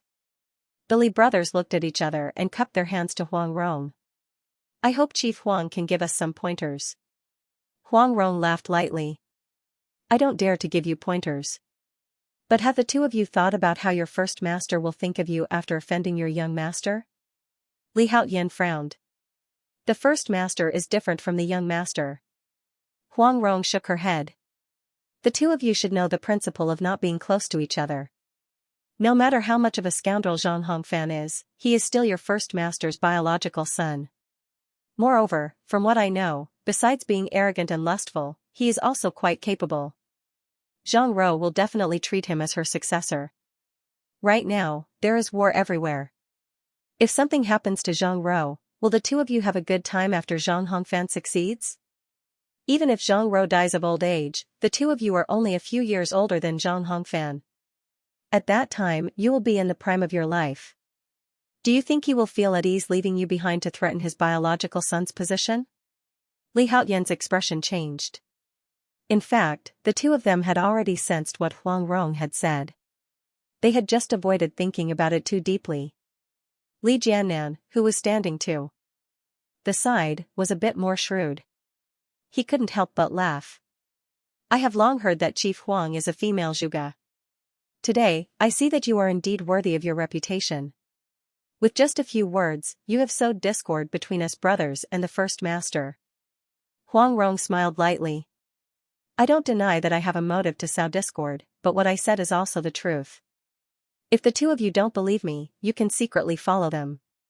If nothing unexpected happens, Zhang Rou and his son should be discussing how to deal with the two of you. Li Jiannan's expression finally changed. Even though he kept telling himself that Huang Rong was deliberately trying to drive a wedge between them in order to escape, when he looked in the direction that Zhang Rou and his son had disappeared in, a strong sense of curiosity welled up in his heart. Li Haoyan grabbed his hand. You are a cautious person, and your qinggong is good. Go and see what they are talking about. I will keep an eye on things here. Li Jiannan nodded. Beside him, Huang Rong gently reminded him, you must be careful. If they discover you, it will be difficult to escape the fate of silencing them. Li Jiannan snorted coldly. What they are actually talking about is still uncertain. Chief Huang need not be alarmist. Although he said this, he already believed most of it. With Zhang Rou's personality, if she really discovered that he had overheard something, she would definitely choose to cut the weeds by the roots. Li Jiannan used his qinggong and quickly chased after them. Fortunately, they did not go too far. Not long after, they found traces of Zhang Rou's group. He saw the bodyguards lined up around them. Zhang Rou and his son were standing by the lake, talking about something. Li Jiannan cautiously groped his way over. Although his martial arts were not as good as Zhang Rou's, the difference was not too big. In addition, his qinggong was the best in the loyal army. Therefore, it was not too much of a problem for him to avoid a few bodyguards. Father, are you just going to let those two brothers do what they want? Zhang Hongfan was somewhat flustered and exasperated. Zhang Rou coldly snorted. You still dare to say that? When will you change your lustful nature? Did you not suffer enough in Yangzhou last time? Li Jiannan secretly nodded. It seemed that the great master was still very reasonable. A real man is born in heaven and earth. What's wrong with playing with a few women? Zhang Hongfan was quite unconcerned. On the contrary, those Li brothers mercilessly taught me a lesson. They really did not put you in their eyes at all. Zhang Rou snorted, declining to comment. Hearing them talk about their brothers, Li Jiannan immediately pricked up his ears. Meanwhile, on the other side of Linen, Song Qingshu was studying a map in his residence when a servant suddenly came to report that Guojing had come to see him. Quickly invite him in. Song Qingshu was curious. What was he doing here so late at night? Almost in the blink of an eye, Guojing hurriedly rushed in. Without any pleasantries, he nervously grabbed Song Qingshu's hand. Brother Song, you have to help me this time. Your sister-in-law has been taken away. Thanks to Prince Defeated, Fuker 60, Lying Drunk 17, Duan Erwo, Abt, Made in China, The Weakest Rookie in History, ZN3M636462, Bald Donkey in the Grass, Yi Mufeng YMF, 05462113, Water Crystal, Gobi Desert Book Friend 455228880, Mammoth 13976, Soy Sauce Passerby, Anonymous, Fat Fish Kicking Ball, and other book friends for their tips and support. Finally, because it is a blocked word, I control plus F what? Song Qingshu was shocked. Rong'er was taken away, Guojing repeated. Guojing repeated himself. His hands were trembling, and it was obvious that his heart was already in turmoil. How is that possible? Song Qingshu looked confused. With her intelligence and martial arts skills, and with you looking after her, who in the world could take her away? It's all my fault, Guojing said, blaming himself. I was called by Lord Jia to talk about something. Rong'er was a little tired, so she asked to go back by herself, and I agreed. Lord Jia asked his men to arrange a carriage to escort Rong'er back, but she was kidnapped by a masked master on the way. Song Qingshu's heart sank. Did Rong'er have guards with her? He was so anxious that he even called her Rong'er, but Guojing was like a cat on a hot tin roof, and he didn't notice the difference. Yes, Lord Jia sent several guards, Guojing answered. Guojing answered, according to the guards, the masked man's hair was white and he should be an old man. At the same time, he was very skilled in martial arts. He broke through the guards' defense line almost instantly and took Rong-er away from the carriage. Song Qingshu said in a deep voice, Jiao Shidao's guards were all good at martial arts, and Rong-er. Mrs. Rong was resting in the carriage at that time. Although she was caught off guard, she was the leader of a gang, and she was good at the dog-beating stick technique. I'm afraid that the person who took her away in such a short time is as good as one of the 5 masters. Guojing nodded. I think so too. I don't know which senior in the world would do such a thing, regardless of his status. Where was Mrs. Rong attacked? Song Qingshu asked. In Nifreed's alley, Guojing answered.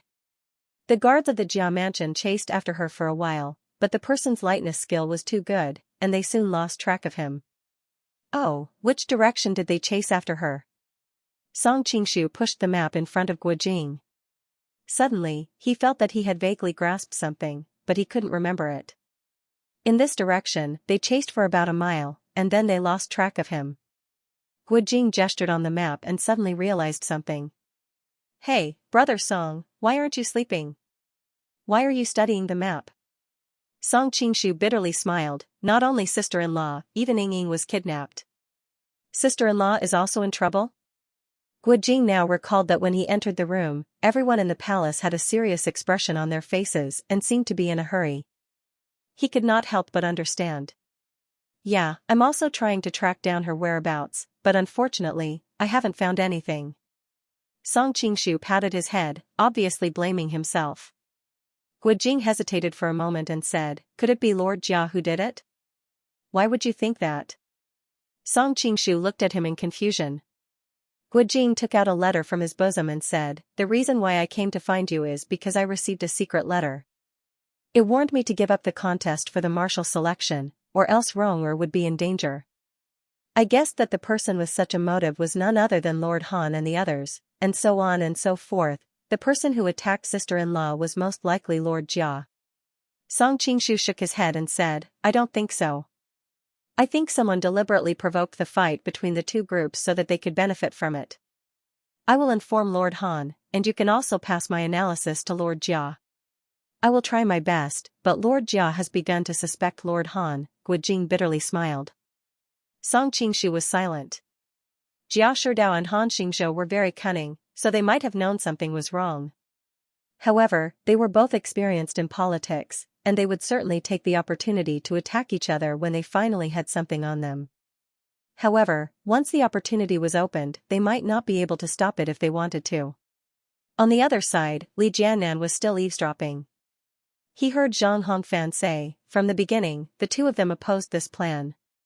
Obviously, they have ulterior motives. Father, you have to be careful. Shameless bastard. Li Jiannan knew that they were framing him, but he couldn't rush out to confront them. He could only clench his fists and wait for Zhang Rou's response. Zhang Rou was silent for a while and suddenly said quietly, now we still have to rely on the two brothers. Li Jiannan, who was hiding in the dark, suddenly felt his heart sink. Although they didn't say anything explicitly, the unspoken message was clear enough. They still needed the two brothers, but what would happen to the two brothers when they were no longer needed? Well, I'll put up with them for a while. Zhang Hongfan was obviously very satisfied with his father's answer. By the way, father, now that uncle has fallen in the Southern Song dynasty, we don't have his secret support. It's not a long-term solution to stay in the Dabi Mountain. I've been thinking about this problem recently. This time we came to Linen to avenge your uncle, and secondly, to take some of his hidden treasures away. When we go back, we will directly abandon the Dabi Mountain and lead the army north to join the Mongolians. Join the Mongolians, these 4 words exploded in Li Jiannan's ears like a sudden clap of thunder. Although he was a bandit, to a certain extent, he considered himself a hero of the underworld. Deep in his bones, he also wanted to enforce justice on behalf of the heavens, and also wanted to help the Han people restore their country. Therefore, although the two brothers were somewhat dissatisfied with what Zhang Rou and his father had done these years, because they had a relationship with the prime minister of the Southern Song dynasty, they could be officially recognized by the Southern Song dynasty and become an official army. The two brothers felt that they could bring honor to their ancestors, so they put up with some of the things they disliked. These years, they had been fighting against the Jin kingdom on behalf of the Southern Song dynasty. Now they suddenly wanted to join the Mongolians and become traitors. Li Jiannan was surprisingly angry. If Li Haoyan was here, he would probably immediately fly into a rage and run out to scold the father and son. However, Li Jiannan had always been much calmer. Although he was also very angry in his heart, he was able to control his emotions. He took a deep look at Zhang Rou and Li Jiannan, then quietly retreated. When Huang Rong saw Li Jiannan come back with no expression on his face, she instantly relaxed, because she knew that her plan had worked. Li Jiannan looked at her, then took his brother Li Haoyan to the secret room next door and whispered what he had just heard. "These two bastards." Li Haoyan suddenly slammed the table and stood up. "Lower your voice." Li Jiannan hurriedly pulled him back. "What should we do next?" "Of course we'll rebel against them," Li Haoyan said angrily. "We have always respected you, Fei, but we have to work for Zhang Jun, the traitor who killed him." "I've had enough." Li Jiannan smiled bitterly.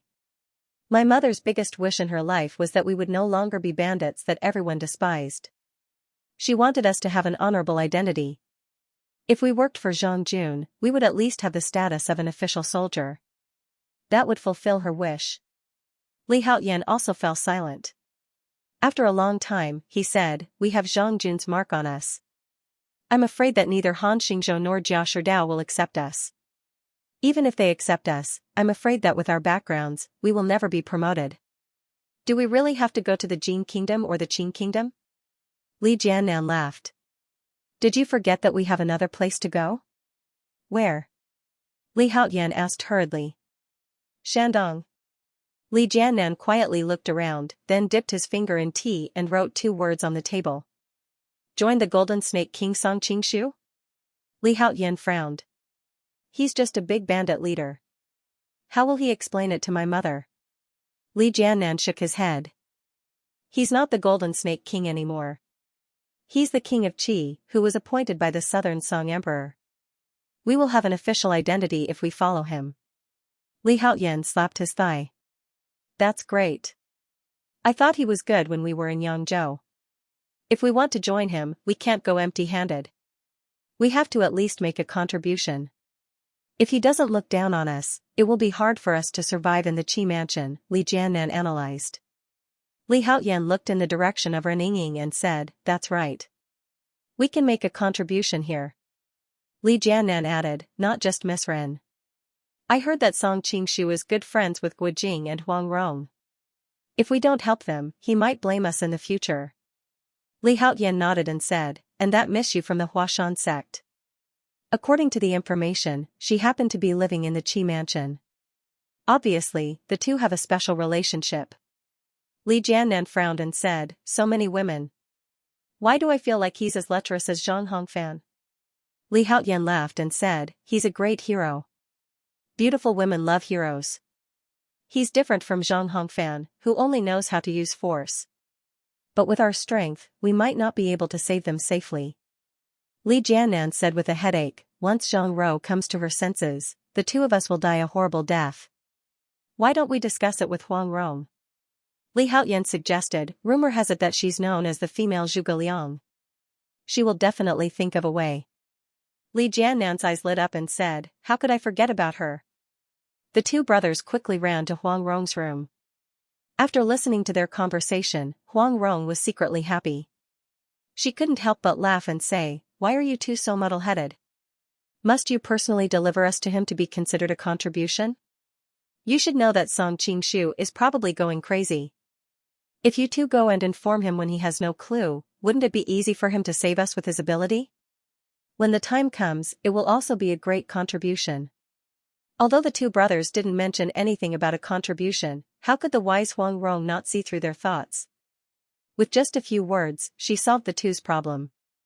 The two brothers were immediately overjoyed. Sect leader Huang is indeed wise and resourceful. Listening to a wise man's words is better than studying for 10 years. At this moment, in the Prince of Qi's residence, Song Qingshu was looking at the map before him. Suddenly, a bright line flashed across his mind. Hastily, he found 2 chopsticks and made a simple compass. First, he marked Bamboo Pole Alley, where Luo Bing had lost track of the Loyalist army. Next, using the location where Ren Yingying had disappeared as the center and the distance he had covered as the radius, he drew an arc. Next, using the location where the Jia residence's bodyguards had lost track of the black-clothed men as the center, he calculated another radius and drew another arc. Song Qingshu stared at the map, trying to determine the area where the 3 patterns intersected. As long as this area was determined, Huang Rong and Ren Yingying were most likely nearby. Currently, each chapter had more than 3,000 words. After counting today, he should have updated about 20,000 words. Thank you, Gold Alliance Master by Hailang, for your reward again. After he finished drawing, Song Qingshu's heart sank. He stared at the mark on the map and muttered to himself, how is this possible? Why is there no intersection? The arc of Bamboo Pole Alley and the spot where Ren Yingying disappeared on the map overlapped, but Huang Rong's circle was very far away. Even if the radius was increased, it would not be able to reach this side. How could this happen? Song Qingshu originally thought that this was a foolproof method, but reality gave him a loud slap in the face. The only method also proved to be a failure. Song Qingshu leaned on the table and gradually fell into a state of despair. It should be known that the first few hours of a kidnapping case was the best time to rescue. The longer it took, the lower the probability of rescuing them. Moreover, they were beautiful women, so their situation was even more dangerous.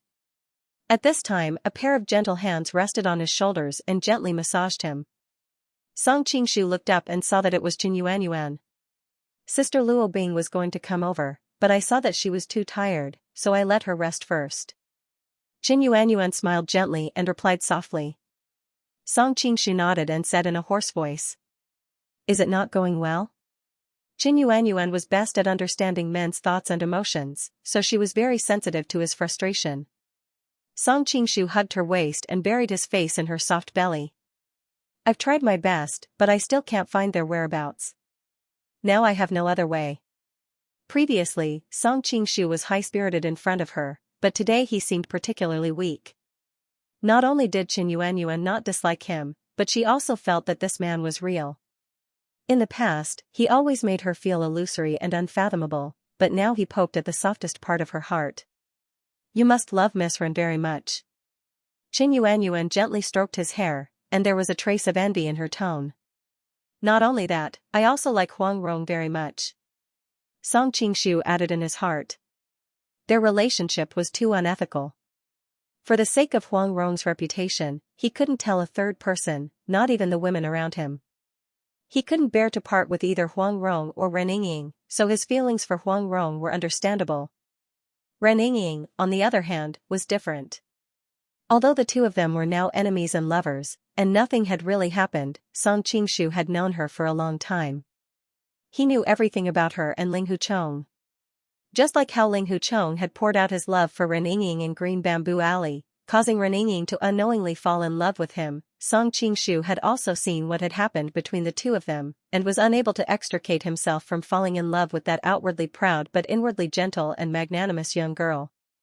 Qingshu, I believe that you will definitely be able to save them. You should know that in my heart, you are an immortal-like person who can pluck the stars with your bare hands. Is saving people more difficult than ascending to the heavens to pray for rain? Qin Yuanyuan continuously stroked his hair, and her voice became increasingly gentle. That's right, I can defy the heavens and change fate, so how can I not save a few women? Song Qingshu gradually reignited his fighting spirit, and looked gratefully at Qin Yuanyuan. Thank you. Qin Yuanyuan smiled gently, and her 10 slender fingers continued to massage his shoulders, doing her best to eliminate the fatigue in his body. Song Qingshu patted her hand. Everyone says that you are a femme fatale, but in my opinion, you are more like the virtuous Empress Xianxia. Qin Yuanyuan's face slightly reddened. How could I dare to be compared to Empress Xianxia? Song Qingshu smiled faintly, no longer speaking. His attention once again returned to the map in front of him. Suddenly, he thought of something, and immediately changed the center of the circle on Huang Rong's side to the point where the carriage had been attacked. This was because he suddenly remembered that the masked man who had kidnapped Huang Rong had such a high level of martial arts, and his hair was grizzled, so he must be extremely experienced in the Jianghu. How could he have directly fled to his hiding place? He would definitely have subconsciously led his pursuers in the opposite direction, and then made a large detour to return to his destination. After redrawing the third circle, he finally determined a small intersection point. Although he did not specify a specific point, it was enough for Song Qingshu. Anxious to save people, he did not have the time to leave any instructions. With a flash, Song Qingshu rushed out of the Prince of Qi's residence. Watching his figure flash by, Qin Yuanyuan revealed a trace of a gentle smile. Not long after Song Qingshu left, Lin Pingji excitedly ran in, leading a person. Elder brother Song, there is news of senior sister and the others. Elder brother Song? Seeing that the study table was empty, Lin Pingji's excited voice came to an abrupt halt. Qin Yuanyuan explained, Qingshu just went out. Lin Pingji immediately turned around, then I will go find him. Hey, Qin Yuanyuan hurriedly stopped him. With Qingshu's lightness skill, even if you rode on a 1,000 li horse, you would not be able to catch up to him. Who is this person beside you? Li Jiannan's face became lifeless. Heavens, there is actually such a beautiful woman in this world. Qin Yuanyuan had long been accustomed to this kind of breathtaking gaze, and did not care in the slightest. She only lightly coughed to remind him. Only then did Li Jiannan return to his senses. Wiping the pig's saliva from the corner of his mouth, he introduced himself in a somewhat flustered manner. My name is Li Jiannan, a member of the Loyal Army. I know the whereabouts of Miss Ren and Chief Huang. Qin Yuanyuan finally understood what was going on, and hurriedly said to Lin Pingji, the place that Qingshu went to is the place that you mentioned. Pingji, bring the people from your residence and rush over with this warrior, you might be able to help him. Although she had a weak temperament, after all, she had experienced great storms and waves, so in a hurry, she was able to arrange things in an orderly manner. Yes. Lin Pingji nodded, and hurriedly beckoned Li Jiannan to catch up with him, and hurriedly led the people out of the residence. Meanwhile, when Song Qingshu arrived at the area where the map intersected, it was easier than expected for him to find the place where Ren Yingying and the others were previously imprisoned. Because of the chaos in the middle of the night, Song Qingshu, who was standing on a high vantage point, immediately spotted the place. In a flash, he arrived at the large residence, and just happened to bump into Zhang Rou and Zhang Hongfan, who were hurriedly carrying their luggage and about to leave. Where are the two of you going? Song Qingshu's voice was extremely calm, but under the calm surface hid the anger that had been suppressed all night. Kill him. Since the other party could find this place, Zhang Rou knew that there was no point in talking nonsense, and immediately decided to kill him. As soon as his voice fell, dozens of archers appeared around the walls of the house, and with a whooshing sound, they shot towards Song Qingshu's body. Song Qingshu coldly snorted, and casually took a step forward. As if an invisible sound wave rang in the air, the sharp arrows suddenly stopped halfway, and then instantly turned into flying ash. The archers all gave a muffled groan, and all of them silently fell from the courtyard wall. Zhang Hongfan spat out a mouthful of blood, and his whole body fell straight to the ground. Zhang Rou's cultivation was profound, and he just barely withstood the attack, but even so, the impact of the attack still caused his blood and qi to churn. In the end, he could not help but half kneel on the ground, his mouth continuously coughing out blood. Song Qingshu did not look at him again, and went straight to the courtyard, and found a few rooms, in which the fragrance of women still lingered. Unfortunately, the rooms were empty, and there was no trace of them. Where are they? Song Qingshu took a step forward, and returned to the door, and looked down at Zhang Rou. Zhang Rou hugged Zhang Hongfan's body, which was gradually turning cold. With his experience, how could he not know that his son was already dead? His whole person seemed to be stunned, and he quietly knelt there in a daze. I asked. You, where are they? Song Qingshu coldly repeated. My son is dead. Zhang Rou's voice also became hollow. Song Qingshu glanced at him and indifferently said, serves you right to die, I should have killed you back in Yangzhou, then there would not have been so many problems. Zhang Rou's eyes moved, so that Jin official was also you. Song Qingshu's face was indifferent, and he did not answer. Zhang Rou bitterly smiled. No wonder, no wonder. Just now I was thinking that you were one of the two strongest experts I have met in my life, but now it seems that these two experts are all the same person. Are you done with your nonsense? Song Qingshu frowned.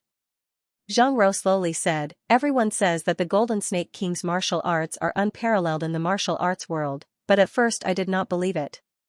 I boasted that I was also a master in Jianhu, and I thought that if I gathered the strength of my subordinates, I would at least be able to contend with you. Now it seems that your real martial arts are much higher than what people think. Song Qingshu lightly snorted, and did not deny it. But no matter how high your martial arts are, in the end, you will still lose to me. Zhang Rou mysteriously smiled. Is that so? Song Qingshu's tone was full of disdain. Since I am going to die today, why don't we play a game? Zhang Rou laughed, and suddenly spat out a mouthful of black blood. Song Qingshu's eyes narrowed. Did you take poison? Zhang Rou's face showed a trace of a strange smile, as if he was reluctant to live, but also as if he had completely let go of his burden. In our line of work, sooner or later this day will come, so we prepare a highly toxic thing in our teeth. Originally, this kind of poison would kill upon contact with blood, but my skill is deep enough to protect my heart meridian, and I can barely speak a few more words. Song Qingshu's figure flashed, and directly grabbed his acupoint. A strange light appeared in his eyes, and he planned to directly use the soul transfer technique to ask for the whereabouts of the outstanding woman. Unexpectedly, Zhang Rou seemed to have expected this, and turned his head, sneering, I can die at any time. If you use the soul transfer technique on me, there is no one to control the genuine qi in my body, and I may die in an instant. Zhang Rou wanted to deal with Song Qingshu, so naturally, he thoroughly investigated his information, and knew that he knew the Nining manual, so he must also know the soul transfer technique. If worst comes to worst, I will force the poison out of your body. Song Qingshu said indifferently. Zhang Rou shook his head. I am now controlling the poison near the atrium of my heart. As long as I slightly relax my genuine qi, the poison will instantly enter the atrium of my heart. At that time even the almighty golden immortals won't be able to save me. If you don't believe me, you can try. Song Qingshu frowned, and finally gave up the risk. Tell me, what game? Zhang Rou showed a trace of a successful smile. Just now when I came back, I found that Li Jiannan was nowhere to be seen. When I asked Li Haoyan, he hesitated and looked suspicious, so I knew that the two of them had betrayed me. Get to the point. Song Qingshu interrupted impatiently, knowing that he could die at any time. How could he have the time to listen to him slowly tell a story here?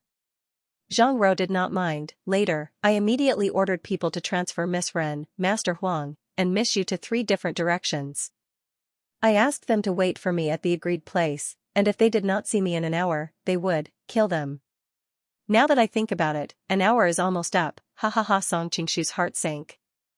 No matter how good his qigong was, there was no way he could find the 3 of them in such a short amount of time, not to mention that the 3 of them had been sent in completely different directions.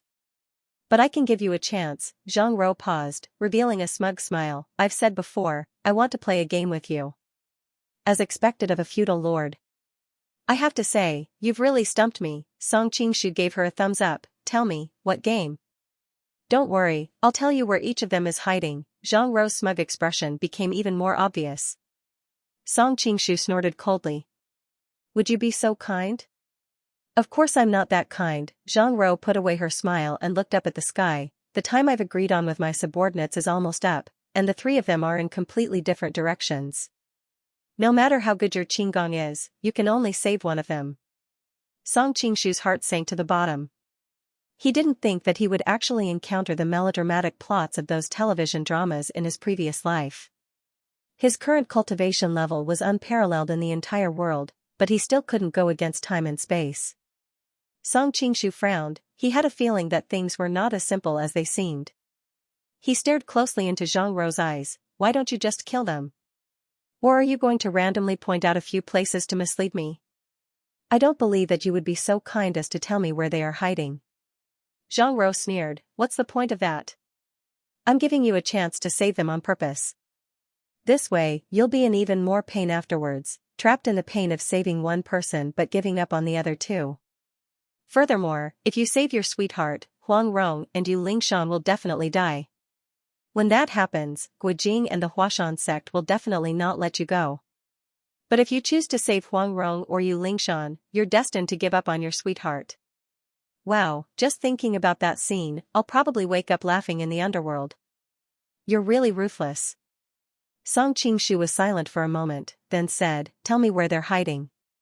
Zhang Rou obviously knew that this was an unsolvable situation, so she did not mind revealing their hiding places. Miss Yu from the Huashan sect is at the Jewel Mountain in the north of the city, Huang Rong is at the Six Harmonies Pagoda in the south, and Miss Ren is at the Qing Tai Bridge by the canal. You can choose one of them to rescue. As soon as his voice fell, Song Qingshu moved to his side and restrained him. Then, he performed the soul transfer technique on him, trying to determine if he was hiding anything. Unfortunately, Zhang Rou was already prepared for this. The moment his soul was moved, he gave up the protection of his Jin Qi on his heart meridian. The poisonous gas attacked his heart and killed him instantly. F***ck. Even though Song Qingshu quickly transferred his Jin Qi into his body to protect his heart meridian, he was still a step too late. Zhang Rou was after all a top-notch expert in the Jianghu. Although it was not easy for him to live, if he wanted to die, no one could stop him. Seeing that there was only about 10 minutes left, a dense layer of sweat appeared on Song Qingshu's temples. He knew that he had to make a decision now. These three places were separated by dozens of miles. Even if he went to one of them, he would not be able to save the other two in time. Who should he save? Song Qingshu's mind worked quickly. He first eliminated Yu Lingshan. After all, no matter how he looked at it, she could not be compared to Ren Yingying and Huang Rong. Moreover, she was not his woman. He was not so saintly as to sacrifice his woman to save her.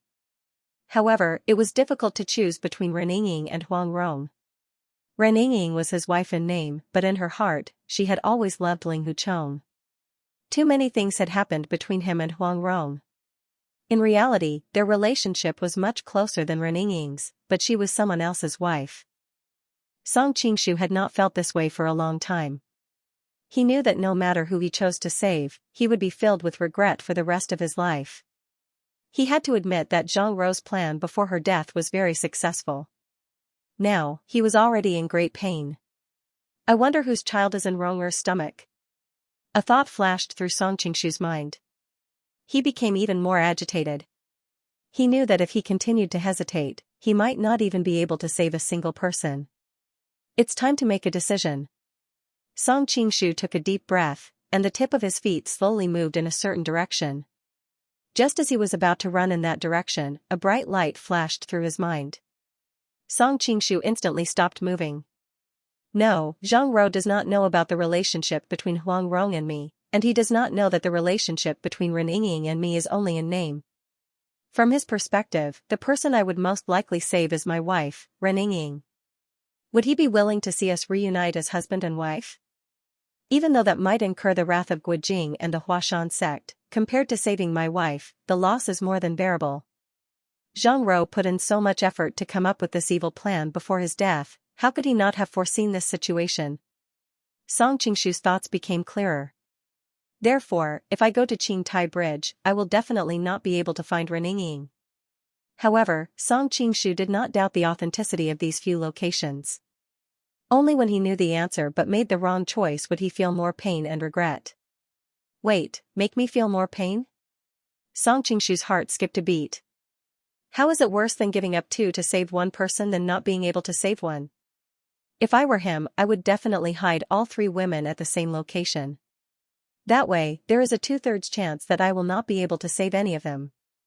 I definitely won't hide at Qing Tai Bridge. Because in Zhang Rou's opinion, there is a high chance that I will choose to go there to save Yingying. I also won't hide at Six Harmonies Pagoda. After all, Zhang Rou has to be wary of me not playing by the book. Huang Rong is beautiful enough and has a special identity. There is still a chance that I will choose to save her. Yu Lingshan is the least important and the easiest to ignore. Therefore, it is very likely that all three of them will be hiding at the Gem Mountain. Thinking about how he had subconsciously ruled out saving Yu Lingshan when he had to make a choice, Song Qingshu's confidence grew. In a flash, Song Qingshu directly flew in the direction of the Gem Mountain. Because of his eagerness to save the people, he did not hold back this time. He used imminent skyline like crazy. If someone was observing him from the side, they would realize that he seemed to be shrinking the ground to an inch. Their eyes could not keep up with his speed. Finally, he arrived at the foot of the Gem Mountain before the time limit. Although the Gem Mountain was not tall, it was still a mountain. Originally, it was not easy to find the exact location of the Gem Mountain. However, since it was night time and there were no other people around, the difficulty was greatly reduced. Song Qingshu stood at the top of a tree and looked into the distance. Soon, he saw a faint light coming from a certain place. His heart was filled with joy. Like a rock spreading its wings, he quickly rushed in that direction. Near a bonfire, Huang Rong hugged her knees and sat there in a daze. Under the light of the fire, she looked even more beautiful. Looking at the few people not far away, her face showed endless exhaustion and worry. She was pregnant and tired easily, but she forced herself to sleep. She knew that she could not sleep at this time. Otherwise, if she fell asleep, she would not be able to wake up. At the same time, she thought to herself, I wonder if Brother Jing will be able to find me. However, thinking of her husband's simple and honest look, Huang Rong smiled bitterly and shook her head. He would definitely be good at leading the charge, but with this kind of conspiracy, he would probably be fooled long ago. To deal with conspiracy, one had to be even more cunning. Huang Rong could not help but think of Song Qingshu's appearance. This little bee asterisk starred, he should be able to find me. However, Huang Rong's face quickly darkened. It's a pity that Li Haoyan is not a schemer. Zhang Ro saw through him in just a few words. I wonder if Li Jiannan has sent the message. Even if Song Qingshu arrives, he will face a difficult problem of choosing one of the three. I wonder if he will choose me. A woman's instinct made her imagination start to run wild. However, she quickly laughed at herself. Miss Ren is his wife. He will definitely go to save her first. She noticed her slightly bulging belly, and her self-mocking smile instantly turned into infinite melancholy. Although it's reasonable not to save me, this child. At this moment, the two men not far away stood up and walked over while talking. It's been so long, and there's still no news from boss. It seems like we have to act according to plan. But such a beautiful woman, wouldn't it be a pity to kill her? Do you want to do something, haha? I do want to do something, but boss has warned me many times, and I dare not disobey his orders. If you don't say it, and I don't say it, who will know? Hearing the conversation between the two men, Huang Rong was so angry that her whole body trembled. With her intelligence, how could she not know what they were up to? Originally, she wanted to pretend to be polite and see if she could save her life. But in this situation, instead of being humiliated, it was better to die together. However, when she saw the slightly bulging belly, she could not bear to do it. Child, for you, mother will fight with them to the end, even if I have to pay any price. Huang Rong bit her lips tightly, her face full of determination. The two men moved closer and closer, and kept swallowing their saliva. Their eyes emitted a green light. Madame Gua, don't be afraid. We brothers will love you. Huang Rong suppressed the disgust in her heart and squeezed out a smile. How do you plan to love me? Her acupoints were restricted by a special method, and at this moment, she was even weaker than an ordinary weak woman. Seeing that she did not seem to have any objections, the two men could not help but be overjoyed. One on the left and the other on the right, they sat beside her and reached out to touch her plump body. Of course, the kind of love that men love women. Annoying, a trace of cold light flashed in Huang Rong's eyes, but her mouth was full of anger. She gently turned around and dodged the two men's claws of Lushan. Although her internal energy was restricted, she still had her eyesight. It was not difficult for her to take them by surprise and dodge. However, if the two men deliberately attacked her, she would not be able to do anything. With one look, I can tell that you two warriors are full of energy, and with one look, you are very powerful. When Huang Rong said this, her face turned red. She could not help but think of Song Qingshu's bravery in the Jin Kingdom. She could not help but secretly spit. I am pregnant now, I'm afraid. I'm afraid I won't be able to withstand the torment of the two of you. Why don't you two discuss the order first, and then do it one by one? Huang Rong's expression was coquettish, and her voice was sweet and greasy. The two men's eyes were glued to her. Of course, the other parts of their bodies were probably also glued to her. Gulp. The two men swallowed their saliva at the same time, which made Huang Rong feel disgusted, but her face still put on that look of rejection. I'll go first. One of the tall men pushed his companion aside. Why should you go first? The short man was instantly annoyed. Because I'm older than you? The tall man glared at him fiercely. So what if you're older? You've been here for so many years, and now you're in the same position as me. Doesn't that just show that you're incompetent? The short man said sarcastically. You're looking for death. The tall man was furious and instantly pulled out his waist knife. Who's afraid of you? The short man was not willing to be outdone. Huang Rong looked at all this with a smile, but her heart was full of sneers. Fight, fight, 2 peaches to kill 3 soldiers, this simple trick will take care of you. No wonder you can only be a small soldier for the rest of your life. However, she didn't know if she accidentally raised a flag or for some other reason. The two men seemed to hear her heart and suddenly stopped tacitly. The short man smiled and said, I almost fell into your trap. How could the famous leader Huang be such a fickle woman? Huang Rong's face changed slightly, but she quickly concealed it. If it was in the past, of course not, but now. Huang Rong lowered her head and stroked her slightly bulging belly. A soft motherly glow appeared on her face, which stunned the two men opposite her. But now I'm pregnant. As long as I can protect the child, I'm willing to do anything and sacrifice anything. Her tone was so convincing that even Huang Rong herself believed it, let alone the two men. In the end, she even had an idea. If it was really necessary, she would also protect the child. I see. The two men opposite nodded and believed 70 to 80% in their hearts, but they did not completely relax their vigilance. They discussed with each other, we don't have to fight to the death for a woman. Anyway, this woman is a married woman, and there is no problem of breaking her virginity. It doesn't make much difference who goes first. After discussing for a while, the two decided to play rock paper scissors to decide the winner. In the end, the tall man won, and the short man looked annoyed. Little girl, I'm coming. The tall man rubbed his hands as he approached Huang Rong. He was almost drooling. Huang Rong bit her lips and put on a bashful look. Can you be gentler later? I'm afraid of hurting the fetus in my belly. Don't worry, I'll be gentle. The tall man felt like his body was about to explode, but he thought to himself, I don't care so much about you later, I'll give you 300 lashes first. Huang Rong hid the coldness in her eyes and deliberately looked behind him. Can you ask him to go further away? I'm a little embarrassed. The tall man chuckled and said, what's there to be embarrassed about? He'll come to you soon anyway. Why are you afraid of being seen by him? Huang Rong's heart was about to explode with anger, but on the surface, she still maintained a shy smile. After all, I scrupulously abide by the virtue of a woman, and have been a good wife for many years. There is always a process of adaptation. Fine, fine, fine.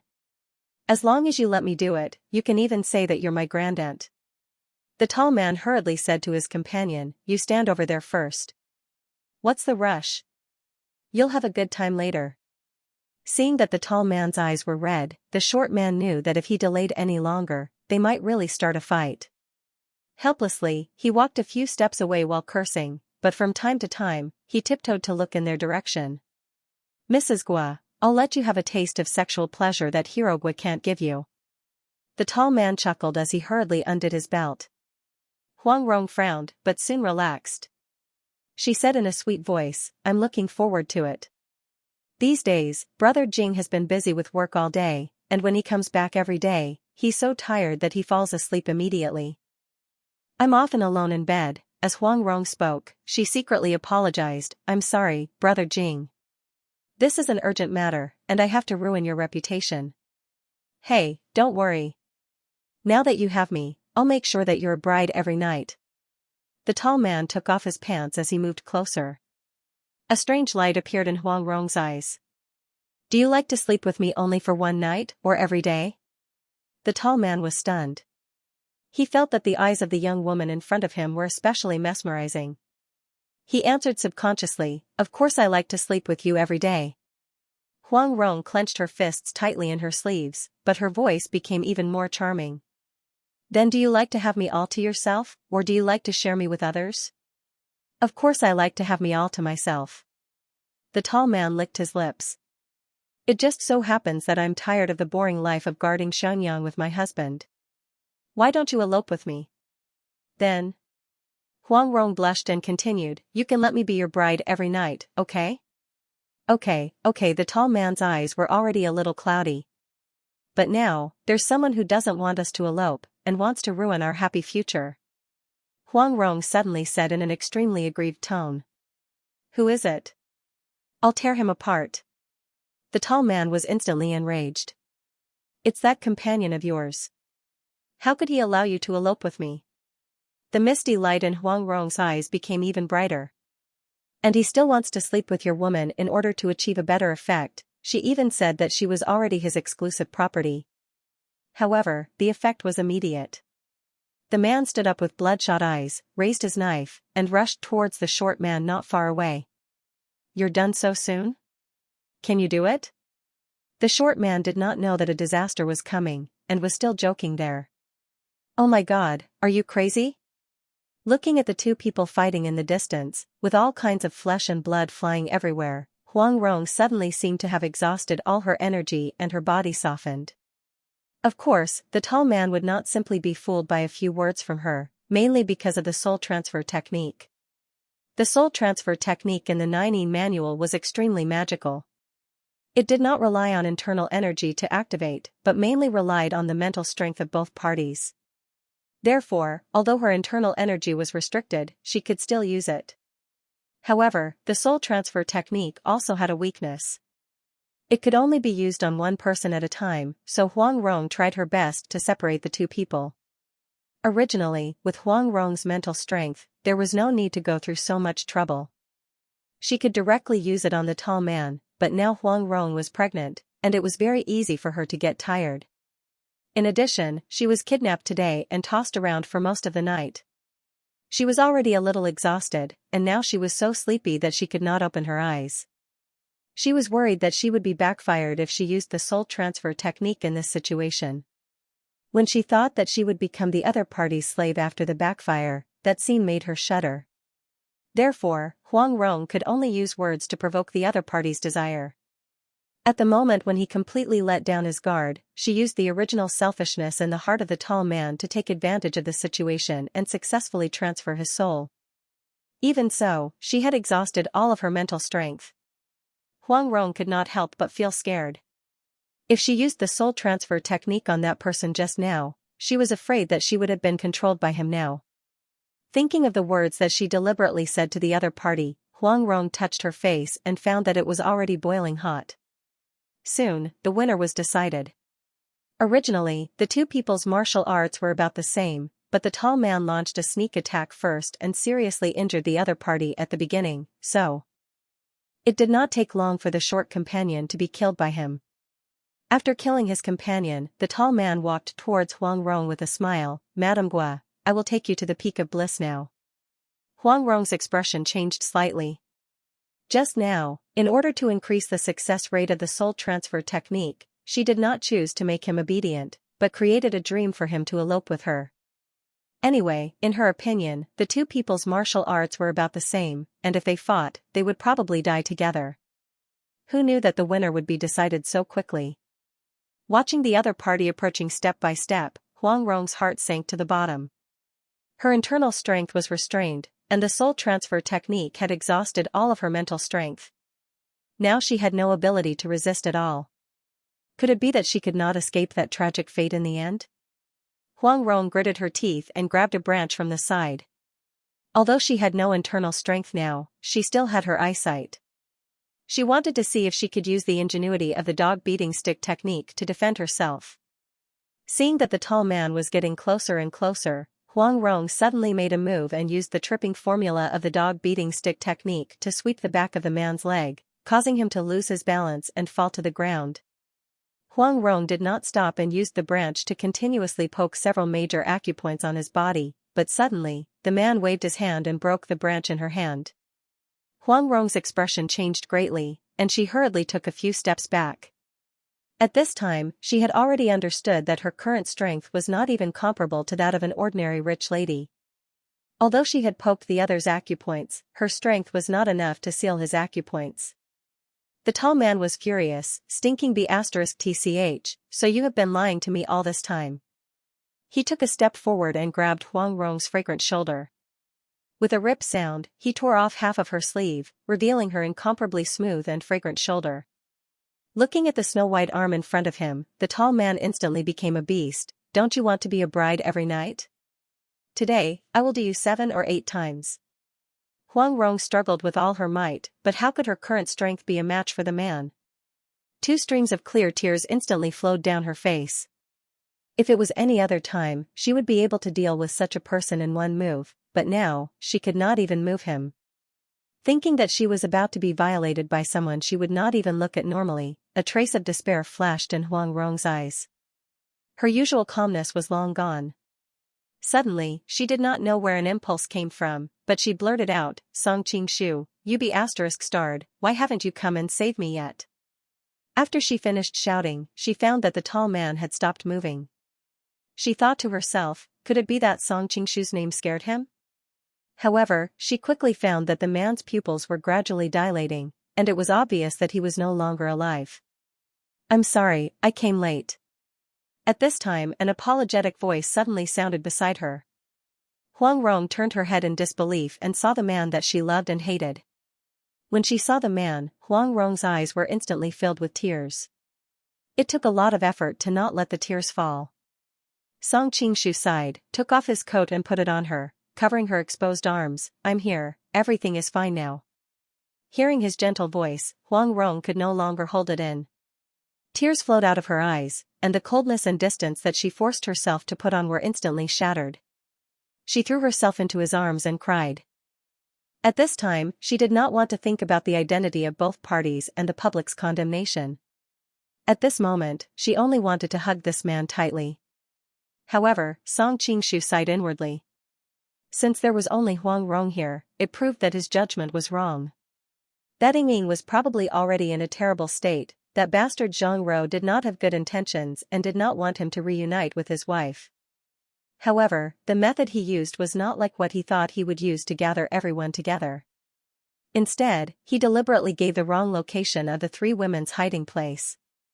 According to Zhang Ro, the Jewel Stone Mountain should be where Yu Lingshan was, but the person he saved here was Huang Rong. It was obvious that the person at Qing Tai Bridge was not Ren Ying, but Yu Lingshan. Ying should be in the 6 Harmonies Pagoda where Zhang Ro said Huang Rong was. Unfortunately, it was too late to understand everything now. Ying was probably already feeling his body stiffen. Huang Rong then realized that since he chose to save her, he had obviously given up on Miss Ren and Miss Yu. She did not know that Zhang Ro had deliberately messed up the order of the women's hiding place. She only thought that Song Qingshu had chosen to save her. Huang Rong raised her head and noticed that there was actually a trace of tears on Song Qingshu's face, and she couldn't help but be greatly moved in her heart. As the saying goes, men don't easily shed tears because they haven't been deeply hurt. When she thought about how he had been separated from his wife for the sake of saving her, she felt both moved and guilty in her heart. I'm sorry, Huang Rong said guiltily as she wiped the traces of tears on his face. Song Qingshu shook his head, it's not your fault. It was my own choice. The more he said this, the more guilty Huang Rong felt. She didn't know why, but she suddenly had the urge to hold his face and kiss him. Song Qingshu was startled. He never expected that Huang Rong would take the initiative to kiss him. If it was any other time, he would definitely be wild with joy. However, because he thought that Ren Ying was in danger, he couldn't feel happy at all. Keenly aware of the man's mood, Huang Rong also felt very uncomfortable. Suddenly, she thought of something, raised her head and said, Qingshu, you might be able to save her now. Song Qingshu did not understand and looked at her in confusion. Huang Rong hurriedly explained, although Miss Ren usually doesn't show her talents, I know that she is actually a very smart person. Since I can find a way to delay, I think she can also use her intelligence to delay time. As long as you are fast enough, you might be able to save her. Song Qingshu's eyes instantly lit up. He excitedly pulled her into his arms and fiercely kissed her on the cheek. Rong you really deserve to be called a female Zhuge. I simply love you to death. Huang Rong blushed at his sudden enthusiasm. She shrunk back in embarrassment, but she was also happy that he had regained his fighting spirit. There's no time to lose, you should go now. Okay. Song Qingshu nodded and disappeared in an instant. Huang Rong waved her hand. Although there was still a smile on her face, she inevitably felt a little disappointed when she saw him disappear. Just as she was about to sigh, her body suddenly swayed, and she heard the sound of wind whistling by her ears. The scenery around her also rapidly changed. She was shocked, and just as she was about to cry out in alarm, she smelled a familiar scent.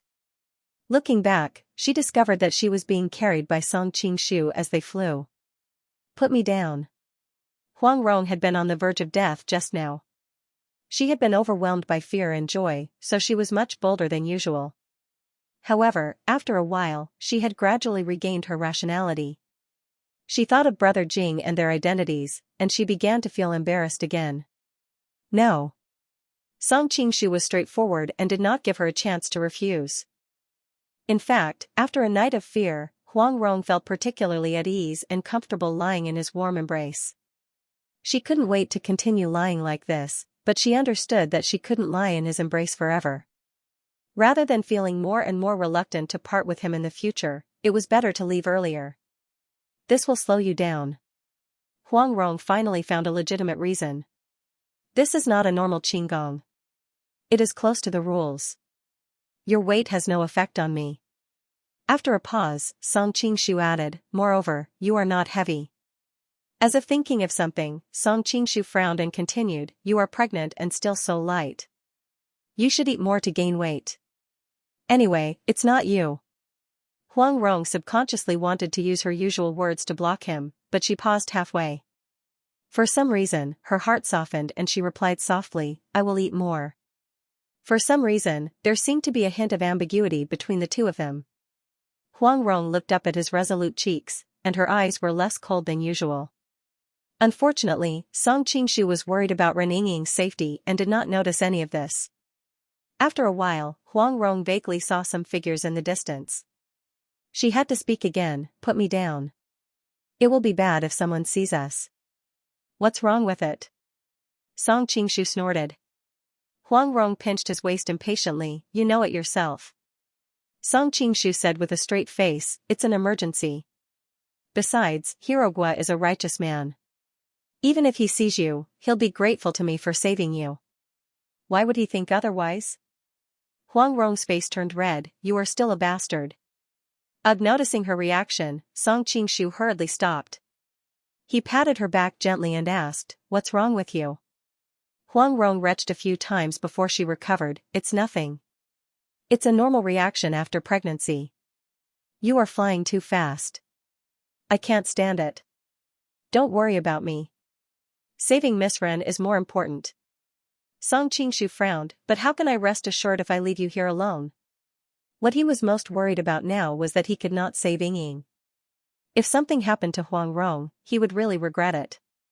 At this moment, a surprised voice suddenly came from not far away, Brother Song? Song Qingshu turned around and saw Lin Pingzhi leading a group of people not far away. Why are you here? Lin Pingzhi was about to answer but Song Qingshu interrupted, there's no time to explain. Escort Rong. Cough cough. Escort Chief Huang back first. I'll be leaving first. As soon as he finished speaking, his figure flashed and disappeared more than 10 feet away. The group of people was dazzled by the sight. Song Qingshu was not worried that Lin Pingzhi did not understand the situation. After all, Huang Rong was here. She would definitely arrange everything. On the other hand, Yingying, you must be all right. Meanwhile, in a rundown house in the Six Harmonies Tower, Ren Yingying was being strangled by someone. Her pretty face was flushed red. There were more than 10 loyal soldiers in the house, far more than the guards around Huang Rong. It was obvious that Zhang Ro valued her identity as Song Qingshu's woman more. Such a beautiful woman. It would be a waste to kill her just like that. One of the guards said reluctantly. Why? Do you want to disobey the great master's orders? Another guard glared at him with an unfriendly expression. I don't dare. The guard from before waved his hand in embarrassment. He was feeling depressed. If there were only 1 or 2 people, they could still discuss how to enjoy the beautiful Miss Ren. However, there were too many people here. It was destined that they would not be able to keep their mouths shut. No one dared to take the risk. One had to know that Zhang Rou had always been strict with military law. If they dared to disobey his orders, they would most likely lose their lives if they were discovered. Although women were good, it was not worth it to lose one's life for a woman. Thus, although many of them felt that it was a pity, they could only bear with the pain and obey the order to kill such an outstanding beauty. At this moment, they suddenly heard a scream. Everyone looked over and saw Ren Yingying clutching her neck and coughing on the ground. The person who was strangling her had already fallen to the ground and was no longer breathing. The group of people was petrified for a few seconds. To be honest, they did not expect such an unforeseen event. After all, Ren Yingying's cultivation had been suppressed by the great master using a special method. Now, she was even weaker than an ordinary woman. How could she kill her companion? Ren Yingying glanced at the crowd, and suddenly, her figure flashed as she rushed outside. Don't let her get away. The group of people came to their senses and chased after her. IF*CK screams came one after another. In an instant, a few more members of the loyal army fell to the ground. The divine black blood needle. The divine black blood needle of the Sun Moon sect. Someone shouted. The group of people gasped. The divine black blood needle was a deadly weapon. Everyone in Jianghu had more or less heard of its fearsome name. Damn it, we forgot to search her body. Someone said regretfully. However, everyone understood that Ren Yingying's identity was special and she was a woman. It was not convenient for a group of men to search her body. Moreover, Zhang Rou had placed a restriction on her, so they let their guard down. But how did she recover her cultivation? This was also the question in everyone's mind. After all, Ren Yingying's martial arts were not weak. She was almost equal to an elder of the Sun Moon sect. Coupled with the divine black blood needle, who knew how many of them would not live to see tomorrow's sun if they chased after her rashly. The little leader was the most knowledgeable one. Just now, there seemed to be an abnormal layer of bright red on her face. It could be the long-lost art of blood ignition of the devil sect. By burning one's blood essence and sacrificing one's lifespan, one can obtain a temporary increase in strength. This method is extremely harmful. She can't hold on for long. Everyone, go. Fortunately, the loyal army hesitated for a while, so Ren Yingying was able to escape from the Six Harmonies pagoda. However, she didn't dare to relax, because she could hear the sound of the pursuers approaching from afar. Ren Yingying felt dizzy. She knew that this was the side effect of using the art of blood ignition. Because she had been in danger several times in Jianghu, she asked her father if there was any way to protect herself after returning to Blackwood Cliff. Ren Wuxing hesitated again and again, but he couldn't resist her begging, so he taught her a secret technique of the Sun Moon sect, the art of blood ignition. He warned her again and again that she shouldn't use it unless she was in a desperate situation. That was because this secret technique used the burning of one's blood essence to obtain a miraculous increase in strength. However, the price to pay was also very heavy, and that was losing at least 30 years of one's lifespan. If Ren Wuxing used this technique at his age, it was possible that he would immediately die after using it. Ren Yingying had to do it. After all, she was going to die in the next moment. After using the art of blood ignition, she temporarily broke through the limit in her body, so she could kill the people who were strangling her. Although she really wanted to kill these people who harmed her, she remembered the taboo of the great art of burning blood. She knew that she could not maintain this state for long. Moreover, there were a few people in the loyal army whose martial arts were not below hers. It was impossible to kill them first. The only feasible way now was to use her lightness. Skill to escape to a safe place as soon as possible. Unfortunately, there were many experts in the loyal army. Her hiding place was discovered several times, so Ren Yingying had to continue running. After so many times, she felt that her body was getting hotter and hotter, and her vision was getting blurry. She knew that the effect of the art of blood ignition was coming to an end. When the time came, she would become even weaker than before. Ren Yingying bit her lips so hard that they almost bled. She used the pain in her body to stimulate herself to stay awake. In fact, the art of blood ignition wasn't that useless. Under normal circumstances, after sacrificing 30 years of life, one's power would skyrocket in a short period of time. Unfortunately, Ren Yingying's power was previously restricted by a special method, so most of the effect of using the art of blood ignition was to break through the restriction. That was why the duration was so short. After running and chasing, Ren Yingying was unknowingly forced to the Qiantang River. There was really no way forward, and there were pursuers behind her. The loyal army surrounded her from afar, but did not rush forward. They were afraid that Ren Yingying still had the strength to fight back, but at the same time, they knew that she could not last long in this state. The longer she dragged on, the more advantageous it would be for them. Ren Yingying smiled mournfully. These people had overestimated her. She was like a lamp that had run out of oil. If they were to charge at her, she would not be able to resist at all. However, this was also good. At least it gave her a chance to choose. Looking back at the raging river behind her, a trace of confusion flashed in her eyes. Is my life going to end like this? Brother Chong, Ren Yingying tried to think of Ling Hu Chong, but she was surprised to find that her mind was filled with the man she hated. Normally, she would want nothing more than to kill him, but now that she was in a desperate situation, those grudges were completely forgotten.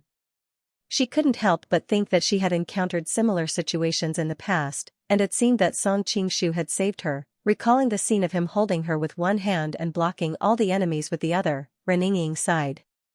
Looks like I won't be so lucky every time. While she was lost in thought, the loyal army's experts were also moved. They quietly surrounded her, ready to attack the moment they entered their attack range. Ren Yingying looked at them in disgust. She then looked at the gradually blossoming rays in the east, knowing that the sun was about to rise. I really want to see the sunrise again. Ren Yingying sighed faintly, then jumped into the Qiantang River. After all, she was still a young lady and was still full of longing for the world. However, she knew that she did not have the time to wait for the sun to rise. The loyal army would soon pounce on her. Rather than falling into their hands and suffering humiliation, she might as well end her own life. The moment she jumped in, she was swallowed by the raging river and disappeared in an instant. The loyal army's men were shocked and ran to the side of the river to investigate.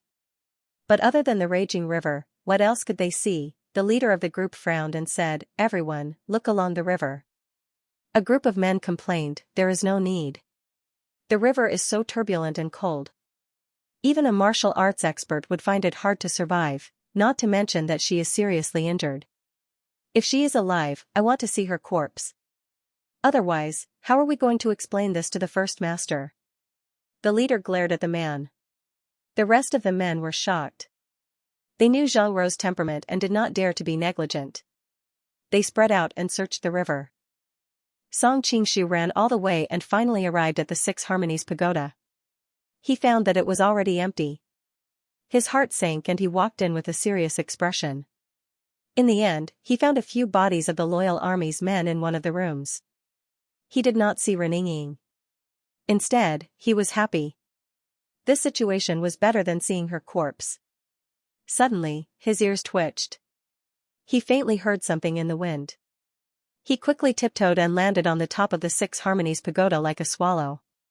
He looked around. Soon, he noticed something strange in the distance.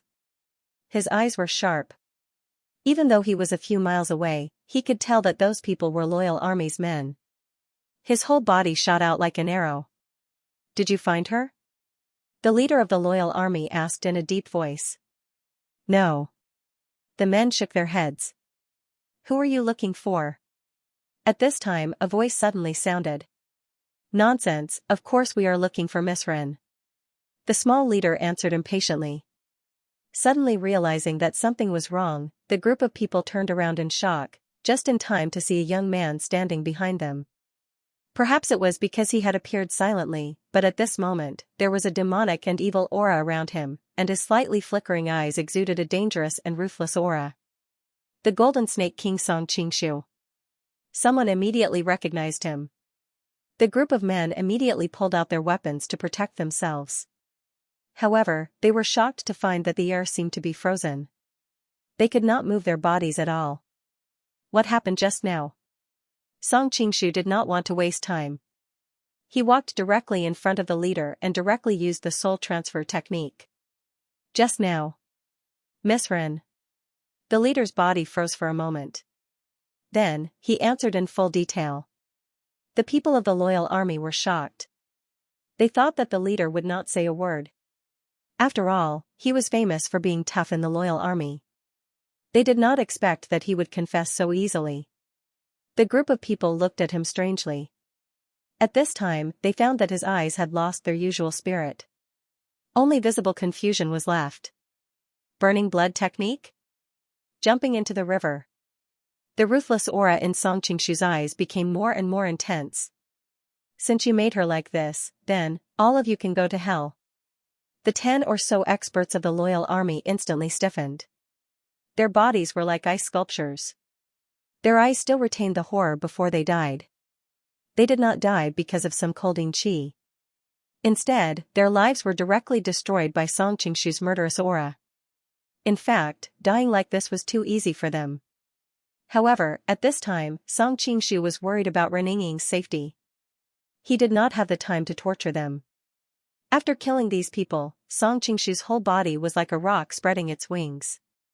He also jumped into the turbulent Xiantang River. However, unlike Rening, he did not directly fall into the water. Instead, he stood on the water and walked on the waves. At this time, it was just before dawn. There was no one around. Otherwise, they would be shocked to see the scene in front of them. In the past, Dharma crossed the river on a reed. It was said to be a miracle for thousands of years. Now, Song Qingshu walked on the river directly. However, Song Qingshu did not feel the slightest bit happy. With a heavy expression, he continued to search downstream. Calculating the time according to the speed of the flow of the river, Ren Yingying had probably been washed dozens of miles away. Afraid that he had miscalculated, he specially asked the people of the loyal army. They had already searched for a few miles, but they did not find any trace of Ren Yingying. Along the way, he used his qinggong to quickly walk on the waves. Although most of his attention was focused on the dozens of miles away, he did not dare to relax. His pair of sharp eyes constantly scanned the nearby river. Unfortunately, this was the lower reaches of the Xiantang River. It was near the estuary. The river was many times wider than normal. In addition, there were waves everywhere. Even with Song Qingshu's eyesight, he could not see everything. Ing, Song Qingshu shouted as he searched. With his powerful inner force, even if there was the roaring sound of the river, his voice still spread to every corner of the river. As Song Qingshu searched downstream, he secretly made up his mind. In the future, he must find Li Qiushui and learn her sound transmission soul-searching technique. This encounter made him understand that no matter how strong his martial arts was, there were many times when he was helpless. The sound transmission soul-searching technique was similar to the radar in the wuxia world. If he knew this technique, he would not have been so passive when Huang Rong and Ying Ying were kidnapped. Because he calculated that Ying Ying was probably washed dozens of miles away, Song Qingshu only swept his eyes along the way. Although there were many places he missed, he could not care about it. He could only desperately chase forward. Along the way, he used his internal energy to call out Ren Yingying's name. After traveling dozens of miles like this, even with Song Qingshu's current internal energy, he could not support it. After all, for most people, when using qinggong, they could not open their mouth. Once they opened their mouth, their internal energy would leak. Only Song Qingshu could balance the two so well. At this time, Ren Yingying was floating in the river. After soaking in the bone-chilling river for so long, her body was already cold and her consciousness was gradually fading. I really want to sleep. Ren Yingying knew that once she fell asleep, she would probably never wake up again. However, it was too hard for her. Because of the side effects of the great art of burning blood, her body was already on the verge of collapse. In addition to the cold river water and the suffocating feeling of drowning, she really could not hold on anymore. In the past, I heard from the nanny that when people die, the person they love the most in their life will flash before their eyes. But why do I have to think of him? Ren Yingying was in a trance and gradually closed her eyes. Inging, Inging. As Ren Inging floated in the river, she could faintly hear someone calling her name. Who's calling? Ren Inging was puzzled. Have I reached the bridge of helplessness? Inging, Inging. The call was still reverberating around her, and she could hear the anxiety in the voice. That person must really like this Inging. Listen to his voice. Ren Inging was drifting on the edge of life and death, and her consciousness was becoming blurry. Why does this name sound so familiar? Ren Inging was puzzled. Wait. Am I not Inging? Memories flooded her mind like a tidal wave. She gradually remembered who she was, what had happened to her, and why she was in the river. Who came to save me? Ren Inging was pleasantly surprised. I'm here.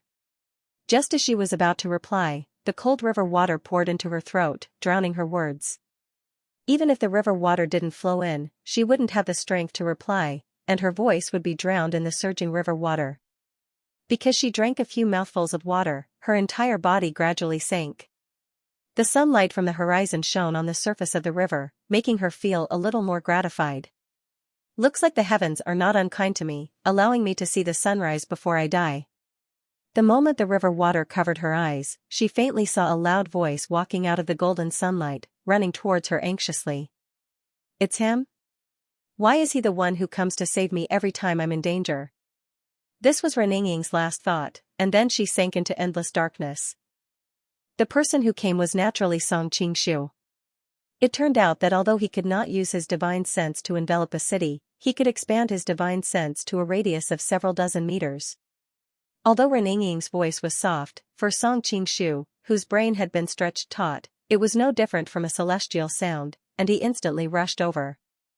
Seeing Ren Inging sink into the water, Xianxia couldn't care less, and he instantly dove into the water. Inging, Inging, don't scare me. Xianxia hugged Ren Inging in his arms, and his voice trembled uncontrollably.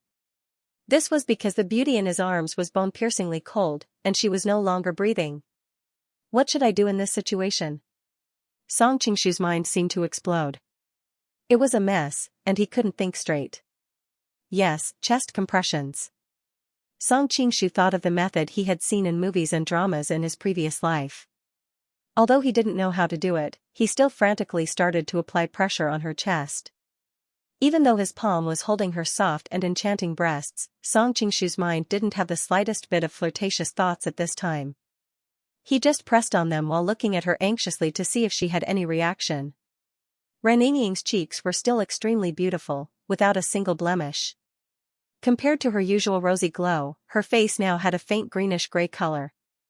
Xianxia saw this and felt that the most important thing in his life was gradually leaving him. Wiping his eyes, Xianxia couldn't tell if it was river water or tears.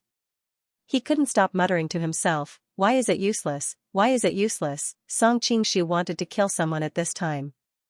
If he could, he really wanted to travel back to his own era and chop those brainless scriptwriters into pieces. His gaze fell on Ren Inging's slightly bulging belly.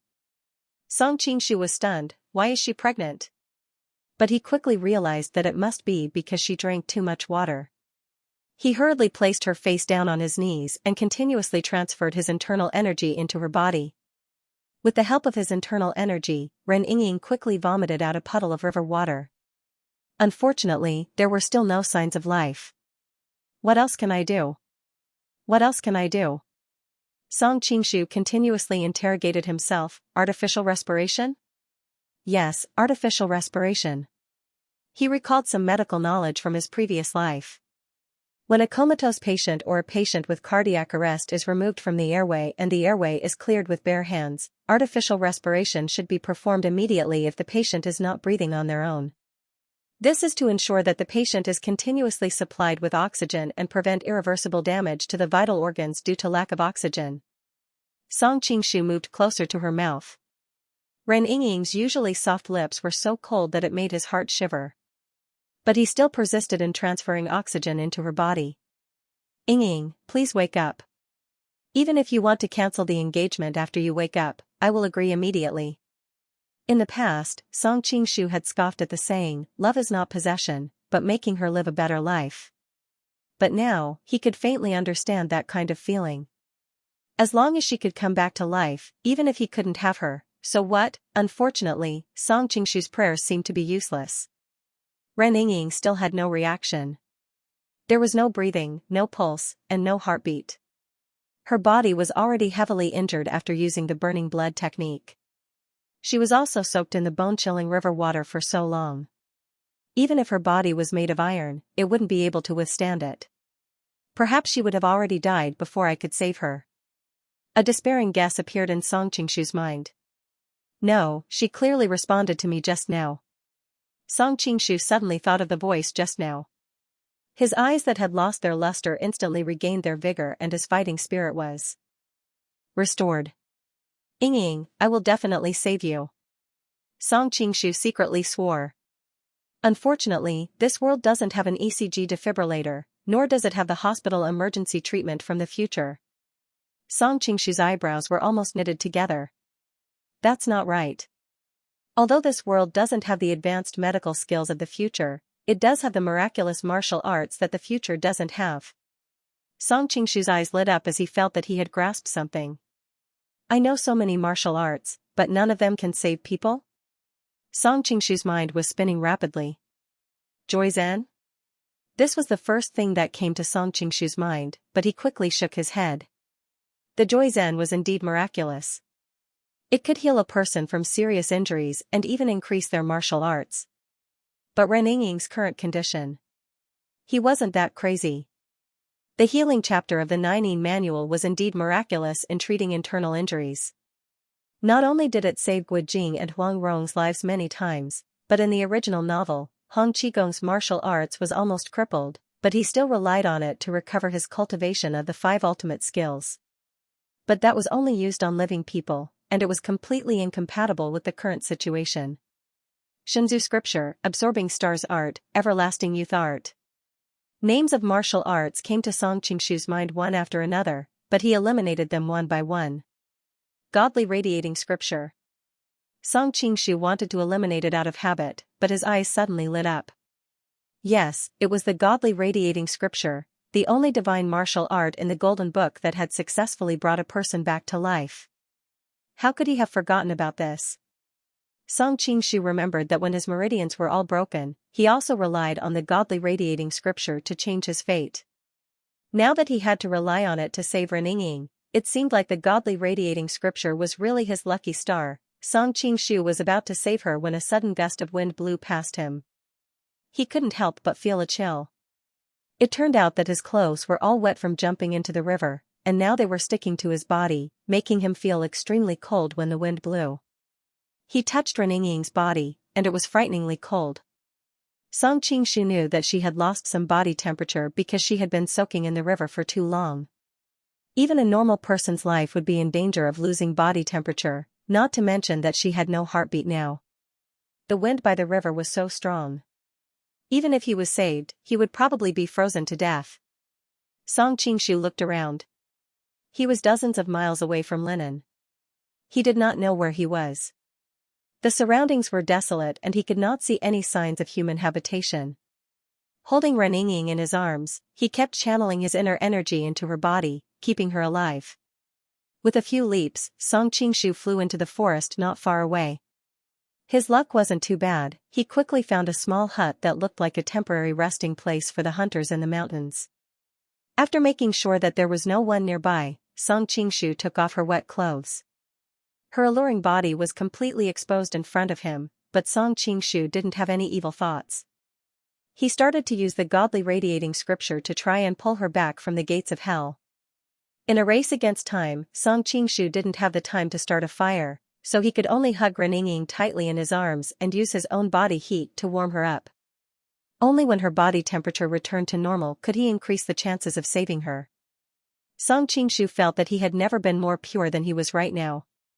In his mind, there was no difference between a man and a woman. The only thought in his mind was to save her. God bless me, I hope old Jean didn't lie to me. In the original work, Di Yun had been dead for an hour, but Ding Dian was still able to save him. Ren Yingying's time of death was much shorter than Di Yun's. Hopefully, nothing bad happened. The vigorous godly radiating qi kept flowing into Ren Yingying's body. Gradually, her body was no longer as cold as before, and her grayish skin also had a hint of red. Thump, after who knew how long, Song Qingshu's ears twitched. He heard the sound of a heartbeat. Even though it was very faint, he was very sure that it was a heartbeat. He had heard too many beautiful sounds in the past, but none of them could compare to this heartbeat. Song Qingshu was instantly overjoyed. His already exhausted body felt like it had been injected with a stimulant, and he instantly regained his vitality. Song Qingshu didn't dare to be careless. He continued to use the godly radiating qi in her body. Slowly, Ren Yingying's heart started beating again, and then a third time. She's alive, Song Qingshu cried, tears of joy. Yingying, I finally didn't lose you. The unconscious Ren Yingying seemed to have sensed something, and she let out a soft hum. Song Qingshu only felt that his vision was a little blurry. At this moment, both his hands were pressed on Ren Yingying's Ren and Du meridians. He had no time to spare, so he could only lower his head and use her smooth shoulders to wipe away the tears in his eyes. Only then could he continue to heal her. After his unremitting efforts, Ren Yingying's heartbeat finally stabilized. Only then did Song Qingshu let out a sigh of relief. He had been using the internal energy consuming, so close, yet worlds apart, to fly around several places the entire night. Then, he had to tread on the waves to search for Ren Yingying for dozens of kilometers, and then he had to constantly transfer his qi to Ren Yingying. He was already extremely exhausted. Just now, he had been relying on his faith to save Ren Yingying. Now that he had relaxed, he instantly felt endless exhaustion wash over him. He could no longer hold on, and fell to the ground with Ren Yingying in his arms. Ren Yingying felt as if she had had a very long dream. In her dream, she had already arrived at the underworld. It was pitch black everywhere, and a chilly wind blew. Although she was the holy maiden of the Sun-Moon God sect, and was more knowledgeable and courageous than the average woman, she still felt her hair stand on end. Especially that bone-piercing cold, it almost froze her thoughts. She wandered aimlessly in this empty and cold world, unknowingly following the crowd of other little ghosts. Oh, that's not right, it should be called a ghost tide. She involuntarily arrived at the bridge of helplessness. Mengpa brought her a bowl of soup and asked her to drink it. Ren Yingying was a little hesitant.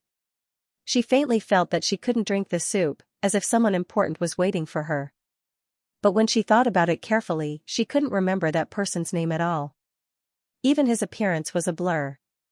A man covered in golden light appeared and knocked over the bowl of Mengpo's soup. Then, he picked her up and ran back, with a large group of ghost constables chasing after the two. Due to a woman's reserved nature, Ren Yingying subconsciously wanted to push away the man who was hugging her. But after pushing a few times, the man hugged her even tighter. Although she was extremely shy, the warmth from the man's body dispelled the bone-chilling coldness she had felt since coming to this world. She suddenly felt a little reluctant to part with this comfort. Ren Yingying pushed a few times to no avail. In the end, her strength grew weaker and she tacitly accepted the man's hug. She had always wanted to see the man's appearance. Unfortunately, she didn't know if there was something wrong with her eyes, or if it was because he was shrouded in golden light, but his appearance was always blurry. Who on earth is he? Ren Yingying lazily stretched her body in his arms.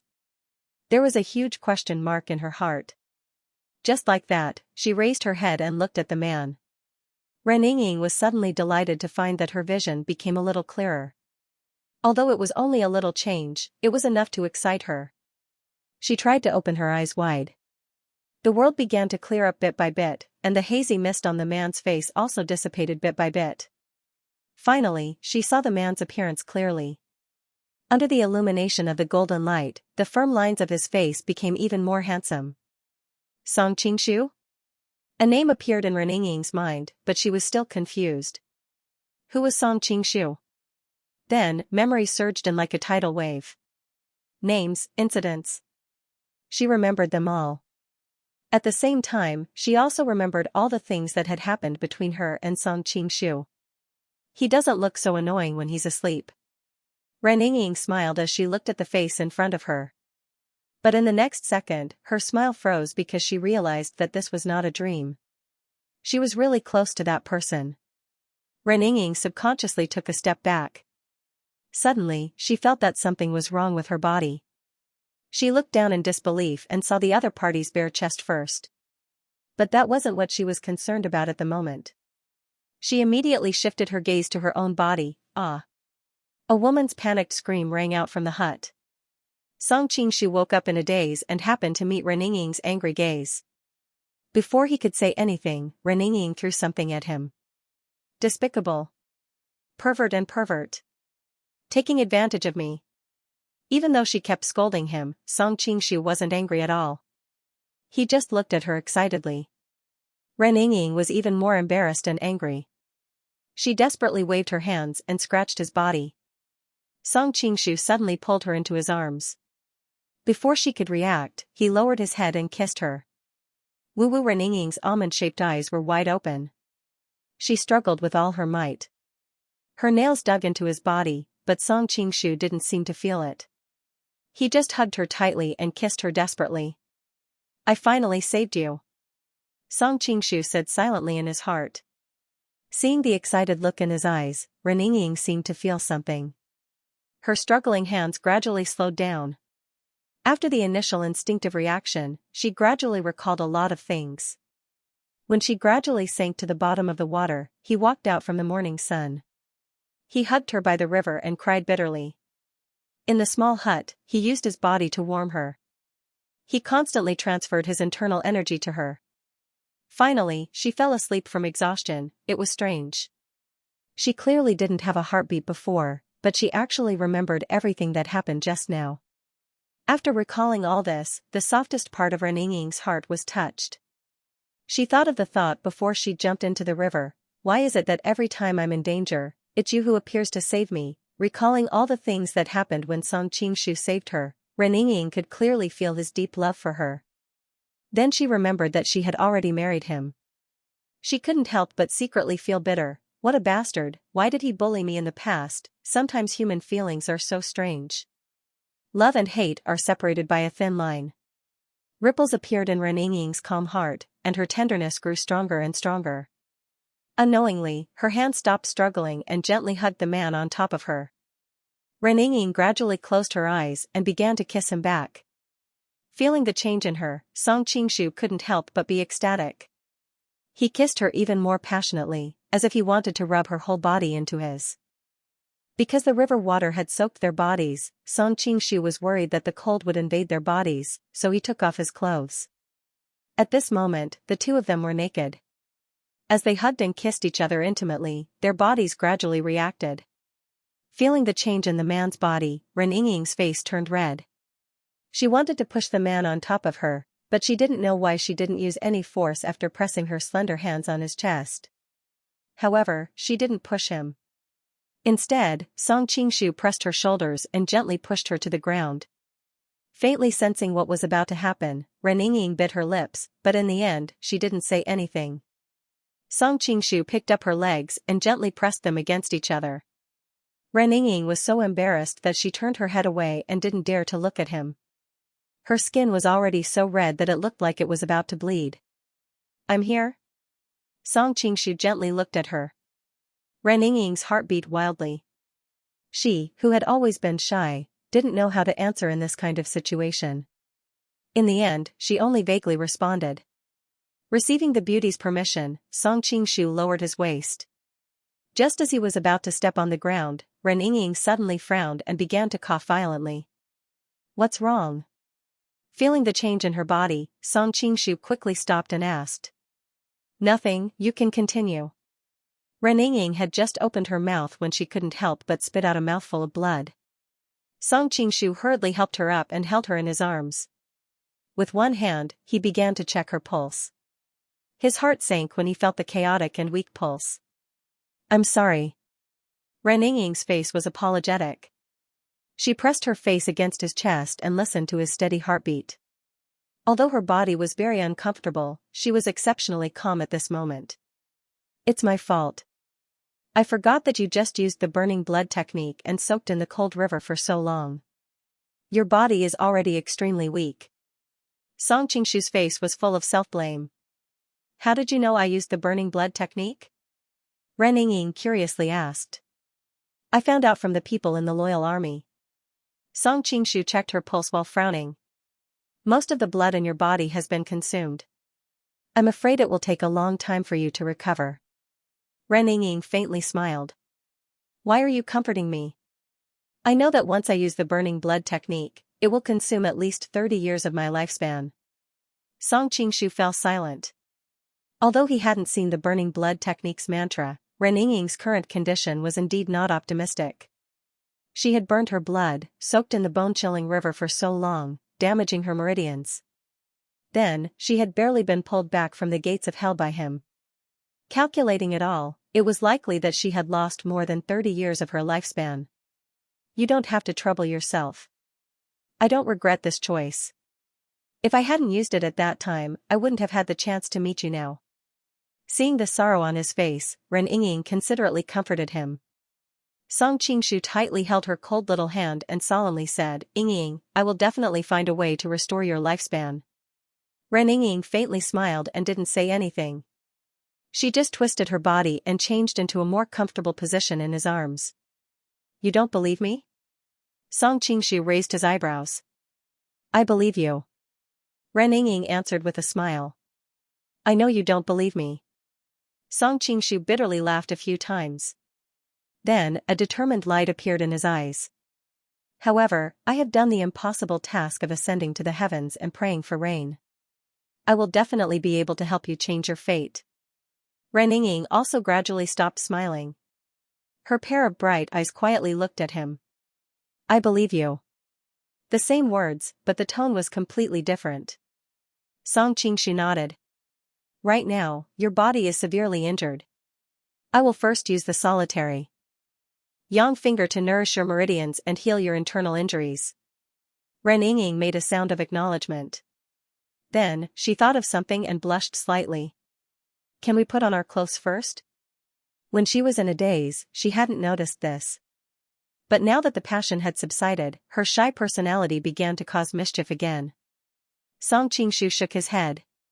When he saw a thin layer of anger appear on her face, he picked up the clothes that were scattered on the side and stuffed them into her hands. Look, your clothes are all wet from the river. How can you put them on? Ren Yingying didn't believe him. She touched them and found that it was indeed the case. She couldn't help but angrily say, then make a fire. Song Qingshu knew that she had always been very prideful. What she said was often the opposite of what she thought. Even though she was a bit angry, it was just because she couldn't put down her pride. She wasn't really angry. Okay. I'll make a fire. Song Qingshu knew that she was very shy and wouldn't purposely provoke her. After finding a pile of firewood, Song Qingshu used the solitary yang finger to poke a small flame on the withered grass. Soon, a bonfire was lit in the room. Ren Yingying squatted on the ground and tightly hugged her chest. She tried to cover her body as much as possible. She said with a red face, help me build a shelf in front of me. Take my clothes, to cover me. After her initial impulse, Ren Yingying regained her rationality and instantly became shy. Seeing her embarrassed look, Song Qingshu couldn't help but laugh. What's there to hide?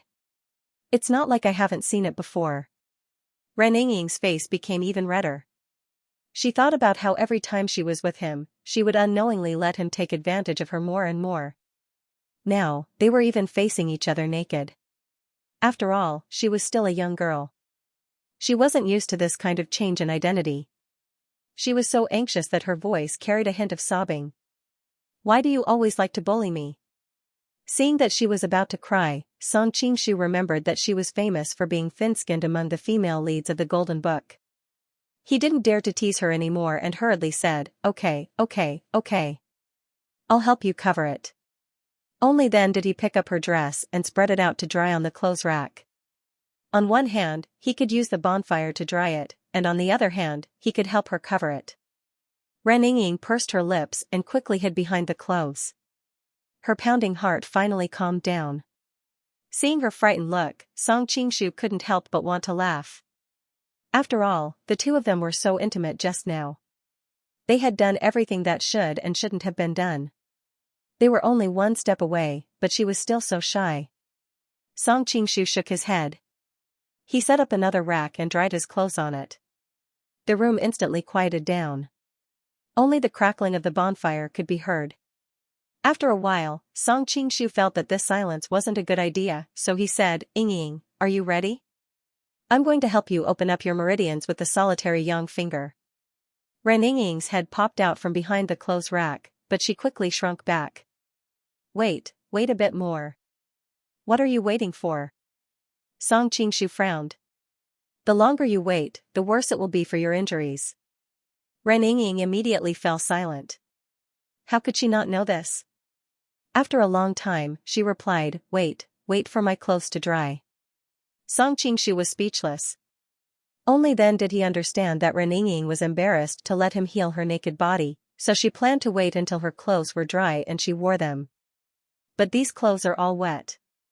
How can they dry in a short time? Song Qingshu couldn't help but feel a headache coming on. Ren Ying did not answer, but Song Qingshu could feel her stubbornness and persistence. He could only say, "I'm really scared of you. Let me help you." After saying that, Song Qingshu walked over and placed his palm on his clothes. Soon, a mist rose up. Ren Ying blinked her eyes. She could tell that he was using his inner force to dry her clothes. She could not help but feel touched and apologetic. "You were already very tired just now. Now that you've used up your inner force, will you be able to hold on? My inner force has already reached the realm of endless growth. Just now, I did too many things that consumed a lot of inner force in a short period of time, so the speed of replenishment couldn't keep up. After sleeping just now, I've already recovered most of it," Song Qingshu explained with a smile. Hearing that he had slept, Ren Ying thought of the image of him hugging her to sleep, and her face became even more beautiful. Song Qingshu used his inner force to dry her clothes for a while and couldn't help but frown. This is a little too slow. With a thought, he tore the clothes off the clothes rack and put them on himself. Then, he used all his inner force and began to use the heat of his body to evaporate the water vapor on the clothes. His speed was many times faster than just using his hands. Ah! Seeing that her clothes were suddenly torn off, Ren Ying subconsciously exclaimed. However, she quickly realized that he deliberately turned his back to her. It was obvious that he did not want to take advantage of her. Only then did she secretly let out a sigh of relief. Then, seeing Song Qingshu's comical appearance in her clothes, Ren Ying couldn't help but be stunned. Then, she burst out laughing. "You're a dignified man, aren't you ashamed of wearing women's clothes?" Song Qingshu smiled slightly. "Of course, I won't wear ordinary women's clothes, but it's fine to wear my own women's clothes." Hearing his words, Ren Ying couldn't help but be stunned. Thinking of the meaning behind his words, she felt both shy and sweet in her heart. It should be known that this world was not as open as the society of the future. Wearing women's clothes was a huge insult to men in the eyes of ordinary people. Back then, when Sima Yi refused to come out, Zhuge Liang ordered the soldiers to use women's clothes to challenge him. Even Sima Yi, who had always been calm and collected, almost couldn't stand the provocation and impulsively ran out to fight with him. From this, it could be seen how the society viewed this. Ren Ying knew that Song Qingshu was doing this to dry her clothes. She couldn't help but feel touched, and the way she looked at him became more and more gentle.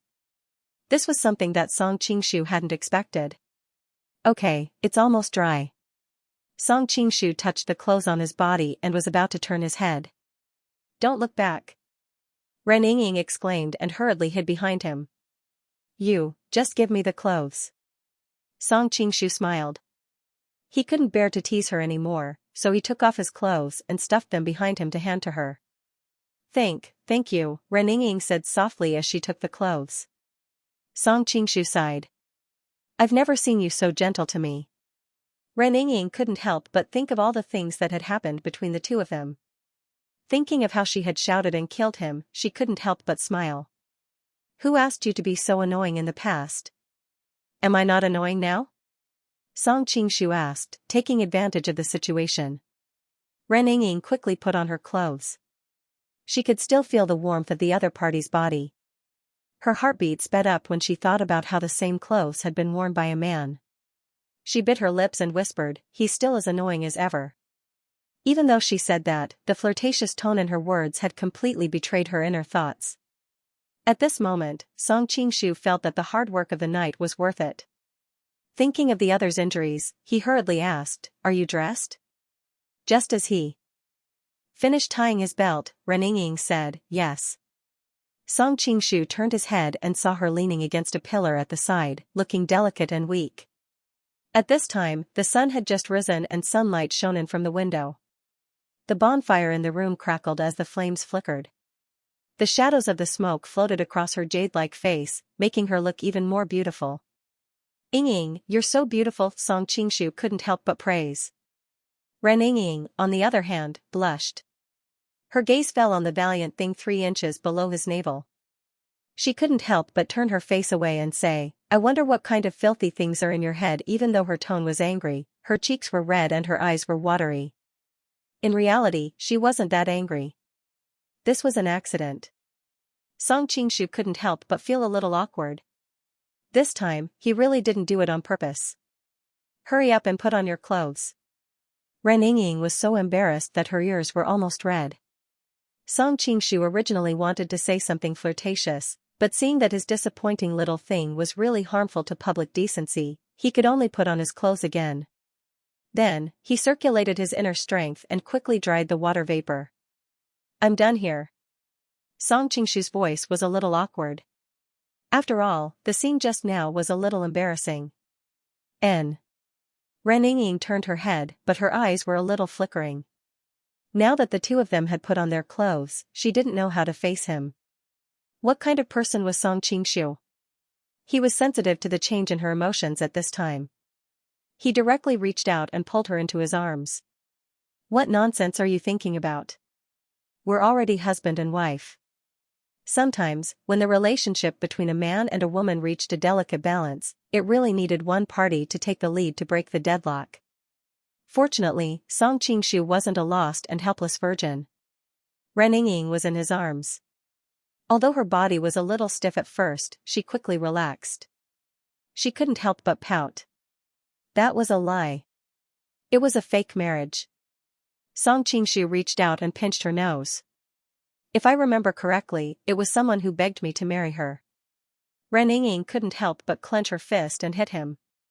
"At that time, I didn't know your real identity. Who told you to lie to me? I can only say that the heavens are looking out for me. If I didn't happen to see it, I wouldn't even know when my wife got married to someone else." Song Qingshu chuckled. "Bah, who's your wife?" Ren Ying lightly said. "You don't want to admit it?" Song Qingshu frowned. "We'll go back to Blackwood Cliff right now and ask your father in front of you. We'll see whose wife you are." Annoying. Ren Ying hooked her arms around his neck and curled up in his arms. Her eyes were about to drip water. She also felt it was strange. She was clearly angry when she thought of these things before, but why did she feel a trace of sweetness when she thought of the same things now? "Alright, I'll use the solitary yang finger to open up your meridians now. We can't delay any longer." Song Qingshu said seriously. "Okay." Ren Ying nodded and didn't refuse. Next, Song Qingshu used the solitary yang finger to help Ren Ying nourish her meridians. He had already used it several times, so he was very familiar with it. However, Ren Ying had to suffer.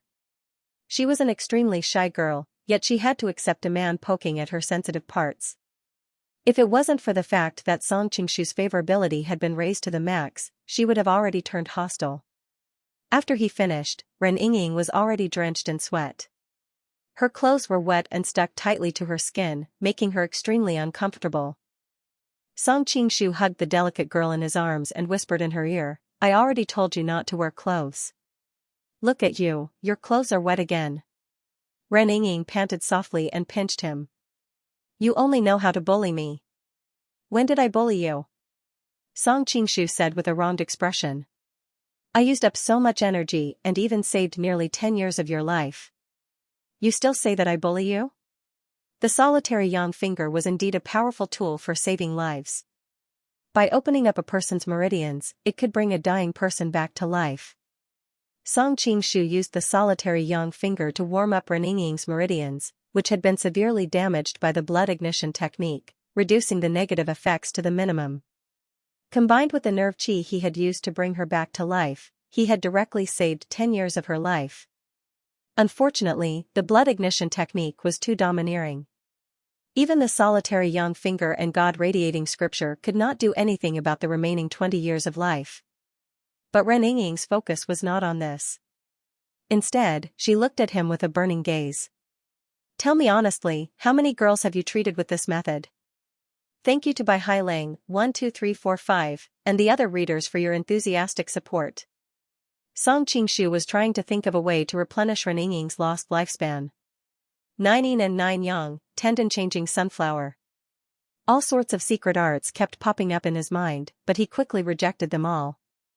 There were many mystical martial arts in this world, but he couldn't think of a single one that could increase lifespan. Song Qingshu was troubled when he suddenly heard Ren Yingying's question. He didn't know whether to laugh or cry. Ren Yingying's body was poked all over by his finger, and there were many sensitive areas. She was hesitant at first, but when she thought about how they were already married, and how close they were to reaching the last step, thus, even though she was a little embarrassed, she still let his finger wander around her body. However, Ren Yingying quickly regretted it. That feeling was too strange. It was as if there were countless ants crawling on her body, and also as if there were countless hands gently caressing her body. One moment, it was like being roasted by a fire, and the next moment, it was like being in a world of ice and snow. Ren Yingying felt that her endurance was not bad, but not long after, she could no longer suppress her body's reaction. Her throat involuntarily let out shameful moans. At first, she gritted her teeth and endured it, but later, waves of trembling from her soul made her unable to endure it any longer. Suddenly, the little thatched hut was filled with waves of heavenly moans. Thinking about it, Ren Yingying, who had always been prideful, wished that there was a hole in the ground to hide in. She suddenly thought that if she was so embarrassed, the others would probably not be any better. Thinking about the sensitive areas that his fingers had touched during the treatment, Ren Yingying suddenly realized that if she was treating other women, wouldn't he touch those areas as well? Once this thought appeared, she suddenly felt a little sour. She pouted and asked. Not many. Song Qingshu felt a little guilty. Noticing her frown, he hurriedly changed his words. You're the first, refusing to go home for the new year, confessing would be lenient and spending the rest of his life in prison. How could Song Qingshu be so stupid as to tell the truth at this juncture? You don't have much truth in your mouth. Ren Yingying spat on the ground. How could she not know that he was lying to her? However, with her intelligence, she would not continue to pursue this matter. She casually changed the topic. Oh right, are gang leader Huang and Miss Yu all right? At this moment, she thought of the 3 people who had been imprisoned together with her. Chief Huang has been saved, but I'm afraid that Lady Yu. Song Qingshu couldn't help feeling apologetic when he thought of his decision to abandon Yu Lingshan. But if he had to choose again, he would probably make the same choice. What's going on? Ren Yingying couldn't help but be shocked when she heard this, and she couldn't be bothered to immerse herself in the charming atmosphere any longer as she couldn't help but ask. Zhang Rou, that bastard. Song Qingshu roughly recounted what had happened last night. Hearing Zhang Rou's plan to let Song Qingshu face the problem of choosing one of the 3, Ren Yingying could not help but exclaim. At the same time, she was faintly curious about what choice he would make. When she heard that he went directly to the Gem Mountain, she could not help secretly admiring his calmness and analysis in a panic. When she heard that Zhang Rou deliberately gave the wrong address of the 3 people so that they would regret it for the rest of their lives, she could not help but hate the cunning and viciousness of the other party. When she heard that he almost ran all over the city of Linen in the middle of the night to save her, she could not help but feel touched and lucky. Poor Lady Yu. Ren Yingying frowned slightly. Although what happened yesterday was thrilling, it could be said that the final outcome was relatively happy, except for Yu Lingshan. I also know that I'm sorry for her, but in that case, I can't leave you to save her. Song Qingshu looked at her quietly with his eyes full of firmness, but he secretly sighed in his heart. Lin Pingji will probably hate me to death this time. Knowing that he chose her without hesitation, Ren Yingying was greatly moved. But when she thought of something, she could not help but sigh faintly. I'm afraid that Chong young hero Ling Hu will be heartbroken. Recalling what happened in Green Bamboo Alley that year, she knew better than anyone else in the world Ling Huchang's love for Yu Lingshan. Although Yu Lingshan's death was not caused by her, to some extent, it was also because of her that Yu Lingshan could not be rescued. Thinking of this, she could not help but feel very guilty. You changed the way you address me so quickly. Are you worried that I'll be jealous? Noticing the change in the way she addressed him, Song Qingshu's heart moved. He could not help but poke her shoulder and asked curiously. Ren Yingying blushed and whispered, After all, I'm already married to you. It's not convenient for me to address other men like that. Looking at Ren Yingying's change, Song Qingshu was not surprised. It was not that there was no love that would last forever in this world, but that kind of love could only be achieved under many harsh conditions. For most love, getting along with each other day and night, the two parties' lives often intersected, which was the basis for building a good impression. If the two parties didn't have the opportunity to get along, then the love would lose the soil that it relied on to survive. Even if they loved each other before, it would slowly fade away later. The later version of Old Thief Shinkai Makoto's 5 cm per second was similar to this principle. The male and female protagonists were childhood sweethearts and loved each other deeply. They thought that when they grew up, the other party would be their other half. Unfortunately, because of the work of their parents, the male and female protagonists were forced to transfer schools and separate. Later, the distance between the two parties became more and more distant, although in the beginning, the male and female protagonists still insisted on writing letters to each other. As time passed, the two parties realized that there was less and less to talk about. No one knew who was the first to give up writing letters. The two people who were once deeply in love finally parted ways. Many boys and girls saw this ending and felt sad. But as they grew older, they gradually realized that the ending of the two was inevitable.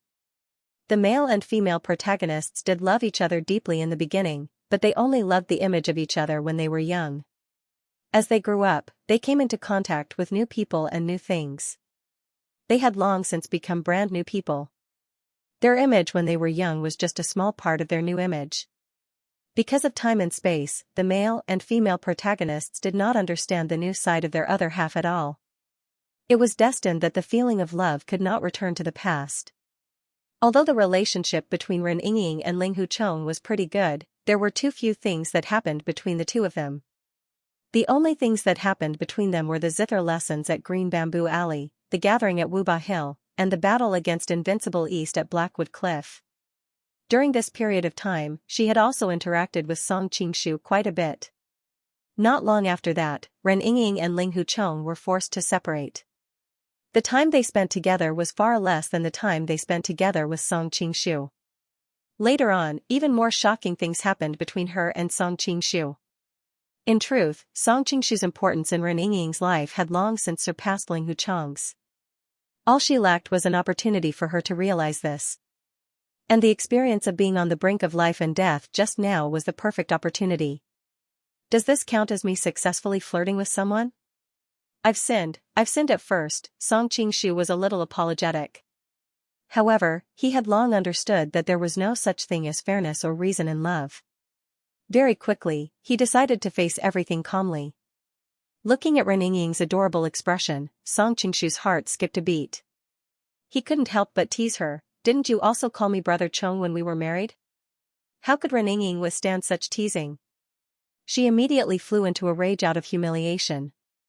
You're still a scoundrel, as before. Song Qingshu repeatedly begged for mercy. After much difficulty, she finally calmed down. Ren Yingying suddenly said, let's go back. We have to investigate Miss Yu's whereabouts after all. Song Qingshu also stopped smiling. With a solemn expression, he nodded, all right. Before leaving, Song Qingshu suddenly stopped in his tracks. He took out an ingot of silver and placed it on the table. Looking at Ren Yingying's puzzled expression, he explained, this is the supply station prepared by the hunters. We made a mess of it and even used up a lot of things. We should at least compensate them. Ren Yingying looked at him with a strange expression. She shook her head and said, sometimes, I really feel like I don't know you. One moment, you're as evil as a demon. The next moment, you're as kind as a saint. Song Qingshu smiled slightly, I'm good to most people. It's just that I'm a little demonic to attract your attention. Shameless Reninging blushed and spat. However, a trace of a smile appeared on her lips. I didn't think that I would have the chance to see the sunrise. After leaving the thatched cottage, Reninging looked at the rising sun in the east. She couldn't help but be filled with regret when she was being chased.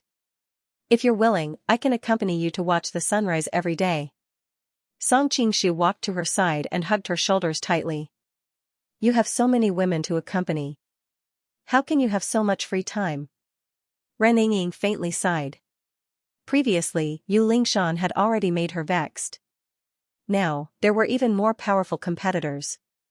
She suddenly didn't know whether she had made the right choice or not. Song Qingshu's scalp went numb.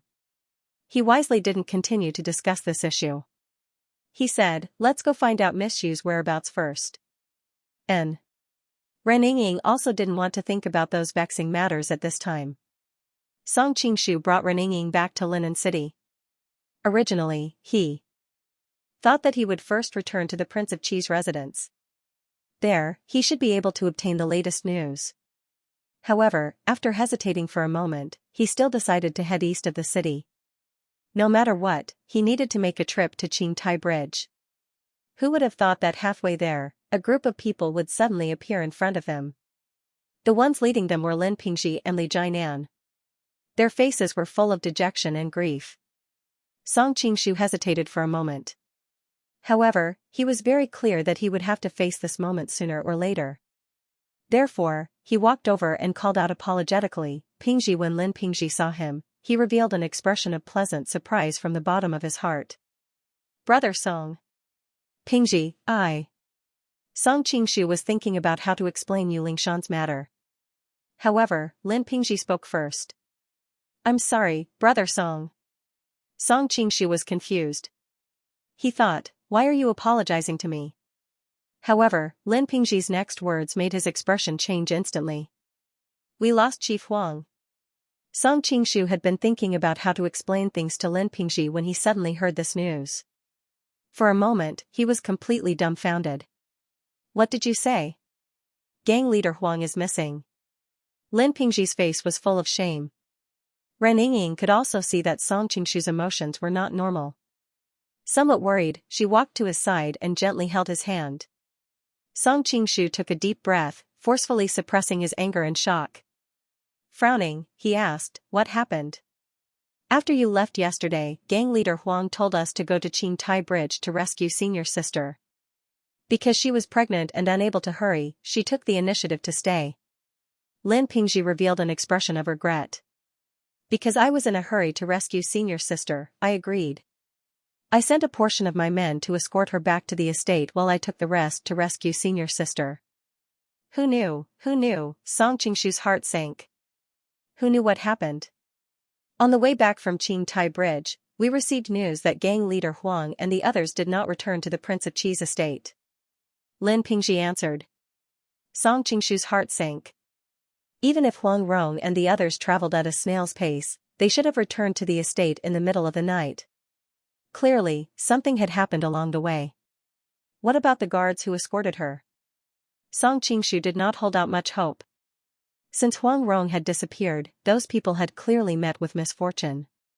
According to the news from the Prince of Qi's estate, they were discovered in a small alley. All of them were heavily injured and are currently receiving treatment in the Prince of Qi's estate. Lin Pingji answered. Heavily injured?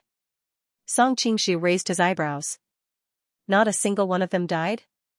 Lin Pingji shook his head. Although their injuries are quite heavy, there is no danger to their lives. Song Qingshu was suspicious. Since Huang Rong had been kidnapped, it was obvious that silencing them would have eliminated the greatest number of clues.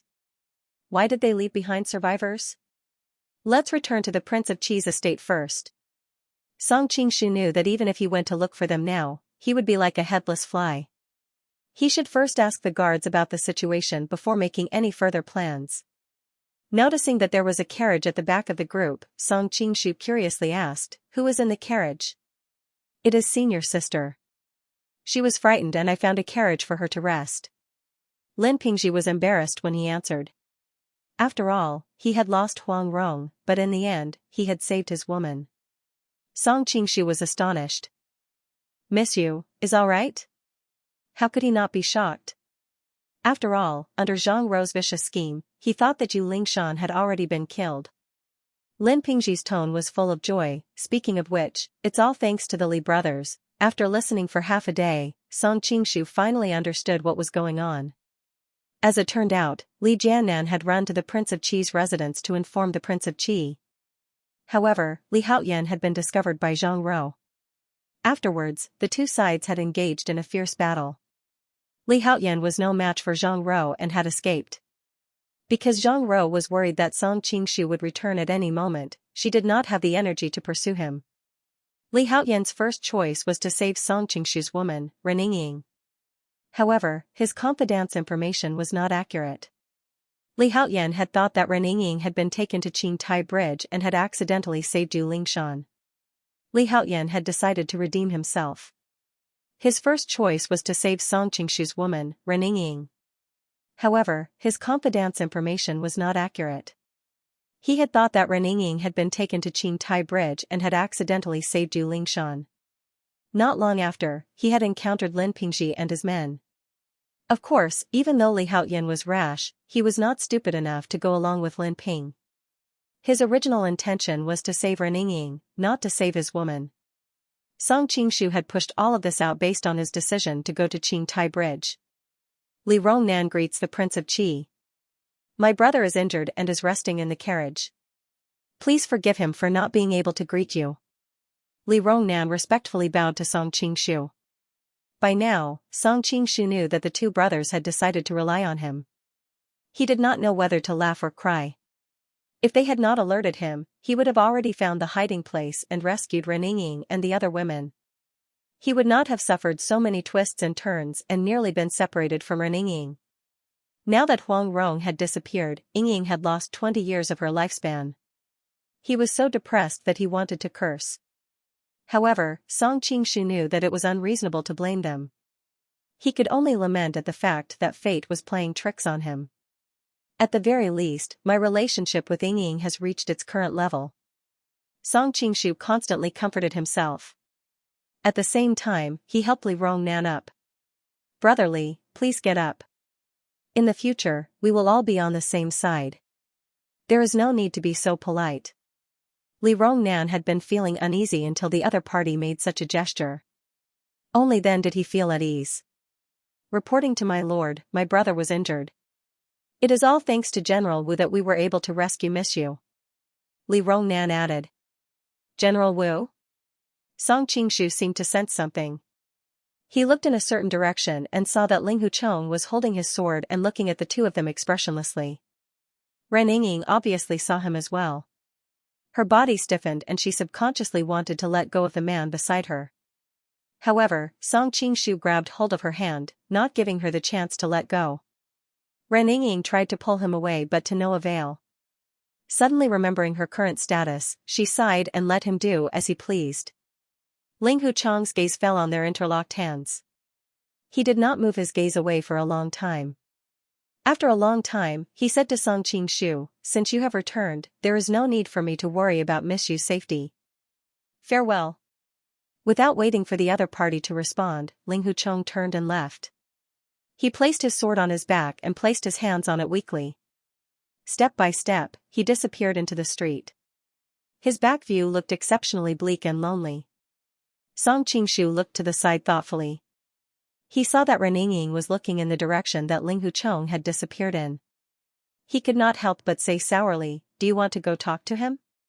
Don't worry. I am not jealous. Ren Yingying gestured for him to hold her hand tightly. She rolled her eyes at him unhappily. If you are not jealous, why did you grab me so tightly just now?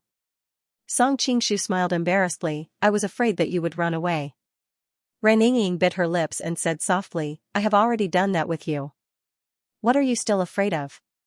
In that instant, the charm and flirtatiousness that flowed from the tip of her brows made Song Qingshu's heart flutter. The two of them had actually had some intimate physical contact before. For example, when they were in the bathtub at Blackwood Cliff, it was no less erotic than when they were in the thatched cottage.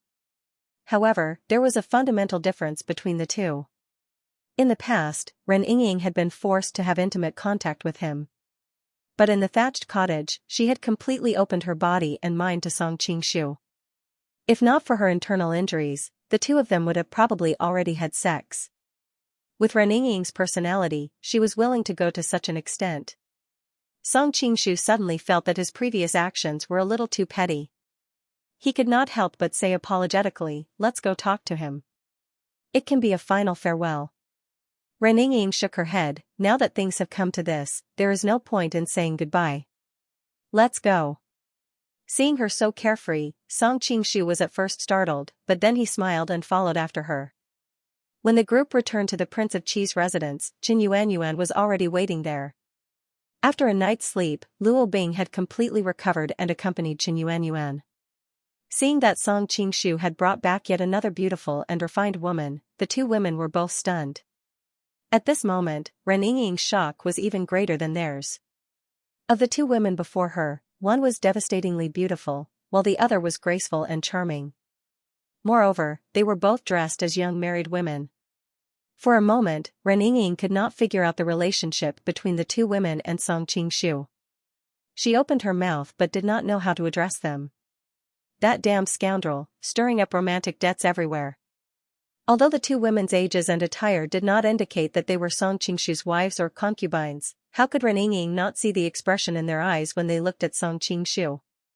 Only when they looked at their own men would they have such an expression. When she thought of amazed Zhou Jirua and Golden Snake Camp's ninth princess, Ren Yingying felt her head swell. The scene of Audiobook reprimanding her in Golden Snake Camp was still vivid in her mind. Ren Yingying suddenly realized that her days in the future would probably be difficult to endure. Seeing that the situation was not right, Lin Pingzhi hurriedly said, "Elder brother Song, I'll take senior sister to rest first." Finished speaking, he left as if he was fleeing. Li Jinan also had a strange expression on his face. Although he very much wanted to chat with Song Qingshu and seize the opportunity to improve their relationship, the atmosphere in the air seemed to be filled with the aura of a azurous field. He felt that staying behind was not a wise move. "I'll also go down first," Li Jinan followed. Song Qingshu nodded his head. "Go and find Pingzhi. He will arrange everything for you." Yes, Li Jinan felt as if he had been granted amnesty and hurriedly left. Only Song Qingshu and the three women were left in the room. For a moment, there was a strange silence. Seeing the three women staring at each other, Song Qingshu felt that he had to break the awkwardness. He stood up and introduced them to each other. "This is Yingying, the holy nun of the Sun Moon sect." Qin Yuanyuan looked at her curiously. Was she the one who made a fuss last night about assassinating Qingshu? She seemed to have heard that Qingshu married her officially. What kind of messy relationship did they have? Luo Bing's heart trembled. Qin Yuanyuan was not a person of Jianghu and naturally did not know the reputation of the Sun Moon sect. She had heard a lot about the holy nun of the Sun Moon sect. She originally thought that she was a demoness who killed without batting an eye. Who would have thought that she was a delicate and beautiful girl? "This is Luo Bing of the Red Flower Society." Song Qingshu continued to introduce. Ren Yingying subconsciously replied, "Oh, it's Mrs. One of the Red Flower Society. I've long heard of your famous Mandarin duck saber." She had intended to be polite and make them closer, but it turned out that Luo Bing blushed. It turned out that she had already broken up with her husband Wen Tai Lai when they were in Xinjiang, and the initiator was the man in front of her. Luo Bing originally thought that he was deliberately humiliating her, but when she saw his clear eyes, she realized that she was wrong. After all, she and Wen Tai Lai had parted ways. Except for a few people like the Red Flower Society, it was not surprising that other people in Jianghu did not know about it. When it was his turn to introduce Qin Yuanyuan, Song Qingshu hesitated. After all, her identity was too special. After hesitating for a moment, he decided to tell the truth. After all, Ren Yingying was already one of them. There was no need to deliberately hide from her. "This is Qin Yuanyuan. You should have heard of her." "Qin Yuanyuan?" This time, it was Ren Yingying and Luo Bing's turn to be shocked. They looked at her in disbelief. She was the head of the 8 beauties of Qinhuai, the most beautiful woman in the world. Every title was so resounding. No wonder she is so beautiful. It turns out to be her. Ren Yingying and Luo Bing were shocked, but also somewhat relieved. You guys talk first. I'll go ask those guards about the kidnapping of Boss Wang. Song Qingshu also realized that it was very embarrassing for him to continue staying here, so he simply left and let the women solve their own problems. Anyway, Qin Yuanyuan was good at dancing, Ren Yingying was graceful and generous, and Luo Bing was mature and generous. He thought that they should be able to find a way to get along harmoniously. After leaving the inner residence, Song Qingshu went straight to the place where the guards were healing. He found a few of them with light injuries and were in good spirits to ask about what happened last night. Last night, when we were escorting Chief Huang back, we passed by the surging gold gate. Suddenly, 2 men in black appeared. The group of guards began to describe the scene. 2 people beat you up like this? Song Qingshu was puzzled. Most of these guards were carefully selected by Han Chuanzhou. Although they were not top-notch masters, they were agile. In addition, Huang Rong was with them. Although her pregnancy had affected her skills, with her intelligence and the dog-beating stick technique, she was still a top-notch master in Jianghu. Even with such a lineup, she was still easily defeated by 4 people, which showed how high the opponent's martial arts were.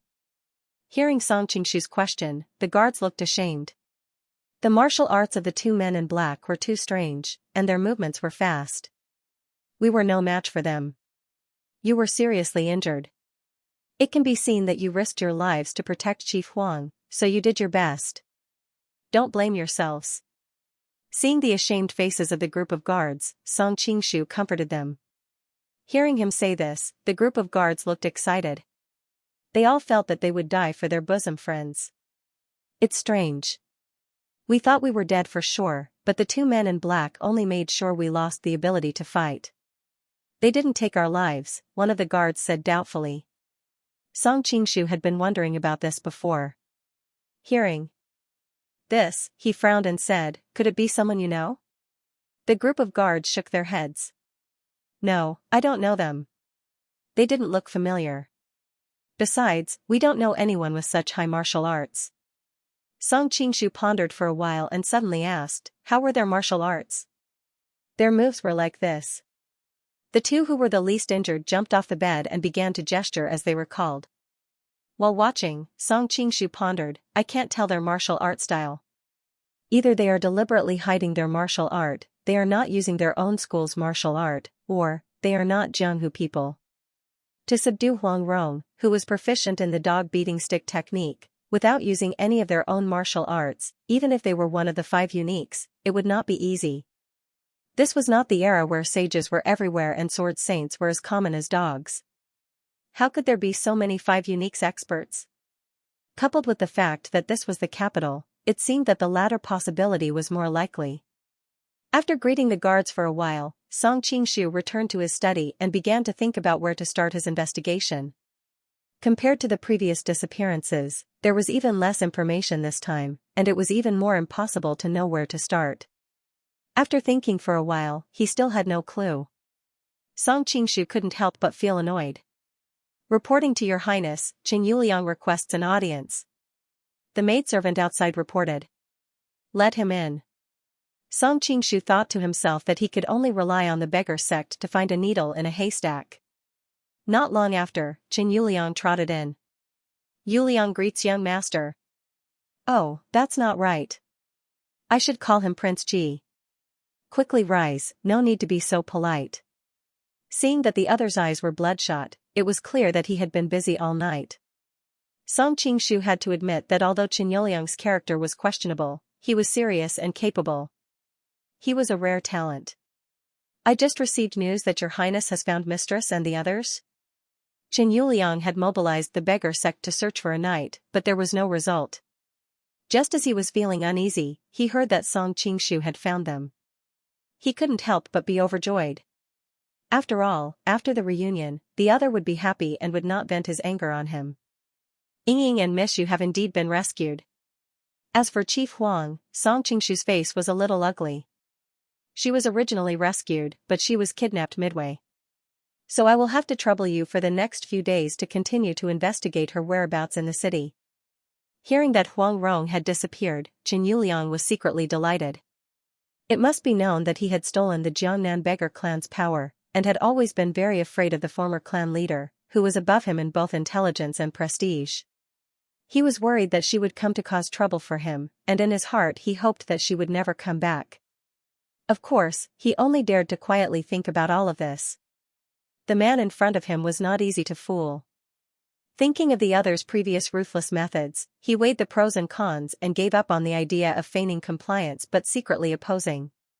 In any case, even if I use all my strength, I most likely won't be able to find her. Why should I give him a handle and become the target of his anger?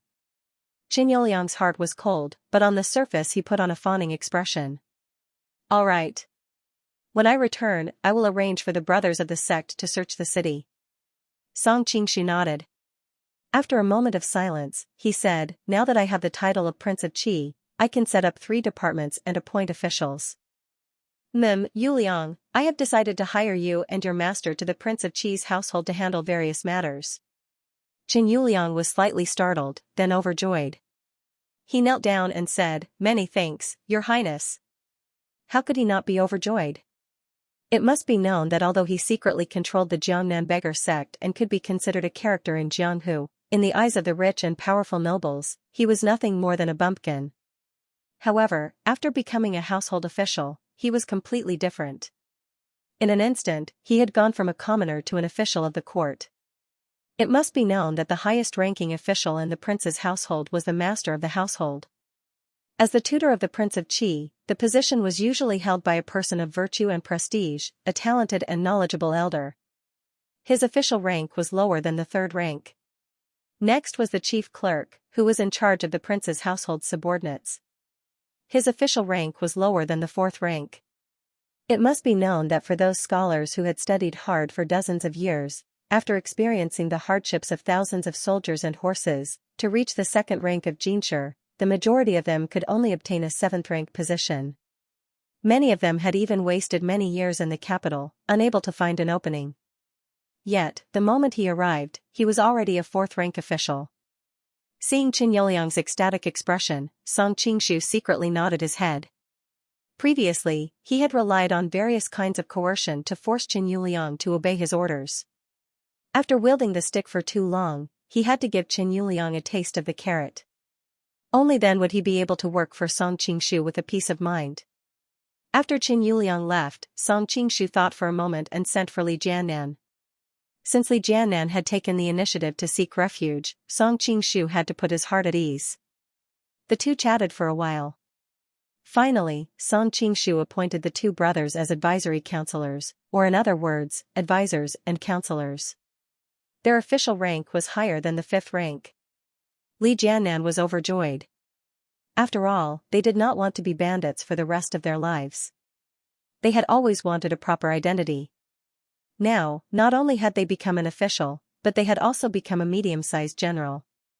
How could they not be happy? Thinking of his mother's happy expression when she found out, Li Jiannan increasingly felt that seeking refuge with Song Qingshu was the best decision he had made in his life. Song Qingshu asked about the situation of the loyal army in the Debi Mountains. Now that Zhang Ro and her father were dead, and their trusted subordinates had been wiped out the night before, he decided to send the 2 brothers back to the Debi Mountains to reorganize the remnants of the loyal army. Li Jiannan was naturally willing. He had originally planned to do so. After all, it was easy to tell the difference between seeking refuge with an army and seeking refuge with 2 generals without an army. Li Jiannan decided to have his older brother Li Haoyan stay in the prince's mansion to recuperate. He would return to the Debi Mountains first. Time waited for no man. If he waited for Li Haoyan to recover before returning, the loyal army would probably scatter. Secondly, he was meticulous. In order to make his new master feel at ease, he deliberately left his older brother in the prince's mansion as a gesture. As the saying goes, courtesy demands reciprocity. Song Qingshu also made a gesture and personally saw him out of the mansion. He had just waved goodbye to Li Jiannan and was about to return to the mansion when he suddenly heard a familiar voice. Brother Song. Song Qingshu turned his head and saw Gua Jing running over with an anxious expression. Brother Gua, come in and sit. Song Qingshu invited him. I'm not going in. Gua Jing shook his head. Clearly, he was not in the mood to drink tea. Do you have any news of Ronger? Song Qingshu hesitated for a moment, but in the end, he decided to tell the truth. He recounted what happened last night, and then said with an apologetic expression, "I'm sorry, Brother Gua. I didn't expect that there would be such a thing." Gua Jing listened to him with a serious expression. Finally, he shook his head. "How could I blame you? I am already very grateful to you for rescuing Ronger from the hands of the loyal army. As for what happened afterwards, no one could have predicted it." Song Qingshu could not help but sigh. Gua Jing was indeed a very reasonable person. In his heart, Gua Jing was a classic example of helping one's family rather than one's own. If it had been Huang Rong, there was no guarantee that she would not be angry. "Who were those two black-cloaked men? Did you find any clues?" Gua Jing hurriedly asked. Song Qingshu shook his head. "I have no clues right now." Gua Jing sighed. "Then we will investigate on our own. If there is any news, we will inform each other." As soon as he finished speaking, he did not wait for Song Qingshu to urge him to stay. He left in a hurry. "I hope there is some progress on his side." Song Qingshu sighed. Gua Jing had been famous for a long time. Of course, he had his own connections. With the help of Jia Sherdao, perhaps he could find something. After hesitating for a moment, Song Qingshu did not return to his residence. Instead, he walked in another direction. Meanwhile, in the censor's residence, a young girl in a red dress was playing on a swing in the back garden. However, there was not a single smile on her face. She was in a bad mood, and the servant girl who accompanied her had been driven away by her. "I am so angry. Why do I have to stay at home every day?" Xianxia suddenly said with her teeth clenched. However, her anger quickly dissipated. "That bastard is too scary. If I go out and bump into him, it will be really troublesome. It is safer to stay at home," Xianxia murmured to herself. "Monsieur, are you talking about me by the bastard?" At that moment, she suddenly heard an unforgettable voice. During this period of time, she often had nightmares about this voice. How could Xianxia not recognize it? Her body stiffened as she looked up and saw the devil-like man standing on the swing frame, coldly staring at her. "It's over, I'm going to be disfigured." Looking at the ground that was getting closer and closer to her face, Xianxia's mind went blank. She even forgot that she knew martial arts. However, the pain that she imagined didn't come. After a long time, Xianxia opened her eyes and found that she had stopped a few inches away from the ground. She mechanically turned her head and found that a steady and strong arm was clamping her waist. "Put me down." Thinking that her body was touched by that person, Xianxia seemed to be greatly stimulated and struggled with all her might. "Are you sure?" Song Qingshu asked coldly. "Let go of me."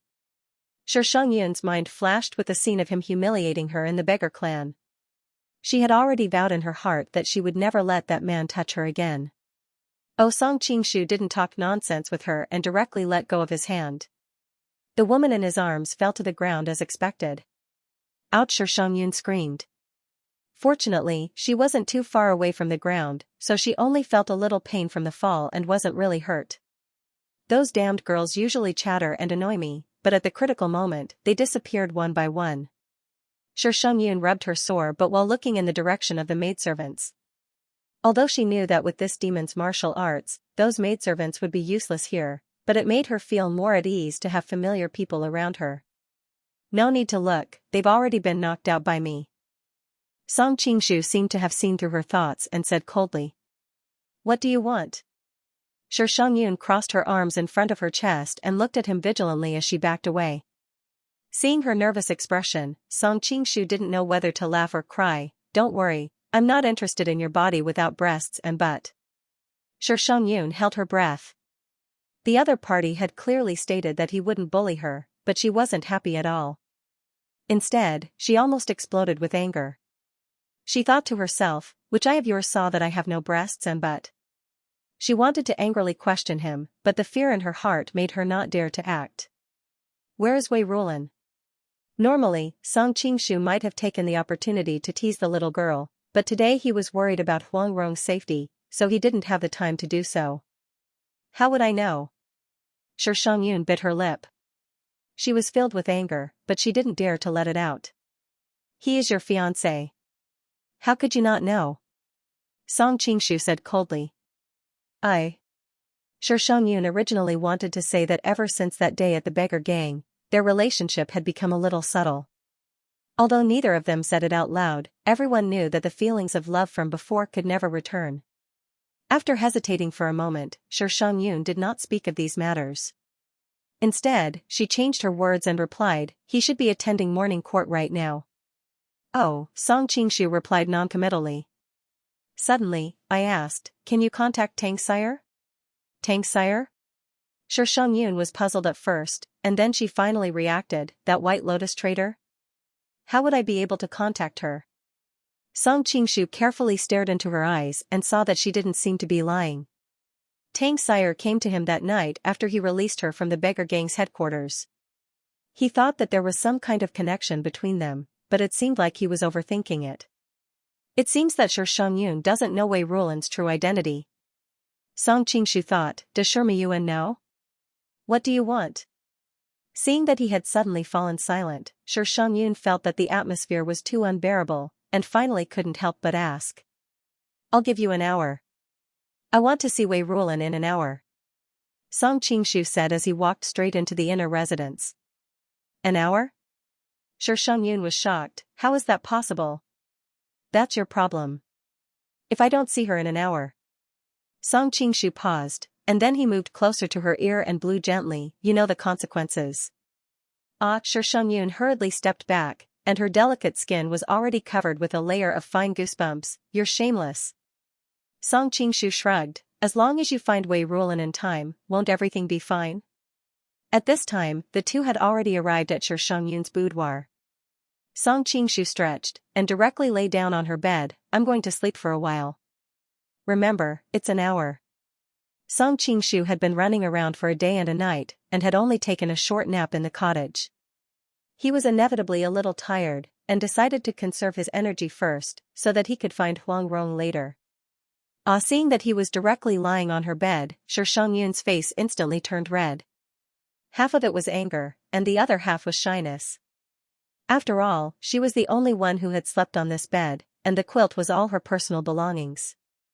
Now that another man was sleeping on it, how could she not be ashamed and angry? If it were any other man, she would have already called for the servants to drag him out and break his legs. Unfortunately, the other party was Song Qingshu, and she could not do anything. After you leave, I'll have the bedsheets and quilt thrown away. No, I'll burn the whole bed. Shang secretly swore, but the urgent matter at hand was to find Wei Rulan. It was not that she did not think of informing her family, but she thought that Song Qingshu was now the Prince of Qi, and his martial arts were unreasonably high. Her family could not deal with him, and it would be easy for him to take revenge. Stinky Grandpa, you didn't go out earlier or later, but you had to travel at this time. You don't know how badly your precious granddaughter has been bullied. Shang wiped away her tears, and complained while running in the direction of the imperial palace. The grandpa she mentioned was Hao, who was the emperor's tutor. His cultivation was unfathomable, and he was recognized as the #1 expert in linen. Of course, this did not include Huang Chang and the others who were hiding in the dark. However, he had been away for several months and had not returned until now. But I don't know if Grandpa can defeat that demon. Her grandpa had always been an invincible existence in her heart, but when she thought of Song Qingshu's reputation in Jianghu, and the several times he fought in linen, Shang was not so sure. Song Qingshu slept in Shang's boudoir for a period of time. Suddenly, he felt something and sat up on the bed. It just so happened that Shang brought Wei Rulan over. Seeing Song Qingshu sleeping on his fiancé's bed, Wei Rulan felt a burst of anger in her heart. However, when she saw his deep eyes and thought of his terrifying strength, the anger in her heart disappeared without a trace, and instead, it was replaced by endless fear. May I know why young master is looking for me? Wei Rulan asked cautiously. Seeing him like this, Shang was heartbroken and disappointed. Song Qingshu flicked his finger, and Shang, who was next to him, fell to the ground. Wei Rulan was shocked and hurried over to check. At this time, Song Qingshu said, Don't worry, she's just unconscious. I just want to ask you about your sister. I'm sure you don't want her to hear what we're talking about. Seeing that Shenshangyun's breathing was stable, Wei Rulin had just breathed a sigh of relief, but when she heard the latter part of his words, her heart instantly jumped again. May I know why young master is looking for my sister? This is none of your business. Song Qingshu hesitated for a moment, but still said, Huang Rong was kidnapped last night. I need your sister to use the power of the White Lotus Society to help find out which force kidnapped her. With the beggar sect and the White Lotus Society working together, and the black and white forces working together, Song Qingshu did not believe that he could not find some clues. Originally, if Li Qingluo was here, he could directly ask her for help, and there was no need to trouble Tang Sire. However, Li Qingluo and Xiao Longnu had gone to Hubei to look for Yufei's orphan, and distant water could not put out a nearby fire. Wei Rulin was stunned, and subconsciously blurted, no wonder what? Song Qingshu asked with a frown. Wei Rulin hurriedly explained, it was very lively during the morning assembly today. The officials under Prime Minister Han and the officials under Jia Shumi attacked each other, and it was very lively. Many officials from both sides have been impeached, and I'm afraid that Huang Rong's kidnapping was the fuse. As expected of a talented scholar, Wei Rulin's grasp of the current situation was quite accurate, and she was able to link the two matters together so quickly. Song Qingshu secretly admired her, and said, yes, but according to my speculation, Huang Rong should not be in the hands of either the Han or Jia Shumi, so I need your sister's help to find her. I see, I will inform my sister. Wei Rulin was not unwilling. After all, to a certain extent, the siblings and Song Qingshu had formed an alliance, so it did not matter if she helped. I want to see her now. Song Qingshu said lightly. On one hand, he was worried that Wei Rulin would not deliver the message in time, and on the other hand, he realized that he did not have a close relationship with Tang Sire. She could easily find him, but he did not know where to find her. Now? Wei Rulin looked embarrassed. Song Qingshu's voice was cold, can't I? Wei Rulin's heart trembled, yes, of course you can. After saying that, she took out a strangely shaped piccolo and ran to the window to play it. A strange melody quickly spread out. As a result, she immediately received a response from another melody. Wei Rulin's expression was strange, and she came back to Song Qingshu and said, my sister happens to be nearby, she will come over immediately. Song Qingshu raised his eyebrows. What a coincidence. Just as he finished speaking, he heard the sound of clothes fluttering in the air. Very quickly, a charming and graceful woman sat on the window. As the saying goes, people smile before they speak. That pair of peach blossom eyes filled with affection made her always have a smile on her face. She clearly had the appearance of a young woman, but she had the charm of a young married woman. Little brother, you came to Mishre's boudoir to summon me. Don't tell me you have already eaten her? Tang Sire said with a smile. However, when she saw Song Qingshu sitting in the room, her smile instantly froze on her face. Miss Tang, long time no see.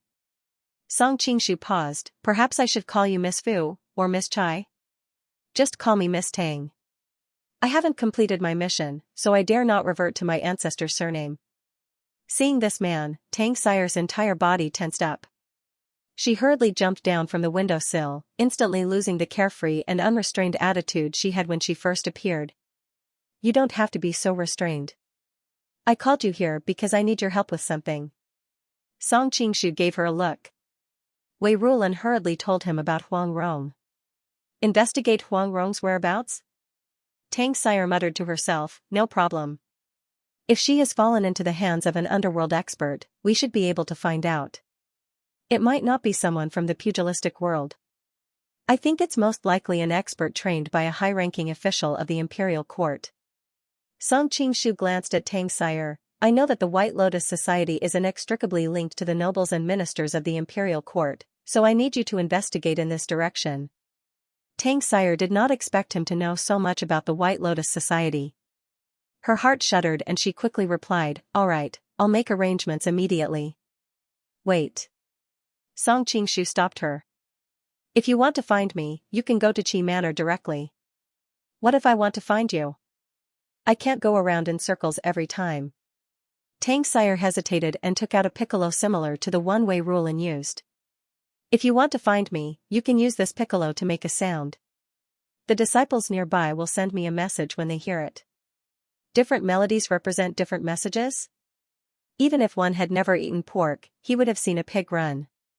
In his previous life, there were so many strange coded communication methods in movies and television dramas. Song Qingshu did not believe that this piccolo did not have similar functions. Xianxia did not expect him to be so knowledgeable. She picked up the piccolo and demonstrated, playing it like this means it's extremely urgent. This means it's dangerous. This means it's, ever since she met Song Qingshu, she had always been led by the nose by him. As a proud person, she was very unhappy. Thus, she purposely spouted out a bunch of secret codes of the White Lotus Society. She wanted to see him make a fool of himself. After all, even the smartest person in the White Lotus Society would need at least 10 days to half a month to learn these complicated secret codes one by one. Now that he had poured them all out like beans, Xianxia could already imagine the scene of Song Qingshu asking her for guidance within. Awkward expression. Xianxia almost laughed out loud when she imagined him being humiliated. Did you remember it, young master? Xianxia held back her laughter and asked seriously. Song Qingshu was expressionless. With a suction force, the piccolo flew into his hand. He then brought it to his mouth and repeated the melody she had just played. Like this? Xianxia was dumbstruck. She had never expected that he would be able to remember everything, and she couldn't help but look at him with a complicated expression. No wonder young master is able to laugh proudly in the martial world. Just based on your photographic memory, there aren't many people in this world who can compare to you. Song Qingshu coldly snorted, instead of trying to flatter me, you might as well put away your petty thoughts. Don't do it again. If you tease me like this again, I won't let you off easily. I wouldn't dare. Xianxia felt a chill in her heart. It turned out that the other party knew exactly what she was thinking. Hurry up and arrange to investigate Huang Rong. Song Qingshu put the piccolo into his pocket. Hey, Xianxia stretched out her hand. She thought to herself that the piccolo was my personal possession.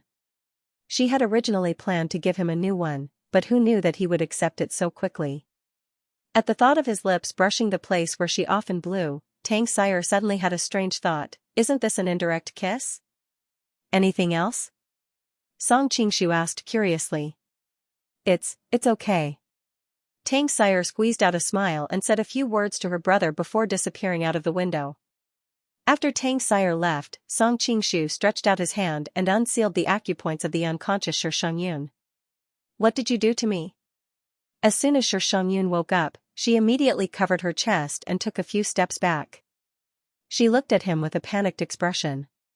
Song Qingshu was speechless. Your fiancé was next to me. How could I molest you in front of him? Xianxia turned around and saw Wei Rulan standing awkwardly at the side. She then heaved a sigh of relief. All right, I'm done with my business. I'll take my leave first. Song Qingshu left these words and disappeared. Xianxia's jaw almost dropped. After a long time, she said indignantly, this bastard's martial arts are really high. Wei Rulan also sighed faintly. She didn't know why, but she was always filled with fear towards that man.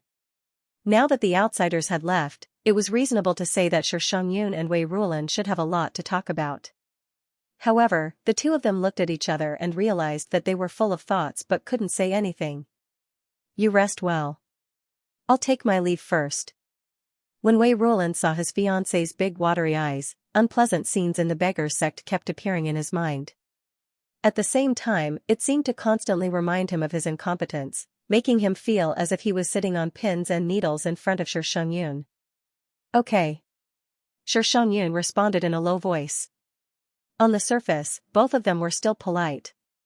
However, both of them understood that they could no longer return to the intimate feeling they had before. When Song Qingshu returned to the Qi Palace, he found that the three women were still chatting. Ren Yingying and Luo Bing were asking Qin Yuanyuan questions about skincare and makeup. After all, Qin Yuanyuan was too famous for her beauty. Although she wasn't young anymore, she still looked as if she hadn't aged at all. Cough, cough, cough. Song Qingshu deliberately coughed twice to indicate that he had returned. When the three women saw him, they instantly fell into silence. Three monks really have no water to drink. Feeling the awkwardness in the air, Song Qingshu suddenly felt a headache. Suddenly, he had a flash of inspiration and thought of a solution. Our power in Lin has always been a vacuum. The things that happened these 2 days caused me to have no choice but to seek help from the beggars sect and other powers. This is not a solution. Therefore, I plan to establish my own power here. Ying, you will be in charge of these matters. Me? Ren Ying had a difficult expression on her face. In fact, her temperament had always been like a wild crane or a cloud. In the past, most of the time when she was in the Sun Moon sect, she lived in seclusion in Luoyang's green bamboo alley. It was somewhat difficult for her to handle these matters. Just as she was about to refuse, she heard Song Qingshu's voice. Ying, I know your temperament. However, now that Jirua is in charge of the territory in Yangzhou, and Jiao is in charge of the Golden Snake Camp, if you don't have any power under your command, I'm worried that you will be bullied in the future. Ren Ying blushed, thinking that it's fine as long as you don't bully me. However, she also knew that he had good intentions. Seeing that he was thinking for her, she was extremely moved. Then. Alright then. Although Ren Ying didn't like these things, she wasn't stupid. Thinking of the situation in the future, she finally agreed. However, your body is currently weak and needs to be nursed well. Let big sister Luo help you. Song Qingshu continued. Me? This time, it was Luo Bing's turn to be dumbfounded. In fact, ever since she was rescued, she hadn't thought about how to face Song Qingshu. Originally, she had planned to bid farewell to him as soon as possible. After all, in the eyes of most people, she was still the fourth sister-in-law of the Red Flower Society. It wasn't appropriate for her to live with another man. Who knew that he would make such a request first? Weren't you two chatting happily just now? Could it be that big sister Luo wants Ying to drag her weak body to work? You should know that because she used the great art of blood ignition, she has lost 20 years of her lifespan. Song Qingshu stared intently into her eyes. Luo Bing almost fainted from anger. She thought, in private, you treat me like a slave, but now you call me big sister Luo so intimately and even use Miss Ren's injury to pressure me. Just as she was about to open her mouth to refuse, she saw the gentleness in his eyes. For some reason, she nodded and said, all right. In fact, during this period of time, she was also tired of wandering without anyone to rely on. After parting ways with the Red Flower Society in Xinjiang, she felt like a rootless duckweed. In the dead of night, she often woke up with a start and buried herself in her bed to cry. It's fine, to settle down like this. Luo Bing sighed faintly in her heart. Then I'll have to trouble you with a lot of things in the early stages. Song Qingshu smiled. Luo Bing was once the 11th leader of the Red Flower Society and was familiar with the specific details of the Jianghu organization. As the holy nun of the Sun Moon sect, Ren Ying had a wide network of contacts and a broad vision. The two of them were a perfect match. In fact, Song Qingshu also had a small calculation in mind when he arranged for Ren Ying to take charge of the situation here. His power in the southern Song dynasty was currently empty and everything was starting from zero. It was too difficult. However, Ren Ying had the enormous resources of the Sun Moon sect. After Ren Wuxing found out about what his daughter was doing, he would definitely support her. After all, he was most worried that his daughter would be bullied in the harem fights in the future. Whether it was Ren Ying or Luo Bing, they were actually very satisfied with this arrangement. For Ren Ying, she felt that Song Qingshu was considerate of her. Not only did he give her a status, but he also asked others to help her with the specific matters. As for Luo Bing, she had always lacked a sense of security after breaking up with her husband. She knew that with her identity as a married man, she definitely wouldn't be able to get a status in Song Qingshu's hands. However, she also didn't want to be purely a plaything. Now that she had a specific business, she instantly felt that her value was reflected. On the other hand, Qing Yuanyuan couldn't help but feel a little sorry for herself when she saw that the two women had things to do. It seemed that she only had her beauty left, and the only use she had was to talk to them about makeup and maintenance. The more she thought about it, the more dejected she became. At this moment, Song Qingshu suddenly said, Sister Yuanyuan, if you want to do something, I just happen to have a task here. I'm afraid that only you can do it, but I'm worried that you'll be angry if you hear it. tell me about it. Qin Yuanyuan was secretly happy, but she didn't show it because she was reserved as a woman. You really won't be angry? Song Qingshu said with a bit of a guilty conscience. Qin Yuanyuan looked curious. Why would I be angry? Song Qingshu gritted his teeth and said directly, it's like this. I have a friend who wants to build a chain of high-end brothels all over the world. Song Qingshu paused and glanced at Qin Yuanyuan's expression before continuing. Recently, her business has reached a bottleneck. If Sister Yuanyuan can give her some pointers, I guarantee that her business will break through the bottleneck. As soon as he finished speaking, both Ren Yingying and Luo Bing had strange expressions on their faces and looked at Qin Yuanyuan worriedly. Qin Yuanyuan's smile had long frozen, and she sat there with a gloomy face, not saying a word. Song Qingshu smiled embarrassedly and said, Sister Yuanyuan, you just promised not to be angry. Qin Yuanyuan glanced at him and said indifferently, if it's your business, I can help. If it's just your friends. I'm sorry I can't help. Hearing Qin Yuanyuan's answer, Ren Yingying and Luo Bing couldn't help but be startled. Firstly, they didn't expect that she wouldn't be angry, and secondly, they were curious about the meaning of her words. Could it be that Song Qingshu was still running a brothel? Thinking of this possibility, the two women looked at Song Qingshu unkindly.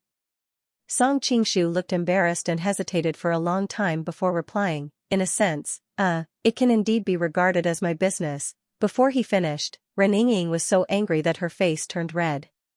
How can you give birth to a son, do such a wicked thing? She originally wanted to say that giving birth to a son was punched in the anus, but when she was about to say it, she suddenly felt that it was too vulgar. Moreover, if she had him in the future, wouldn't it be cursing her own son? So she quickly changed her words. Luo Bing felt the same, but due to her identity, she couldn't say anything. At this moment, seeing that Ren Yingying had spoken, she hurriedly nodded. Obviously, she also had the same opinion. After all, this world was not quite the same as the future world.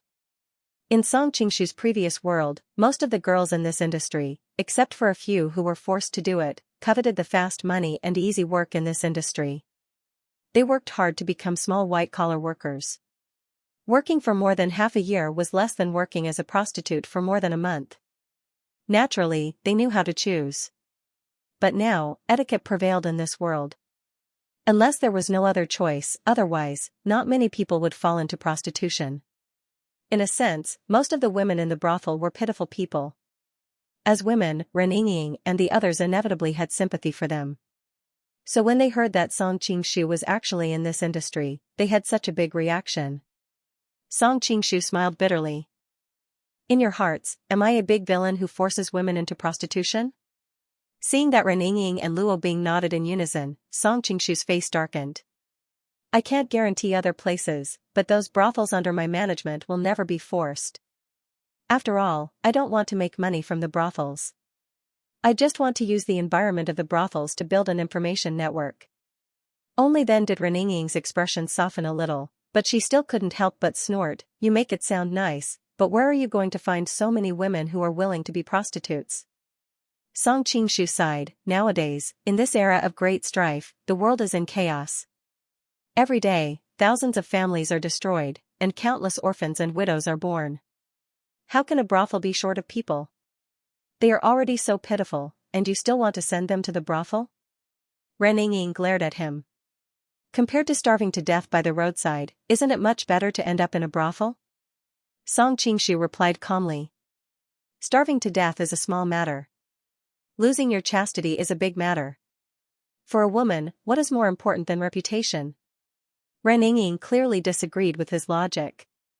Yingying, you have lived a luxurious life since you were young. You have never tasted the feeling of starvation. You have to know that when people are about to starve to death, that feeling of living a life worse than death will force them to do anything. Seeing that Ren Yingying's expression was a little ugly, Song Qingshu paused, and his tone became gentle, and I don't control their fate after saving them, but give them a chance to choose freely. A chance to choose? Ren Yingying looked at him curiously. Song Qingshu explained, yes, I'm not a philanthropist, and I didn't save them for nothing. I need them to repay me with labor. Ahem, don't look at me like that. I'm not forcing them to go out to receive customers, but to start as a servant. After 2 or 3 years, they can choose to leave, or they can choose to stay as prostitutes. Of course, they can also choose to stay as, he didn't finish, but the meaning was already very clear. At that time, they will definitely choose to leave. Who would stay to be that? Ren Yingying's face was slightly red, and she snorted. Miss Ren, you're wrong. Qin Yuan, who had been silent at the side, suddenly spoke. You have to know that most women have no relatives, and they don't have any skills. In this chaotic world, if they leave the protection of a brothel, their fates will be even more miserable, so most people are willing to stay in the end.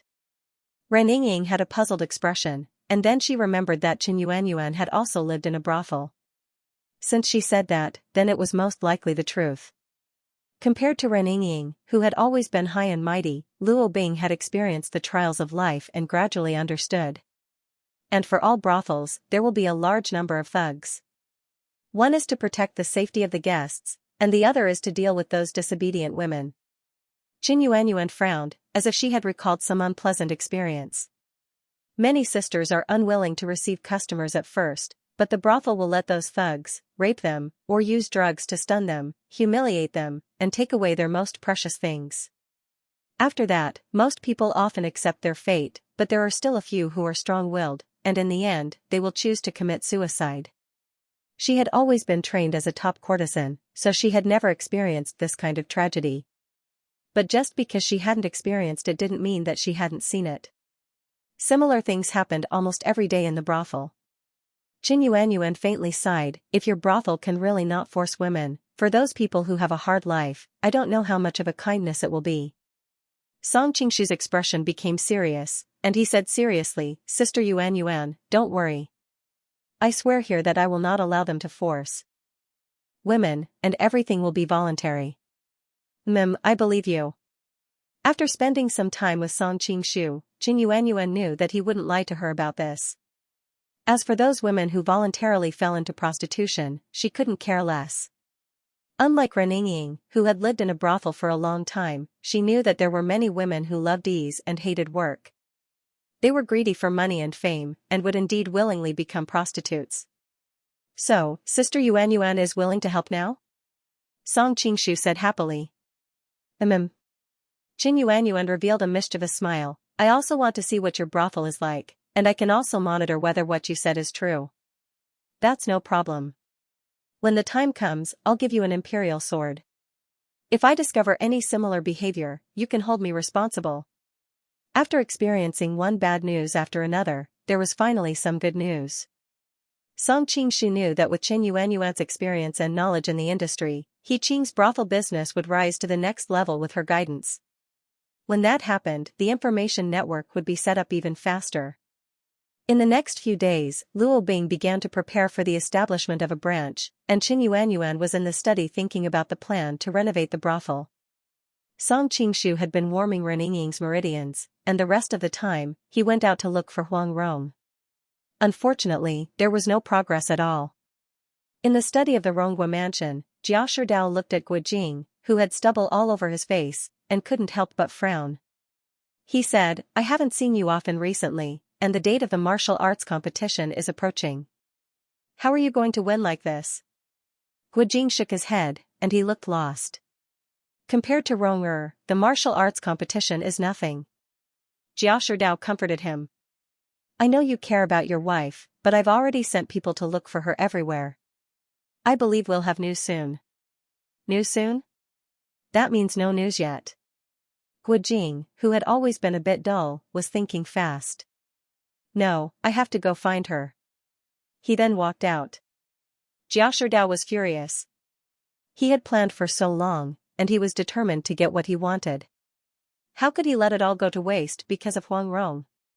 Not only had he used his power openly, but he had also used the intelligence network of the Isle of Heroes, but he still hadn't found her whereabouts. In his heart, he had long felt that Huang Rong was in danger, but he hadn't told Gu Jing the truth. A man doesn't have to worry about not having a wife. Even if something happens to gang leader Huang, I'll introduce you to someone else. I guarantee that she'll be beautiful and talented. If you like her, you can pick any of my daughters. I can even let you marry a princess. Before Jia Sherdao could finish, Gu Jing angrily interrupted him, "Don't worry. Enough. I only want Rong. Any other woman is just a chicken or a dog in my eyes." Jia Sherdao was already irritated by Gu Jing's half-dead look, and he couldn't help but sneer when he heard what Gu Jing said. "So, in your heart, my daughters are also just a chicken or a dog?" Gu Jing was stunned. He knew he had said something wrong, but he was annoyed and didn't want to explain. He cupped his hands and said, "I'm just a rough guy. If I've offended you in any way, please forgive me. It's getting late, and I have to go find out about Rong. Goodbye." After that, he strode out without waiting for Jia Sherdao's response. Watching him leave, Jia Sherdao couldn't help but slap the Jingde Jun official teacup, which was worth 100 taels of silver, into powder. How dare he? How dare he? At that moment, Liaoing Zhong, Jia Sherdao's aide, walked out from behind the screen. He smiled bitterly and said, "Why do you have to put up with him like this, my lord? What can I do if I can't? He's our only candidate in this martial arts competition." Jia Sherdao's face was gloomy. "Only? Not necessarily."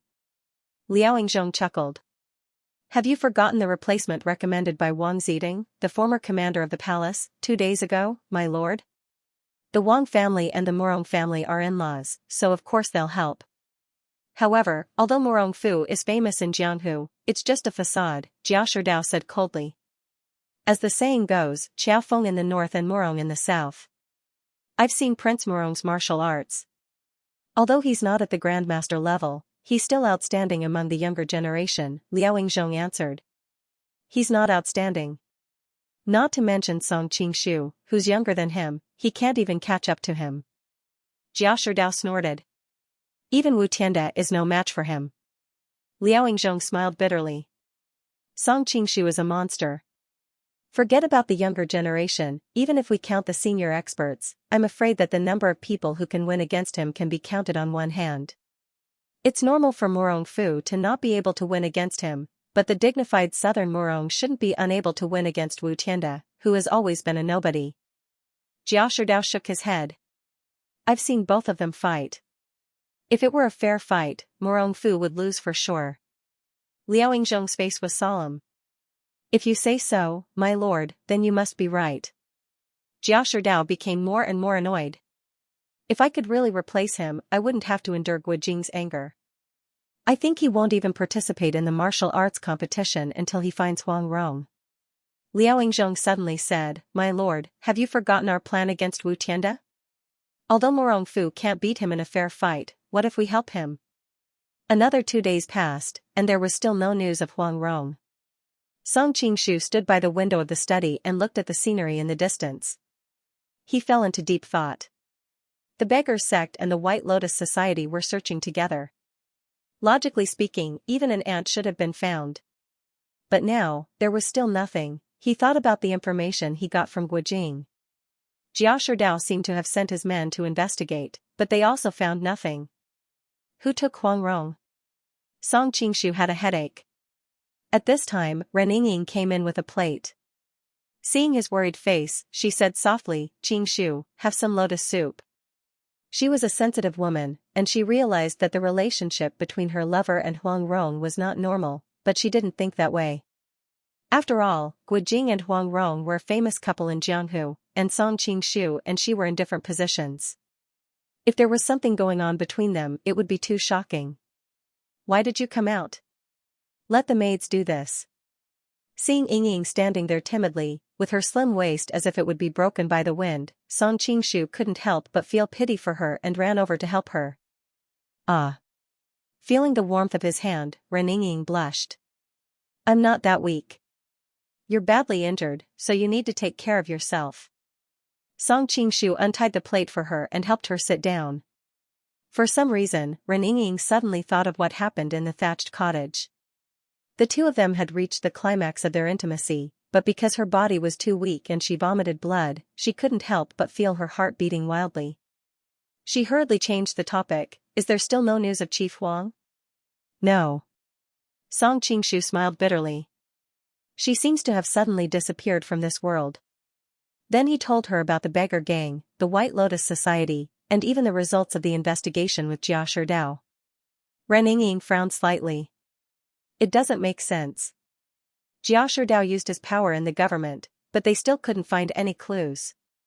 I'm also wondering about it. Song Qingshu frowned. It seems that another mysterious force took her away. That force might be more powerful than Jia Sherdao, the Beggar Gang, and the White Lotus Society.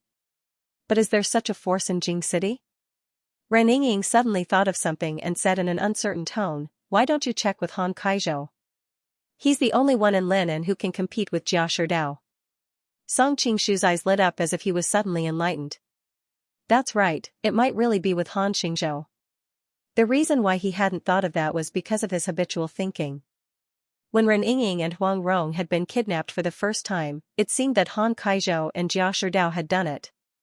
However, he had quickly figured out that someone had deliberately framed them, and the subsequent developments had proven his theory. Therefore, when Huang Rong had been kidnapped, he had subconsciously ruled out Han Kaizhou and Jia Sherdao as suspects. But now, he suddenly realized that the first time Huang Rong was robbed, it was indeed not Han Xingzhou's instruction, but it did not mean that he was not the one who was robbed the second time. In particular, the two black-clothed masters injured the guards in the prince's mansion but did not kill them. It must be because of the friendship between the two sides, so he specially ordered his men not to take things too far. The more Song Qingshu thought about it, the more he felt it made sense. He couldn't help but hug Ren Yingying and kiss her on the cheek. Yingying, you're really my good wife. Mana Ren Yingying blushed and tried to push him away. After all, she had always been reserved and proud. She was not used to expressing herself in such a passionate way. Unfortunately, before she could get angry, Song Qingshu had already run out. As he ran, he waved at her and said, I'm going to check Han Xingzhou's place first. I'll be back soon. Watching him disappear outside the door, Ren Yingying had nowhere to vent her anger and humiliation. In the end, it turned into a chuckle. She caressed the place on her face where he had just kissed, and her whole person became more and more charming. What a lecherous lecher, he always finds a way to take advantage of me after a while. Her eyes fell on the lotus seed soup that had not been touched and was still steaming. Her smile froze and her mouth gradually pouted. When Song Qingshu came to the Han mansion, he wanted to sneak in and check, but he gave up the idea in the end. On the one hand, it was easy to be exposed in broad daylight. On the other hand, they were still in a honeymoon period, so there was no need to test him. He could just ask him about it. If he couldn't get an answer, he could come back at night. After making up his mind, he openly walked to the gate. Hearing that the new king of Qi had come to visit, the gatekeeper was shocked. He sent someone to inform his master while he welcomed him in with a smile. He clearly knew that the new king of Qi had a good relationship with his master, so he didn't let him wait outside. Not long after, Han Xingzhou came out with a smile. Qingshu, what brings you here today? In order to show their closeness, the two had agreed to call each other by their names. Song Qingshu didn't stand on ceremony and went straight to the point. This time, I came to ask Jiefu about Huang Rong's whereabouts. As he spoke, he stared into Han Xingzhou's eyes to see if there were any changes in his expression. Hearing his question, Han Xingzhou was startled. He then smiled and said, actually, even if you didn't come today, I was planning to visit you. Oh, it seems that Huang Rong is really here. Song Qingshu snorted. Thinking about how he had been searching for Huang Rong these past few days, his complexion immediately became unsightly. Han Xingzhou smiled and shook his head. Qingshu, you misunderstand. How could gang leader Huang be here? However, not long ago, I received news that I know where she is. Oh, where? Song Qingshu immediately became spirited and asked. Han Xingzhou smiled but didn't say anything. Instead, he raised his teacup and slowly took a sip. This old fox. Song Qingshu couldn't help but curse. Seeing Han Xingzhou's appearance, how could he not understand that Han Xingzhou was taking advantage of the situation to raise the price? However, for Huang Rong's sake, he had to endure. Song Qingshu squeezed out a smile. If Jiefu can tell me Huang Rong's whereabouts, this brother will be eternally grateful. I will go through water and tread on fire without hesitation. Qingshu, you are too kind. Han Xingzhou immediately put down his teacup and said with a smile, "What is our relationship? Why are you still talking about this?" Song Qingshu couldn't help but curse. If it weren't for Huang Rong's safety, he would have torn off Han Xingzhou's goatee one by one. Han Xingzhou then changed the topic and said, "However, my brother has encountered a difficult situation today, and I really don't know how to deal with it. If you can help me, Qingshu, that would be great." "Jiefu, please go ahead." Song Qingshu smiled, but he was secretly greeting his ancestor. Han Xingzhou said with a smile, "Here's the thing. Tomorrow, there will be a martial arts competition in the palace." Song Qingshu was shocked. It turned out that the day of the martial arts competition had already arrived. He had been so busy looking for Huang Rong that he hadn't even noticed the passage of time. Suddenly thinking of something, Song Qingshu asked, "Is Jia Sherdao still sending Guojing to participate?" He had thought that if even he was like this, Guojing wouldn't care about the martial arts competition at all. As expected, Han Xingzhou shook his head and said, "They have already replaced him. It seems that Guojing is not in a good condition to participate in the martial arts competition anymore." Song Qingshu sighed. Guojing had missed such a good opportunity. Who knew how long he would have to wait for the next time he had a similar opportunity? Suddenly, a thought occurred to him and he asked, "Who was it?"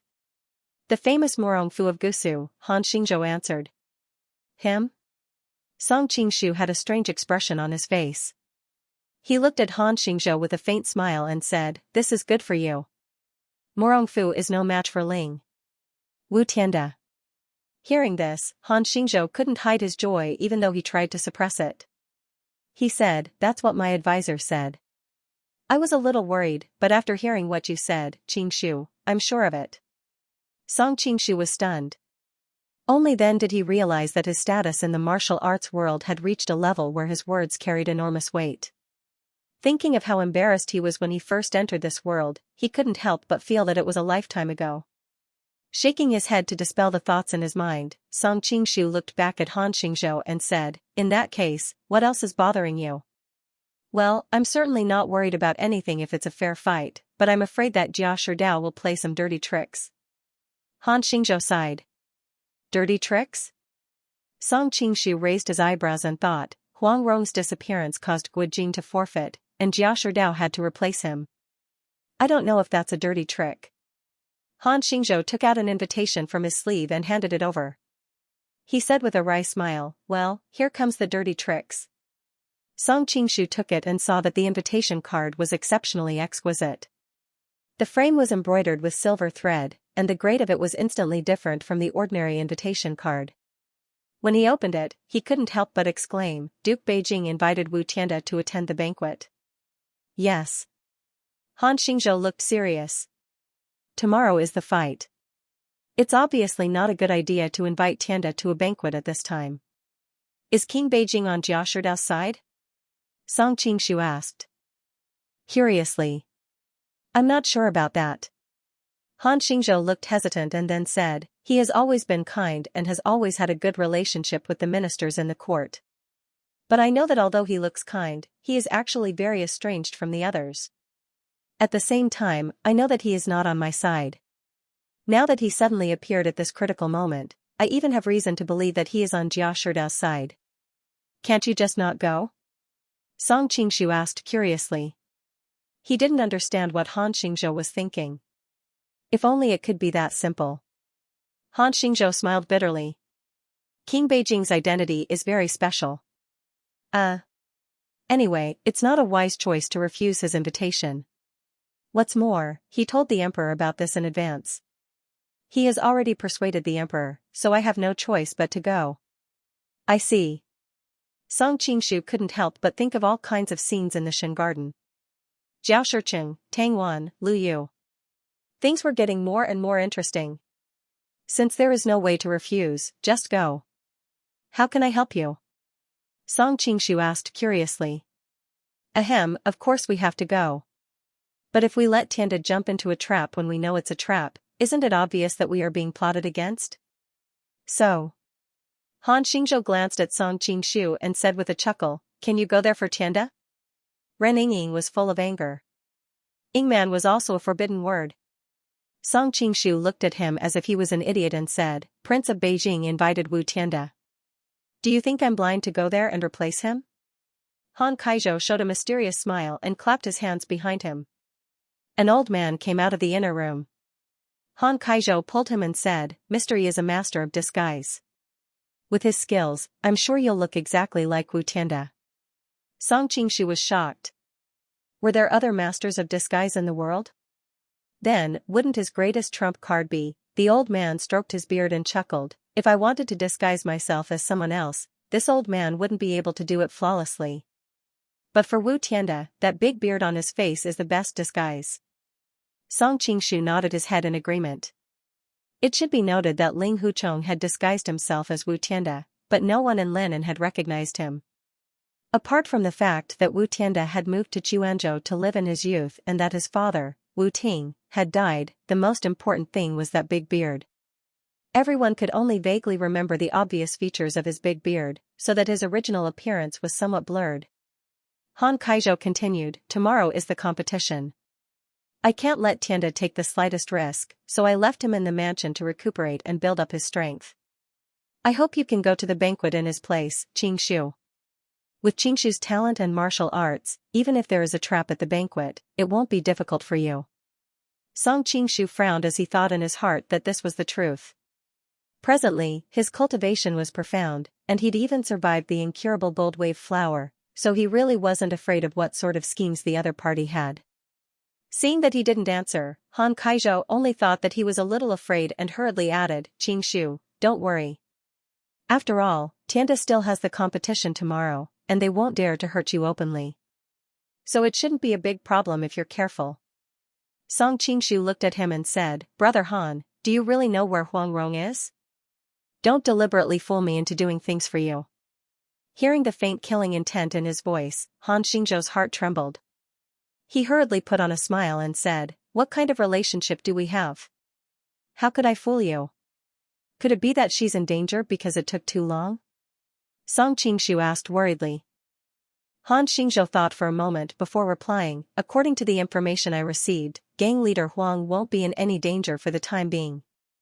Alright, I will go to Prince Beijing's place. After getting the assurance, Song Qingshu felt relieved. After all, Han Xingzhou was one of the most powerful people in the southern Song dynasty. Since he said so, he must be confident. Besides, given the current relationship between them, there was no need for him to take the risk of offending Song Qingshu to fool him. For the next 2 hours, the old man named Yi kept fiddling with Song Qingshu's face. Finally, a face that looked 80 to 90% similar to Wu Tianda appeared in the mirror. It's really amazing. Han Xingzhou, who was watching from the side, couldn't help but exclaim. However, Song Qingshu secretly frowned. The old man named Yi's skill was good. He made 2 completely different people look so similar, but that was all. With his eyesight, Song Qingshu could still see the slight difference between the current appearance and Wu Tianda's. It was reasonable to say that unless it was a close acquaintance, it would be difficult for others to notice the difference. However, Song Qingshu didn't want to take the risk. Who knew what kind of capable people Prince Beijing had? If they saw any flaws, it would be troublesome. Next, I will have to trouble Qingshu. Han Xingzhou handed over Prince Beijing's invitation. Song Qingshu nodded, took the invitation, put it in his bosom, and turned to leave. On the way, he really couldn't stop worrying. In the end, he returned to Prince Qi's mansion, planning to make up for the flaws left by old Yi. Meanwhile, Ren Yingying was sitting in her room in a daze, her hands resting on her cheeks. When she suddenly heard movement, she subconsciously turned her head. When she saw the other person's appearance, she couldn't help but jump in fright. Subconsciously, she blurted out, Chong, young hero Linghu, it's you? Song Qingshu was stunned. Only now did he remember that he was currently wearing Wu Tianda's appearance. Seeing the complicated expression in Ren Yingying's eyes, he couldn't help but be moved. He did not reveal his identity, instead continuing to pretend. He affectionately called out, Yingying. Ren Yingying's expression became increasingly complicated. She muttered, May I know why young hero Linghu has come today? Song Qingshu deliberately imitated Linghu Chong's tone. Young hero Linghu? Yingying, when did we become so distant? Ren Yingying was silent. After a long time, she faintly sighed. I can only say that fate makes fools of people. I specially came to find you today. Song Qingshu continued. Seeing him walk over with an excited expression, Ren Yingying subconsciously took a few steps back. Biting her lip, she said, although we had a period of love before, I am now someone else's wife. We can only blame ourselves for not being fated to be together.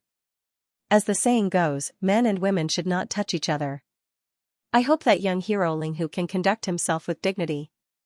Hearing this, Song Qingshu secretly rejoiced in his heart. However, his mouth was agitated as he said, what do you mean by not being fated to be together? It was clearly that surnamed Song who used despicable means to snatch you away. Yingying, let's not care about anything. I'll take you far away. We'll find a place to live in seclusion and never concern ourselves with the affairs of the world. How about it? As soon as the words left his mouth, he somewhat regretted them.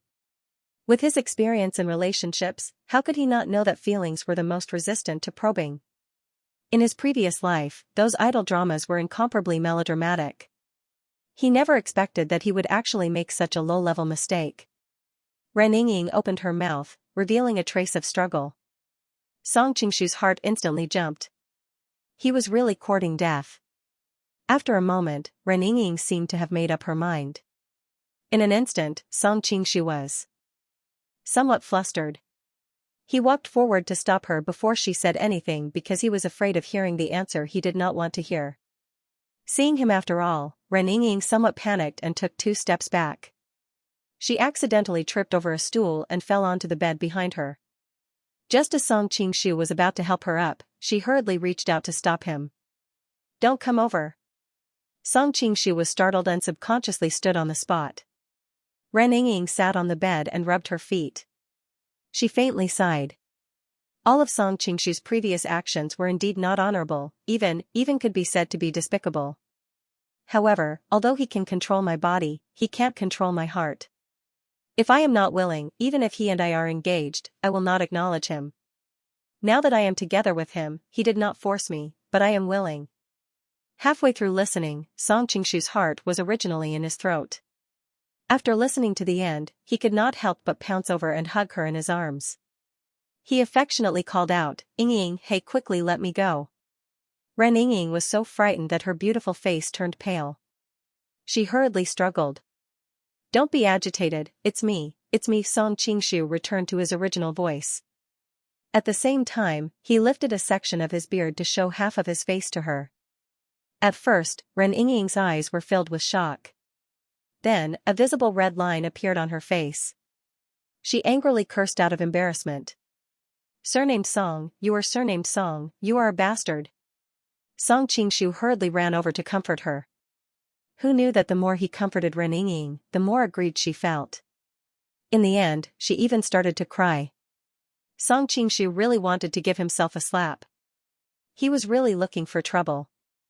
However, since things had already come to this, he still had to coax her. However, normal coaxing definitely wouldn't work. An idea flashed through his mind and he purposely sighed. Yingying, I came back this time to bid farewell to you. Tonight's matter might be dangerous. He purposely paused and didn't continue speaking. As expected, Ren Yingying's attention was quickly attracted. What kind of danger? Only then did Song Qingshu tell her about the matter of replacing Ling Huchong to attend the banquet in Prince Beijing's residence. Ren Yingying's willowy eyebrows furrowed. Surnamed Han, what do you mean? Why did you take the risk? Song Qingshu smiled bitterly. In order to investigate Huang Rong's whereabouts, I have no choice. Moreover, it's better for me to go than Ling Huchong. I always feel that I owe him a lot if I snatch you away from his hands. Ren Yingying glared at him fiercely. If I agreed to go far away with him just now, what would you do? Of course, I would continue to snatch you back. Do you think I would give you my blessings? Song Qingshu widened his eyes like copper bells. As expected, it suits your character. You are always so overbearing and unreasonable, Ren Yingying said angrily. However, the corner of her lips slightly curled up, betraying her true feelings. Don't worry. As long as I am careful, with my martial arts, there won't be any problem, Song Qingshu said softly. Ren Yingying responded with an N. Only then did she feel relieved. Then, Song Qingshu began to repair the flaws on his face.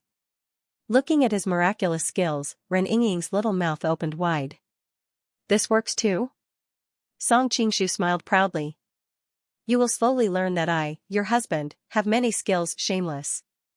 Ren Yingying turned her face away, but she couldn't help but glance at him from time to time. After a while, Song Qingshu finally finished his work. At this time, even if Wu Tianda stood next to him, no one would be able to tell the difference.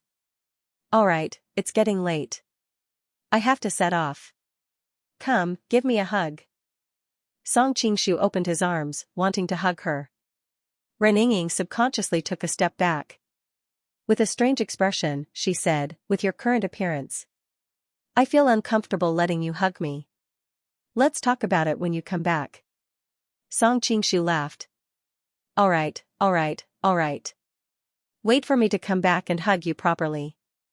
Under Ren Yingying's blushing gaze, he quickly left. After walking in the back garden for a while, just as he was about to jump over the wall, he suddenly heard a pleasantly surprised voice. Eldest senior brother. The voice was crisp and tender, like that of an oriole. Astonished, Song Qingshu turned around to find a graceful young girl standing timidly at the corner of the corridor. Who else could it be but Yu Lingshan? Eldest senior brother Yu Lingshan ran over with a joyful expression. Her rapidly rising and falling chest showed how excited she was at this moment. Before Song Qingshu could reply, she directly threw herself into his arms and hugged him tightly. End of chapter 1400. Don't forget to subscribe, like, and share the video to support the channel.